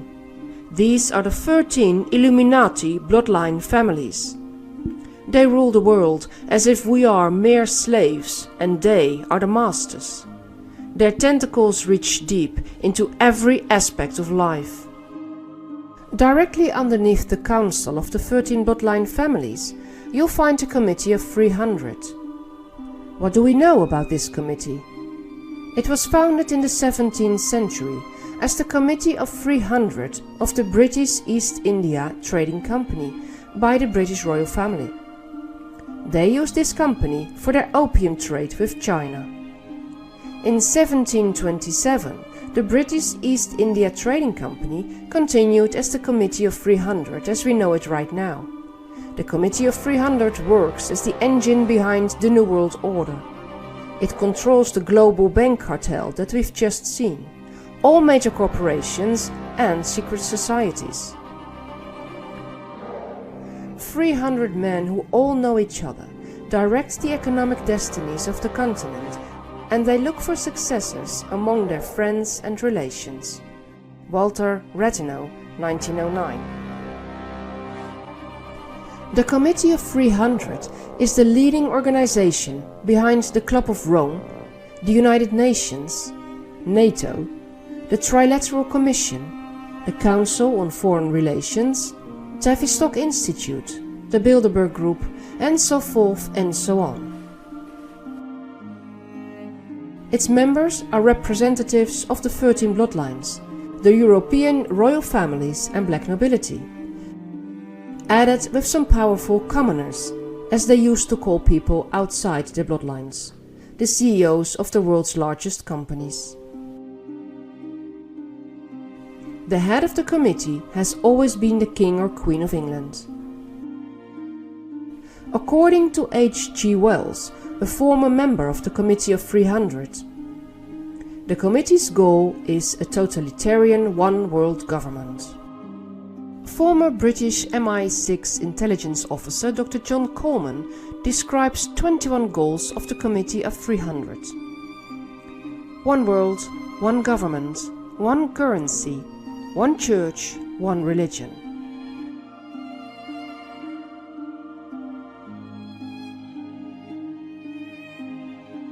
Further on, Dr. Coleman wrote, "At least 4 billion useless eaters shall be eliminated by the year 2050 by means of limited wars, organized epidemics of fatal rapid-acting diseases and starvation.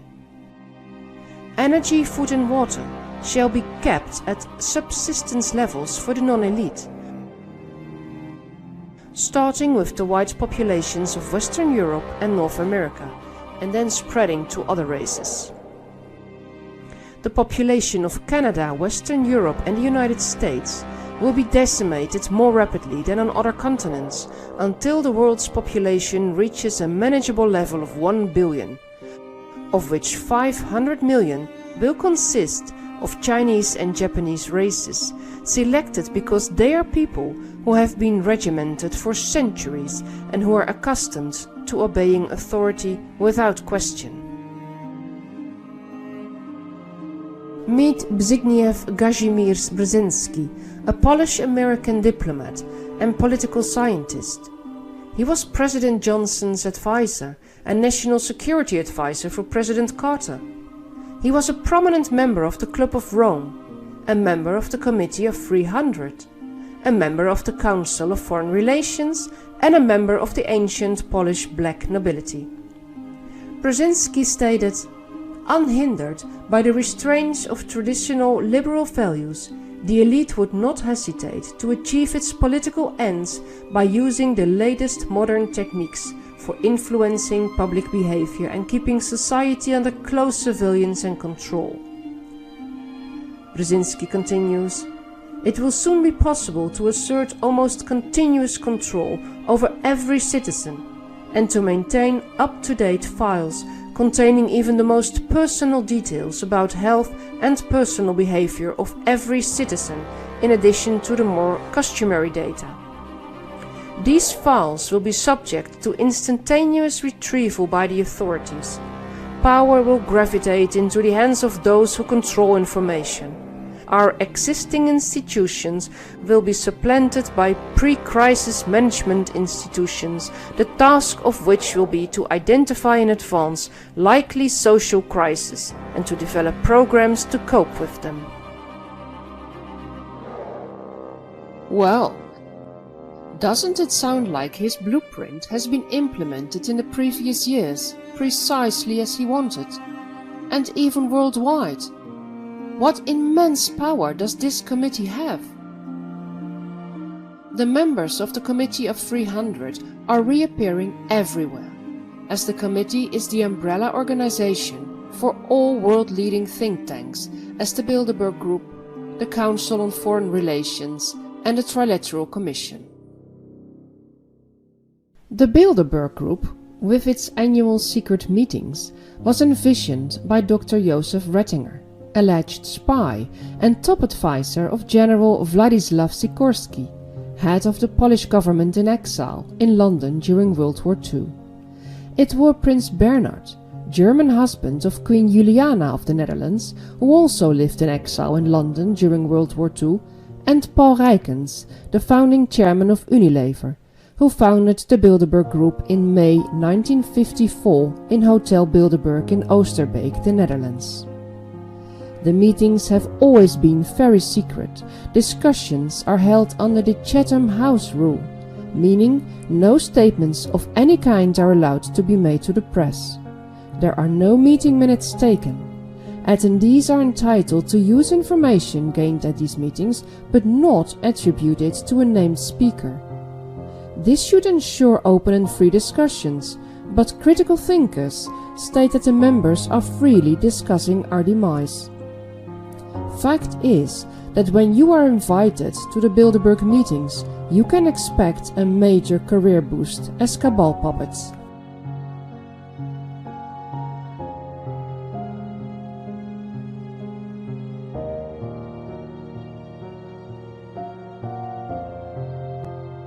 The Council on Foreign Relations is a spin-off from the Institute of International Affairs, an Anglo-American intelligence organization formed after the World War I peace treaty in Versailles in 1919. Later on, the British branch split off into the Royal Institute of International Affairs, also known as the Chatham House, and the American branch became the Council on Foreign Relations. The goal of the Council is to inform the government about international political affairs, a fancy term for spying. Its members include senior politicians, secretaries of state, CIA directors, bankers, lawyers, professors, corporate directors, CEOs and prominent media figures. The Council is heavily financially supported by the Ford Foundation and Rockefeller Foundation, with David Rockefeller even becoming director of the CFR in 1949. The Council's main reports are about threats of wars and peace. The Council on Foreign Relations is an NGO, a non-governmental organization. The Trilateral Commission was founded in 1973 by David Rockefeller and Henry Kissinger. It entails the cooperation between North America, Europe and Asia Pacific. The Trilateral Commission, also an NGO, represents influential commercial and political interests, a high-rank lobby group, so to speak. The members and former members include leading figures in politics, intelligence, business, media and academia. This is the deep state, ruling the world, free from any democratic interference. A report from the Trilateral Commission in 1975 stated, "The vulnerability of democratic government in the US comes not primarily from external threats, though such threats are real. Not from internal subversion from the left or right, although both possibilities could exist, but rather from internal dynamics of democracy itself in a highly educated, mobilized and participant society." Noam Chomsky says about the Trilateral Commission, "They felt free to let their hair down and to talk openly about the need for an increasingly active and defiant public to be reduced back to its proper state of apathy and obedience, lest it continue to use democratic means to deprive them of their power." In his 1980 book, With No Apologies, Republican Senator Barry Goldwater suggested that the discussion group was a skillful, coordinated effort to seize control and consolidate the four centers of power, political, monetary, intellectual and spiritual, in the creation of a worldwide economic power superior to the political governments of the nation-states involved. The fact that these committees, commissions, groups, think tanks and more are membered by the elites of this world tell us a lot about their goals. This is the deep state, the unseen one-world government. They are unelected, free from any electoral or democratic process and untouchable within their NGOs. They are ministers and presidents of countries, CEOs of banks, media and NGOs. They are lawyers, professors and intelligence officers. Their decrees and treaties, brought into the world by organizations as the UN, WHO and NATO, overrule constitutions no matter what. We've seen it happen over and over again in the last couple of years. Is there more to know about the identity of the cabal? What about Washington, D.C. and the Vatican? How do they contribute to the one world government? Let's investigate it further in part 2 of this conclusion to the fall of the cabal.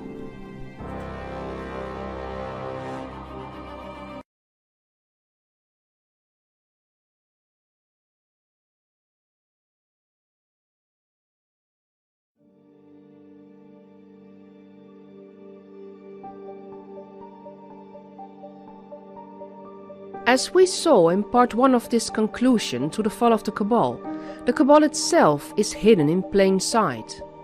As CEOs and members of NGOs, think tanks and advisory committees and councils, the cabal acts as a gigantic spider in an impenetrable web. Untouchable, unaccountable and invisible, it controls the governments and institutions of the world, dictating us towards a one-world government without us even noticing it. But the good news is that as soon as someone points it out to you and you start to open your eyes, there is no way you can ignore it again. Once you see it, you cannot unsee it anymore. Now that you know about the Bilderberg Group, the Council on Foreign Relations, the Trilateral Commission and the Commission of 300, do you know all there is to know about the identity of the cabal? Oh no, there is so much more to tell. We have only covered one nail of the 3 nails of power, remember? So let's not waste any more time and discover with me the second nail of power, Washington DC and the military-industrial complex.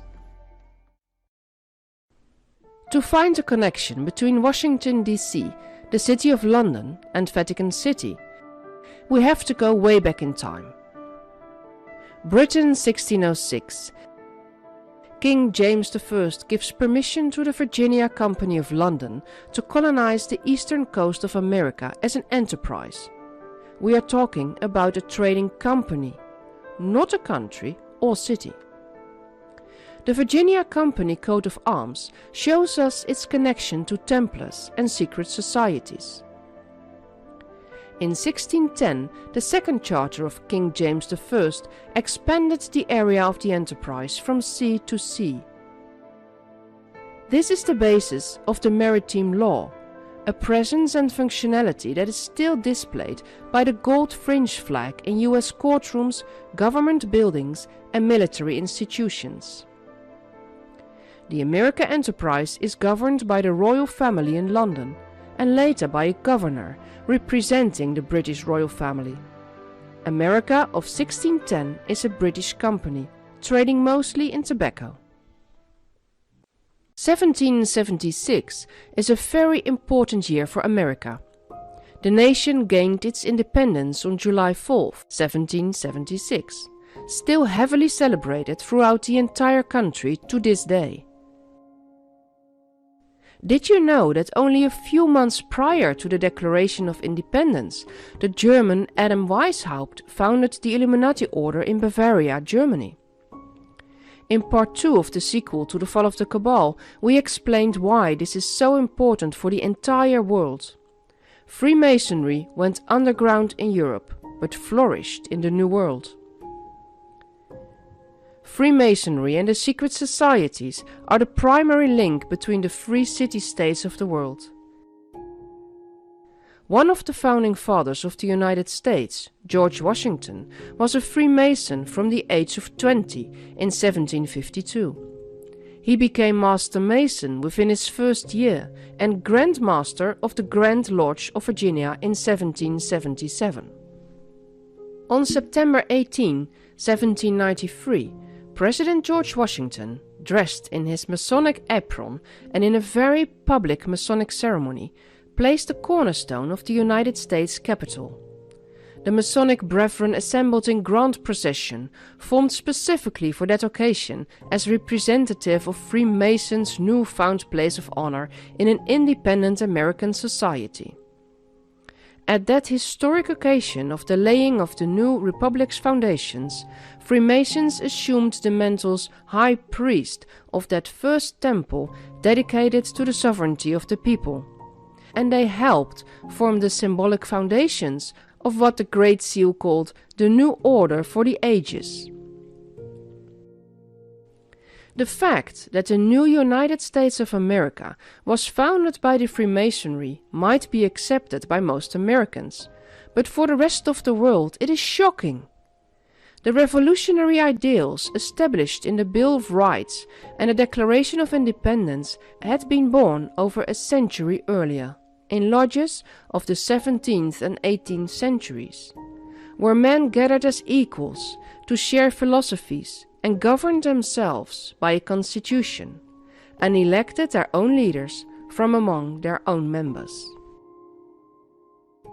Another example of the Masonic origins of the United States is again in plain sight: the Great Seal shown on every US dollar bill.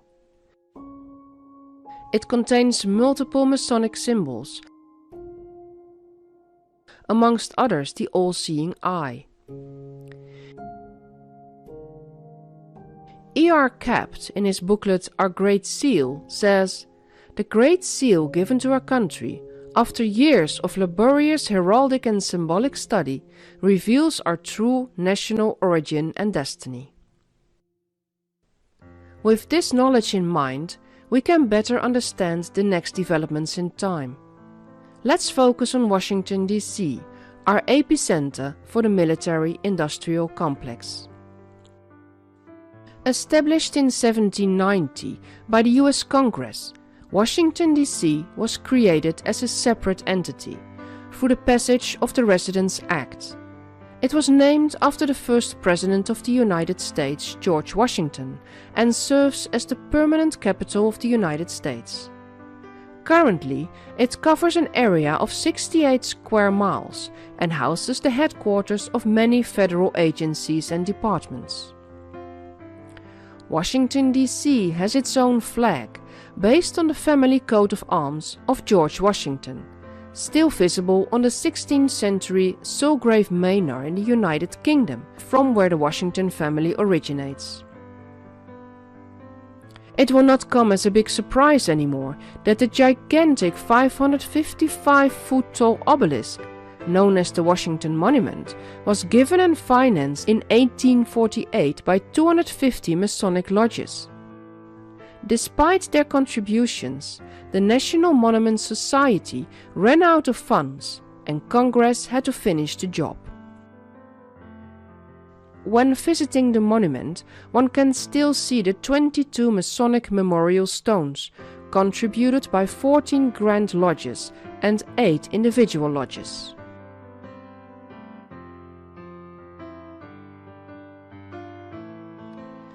The Organic Act of 1871 established Washington, D.C. as a territorial government. As a separate entity from the surrounding states, Washington, D.C. has its own unique set of laws and regulations, making it different from other cities in the United States. Being not a state nor a city, it's an enclave for our rulers, seen and unseen. The perfect seat for the military-industrial complex. Many people have investigated the Organic Act of 1871, claiming it made the United States a corporation and no longer a constitutional republic. Without going into detail, this discussion brings much speculation and division among people. At the end, we can all conclude that the American government does not work in the interest of we the people, but has always been a puppet for its deep state masters. Whether the United States is a corporation or not, the most important fact is to establish who is in charge and to whom the government is truly held accountable. When we focus on the initial creation of the District of Columbia as a separate entity, corporation or not, we see that it enabled a cartel of elites with a physical location to collect and conduct covert militaristic operations, camouflaged by the shadows of self-empowered bureaucracies.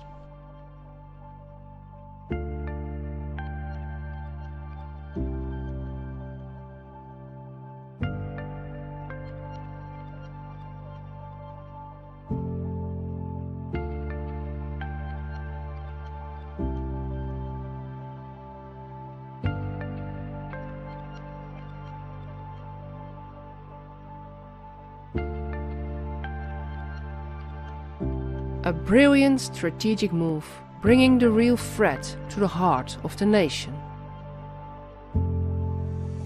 President Dwight Eisenhower, in his farewell statement to the country in 1961, identified this threat as the military-industrial complex. The military-industrial complex has come to control the world. With each and every war, it grows stronger and more powerful. Whether you are aware or not, it is now the ruling fist of the deep state. Before we dive into this military-industrial complex, there is one more thing to say. Whatever title we give to the real rulers of this world, it all goes back to ancient times. Best documented are the Roman laws, making it evident to say that the deep state or the cabal is a continuation of the Roman Empire.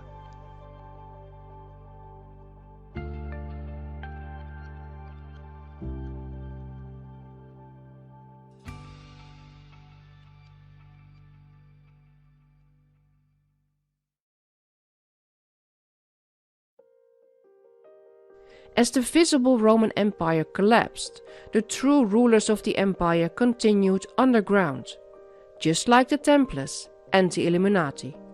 A new name, but still the same principles, the same group, the same interests. So, the United States, functioning as a corporation, with a president at its top, accountable for its deeds to its shareholders, isn't such a strange idea after all, is it?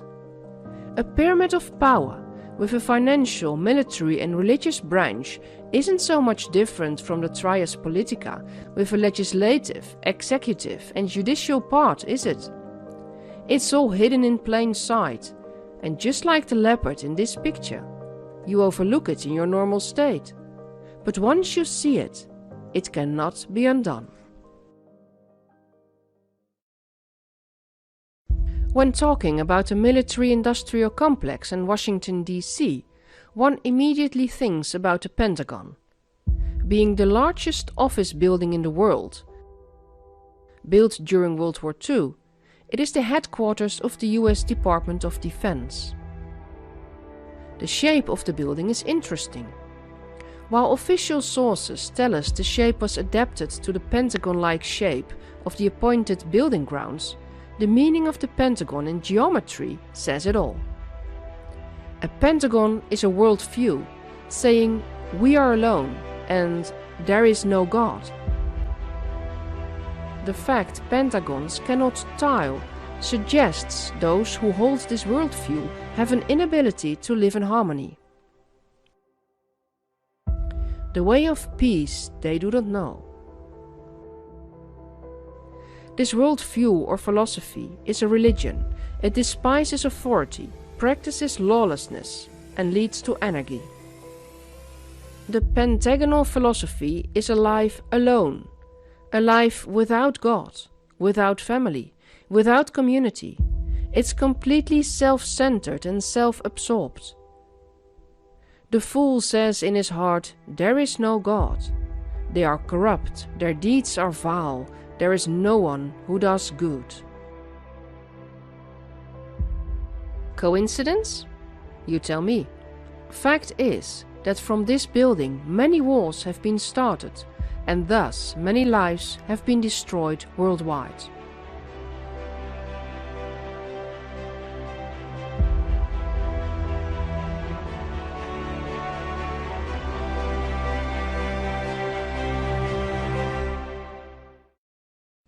Some facts. The United States spends more on the military than any other country. In 2023, military spending by the US made up almost 40% of the total military spending worldwide. Military spending in the US increased by 62% between 1980 and 2023, being 13% of the 2023 $6 trillion federal budget. The US Congress has approved $175 billion in total assistance for Ukraine since Russia's invasion of Ukraine nearly 3 years ago. Washington has separately provided more than $66 billion in security assistance to Kiev since the start of the war, according to the Pentagon. Treasury Secretary Janet Yellen says, Ukraine's success is in America's core national interest. Incomplete statistics show that from the end of World War II up till now, more than 80% of all wars worldwide were initiated by the United States.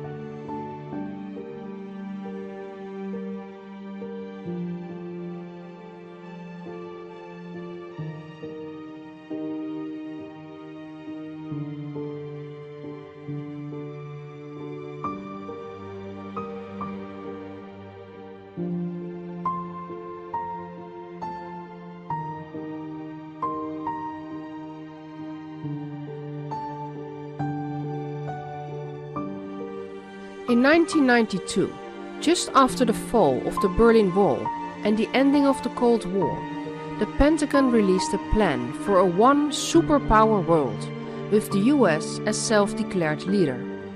No rival superpower is allowed to emerge. Of course, a new committee saw the day of light to achieve this goal.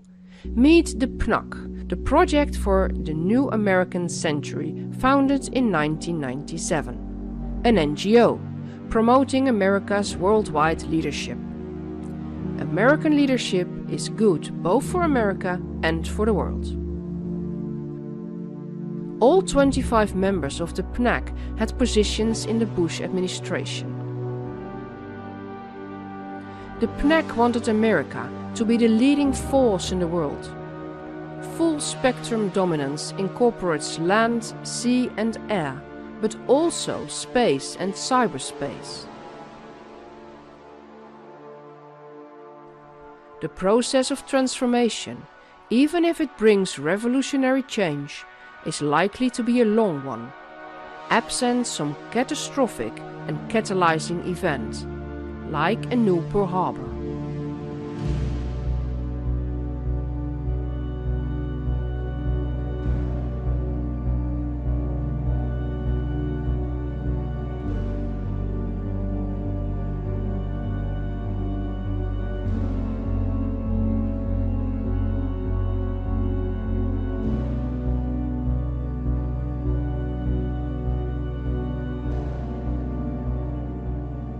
In 2006, the PNUC is replaced by the Foreign Policy Initiative, which focused primarily on Iraq and Afghanistan, and ended in 2017.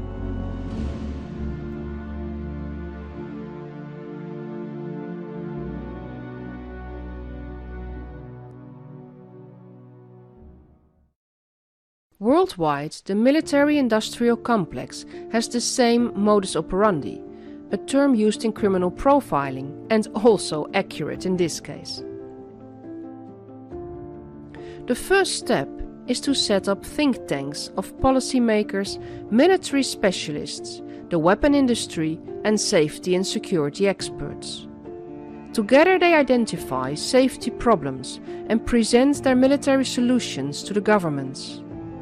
The governments confirm the emergency and provide the funds necessary. The think tank then decides what military means must be bought, gaining more control with every action. The official term for this modus operandi is called the Iron Triangle. The three sides of the pyramid are occupied with Congress, the Pentagon, and defense contractors. Or one can say the lawmakers, military, and lobbyists. They work together in a way that maintains itself. The lobbyists make sure, with their dark money, that the right politicians remain in power. The Pentagon makes sure there are wars. The government bends the rules and pays for the weapons industry with your tax money. The defense contractors supply the weapons, selling them to the military. With this double money from the government and later the selling of the weapons, they have lots of funds to spend as dark money, influencing policymakers and elections. They all protect each other, which makes their power grow and grow. Let me give you 3 small examples. Example 1. How public health is identified as a security problem. The problem is defined. New viruses spread quickly throughout the continents. The solution will be to have more control over people's movements. The result is militarization of public health.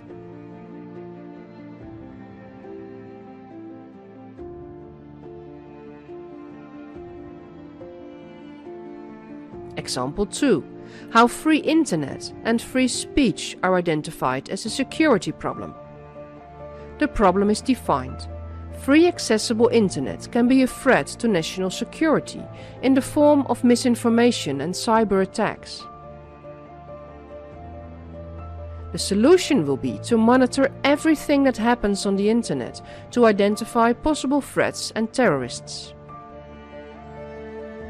The result is legal spying on civilians, more government control and labeling.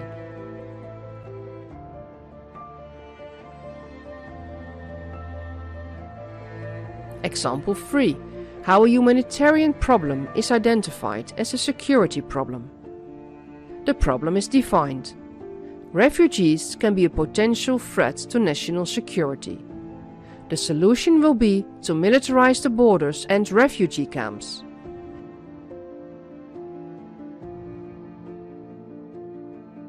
The result is a huge budget for border control and checkpoints. The necessary budgets are provided by the governments and therefore by us, the taxpayers. Why don't the people resist? How does the military-industrial complex keeps on getting a bigger and bigger budget? First and foremost, they have to make sure there will always be security threats. The last couple of years, we saw those threats coming mostly from non-military think tanks, like the World Economic Forum, the WHO, and lots of philanthropists.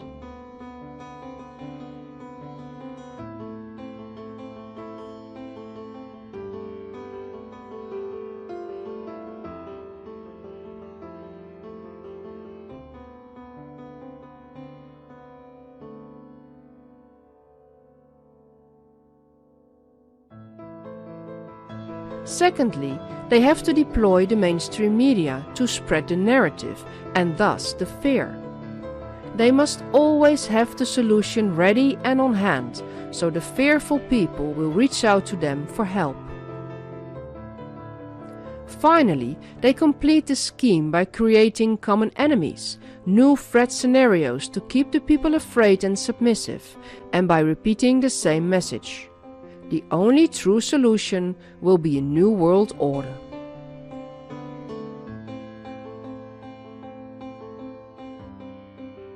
Have we been warned about this?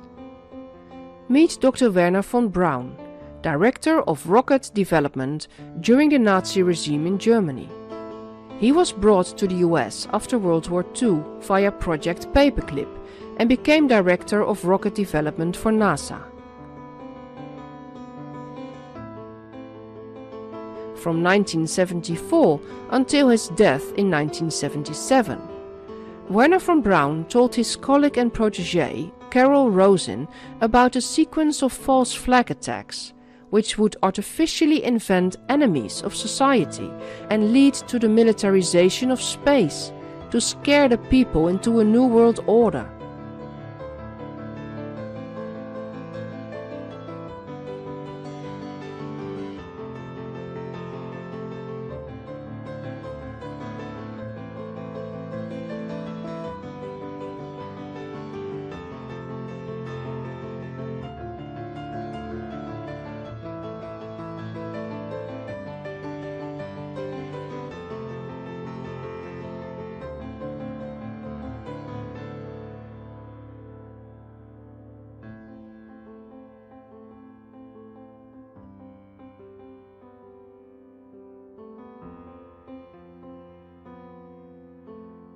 this is the sequence of enemies.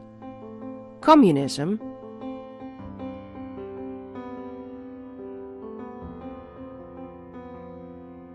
terrorism,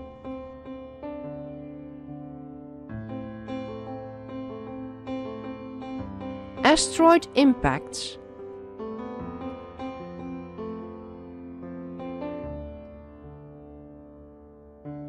alien invasion.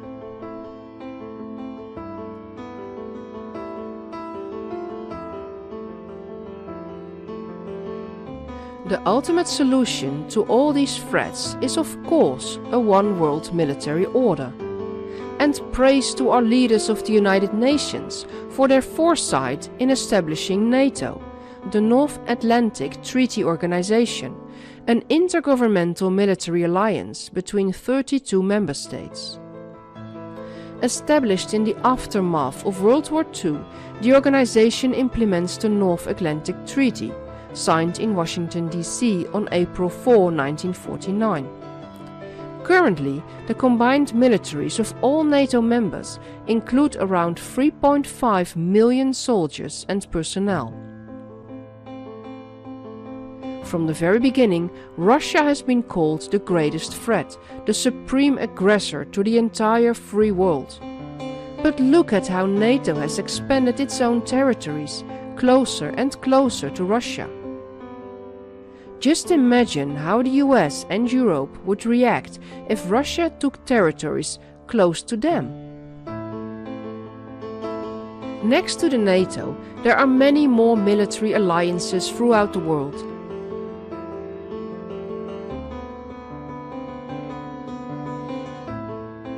Consuming taxpayers' money and doing not much more than playing out the already mentioned agenda. Because at the end, all they want is more money and thus more power. One can wonder, why would they need all this power? What are they so afraid of? They are afraid of you. They are afraid that you will stand up and say no, because without your consent, they are nobody. Just like the bully on the schoolyard is a nobody without his followers, the military-industrial complex has no power when you withdraw it. It's that simple. That's how powerful you truly are. And that is why the cabal takes all this effort to keep you small, afraid, and obedient. The cabal cannot exist when you claim your power. It cannot exist without your consent. The cabal knows you would choose love and healing in a truly open and free society. But then there would be no place for the deep state. So with that in mind, we are ready to expose the last nail of the triad of power, Vatican City. Follow me to part 3 of the conclusion to the fall of the cabal.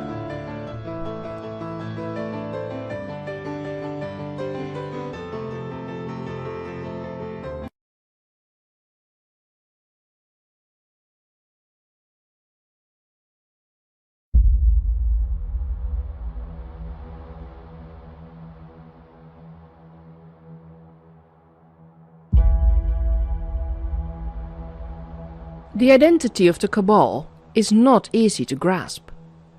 Always hidden behind a seemingly benign face, it really acts like a wolf in sheep's clothing. It seems to work in the world's interests, but is secretly gaining power to achieve that one precious goal, world dominance. It has not been easy to unravel or even grasp the reality of evil in our society. And now I'm even asking you to go a step further, to look at the role of the cabal in our Western religion. Can you handle that? Are you open to the fact that everything you have been told was a lie? That you have to unlearn everything in order to progress in your life? What I am about to show you in this episode will be shocking. It will make an impact in your life for sure. If you don't want it, If you prefer the convenient lie over the inconvenient truth, then please stop here. No one will blame you for not being ready. You are responsible for your own sanity, for the information you take in. So only when you're ready, let's have a look at the third nail of power, religion. One cannot speak about religion and only cover one of the world's religions. But the focus of this episode is not about the world's religions, nor its contents. We are talking about the three nails of power of the Cabal, with Vatican City being one of them. Vatican City is a fully independent city-state. Just like the city of London, it lays in the heart of the capital, Rome in Italy. It is governed by the Holy See, and it's the world's smallest nation-state, with only 500 inhabitants on 110 acres. Vatican City has its own telephone and postal system, radio and television station, astronomical observatory and banking system, as well as a contingent of Swiss guards responsible for the personal safety of the Pope since 1506. Vatican City has embassies in 110 countries, and 84 countries have their embassy for the Holy See in Rome. When investigating the value of the Vatican, it gets really interesting.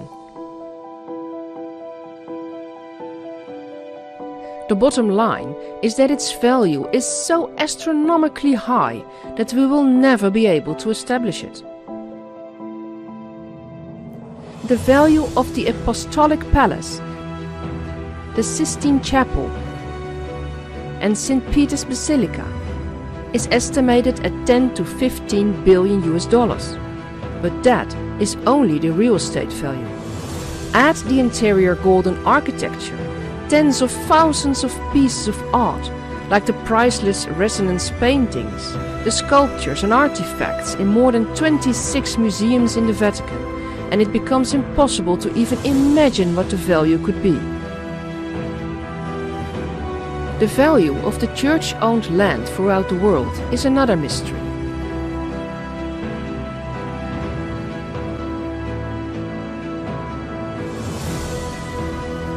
These properties include Vatican embassies, churches, cathedrals, monasteries, schools and convents. On top of that, the Vatican Apostolic Library contains, according to its own website, another priceless collection of over 180,000 manuscripts, 1.6 million printed books, over 300,000 coins and medallions, and thousands of drawings and engravings, many from pre-Christian and early Christian times. And how many priceless treasures remain hidden in the Vatican's secret archives?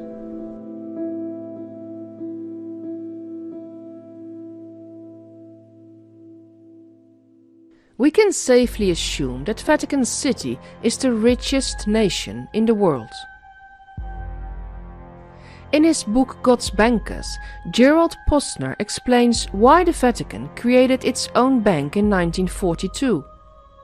By World War II, the Church had seizable investments and created the Vatican Bank in order to hide its financial dealings with the Nazis from the US and the UK. Further on, Posner writes that the Vatican received a substantial church tax from Hitler's Reich every year, amounting to 1.7 billion US dollars in today's money in 1943 alone. Over the decades, the Vatican Bank, officially called the Institute for Works of Religion, has been at the center of numerous scandals and accusations of mismanagement, money laundering, and fraud.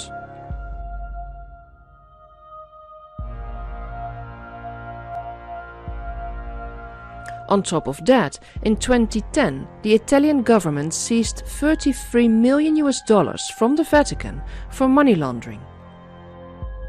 And until the present day, the church settlements for sex abuse allegations add up to 5 billion US dollars.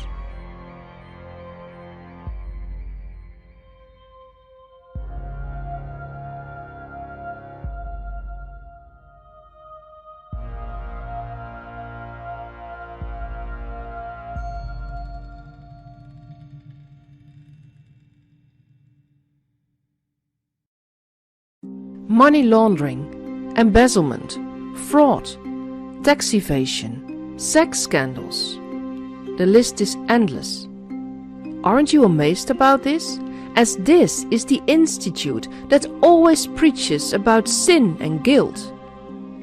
We are talking about one of the biggest religious institutions of the world, with 1.4 billion baptized members, more than 60% of all Christians and almost 18% of the entire world population.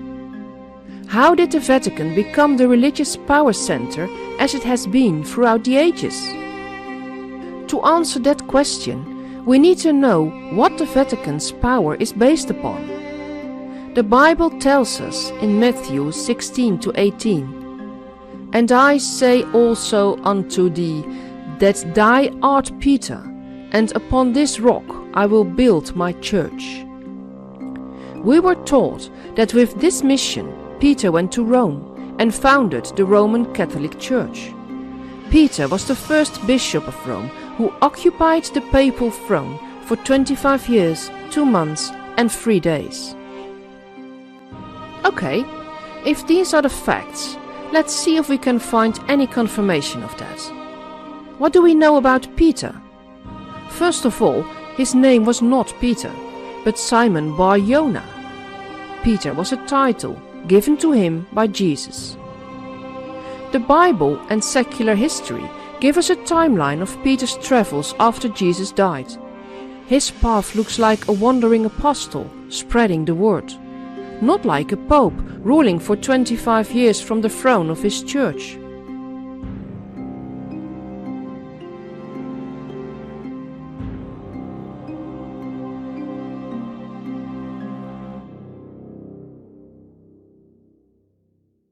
The burial place of Saint Peter gives room for discussion. He could have died in Rome or in Jerusalem. The first is proven with textual evidence, the latter with a gravestone.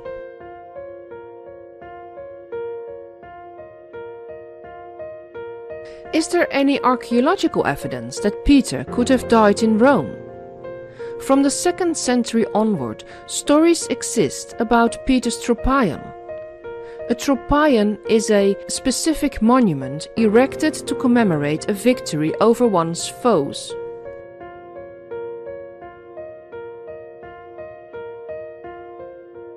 A tropaion is not a grave. During World War II excavations at the site of St. Peter's tropaion in Rome, no grave nor bones were found.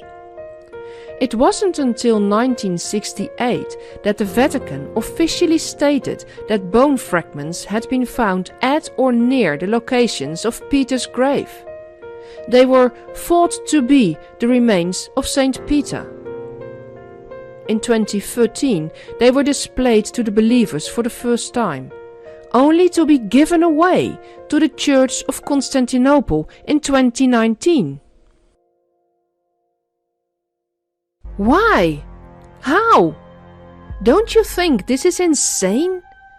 These bone fragments should have been the cornerstone of the Catholic Church and thus the Vatican.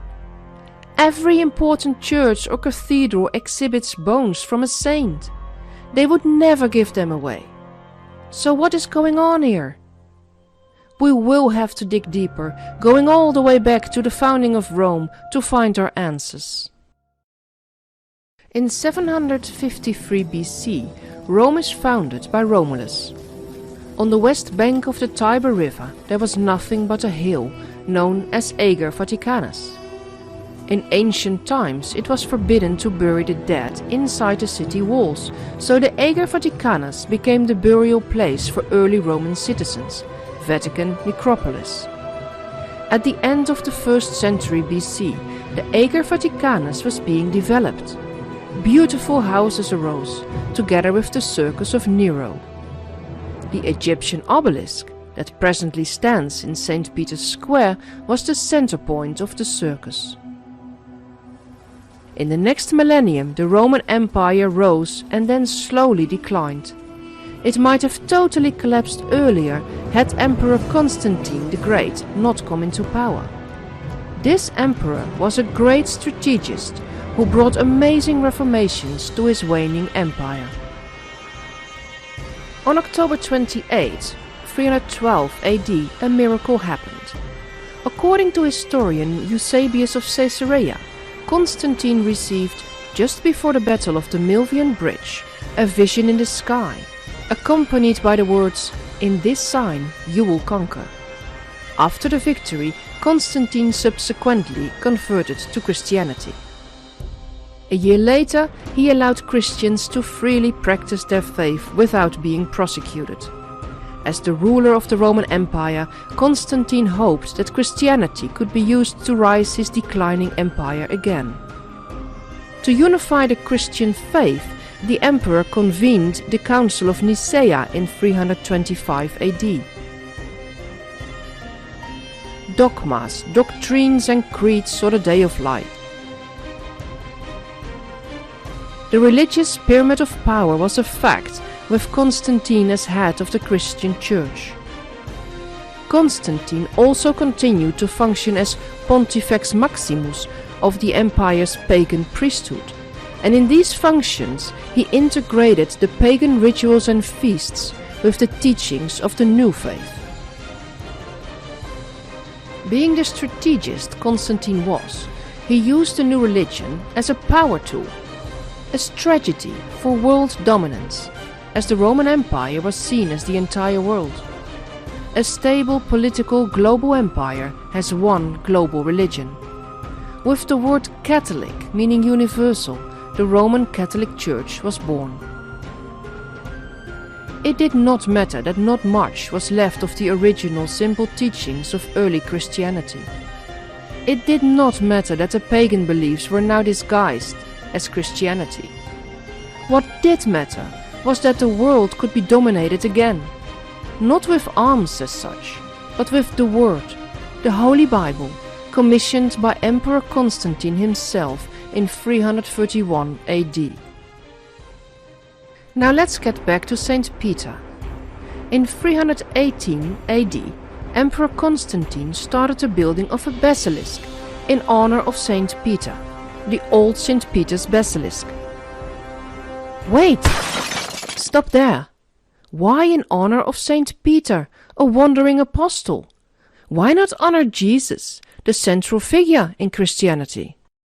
Well, there was a Peter of great significance who lived in Rome in the 1st century. This was not Simon Bar-Jonah. This Peter's true name was Simon Magus, Simon the magician, master of demons. Simon Magus was a priest of ancient Eastern beliefs, of the Samaritan and Babylonian faiths. In all of Samaria he was believed to be the great power of God. When Simon heard of the new Christian faith, he let himself being baptized a Christian.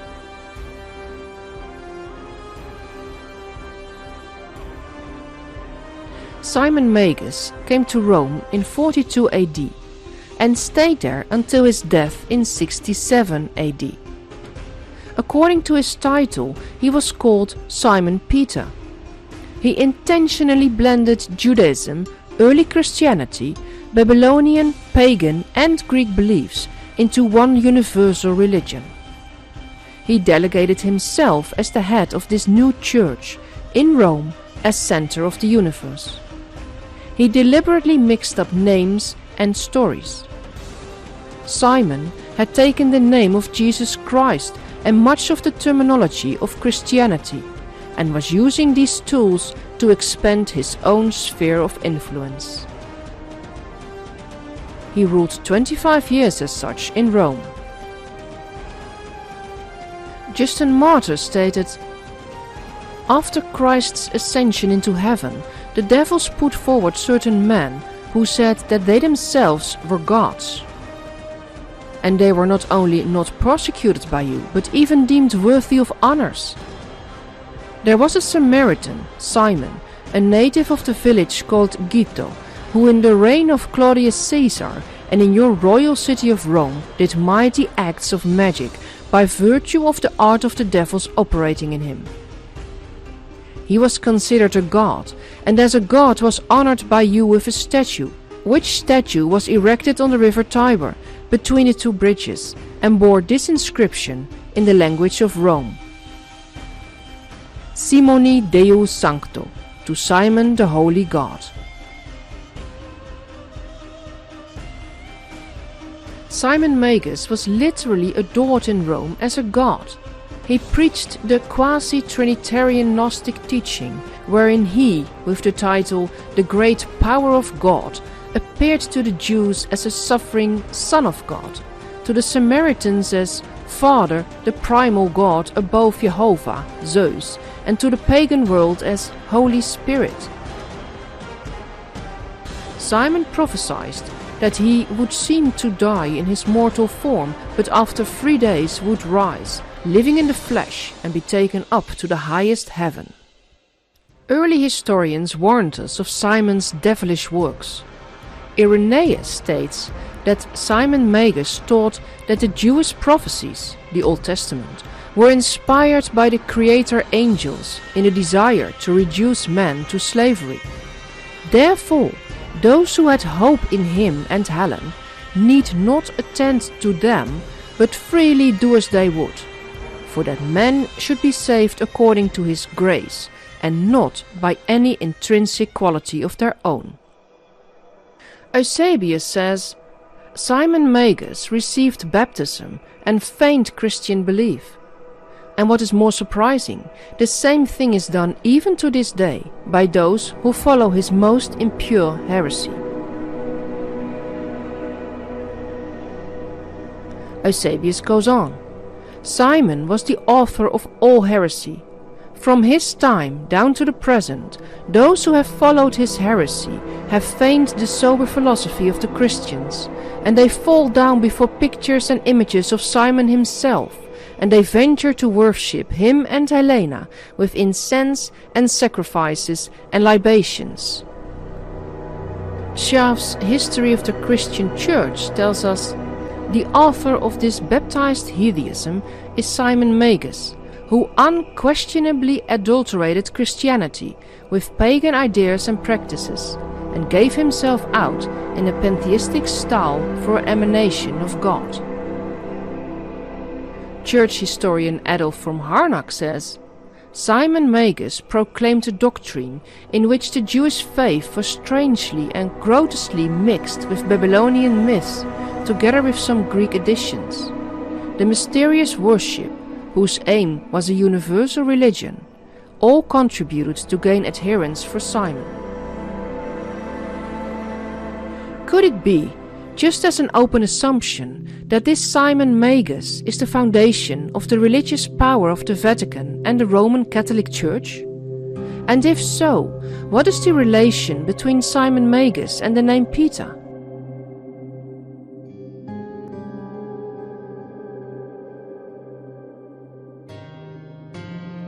Forgotten throughout history, the term Peter is a title.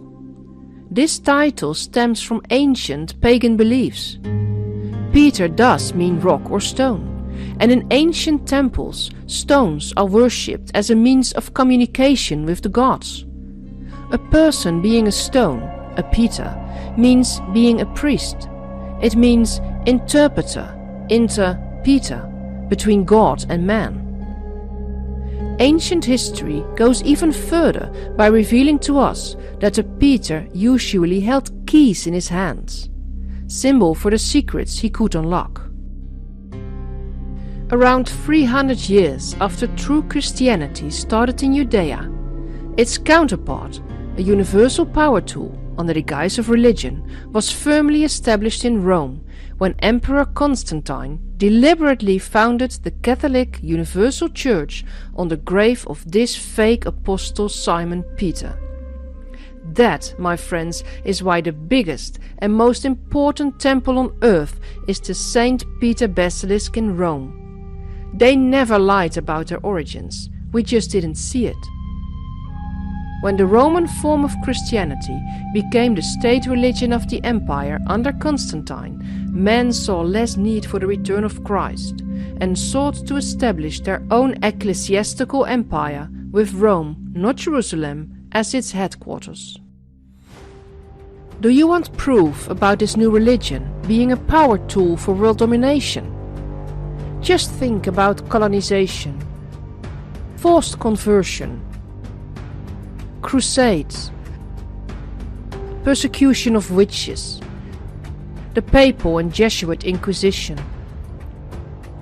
Countless historians tell us about genocides and hideous murders all over the world in the name of God to eradicate opponents of the Roman Catholic Church.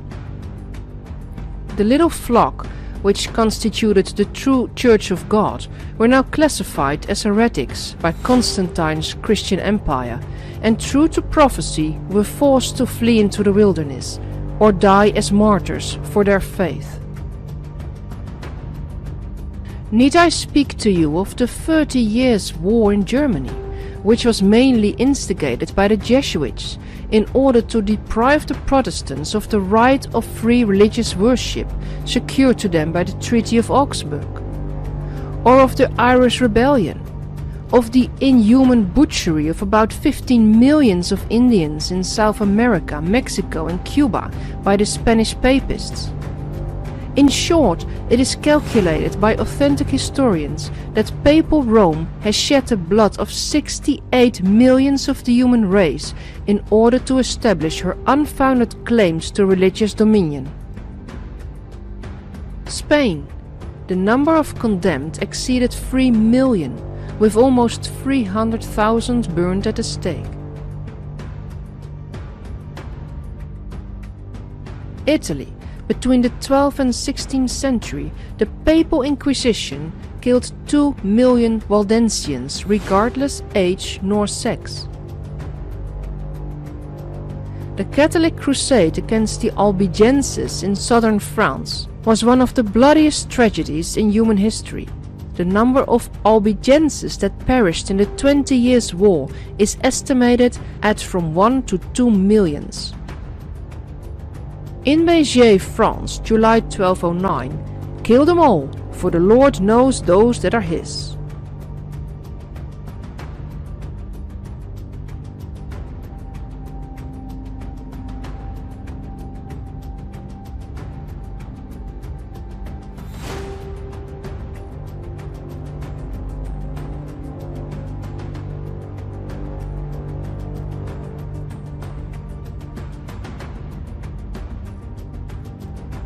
Every man, woman and child in the city of Béziers was killed.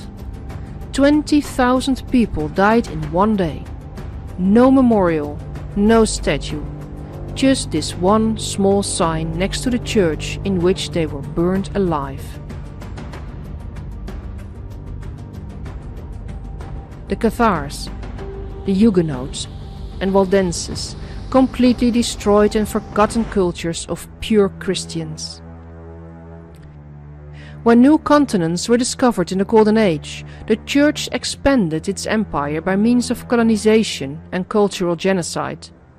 From East India to Australia, from the Americas and Canada, the indigenous people have been murdered and their children re-educated and rendered infertile.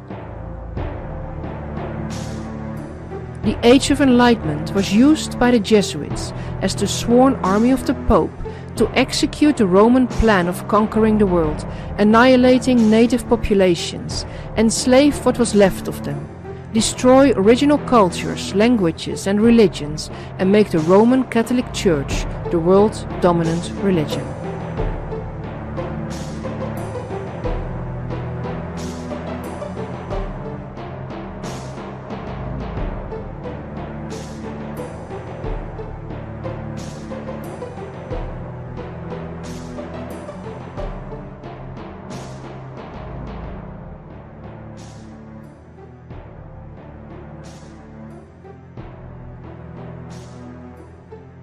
The native Australian Aboriginals were annihilated from 1.5 million in 1788 to less than 100,000 in 1901. Until the 1960s, the Aboriginals fell under the Flora and Fauna Act, classifying them as animals, not human beings. the genocide continued until the late 20th century. By this the children of God are manifest, and the children of the devil. Whosoever does not righteousness is not of God, neither is he that loveth not his brother. As we've discovered in this episode, the Babylonian Simon Magus was the first pope, and all popes have been his successors. Let me repeat that. The popes are the successors of Simon Magus, the Babylonian Peter, not of Jesus Christ. Would it be strange to think about the popes as Antichrist then?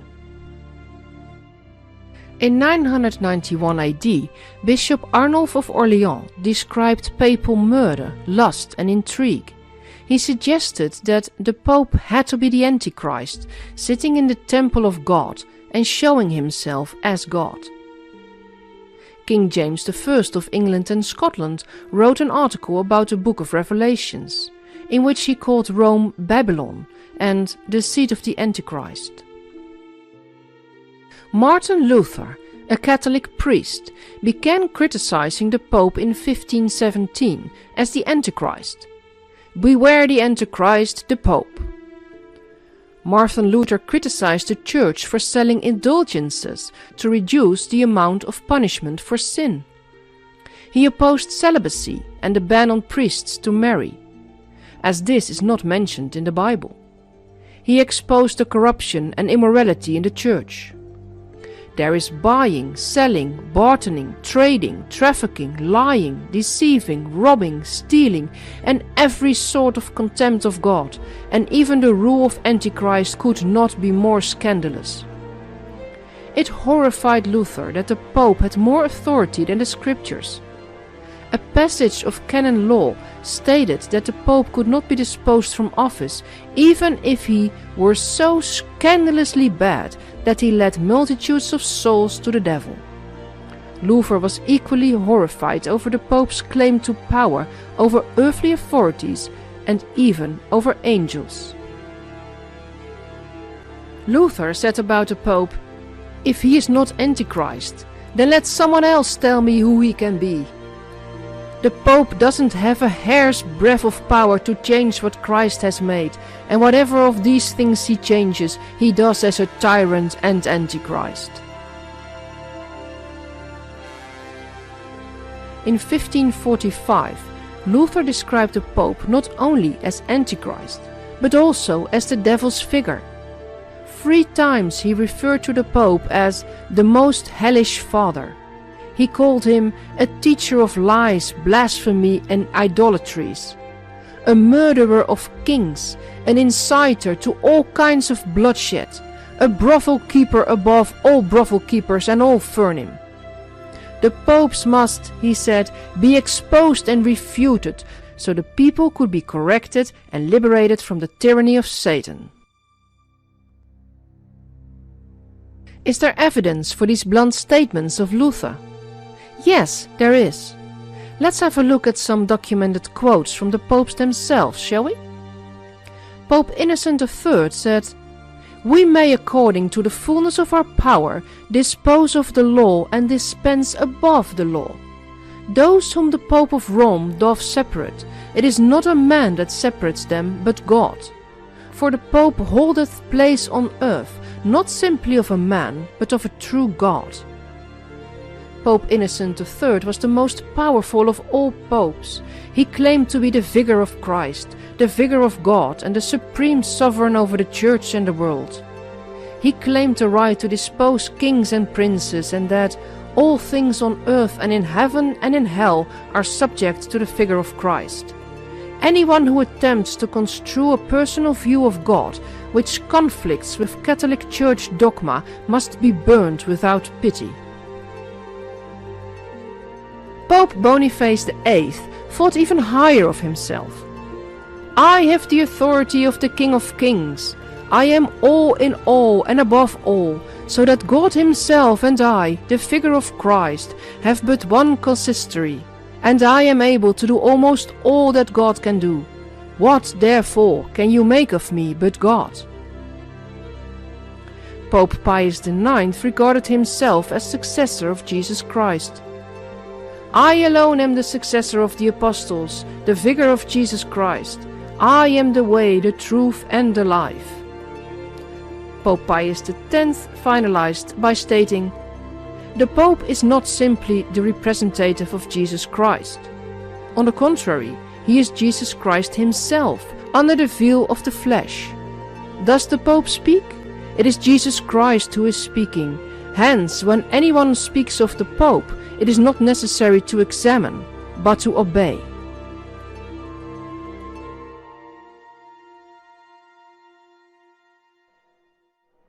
"2,000 years of deceit, bloodshed, annihilating entire populations, of secret societies and hidden armies.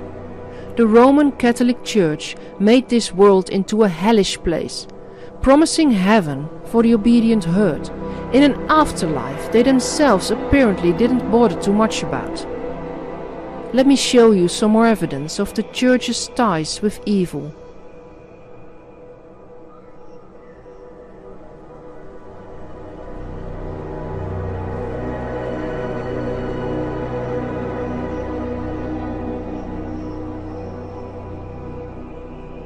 From Masonic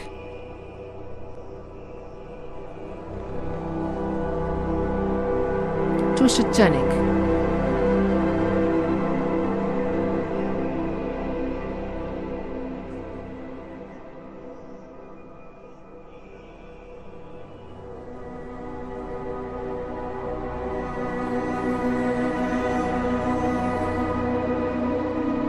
And of course the child abuse.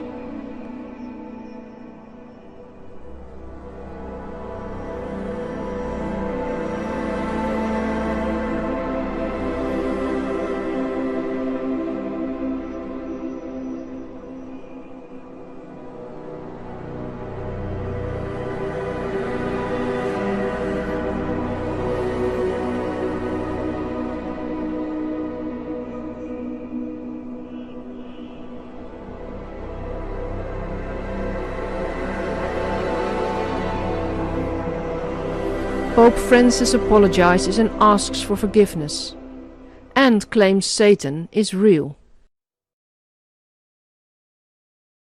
A very last question that I've had from early childhood on has been answered now.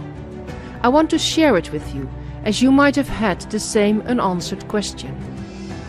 Each and every time I entered a church, I got a creepy feeling when I looked at Jesus, hanging there, being crucified, bleeding and suffering. A priest once explained to me that only Roman Catholic churches were obliged to have a crucifix for everyone to see. What does the crucifix mean? The symbol of the cross existed as a sacred symbol for millennia before the birth of Christ.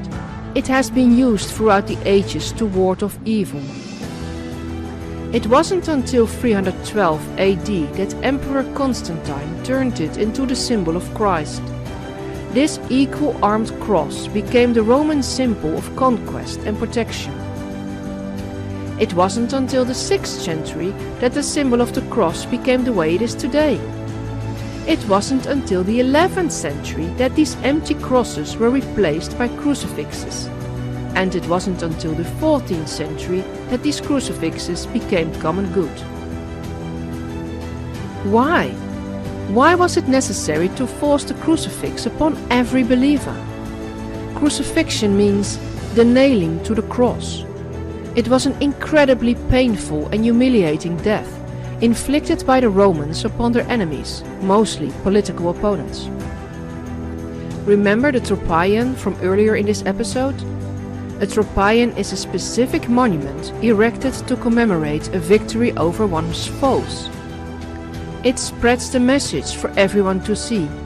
Do not disobey us, or else. That was the message back then, but crucifixion itself ended in 337 AD. So is there another reason why we still see the image of the suffering Jesus Christ everywhere around us? Weren't we told that Jesus suffered and died on the cross for our sins? Don't you feel guilty when you look at a crucifix thinking about that? the Roman Catholic regime needed a symbol to make you feel powerless instead of protected. Guilt is the emotion that makes you absolutely submissive. So, the crucifix, the symbol of the conquest of Jesus the Christ. The cabal shows us 24/7, we conquered the Christ. And on top of that, you are supposed to feel guilty about it. Genius again, don't you think? In the course of centuries, a sacred and protective symbol was slowly turned into a symbol of humiliation and guilt, hanging in millions of churches, homes, crossroads and around billions of necks, imprinting in your subconscious each and every day. Reverse the symbol and Satanists are proud to show it off.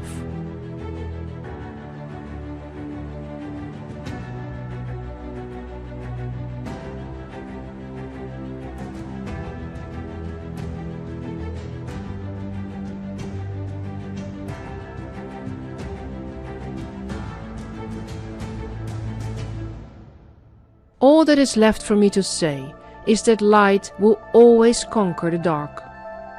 All that is needed is the awareness that there is dark. From that moment on, the smallest candle will light the darkest of caves.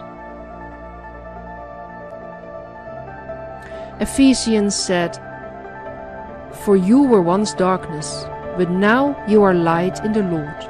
Live as children of light." John says, "The light shines in the darkness, and the darkness has not overcome it." Ephesians says again, "For our struggle is not against flesh and blood, but against the rulers, against the authorities, against the powers of this dark world, and against the spiritual forces of evil in the heavenly realms." We're not done yet. I wish we were, but there's even more to tell. Would you like to know the origins of New Age, the Ascended Masters, and what they have in common with Satanism? Then follow me to part 4 of this conclusion to the fall of the Cabal.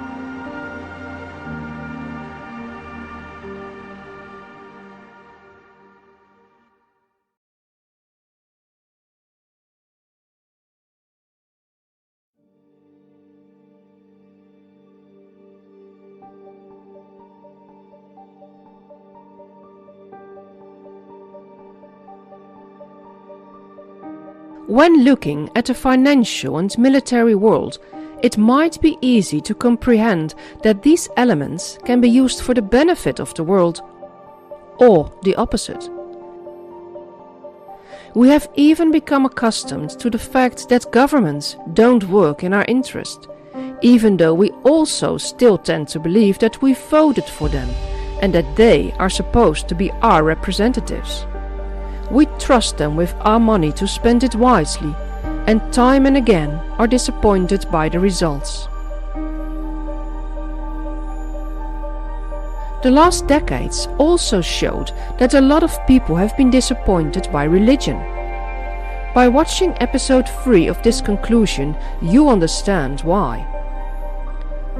People were sick and tired of the deceit and fear-mongering of the church. What happened to these people?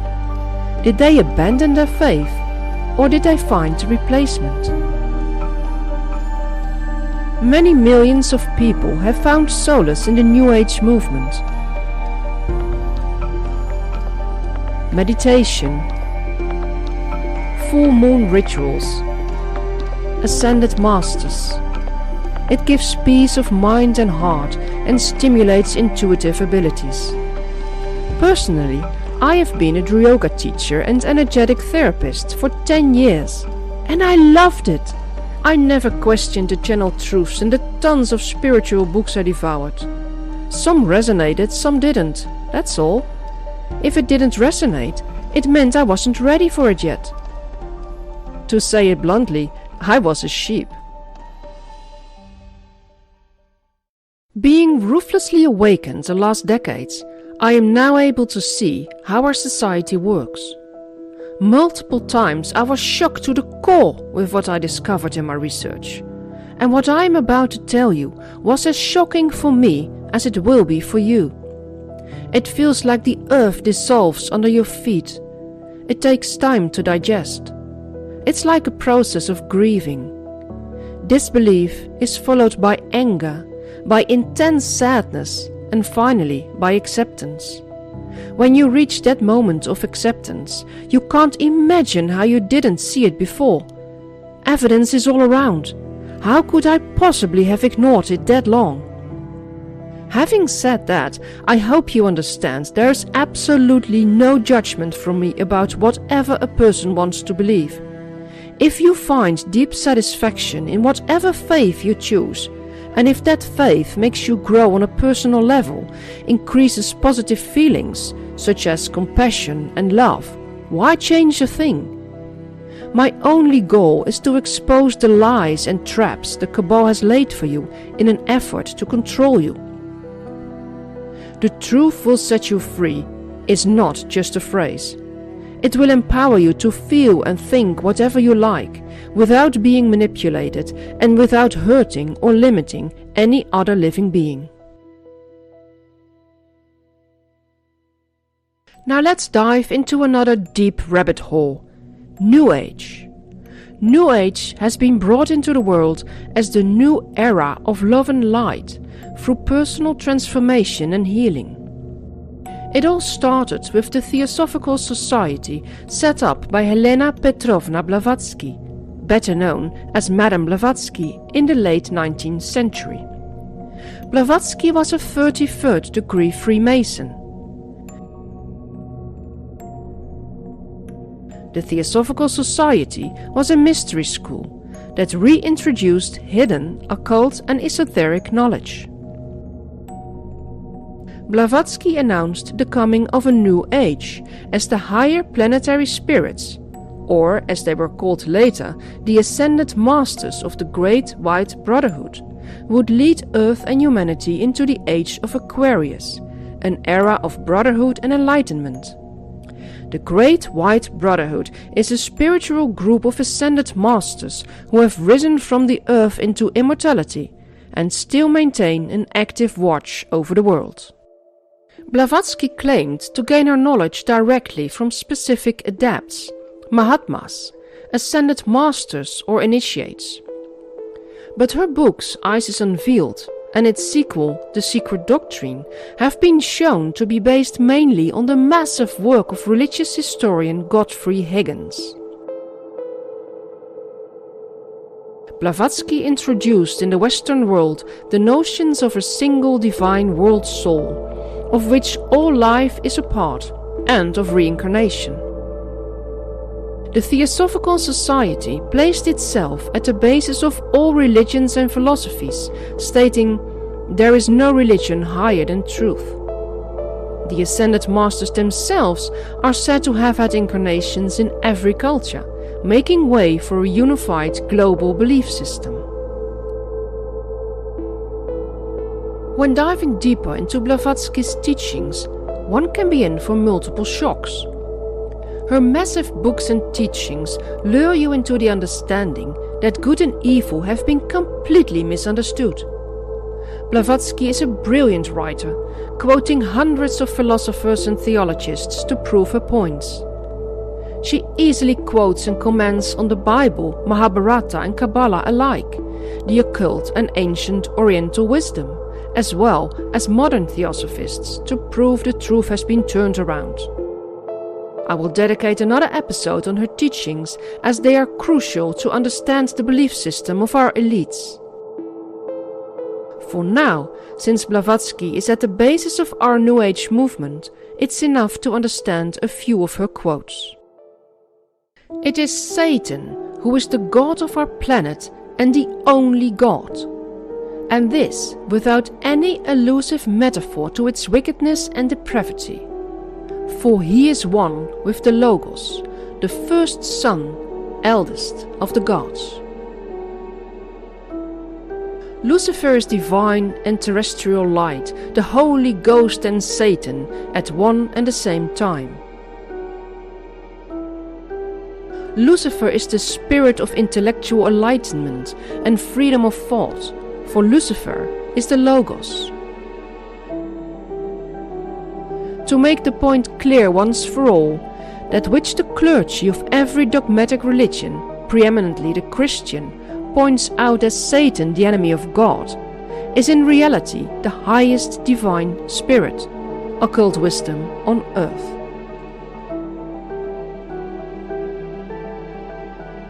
But Satan will now be shown in the teaching of the secret doctrine, allegorized as good and sacrifice, a God of wisdom under different names. In this case, it is but natural to view Satan, the serpent of Genesis, as the real creator and benefactor, the father of spiritual mankind. For it is he who was the harbinger of light, bright radiant Lucifer, who opened the eyes of the automaton created by Jehovah, and he was the first to whisper, "In the day ye eat thereof, ye shall be as Elohim, knowing good and evil," can only be regarded in the light of a Savior.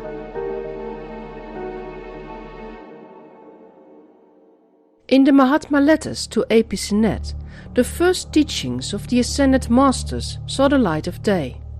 Later, Charles Leadbeater, Alice Bailey, Helena Roerich, Annie Besant and Elizabeth Clare Prophet took over and molded the story of the Great White Brotherhood into the version we have today. Let me introduce you to some of these Ascended Masters. At the very top of the hierarchy of the Great White Brotherhood, we find Sanat Kumara. He is said to be the head of Earth and of humanity. His name derives from the Puranic texts of Hinduism. He is one of the 7 holy Kumaras, the Lords of Flame, who represent the 7 rays of Venus. The anagram of Sanat is Satan. Sanat Buddha Maitreya Kumara, or Lord Maitreya, the future Buddha of the world, is anchoring the Christ consciousness energy into the earth. He is the bringer of knowledge, the world teacher, and came to earth as Adam, Enoch, Krishna, and Christ. Mahatma El Moria, in his previous incarnations, Abraham, Melchior, King Arthur, and the Maharaj of Kashmir, is the master of divine will. As personal guru of Blavatsky, he instructed her to form a secret society like the Rosicrucian Lodge, the Theosophical Society. He was said to be the author of the Mahatma letters, together with Kutumi. Later in time, these letters were proven to be of Blavatsky's handwriting, which started a new controversy about their legitimacy. Master Sananda, in his previous life Jesus of Nazareth and Adam, is currently the world teacher. The followers of Benjamin Cram and Alice Bailey believe that Master Maitreya overshadowed Master Jesus, such that there were 2 beings in one body. Maitreya was the Christ, and Master Jesus was Jesus of Nazareth. The combination of the 2 beings functioned as Jesus Christ. Mystery School The Summit Lighthouse teaches that the Ascended Master Saint Germain is the koan of the 7th ray and sponsor of the United States of America.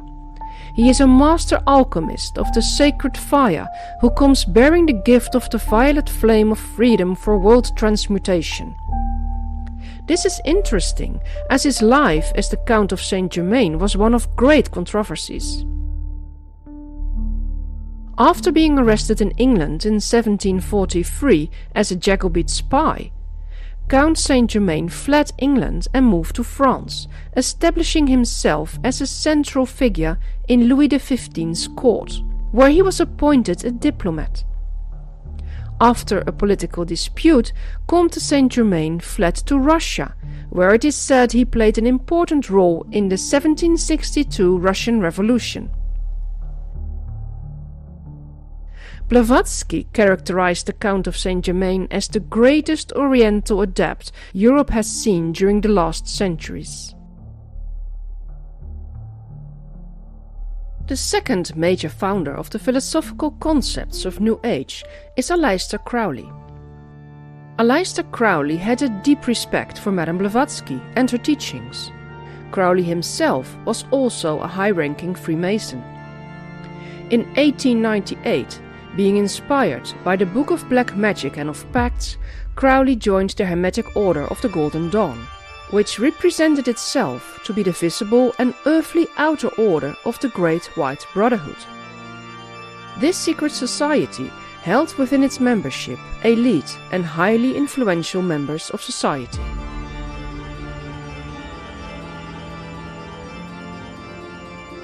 Crowley was a 33rd degree initiate of the Scottish Rite in Mexico, 3rd degree of the Anglo-Saxon Lodge number 343 in France, 33rd degree of the irregular Cerno Scottish Rite, and 95th degree of the Rite of Memphis Mizraim. Due to his insights in sex rituals, Crowley was initiated into the German-based Ordo Templi Orientis, OTO, in 1912, rising to become the leader of its British branch. In 1907, Crowley founded his magical secret society, the AA, being the structure and system of the Great White Brotherhood. Next, he founded the religion of Thelema, meant to be built on the ruins of Christianity. This new religion would be the cornerstone of the New Age, the age of the god Horus, who would preside for the next 2000 years over the evolution of consciousness on this planet.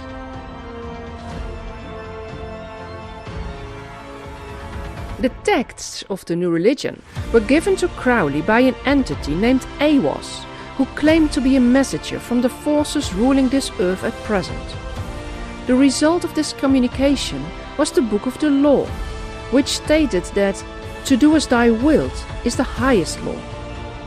This book was considered by Crowley to be of equal importance as the Holy Bible, taking over its leading role for the next 2000 years, meaning a shift of 180 degrees from Father, thy will be done to there are no standards of right, ethics is balderdash, each star must go on its own orbit, to hell with moral principle, there is no such thing, to do as thy wilt is the highest law.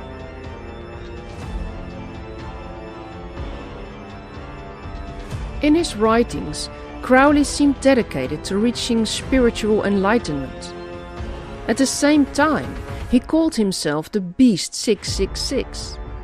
He used to torture and kill animals, use menstrual blood for spell casting, openly admitted to making blood sacrifices to demons, and performed sex magic on his mistresses, 5 of whom ended up committing suicide. Crowley made use of witchcraft, gematria, and sexual rituals. To reach spiritual goals, he advised the use of blood sacrifices, claiming it was the theory of the ancient magicians that any living being is a storehouse of energy, varying in quantity according to the size and health of the animal, and in quality according to its mental and moral character. At the death of the animal, this energy is liberated suddenly.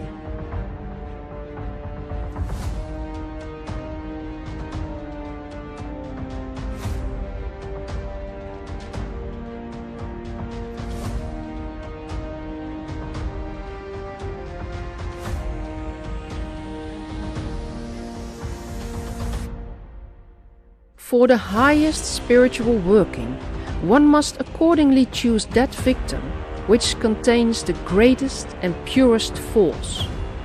A male child of perfect innocence and high intelligence is the most satisfactory and suitable victim.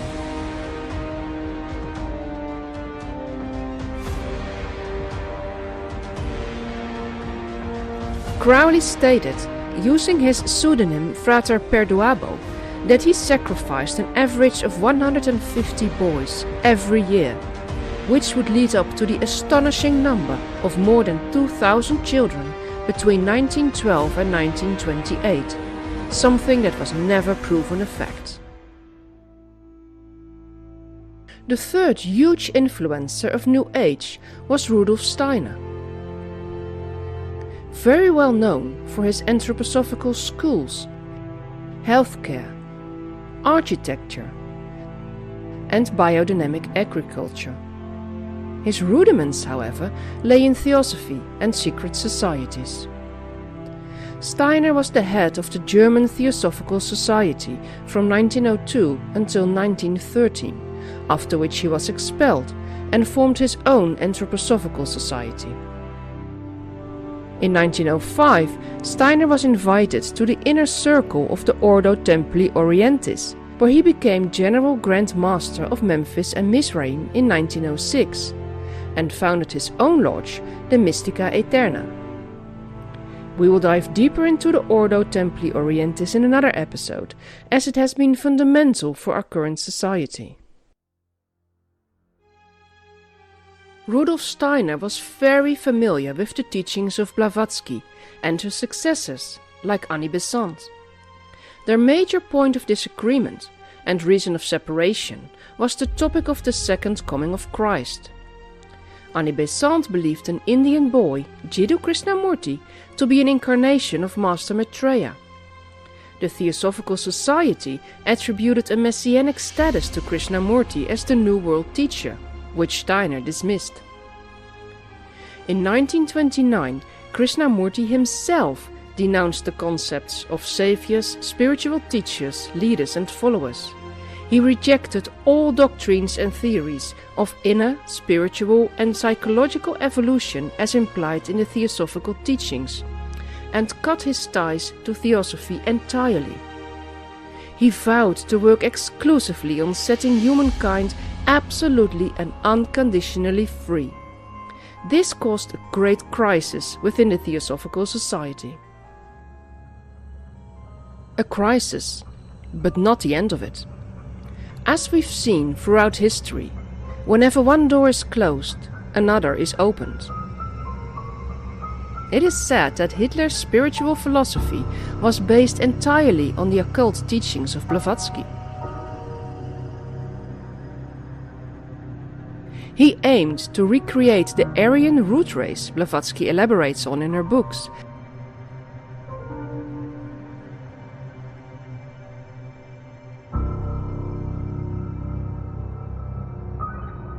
and searched for their origin in the mountains of Tibet.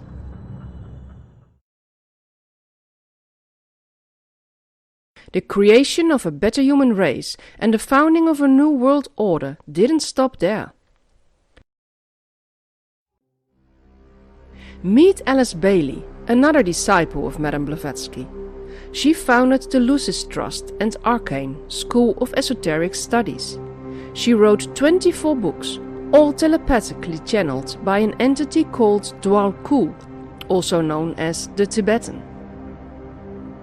Alice Bailey elaborated on Blavatsky's work about the ascended masters of the Great White Brotherhood, adding the 7 rays, meditations and initiations to it.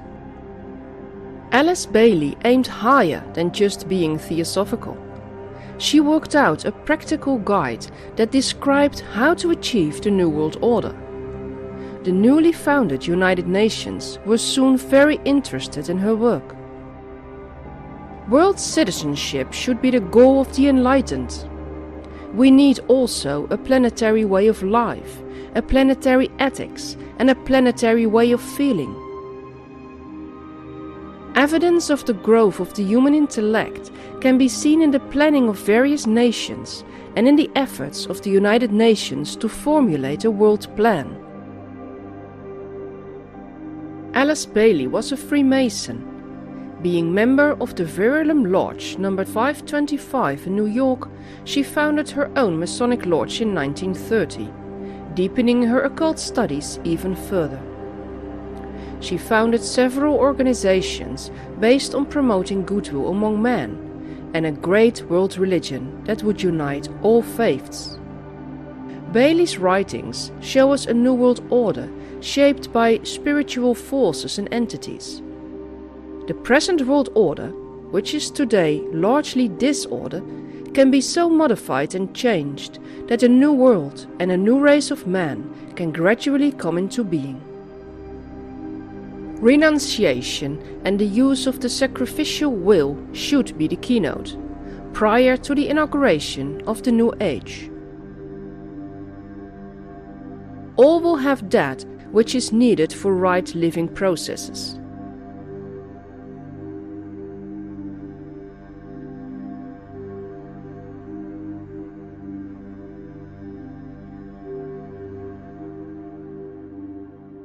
The New World Order must be appropriate to a world which has passed through a destructive crisis and to a humanity which is badly shattered by the experience. Do you remember the Protocols of Zion? In part 4 of the sequel, we showed you this. The moment of the recognition of our despot will come when the peoples, utterly wearied by the incompetence of their rulers, a matter which we shall arrange for, will cry out, "Away with them, and give us one king over all the earth, who will unite us and annihilate the causes of disorders, who will give us peace and quiet, which we cannot find under our rulers and representatives."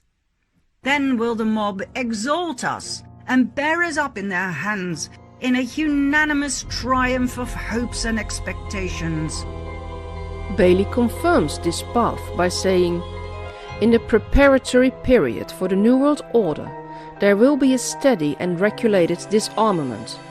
It will not be optional." Well, we all know what mandatory disarmament led to in history.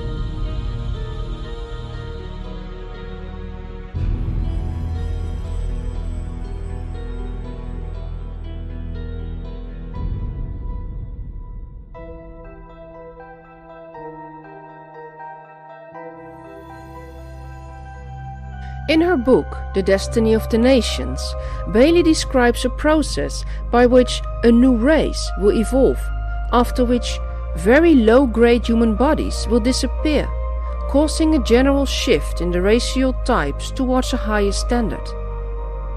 Did she predict the genetic modification of humanity, creating human-robot hybrids, an agenda now publicly endorsed and pursued by Yuval Harari and Elon Musk? After Bailey's death in 1949, the UN took it a step further, mixing cultural concerns with their goal of a new race and world control. The Club of Rome was founded to raise the concern about overpopulation. In 1993, the Club of Budapest saw the light of day. This club brings creative input to the UN through literature, art, and spirituality. This creative input led to new concerns: global warming, pandemic diseases, refugeeism. More and more celebrities became members of the Club of Budapest, all repeating the same message. The world's challenges can only be met with a global cultural awareness. meaning sustainability, worked out in Agenda 21 and Agenda 2030. New Age, imposed on you by those you admire and trust, is nothing more than the same old doctrine in a new fashion.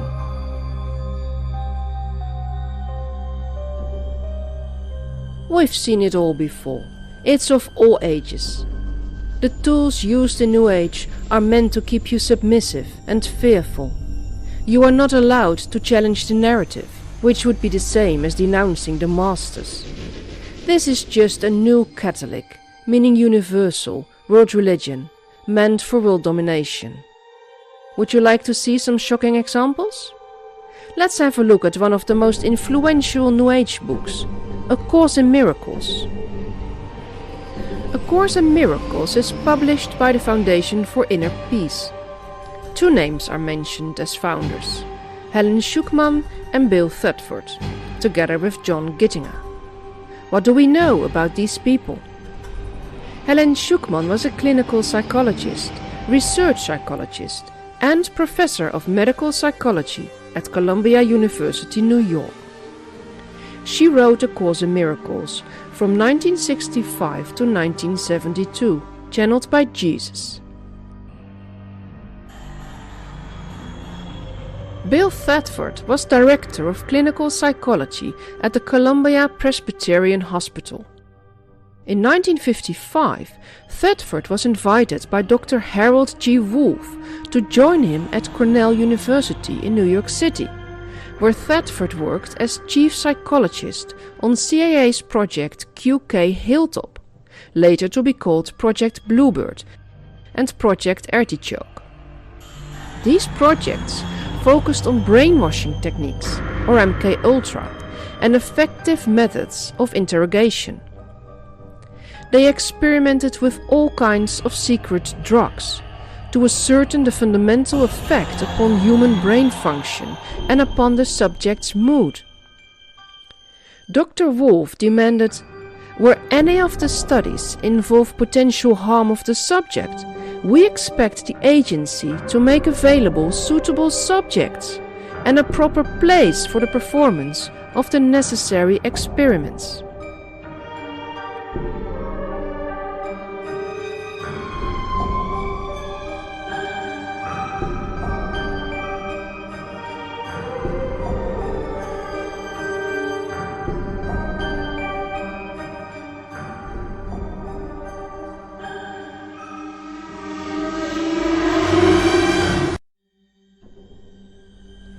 Helen Schucman joined Thetford as his assistant. Moral and ethical values seemed unnecessary requirements for these studies. John W. Gittinger, a psychologist, was the CIA's top man in terms of programming of children. 14 years before the Course in Miracles project started, he developed, together with Bill and Helen, the Personality Assessment System, PASS, for the CIA. The PASS was meant to predict and influence the behavior of individuals based on their weak spots in their personalities, their egos. This system also shows mental weaknesses, where a person will be unstable and can be broken by means of repeated stress and trauma. The Course in Miracles website proudly states how perfect their collaboration was for paving the way for the Course and its teachings. It made me feel sick discovering all this planned manipulation. Again, they didn't hide it, we just never saw it. Also, I studied the Course in Miracles, not understanding a thing of what I read, but determined to become enlightened by it. Was the Course in Miracles set up as a mind control instrument by the CIA? And if so, what was implanted in our brains? Let me introduce you to one last influential New Age guru, Vadusev Sadhguru, a very popular guru in Hollywood and among globalists. As founder of the Isha Foundation, which is supported by 11 million volunteers in 300 centers worldwide, Sadhguru's personal net worth is estimated at $15 million.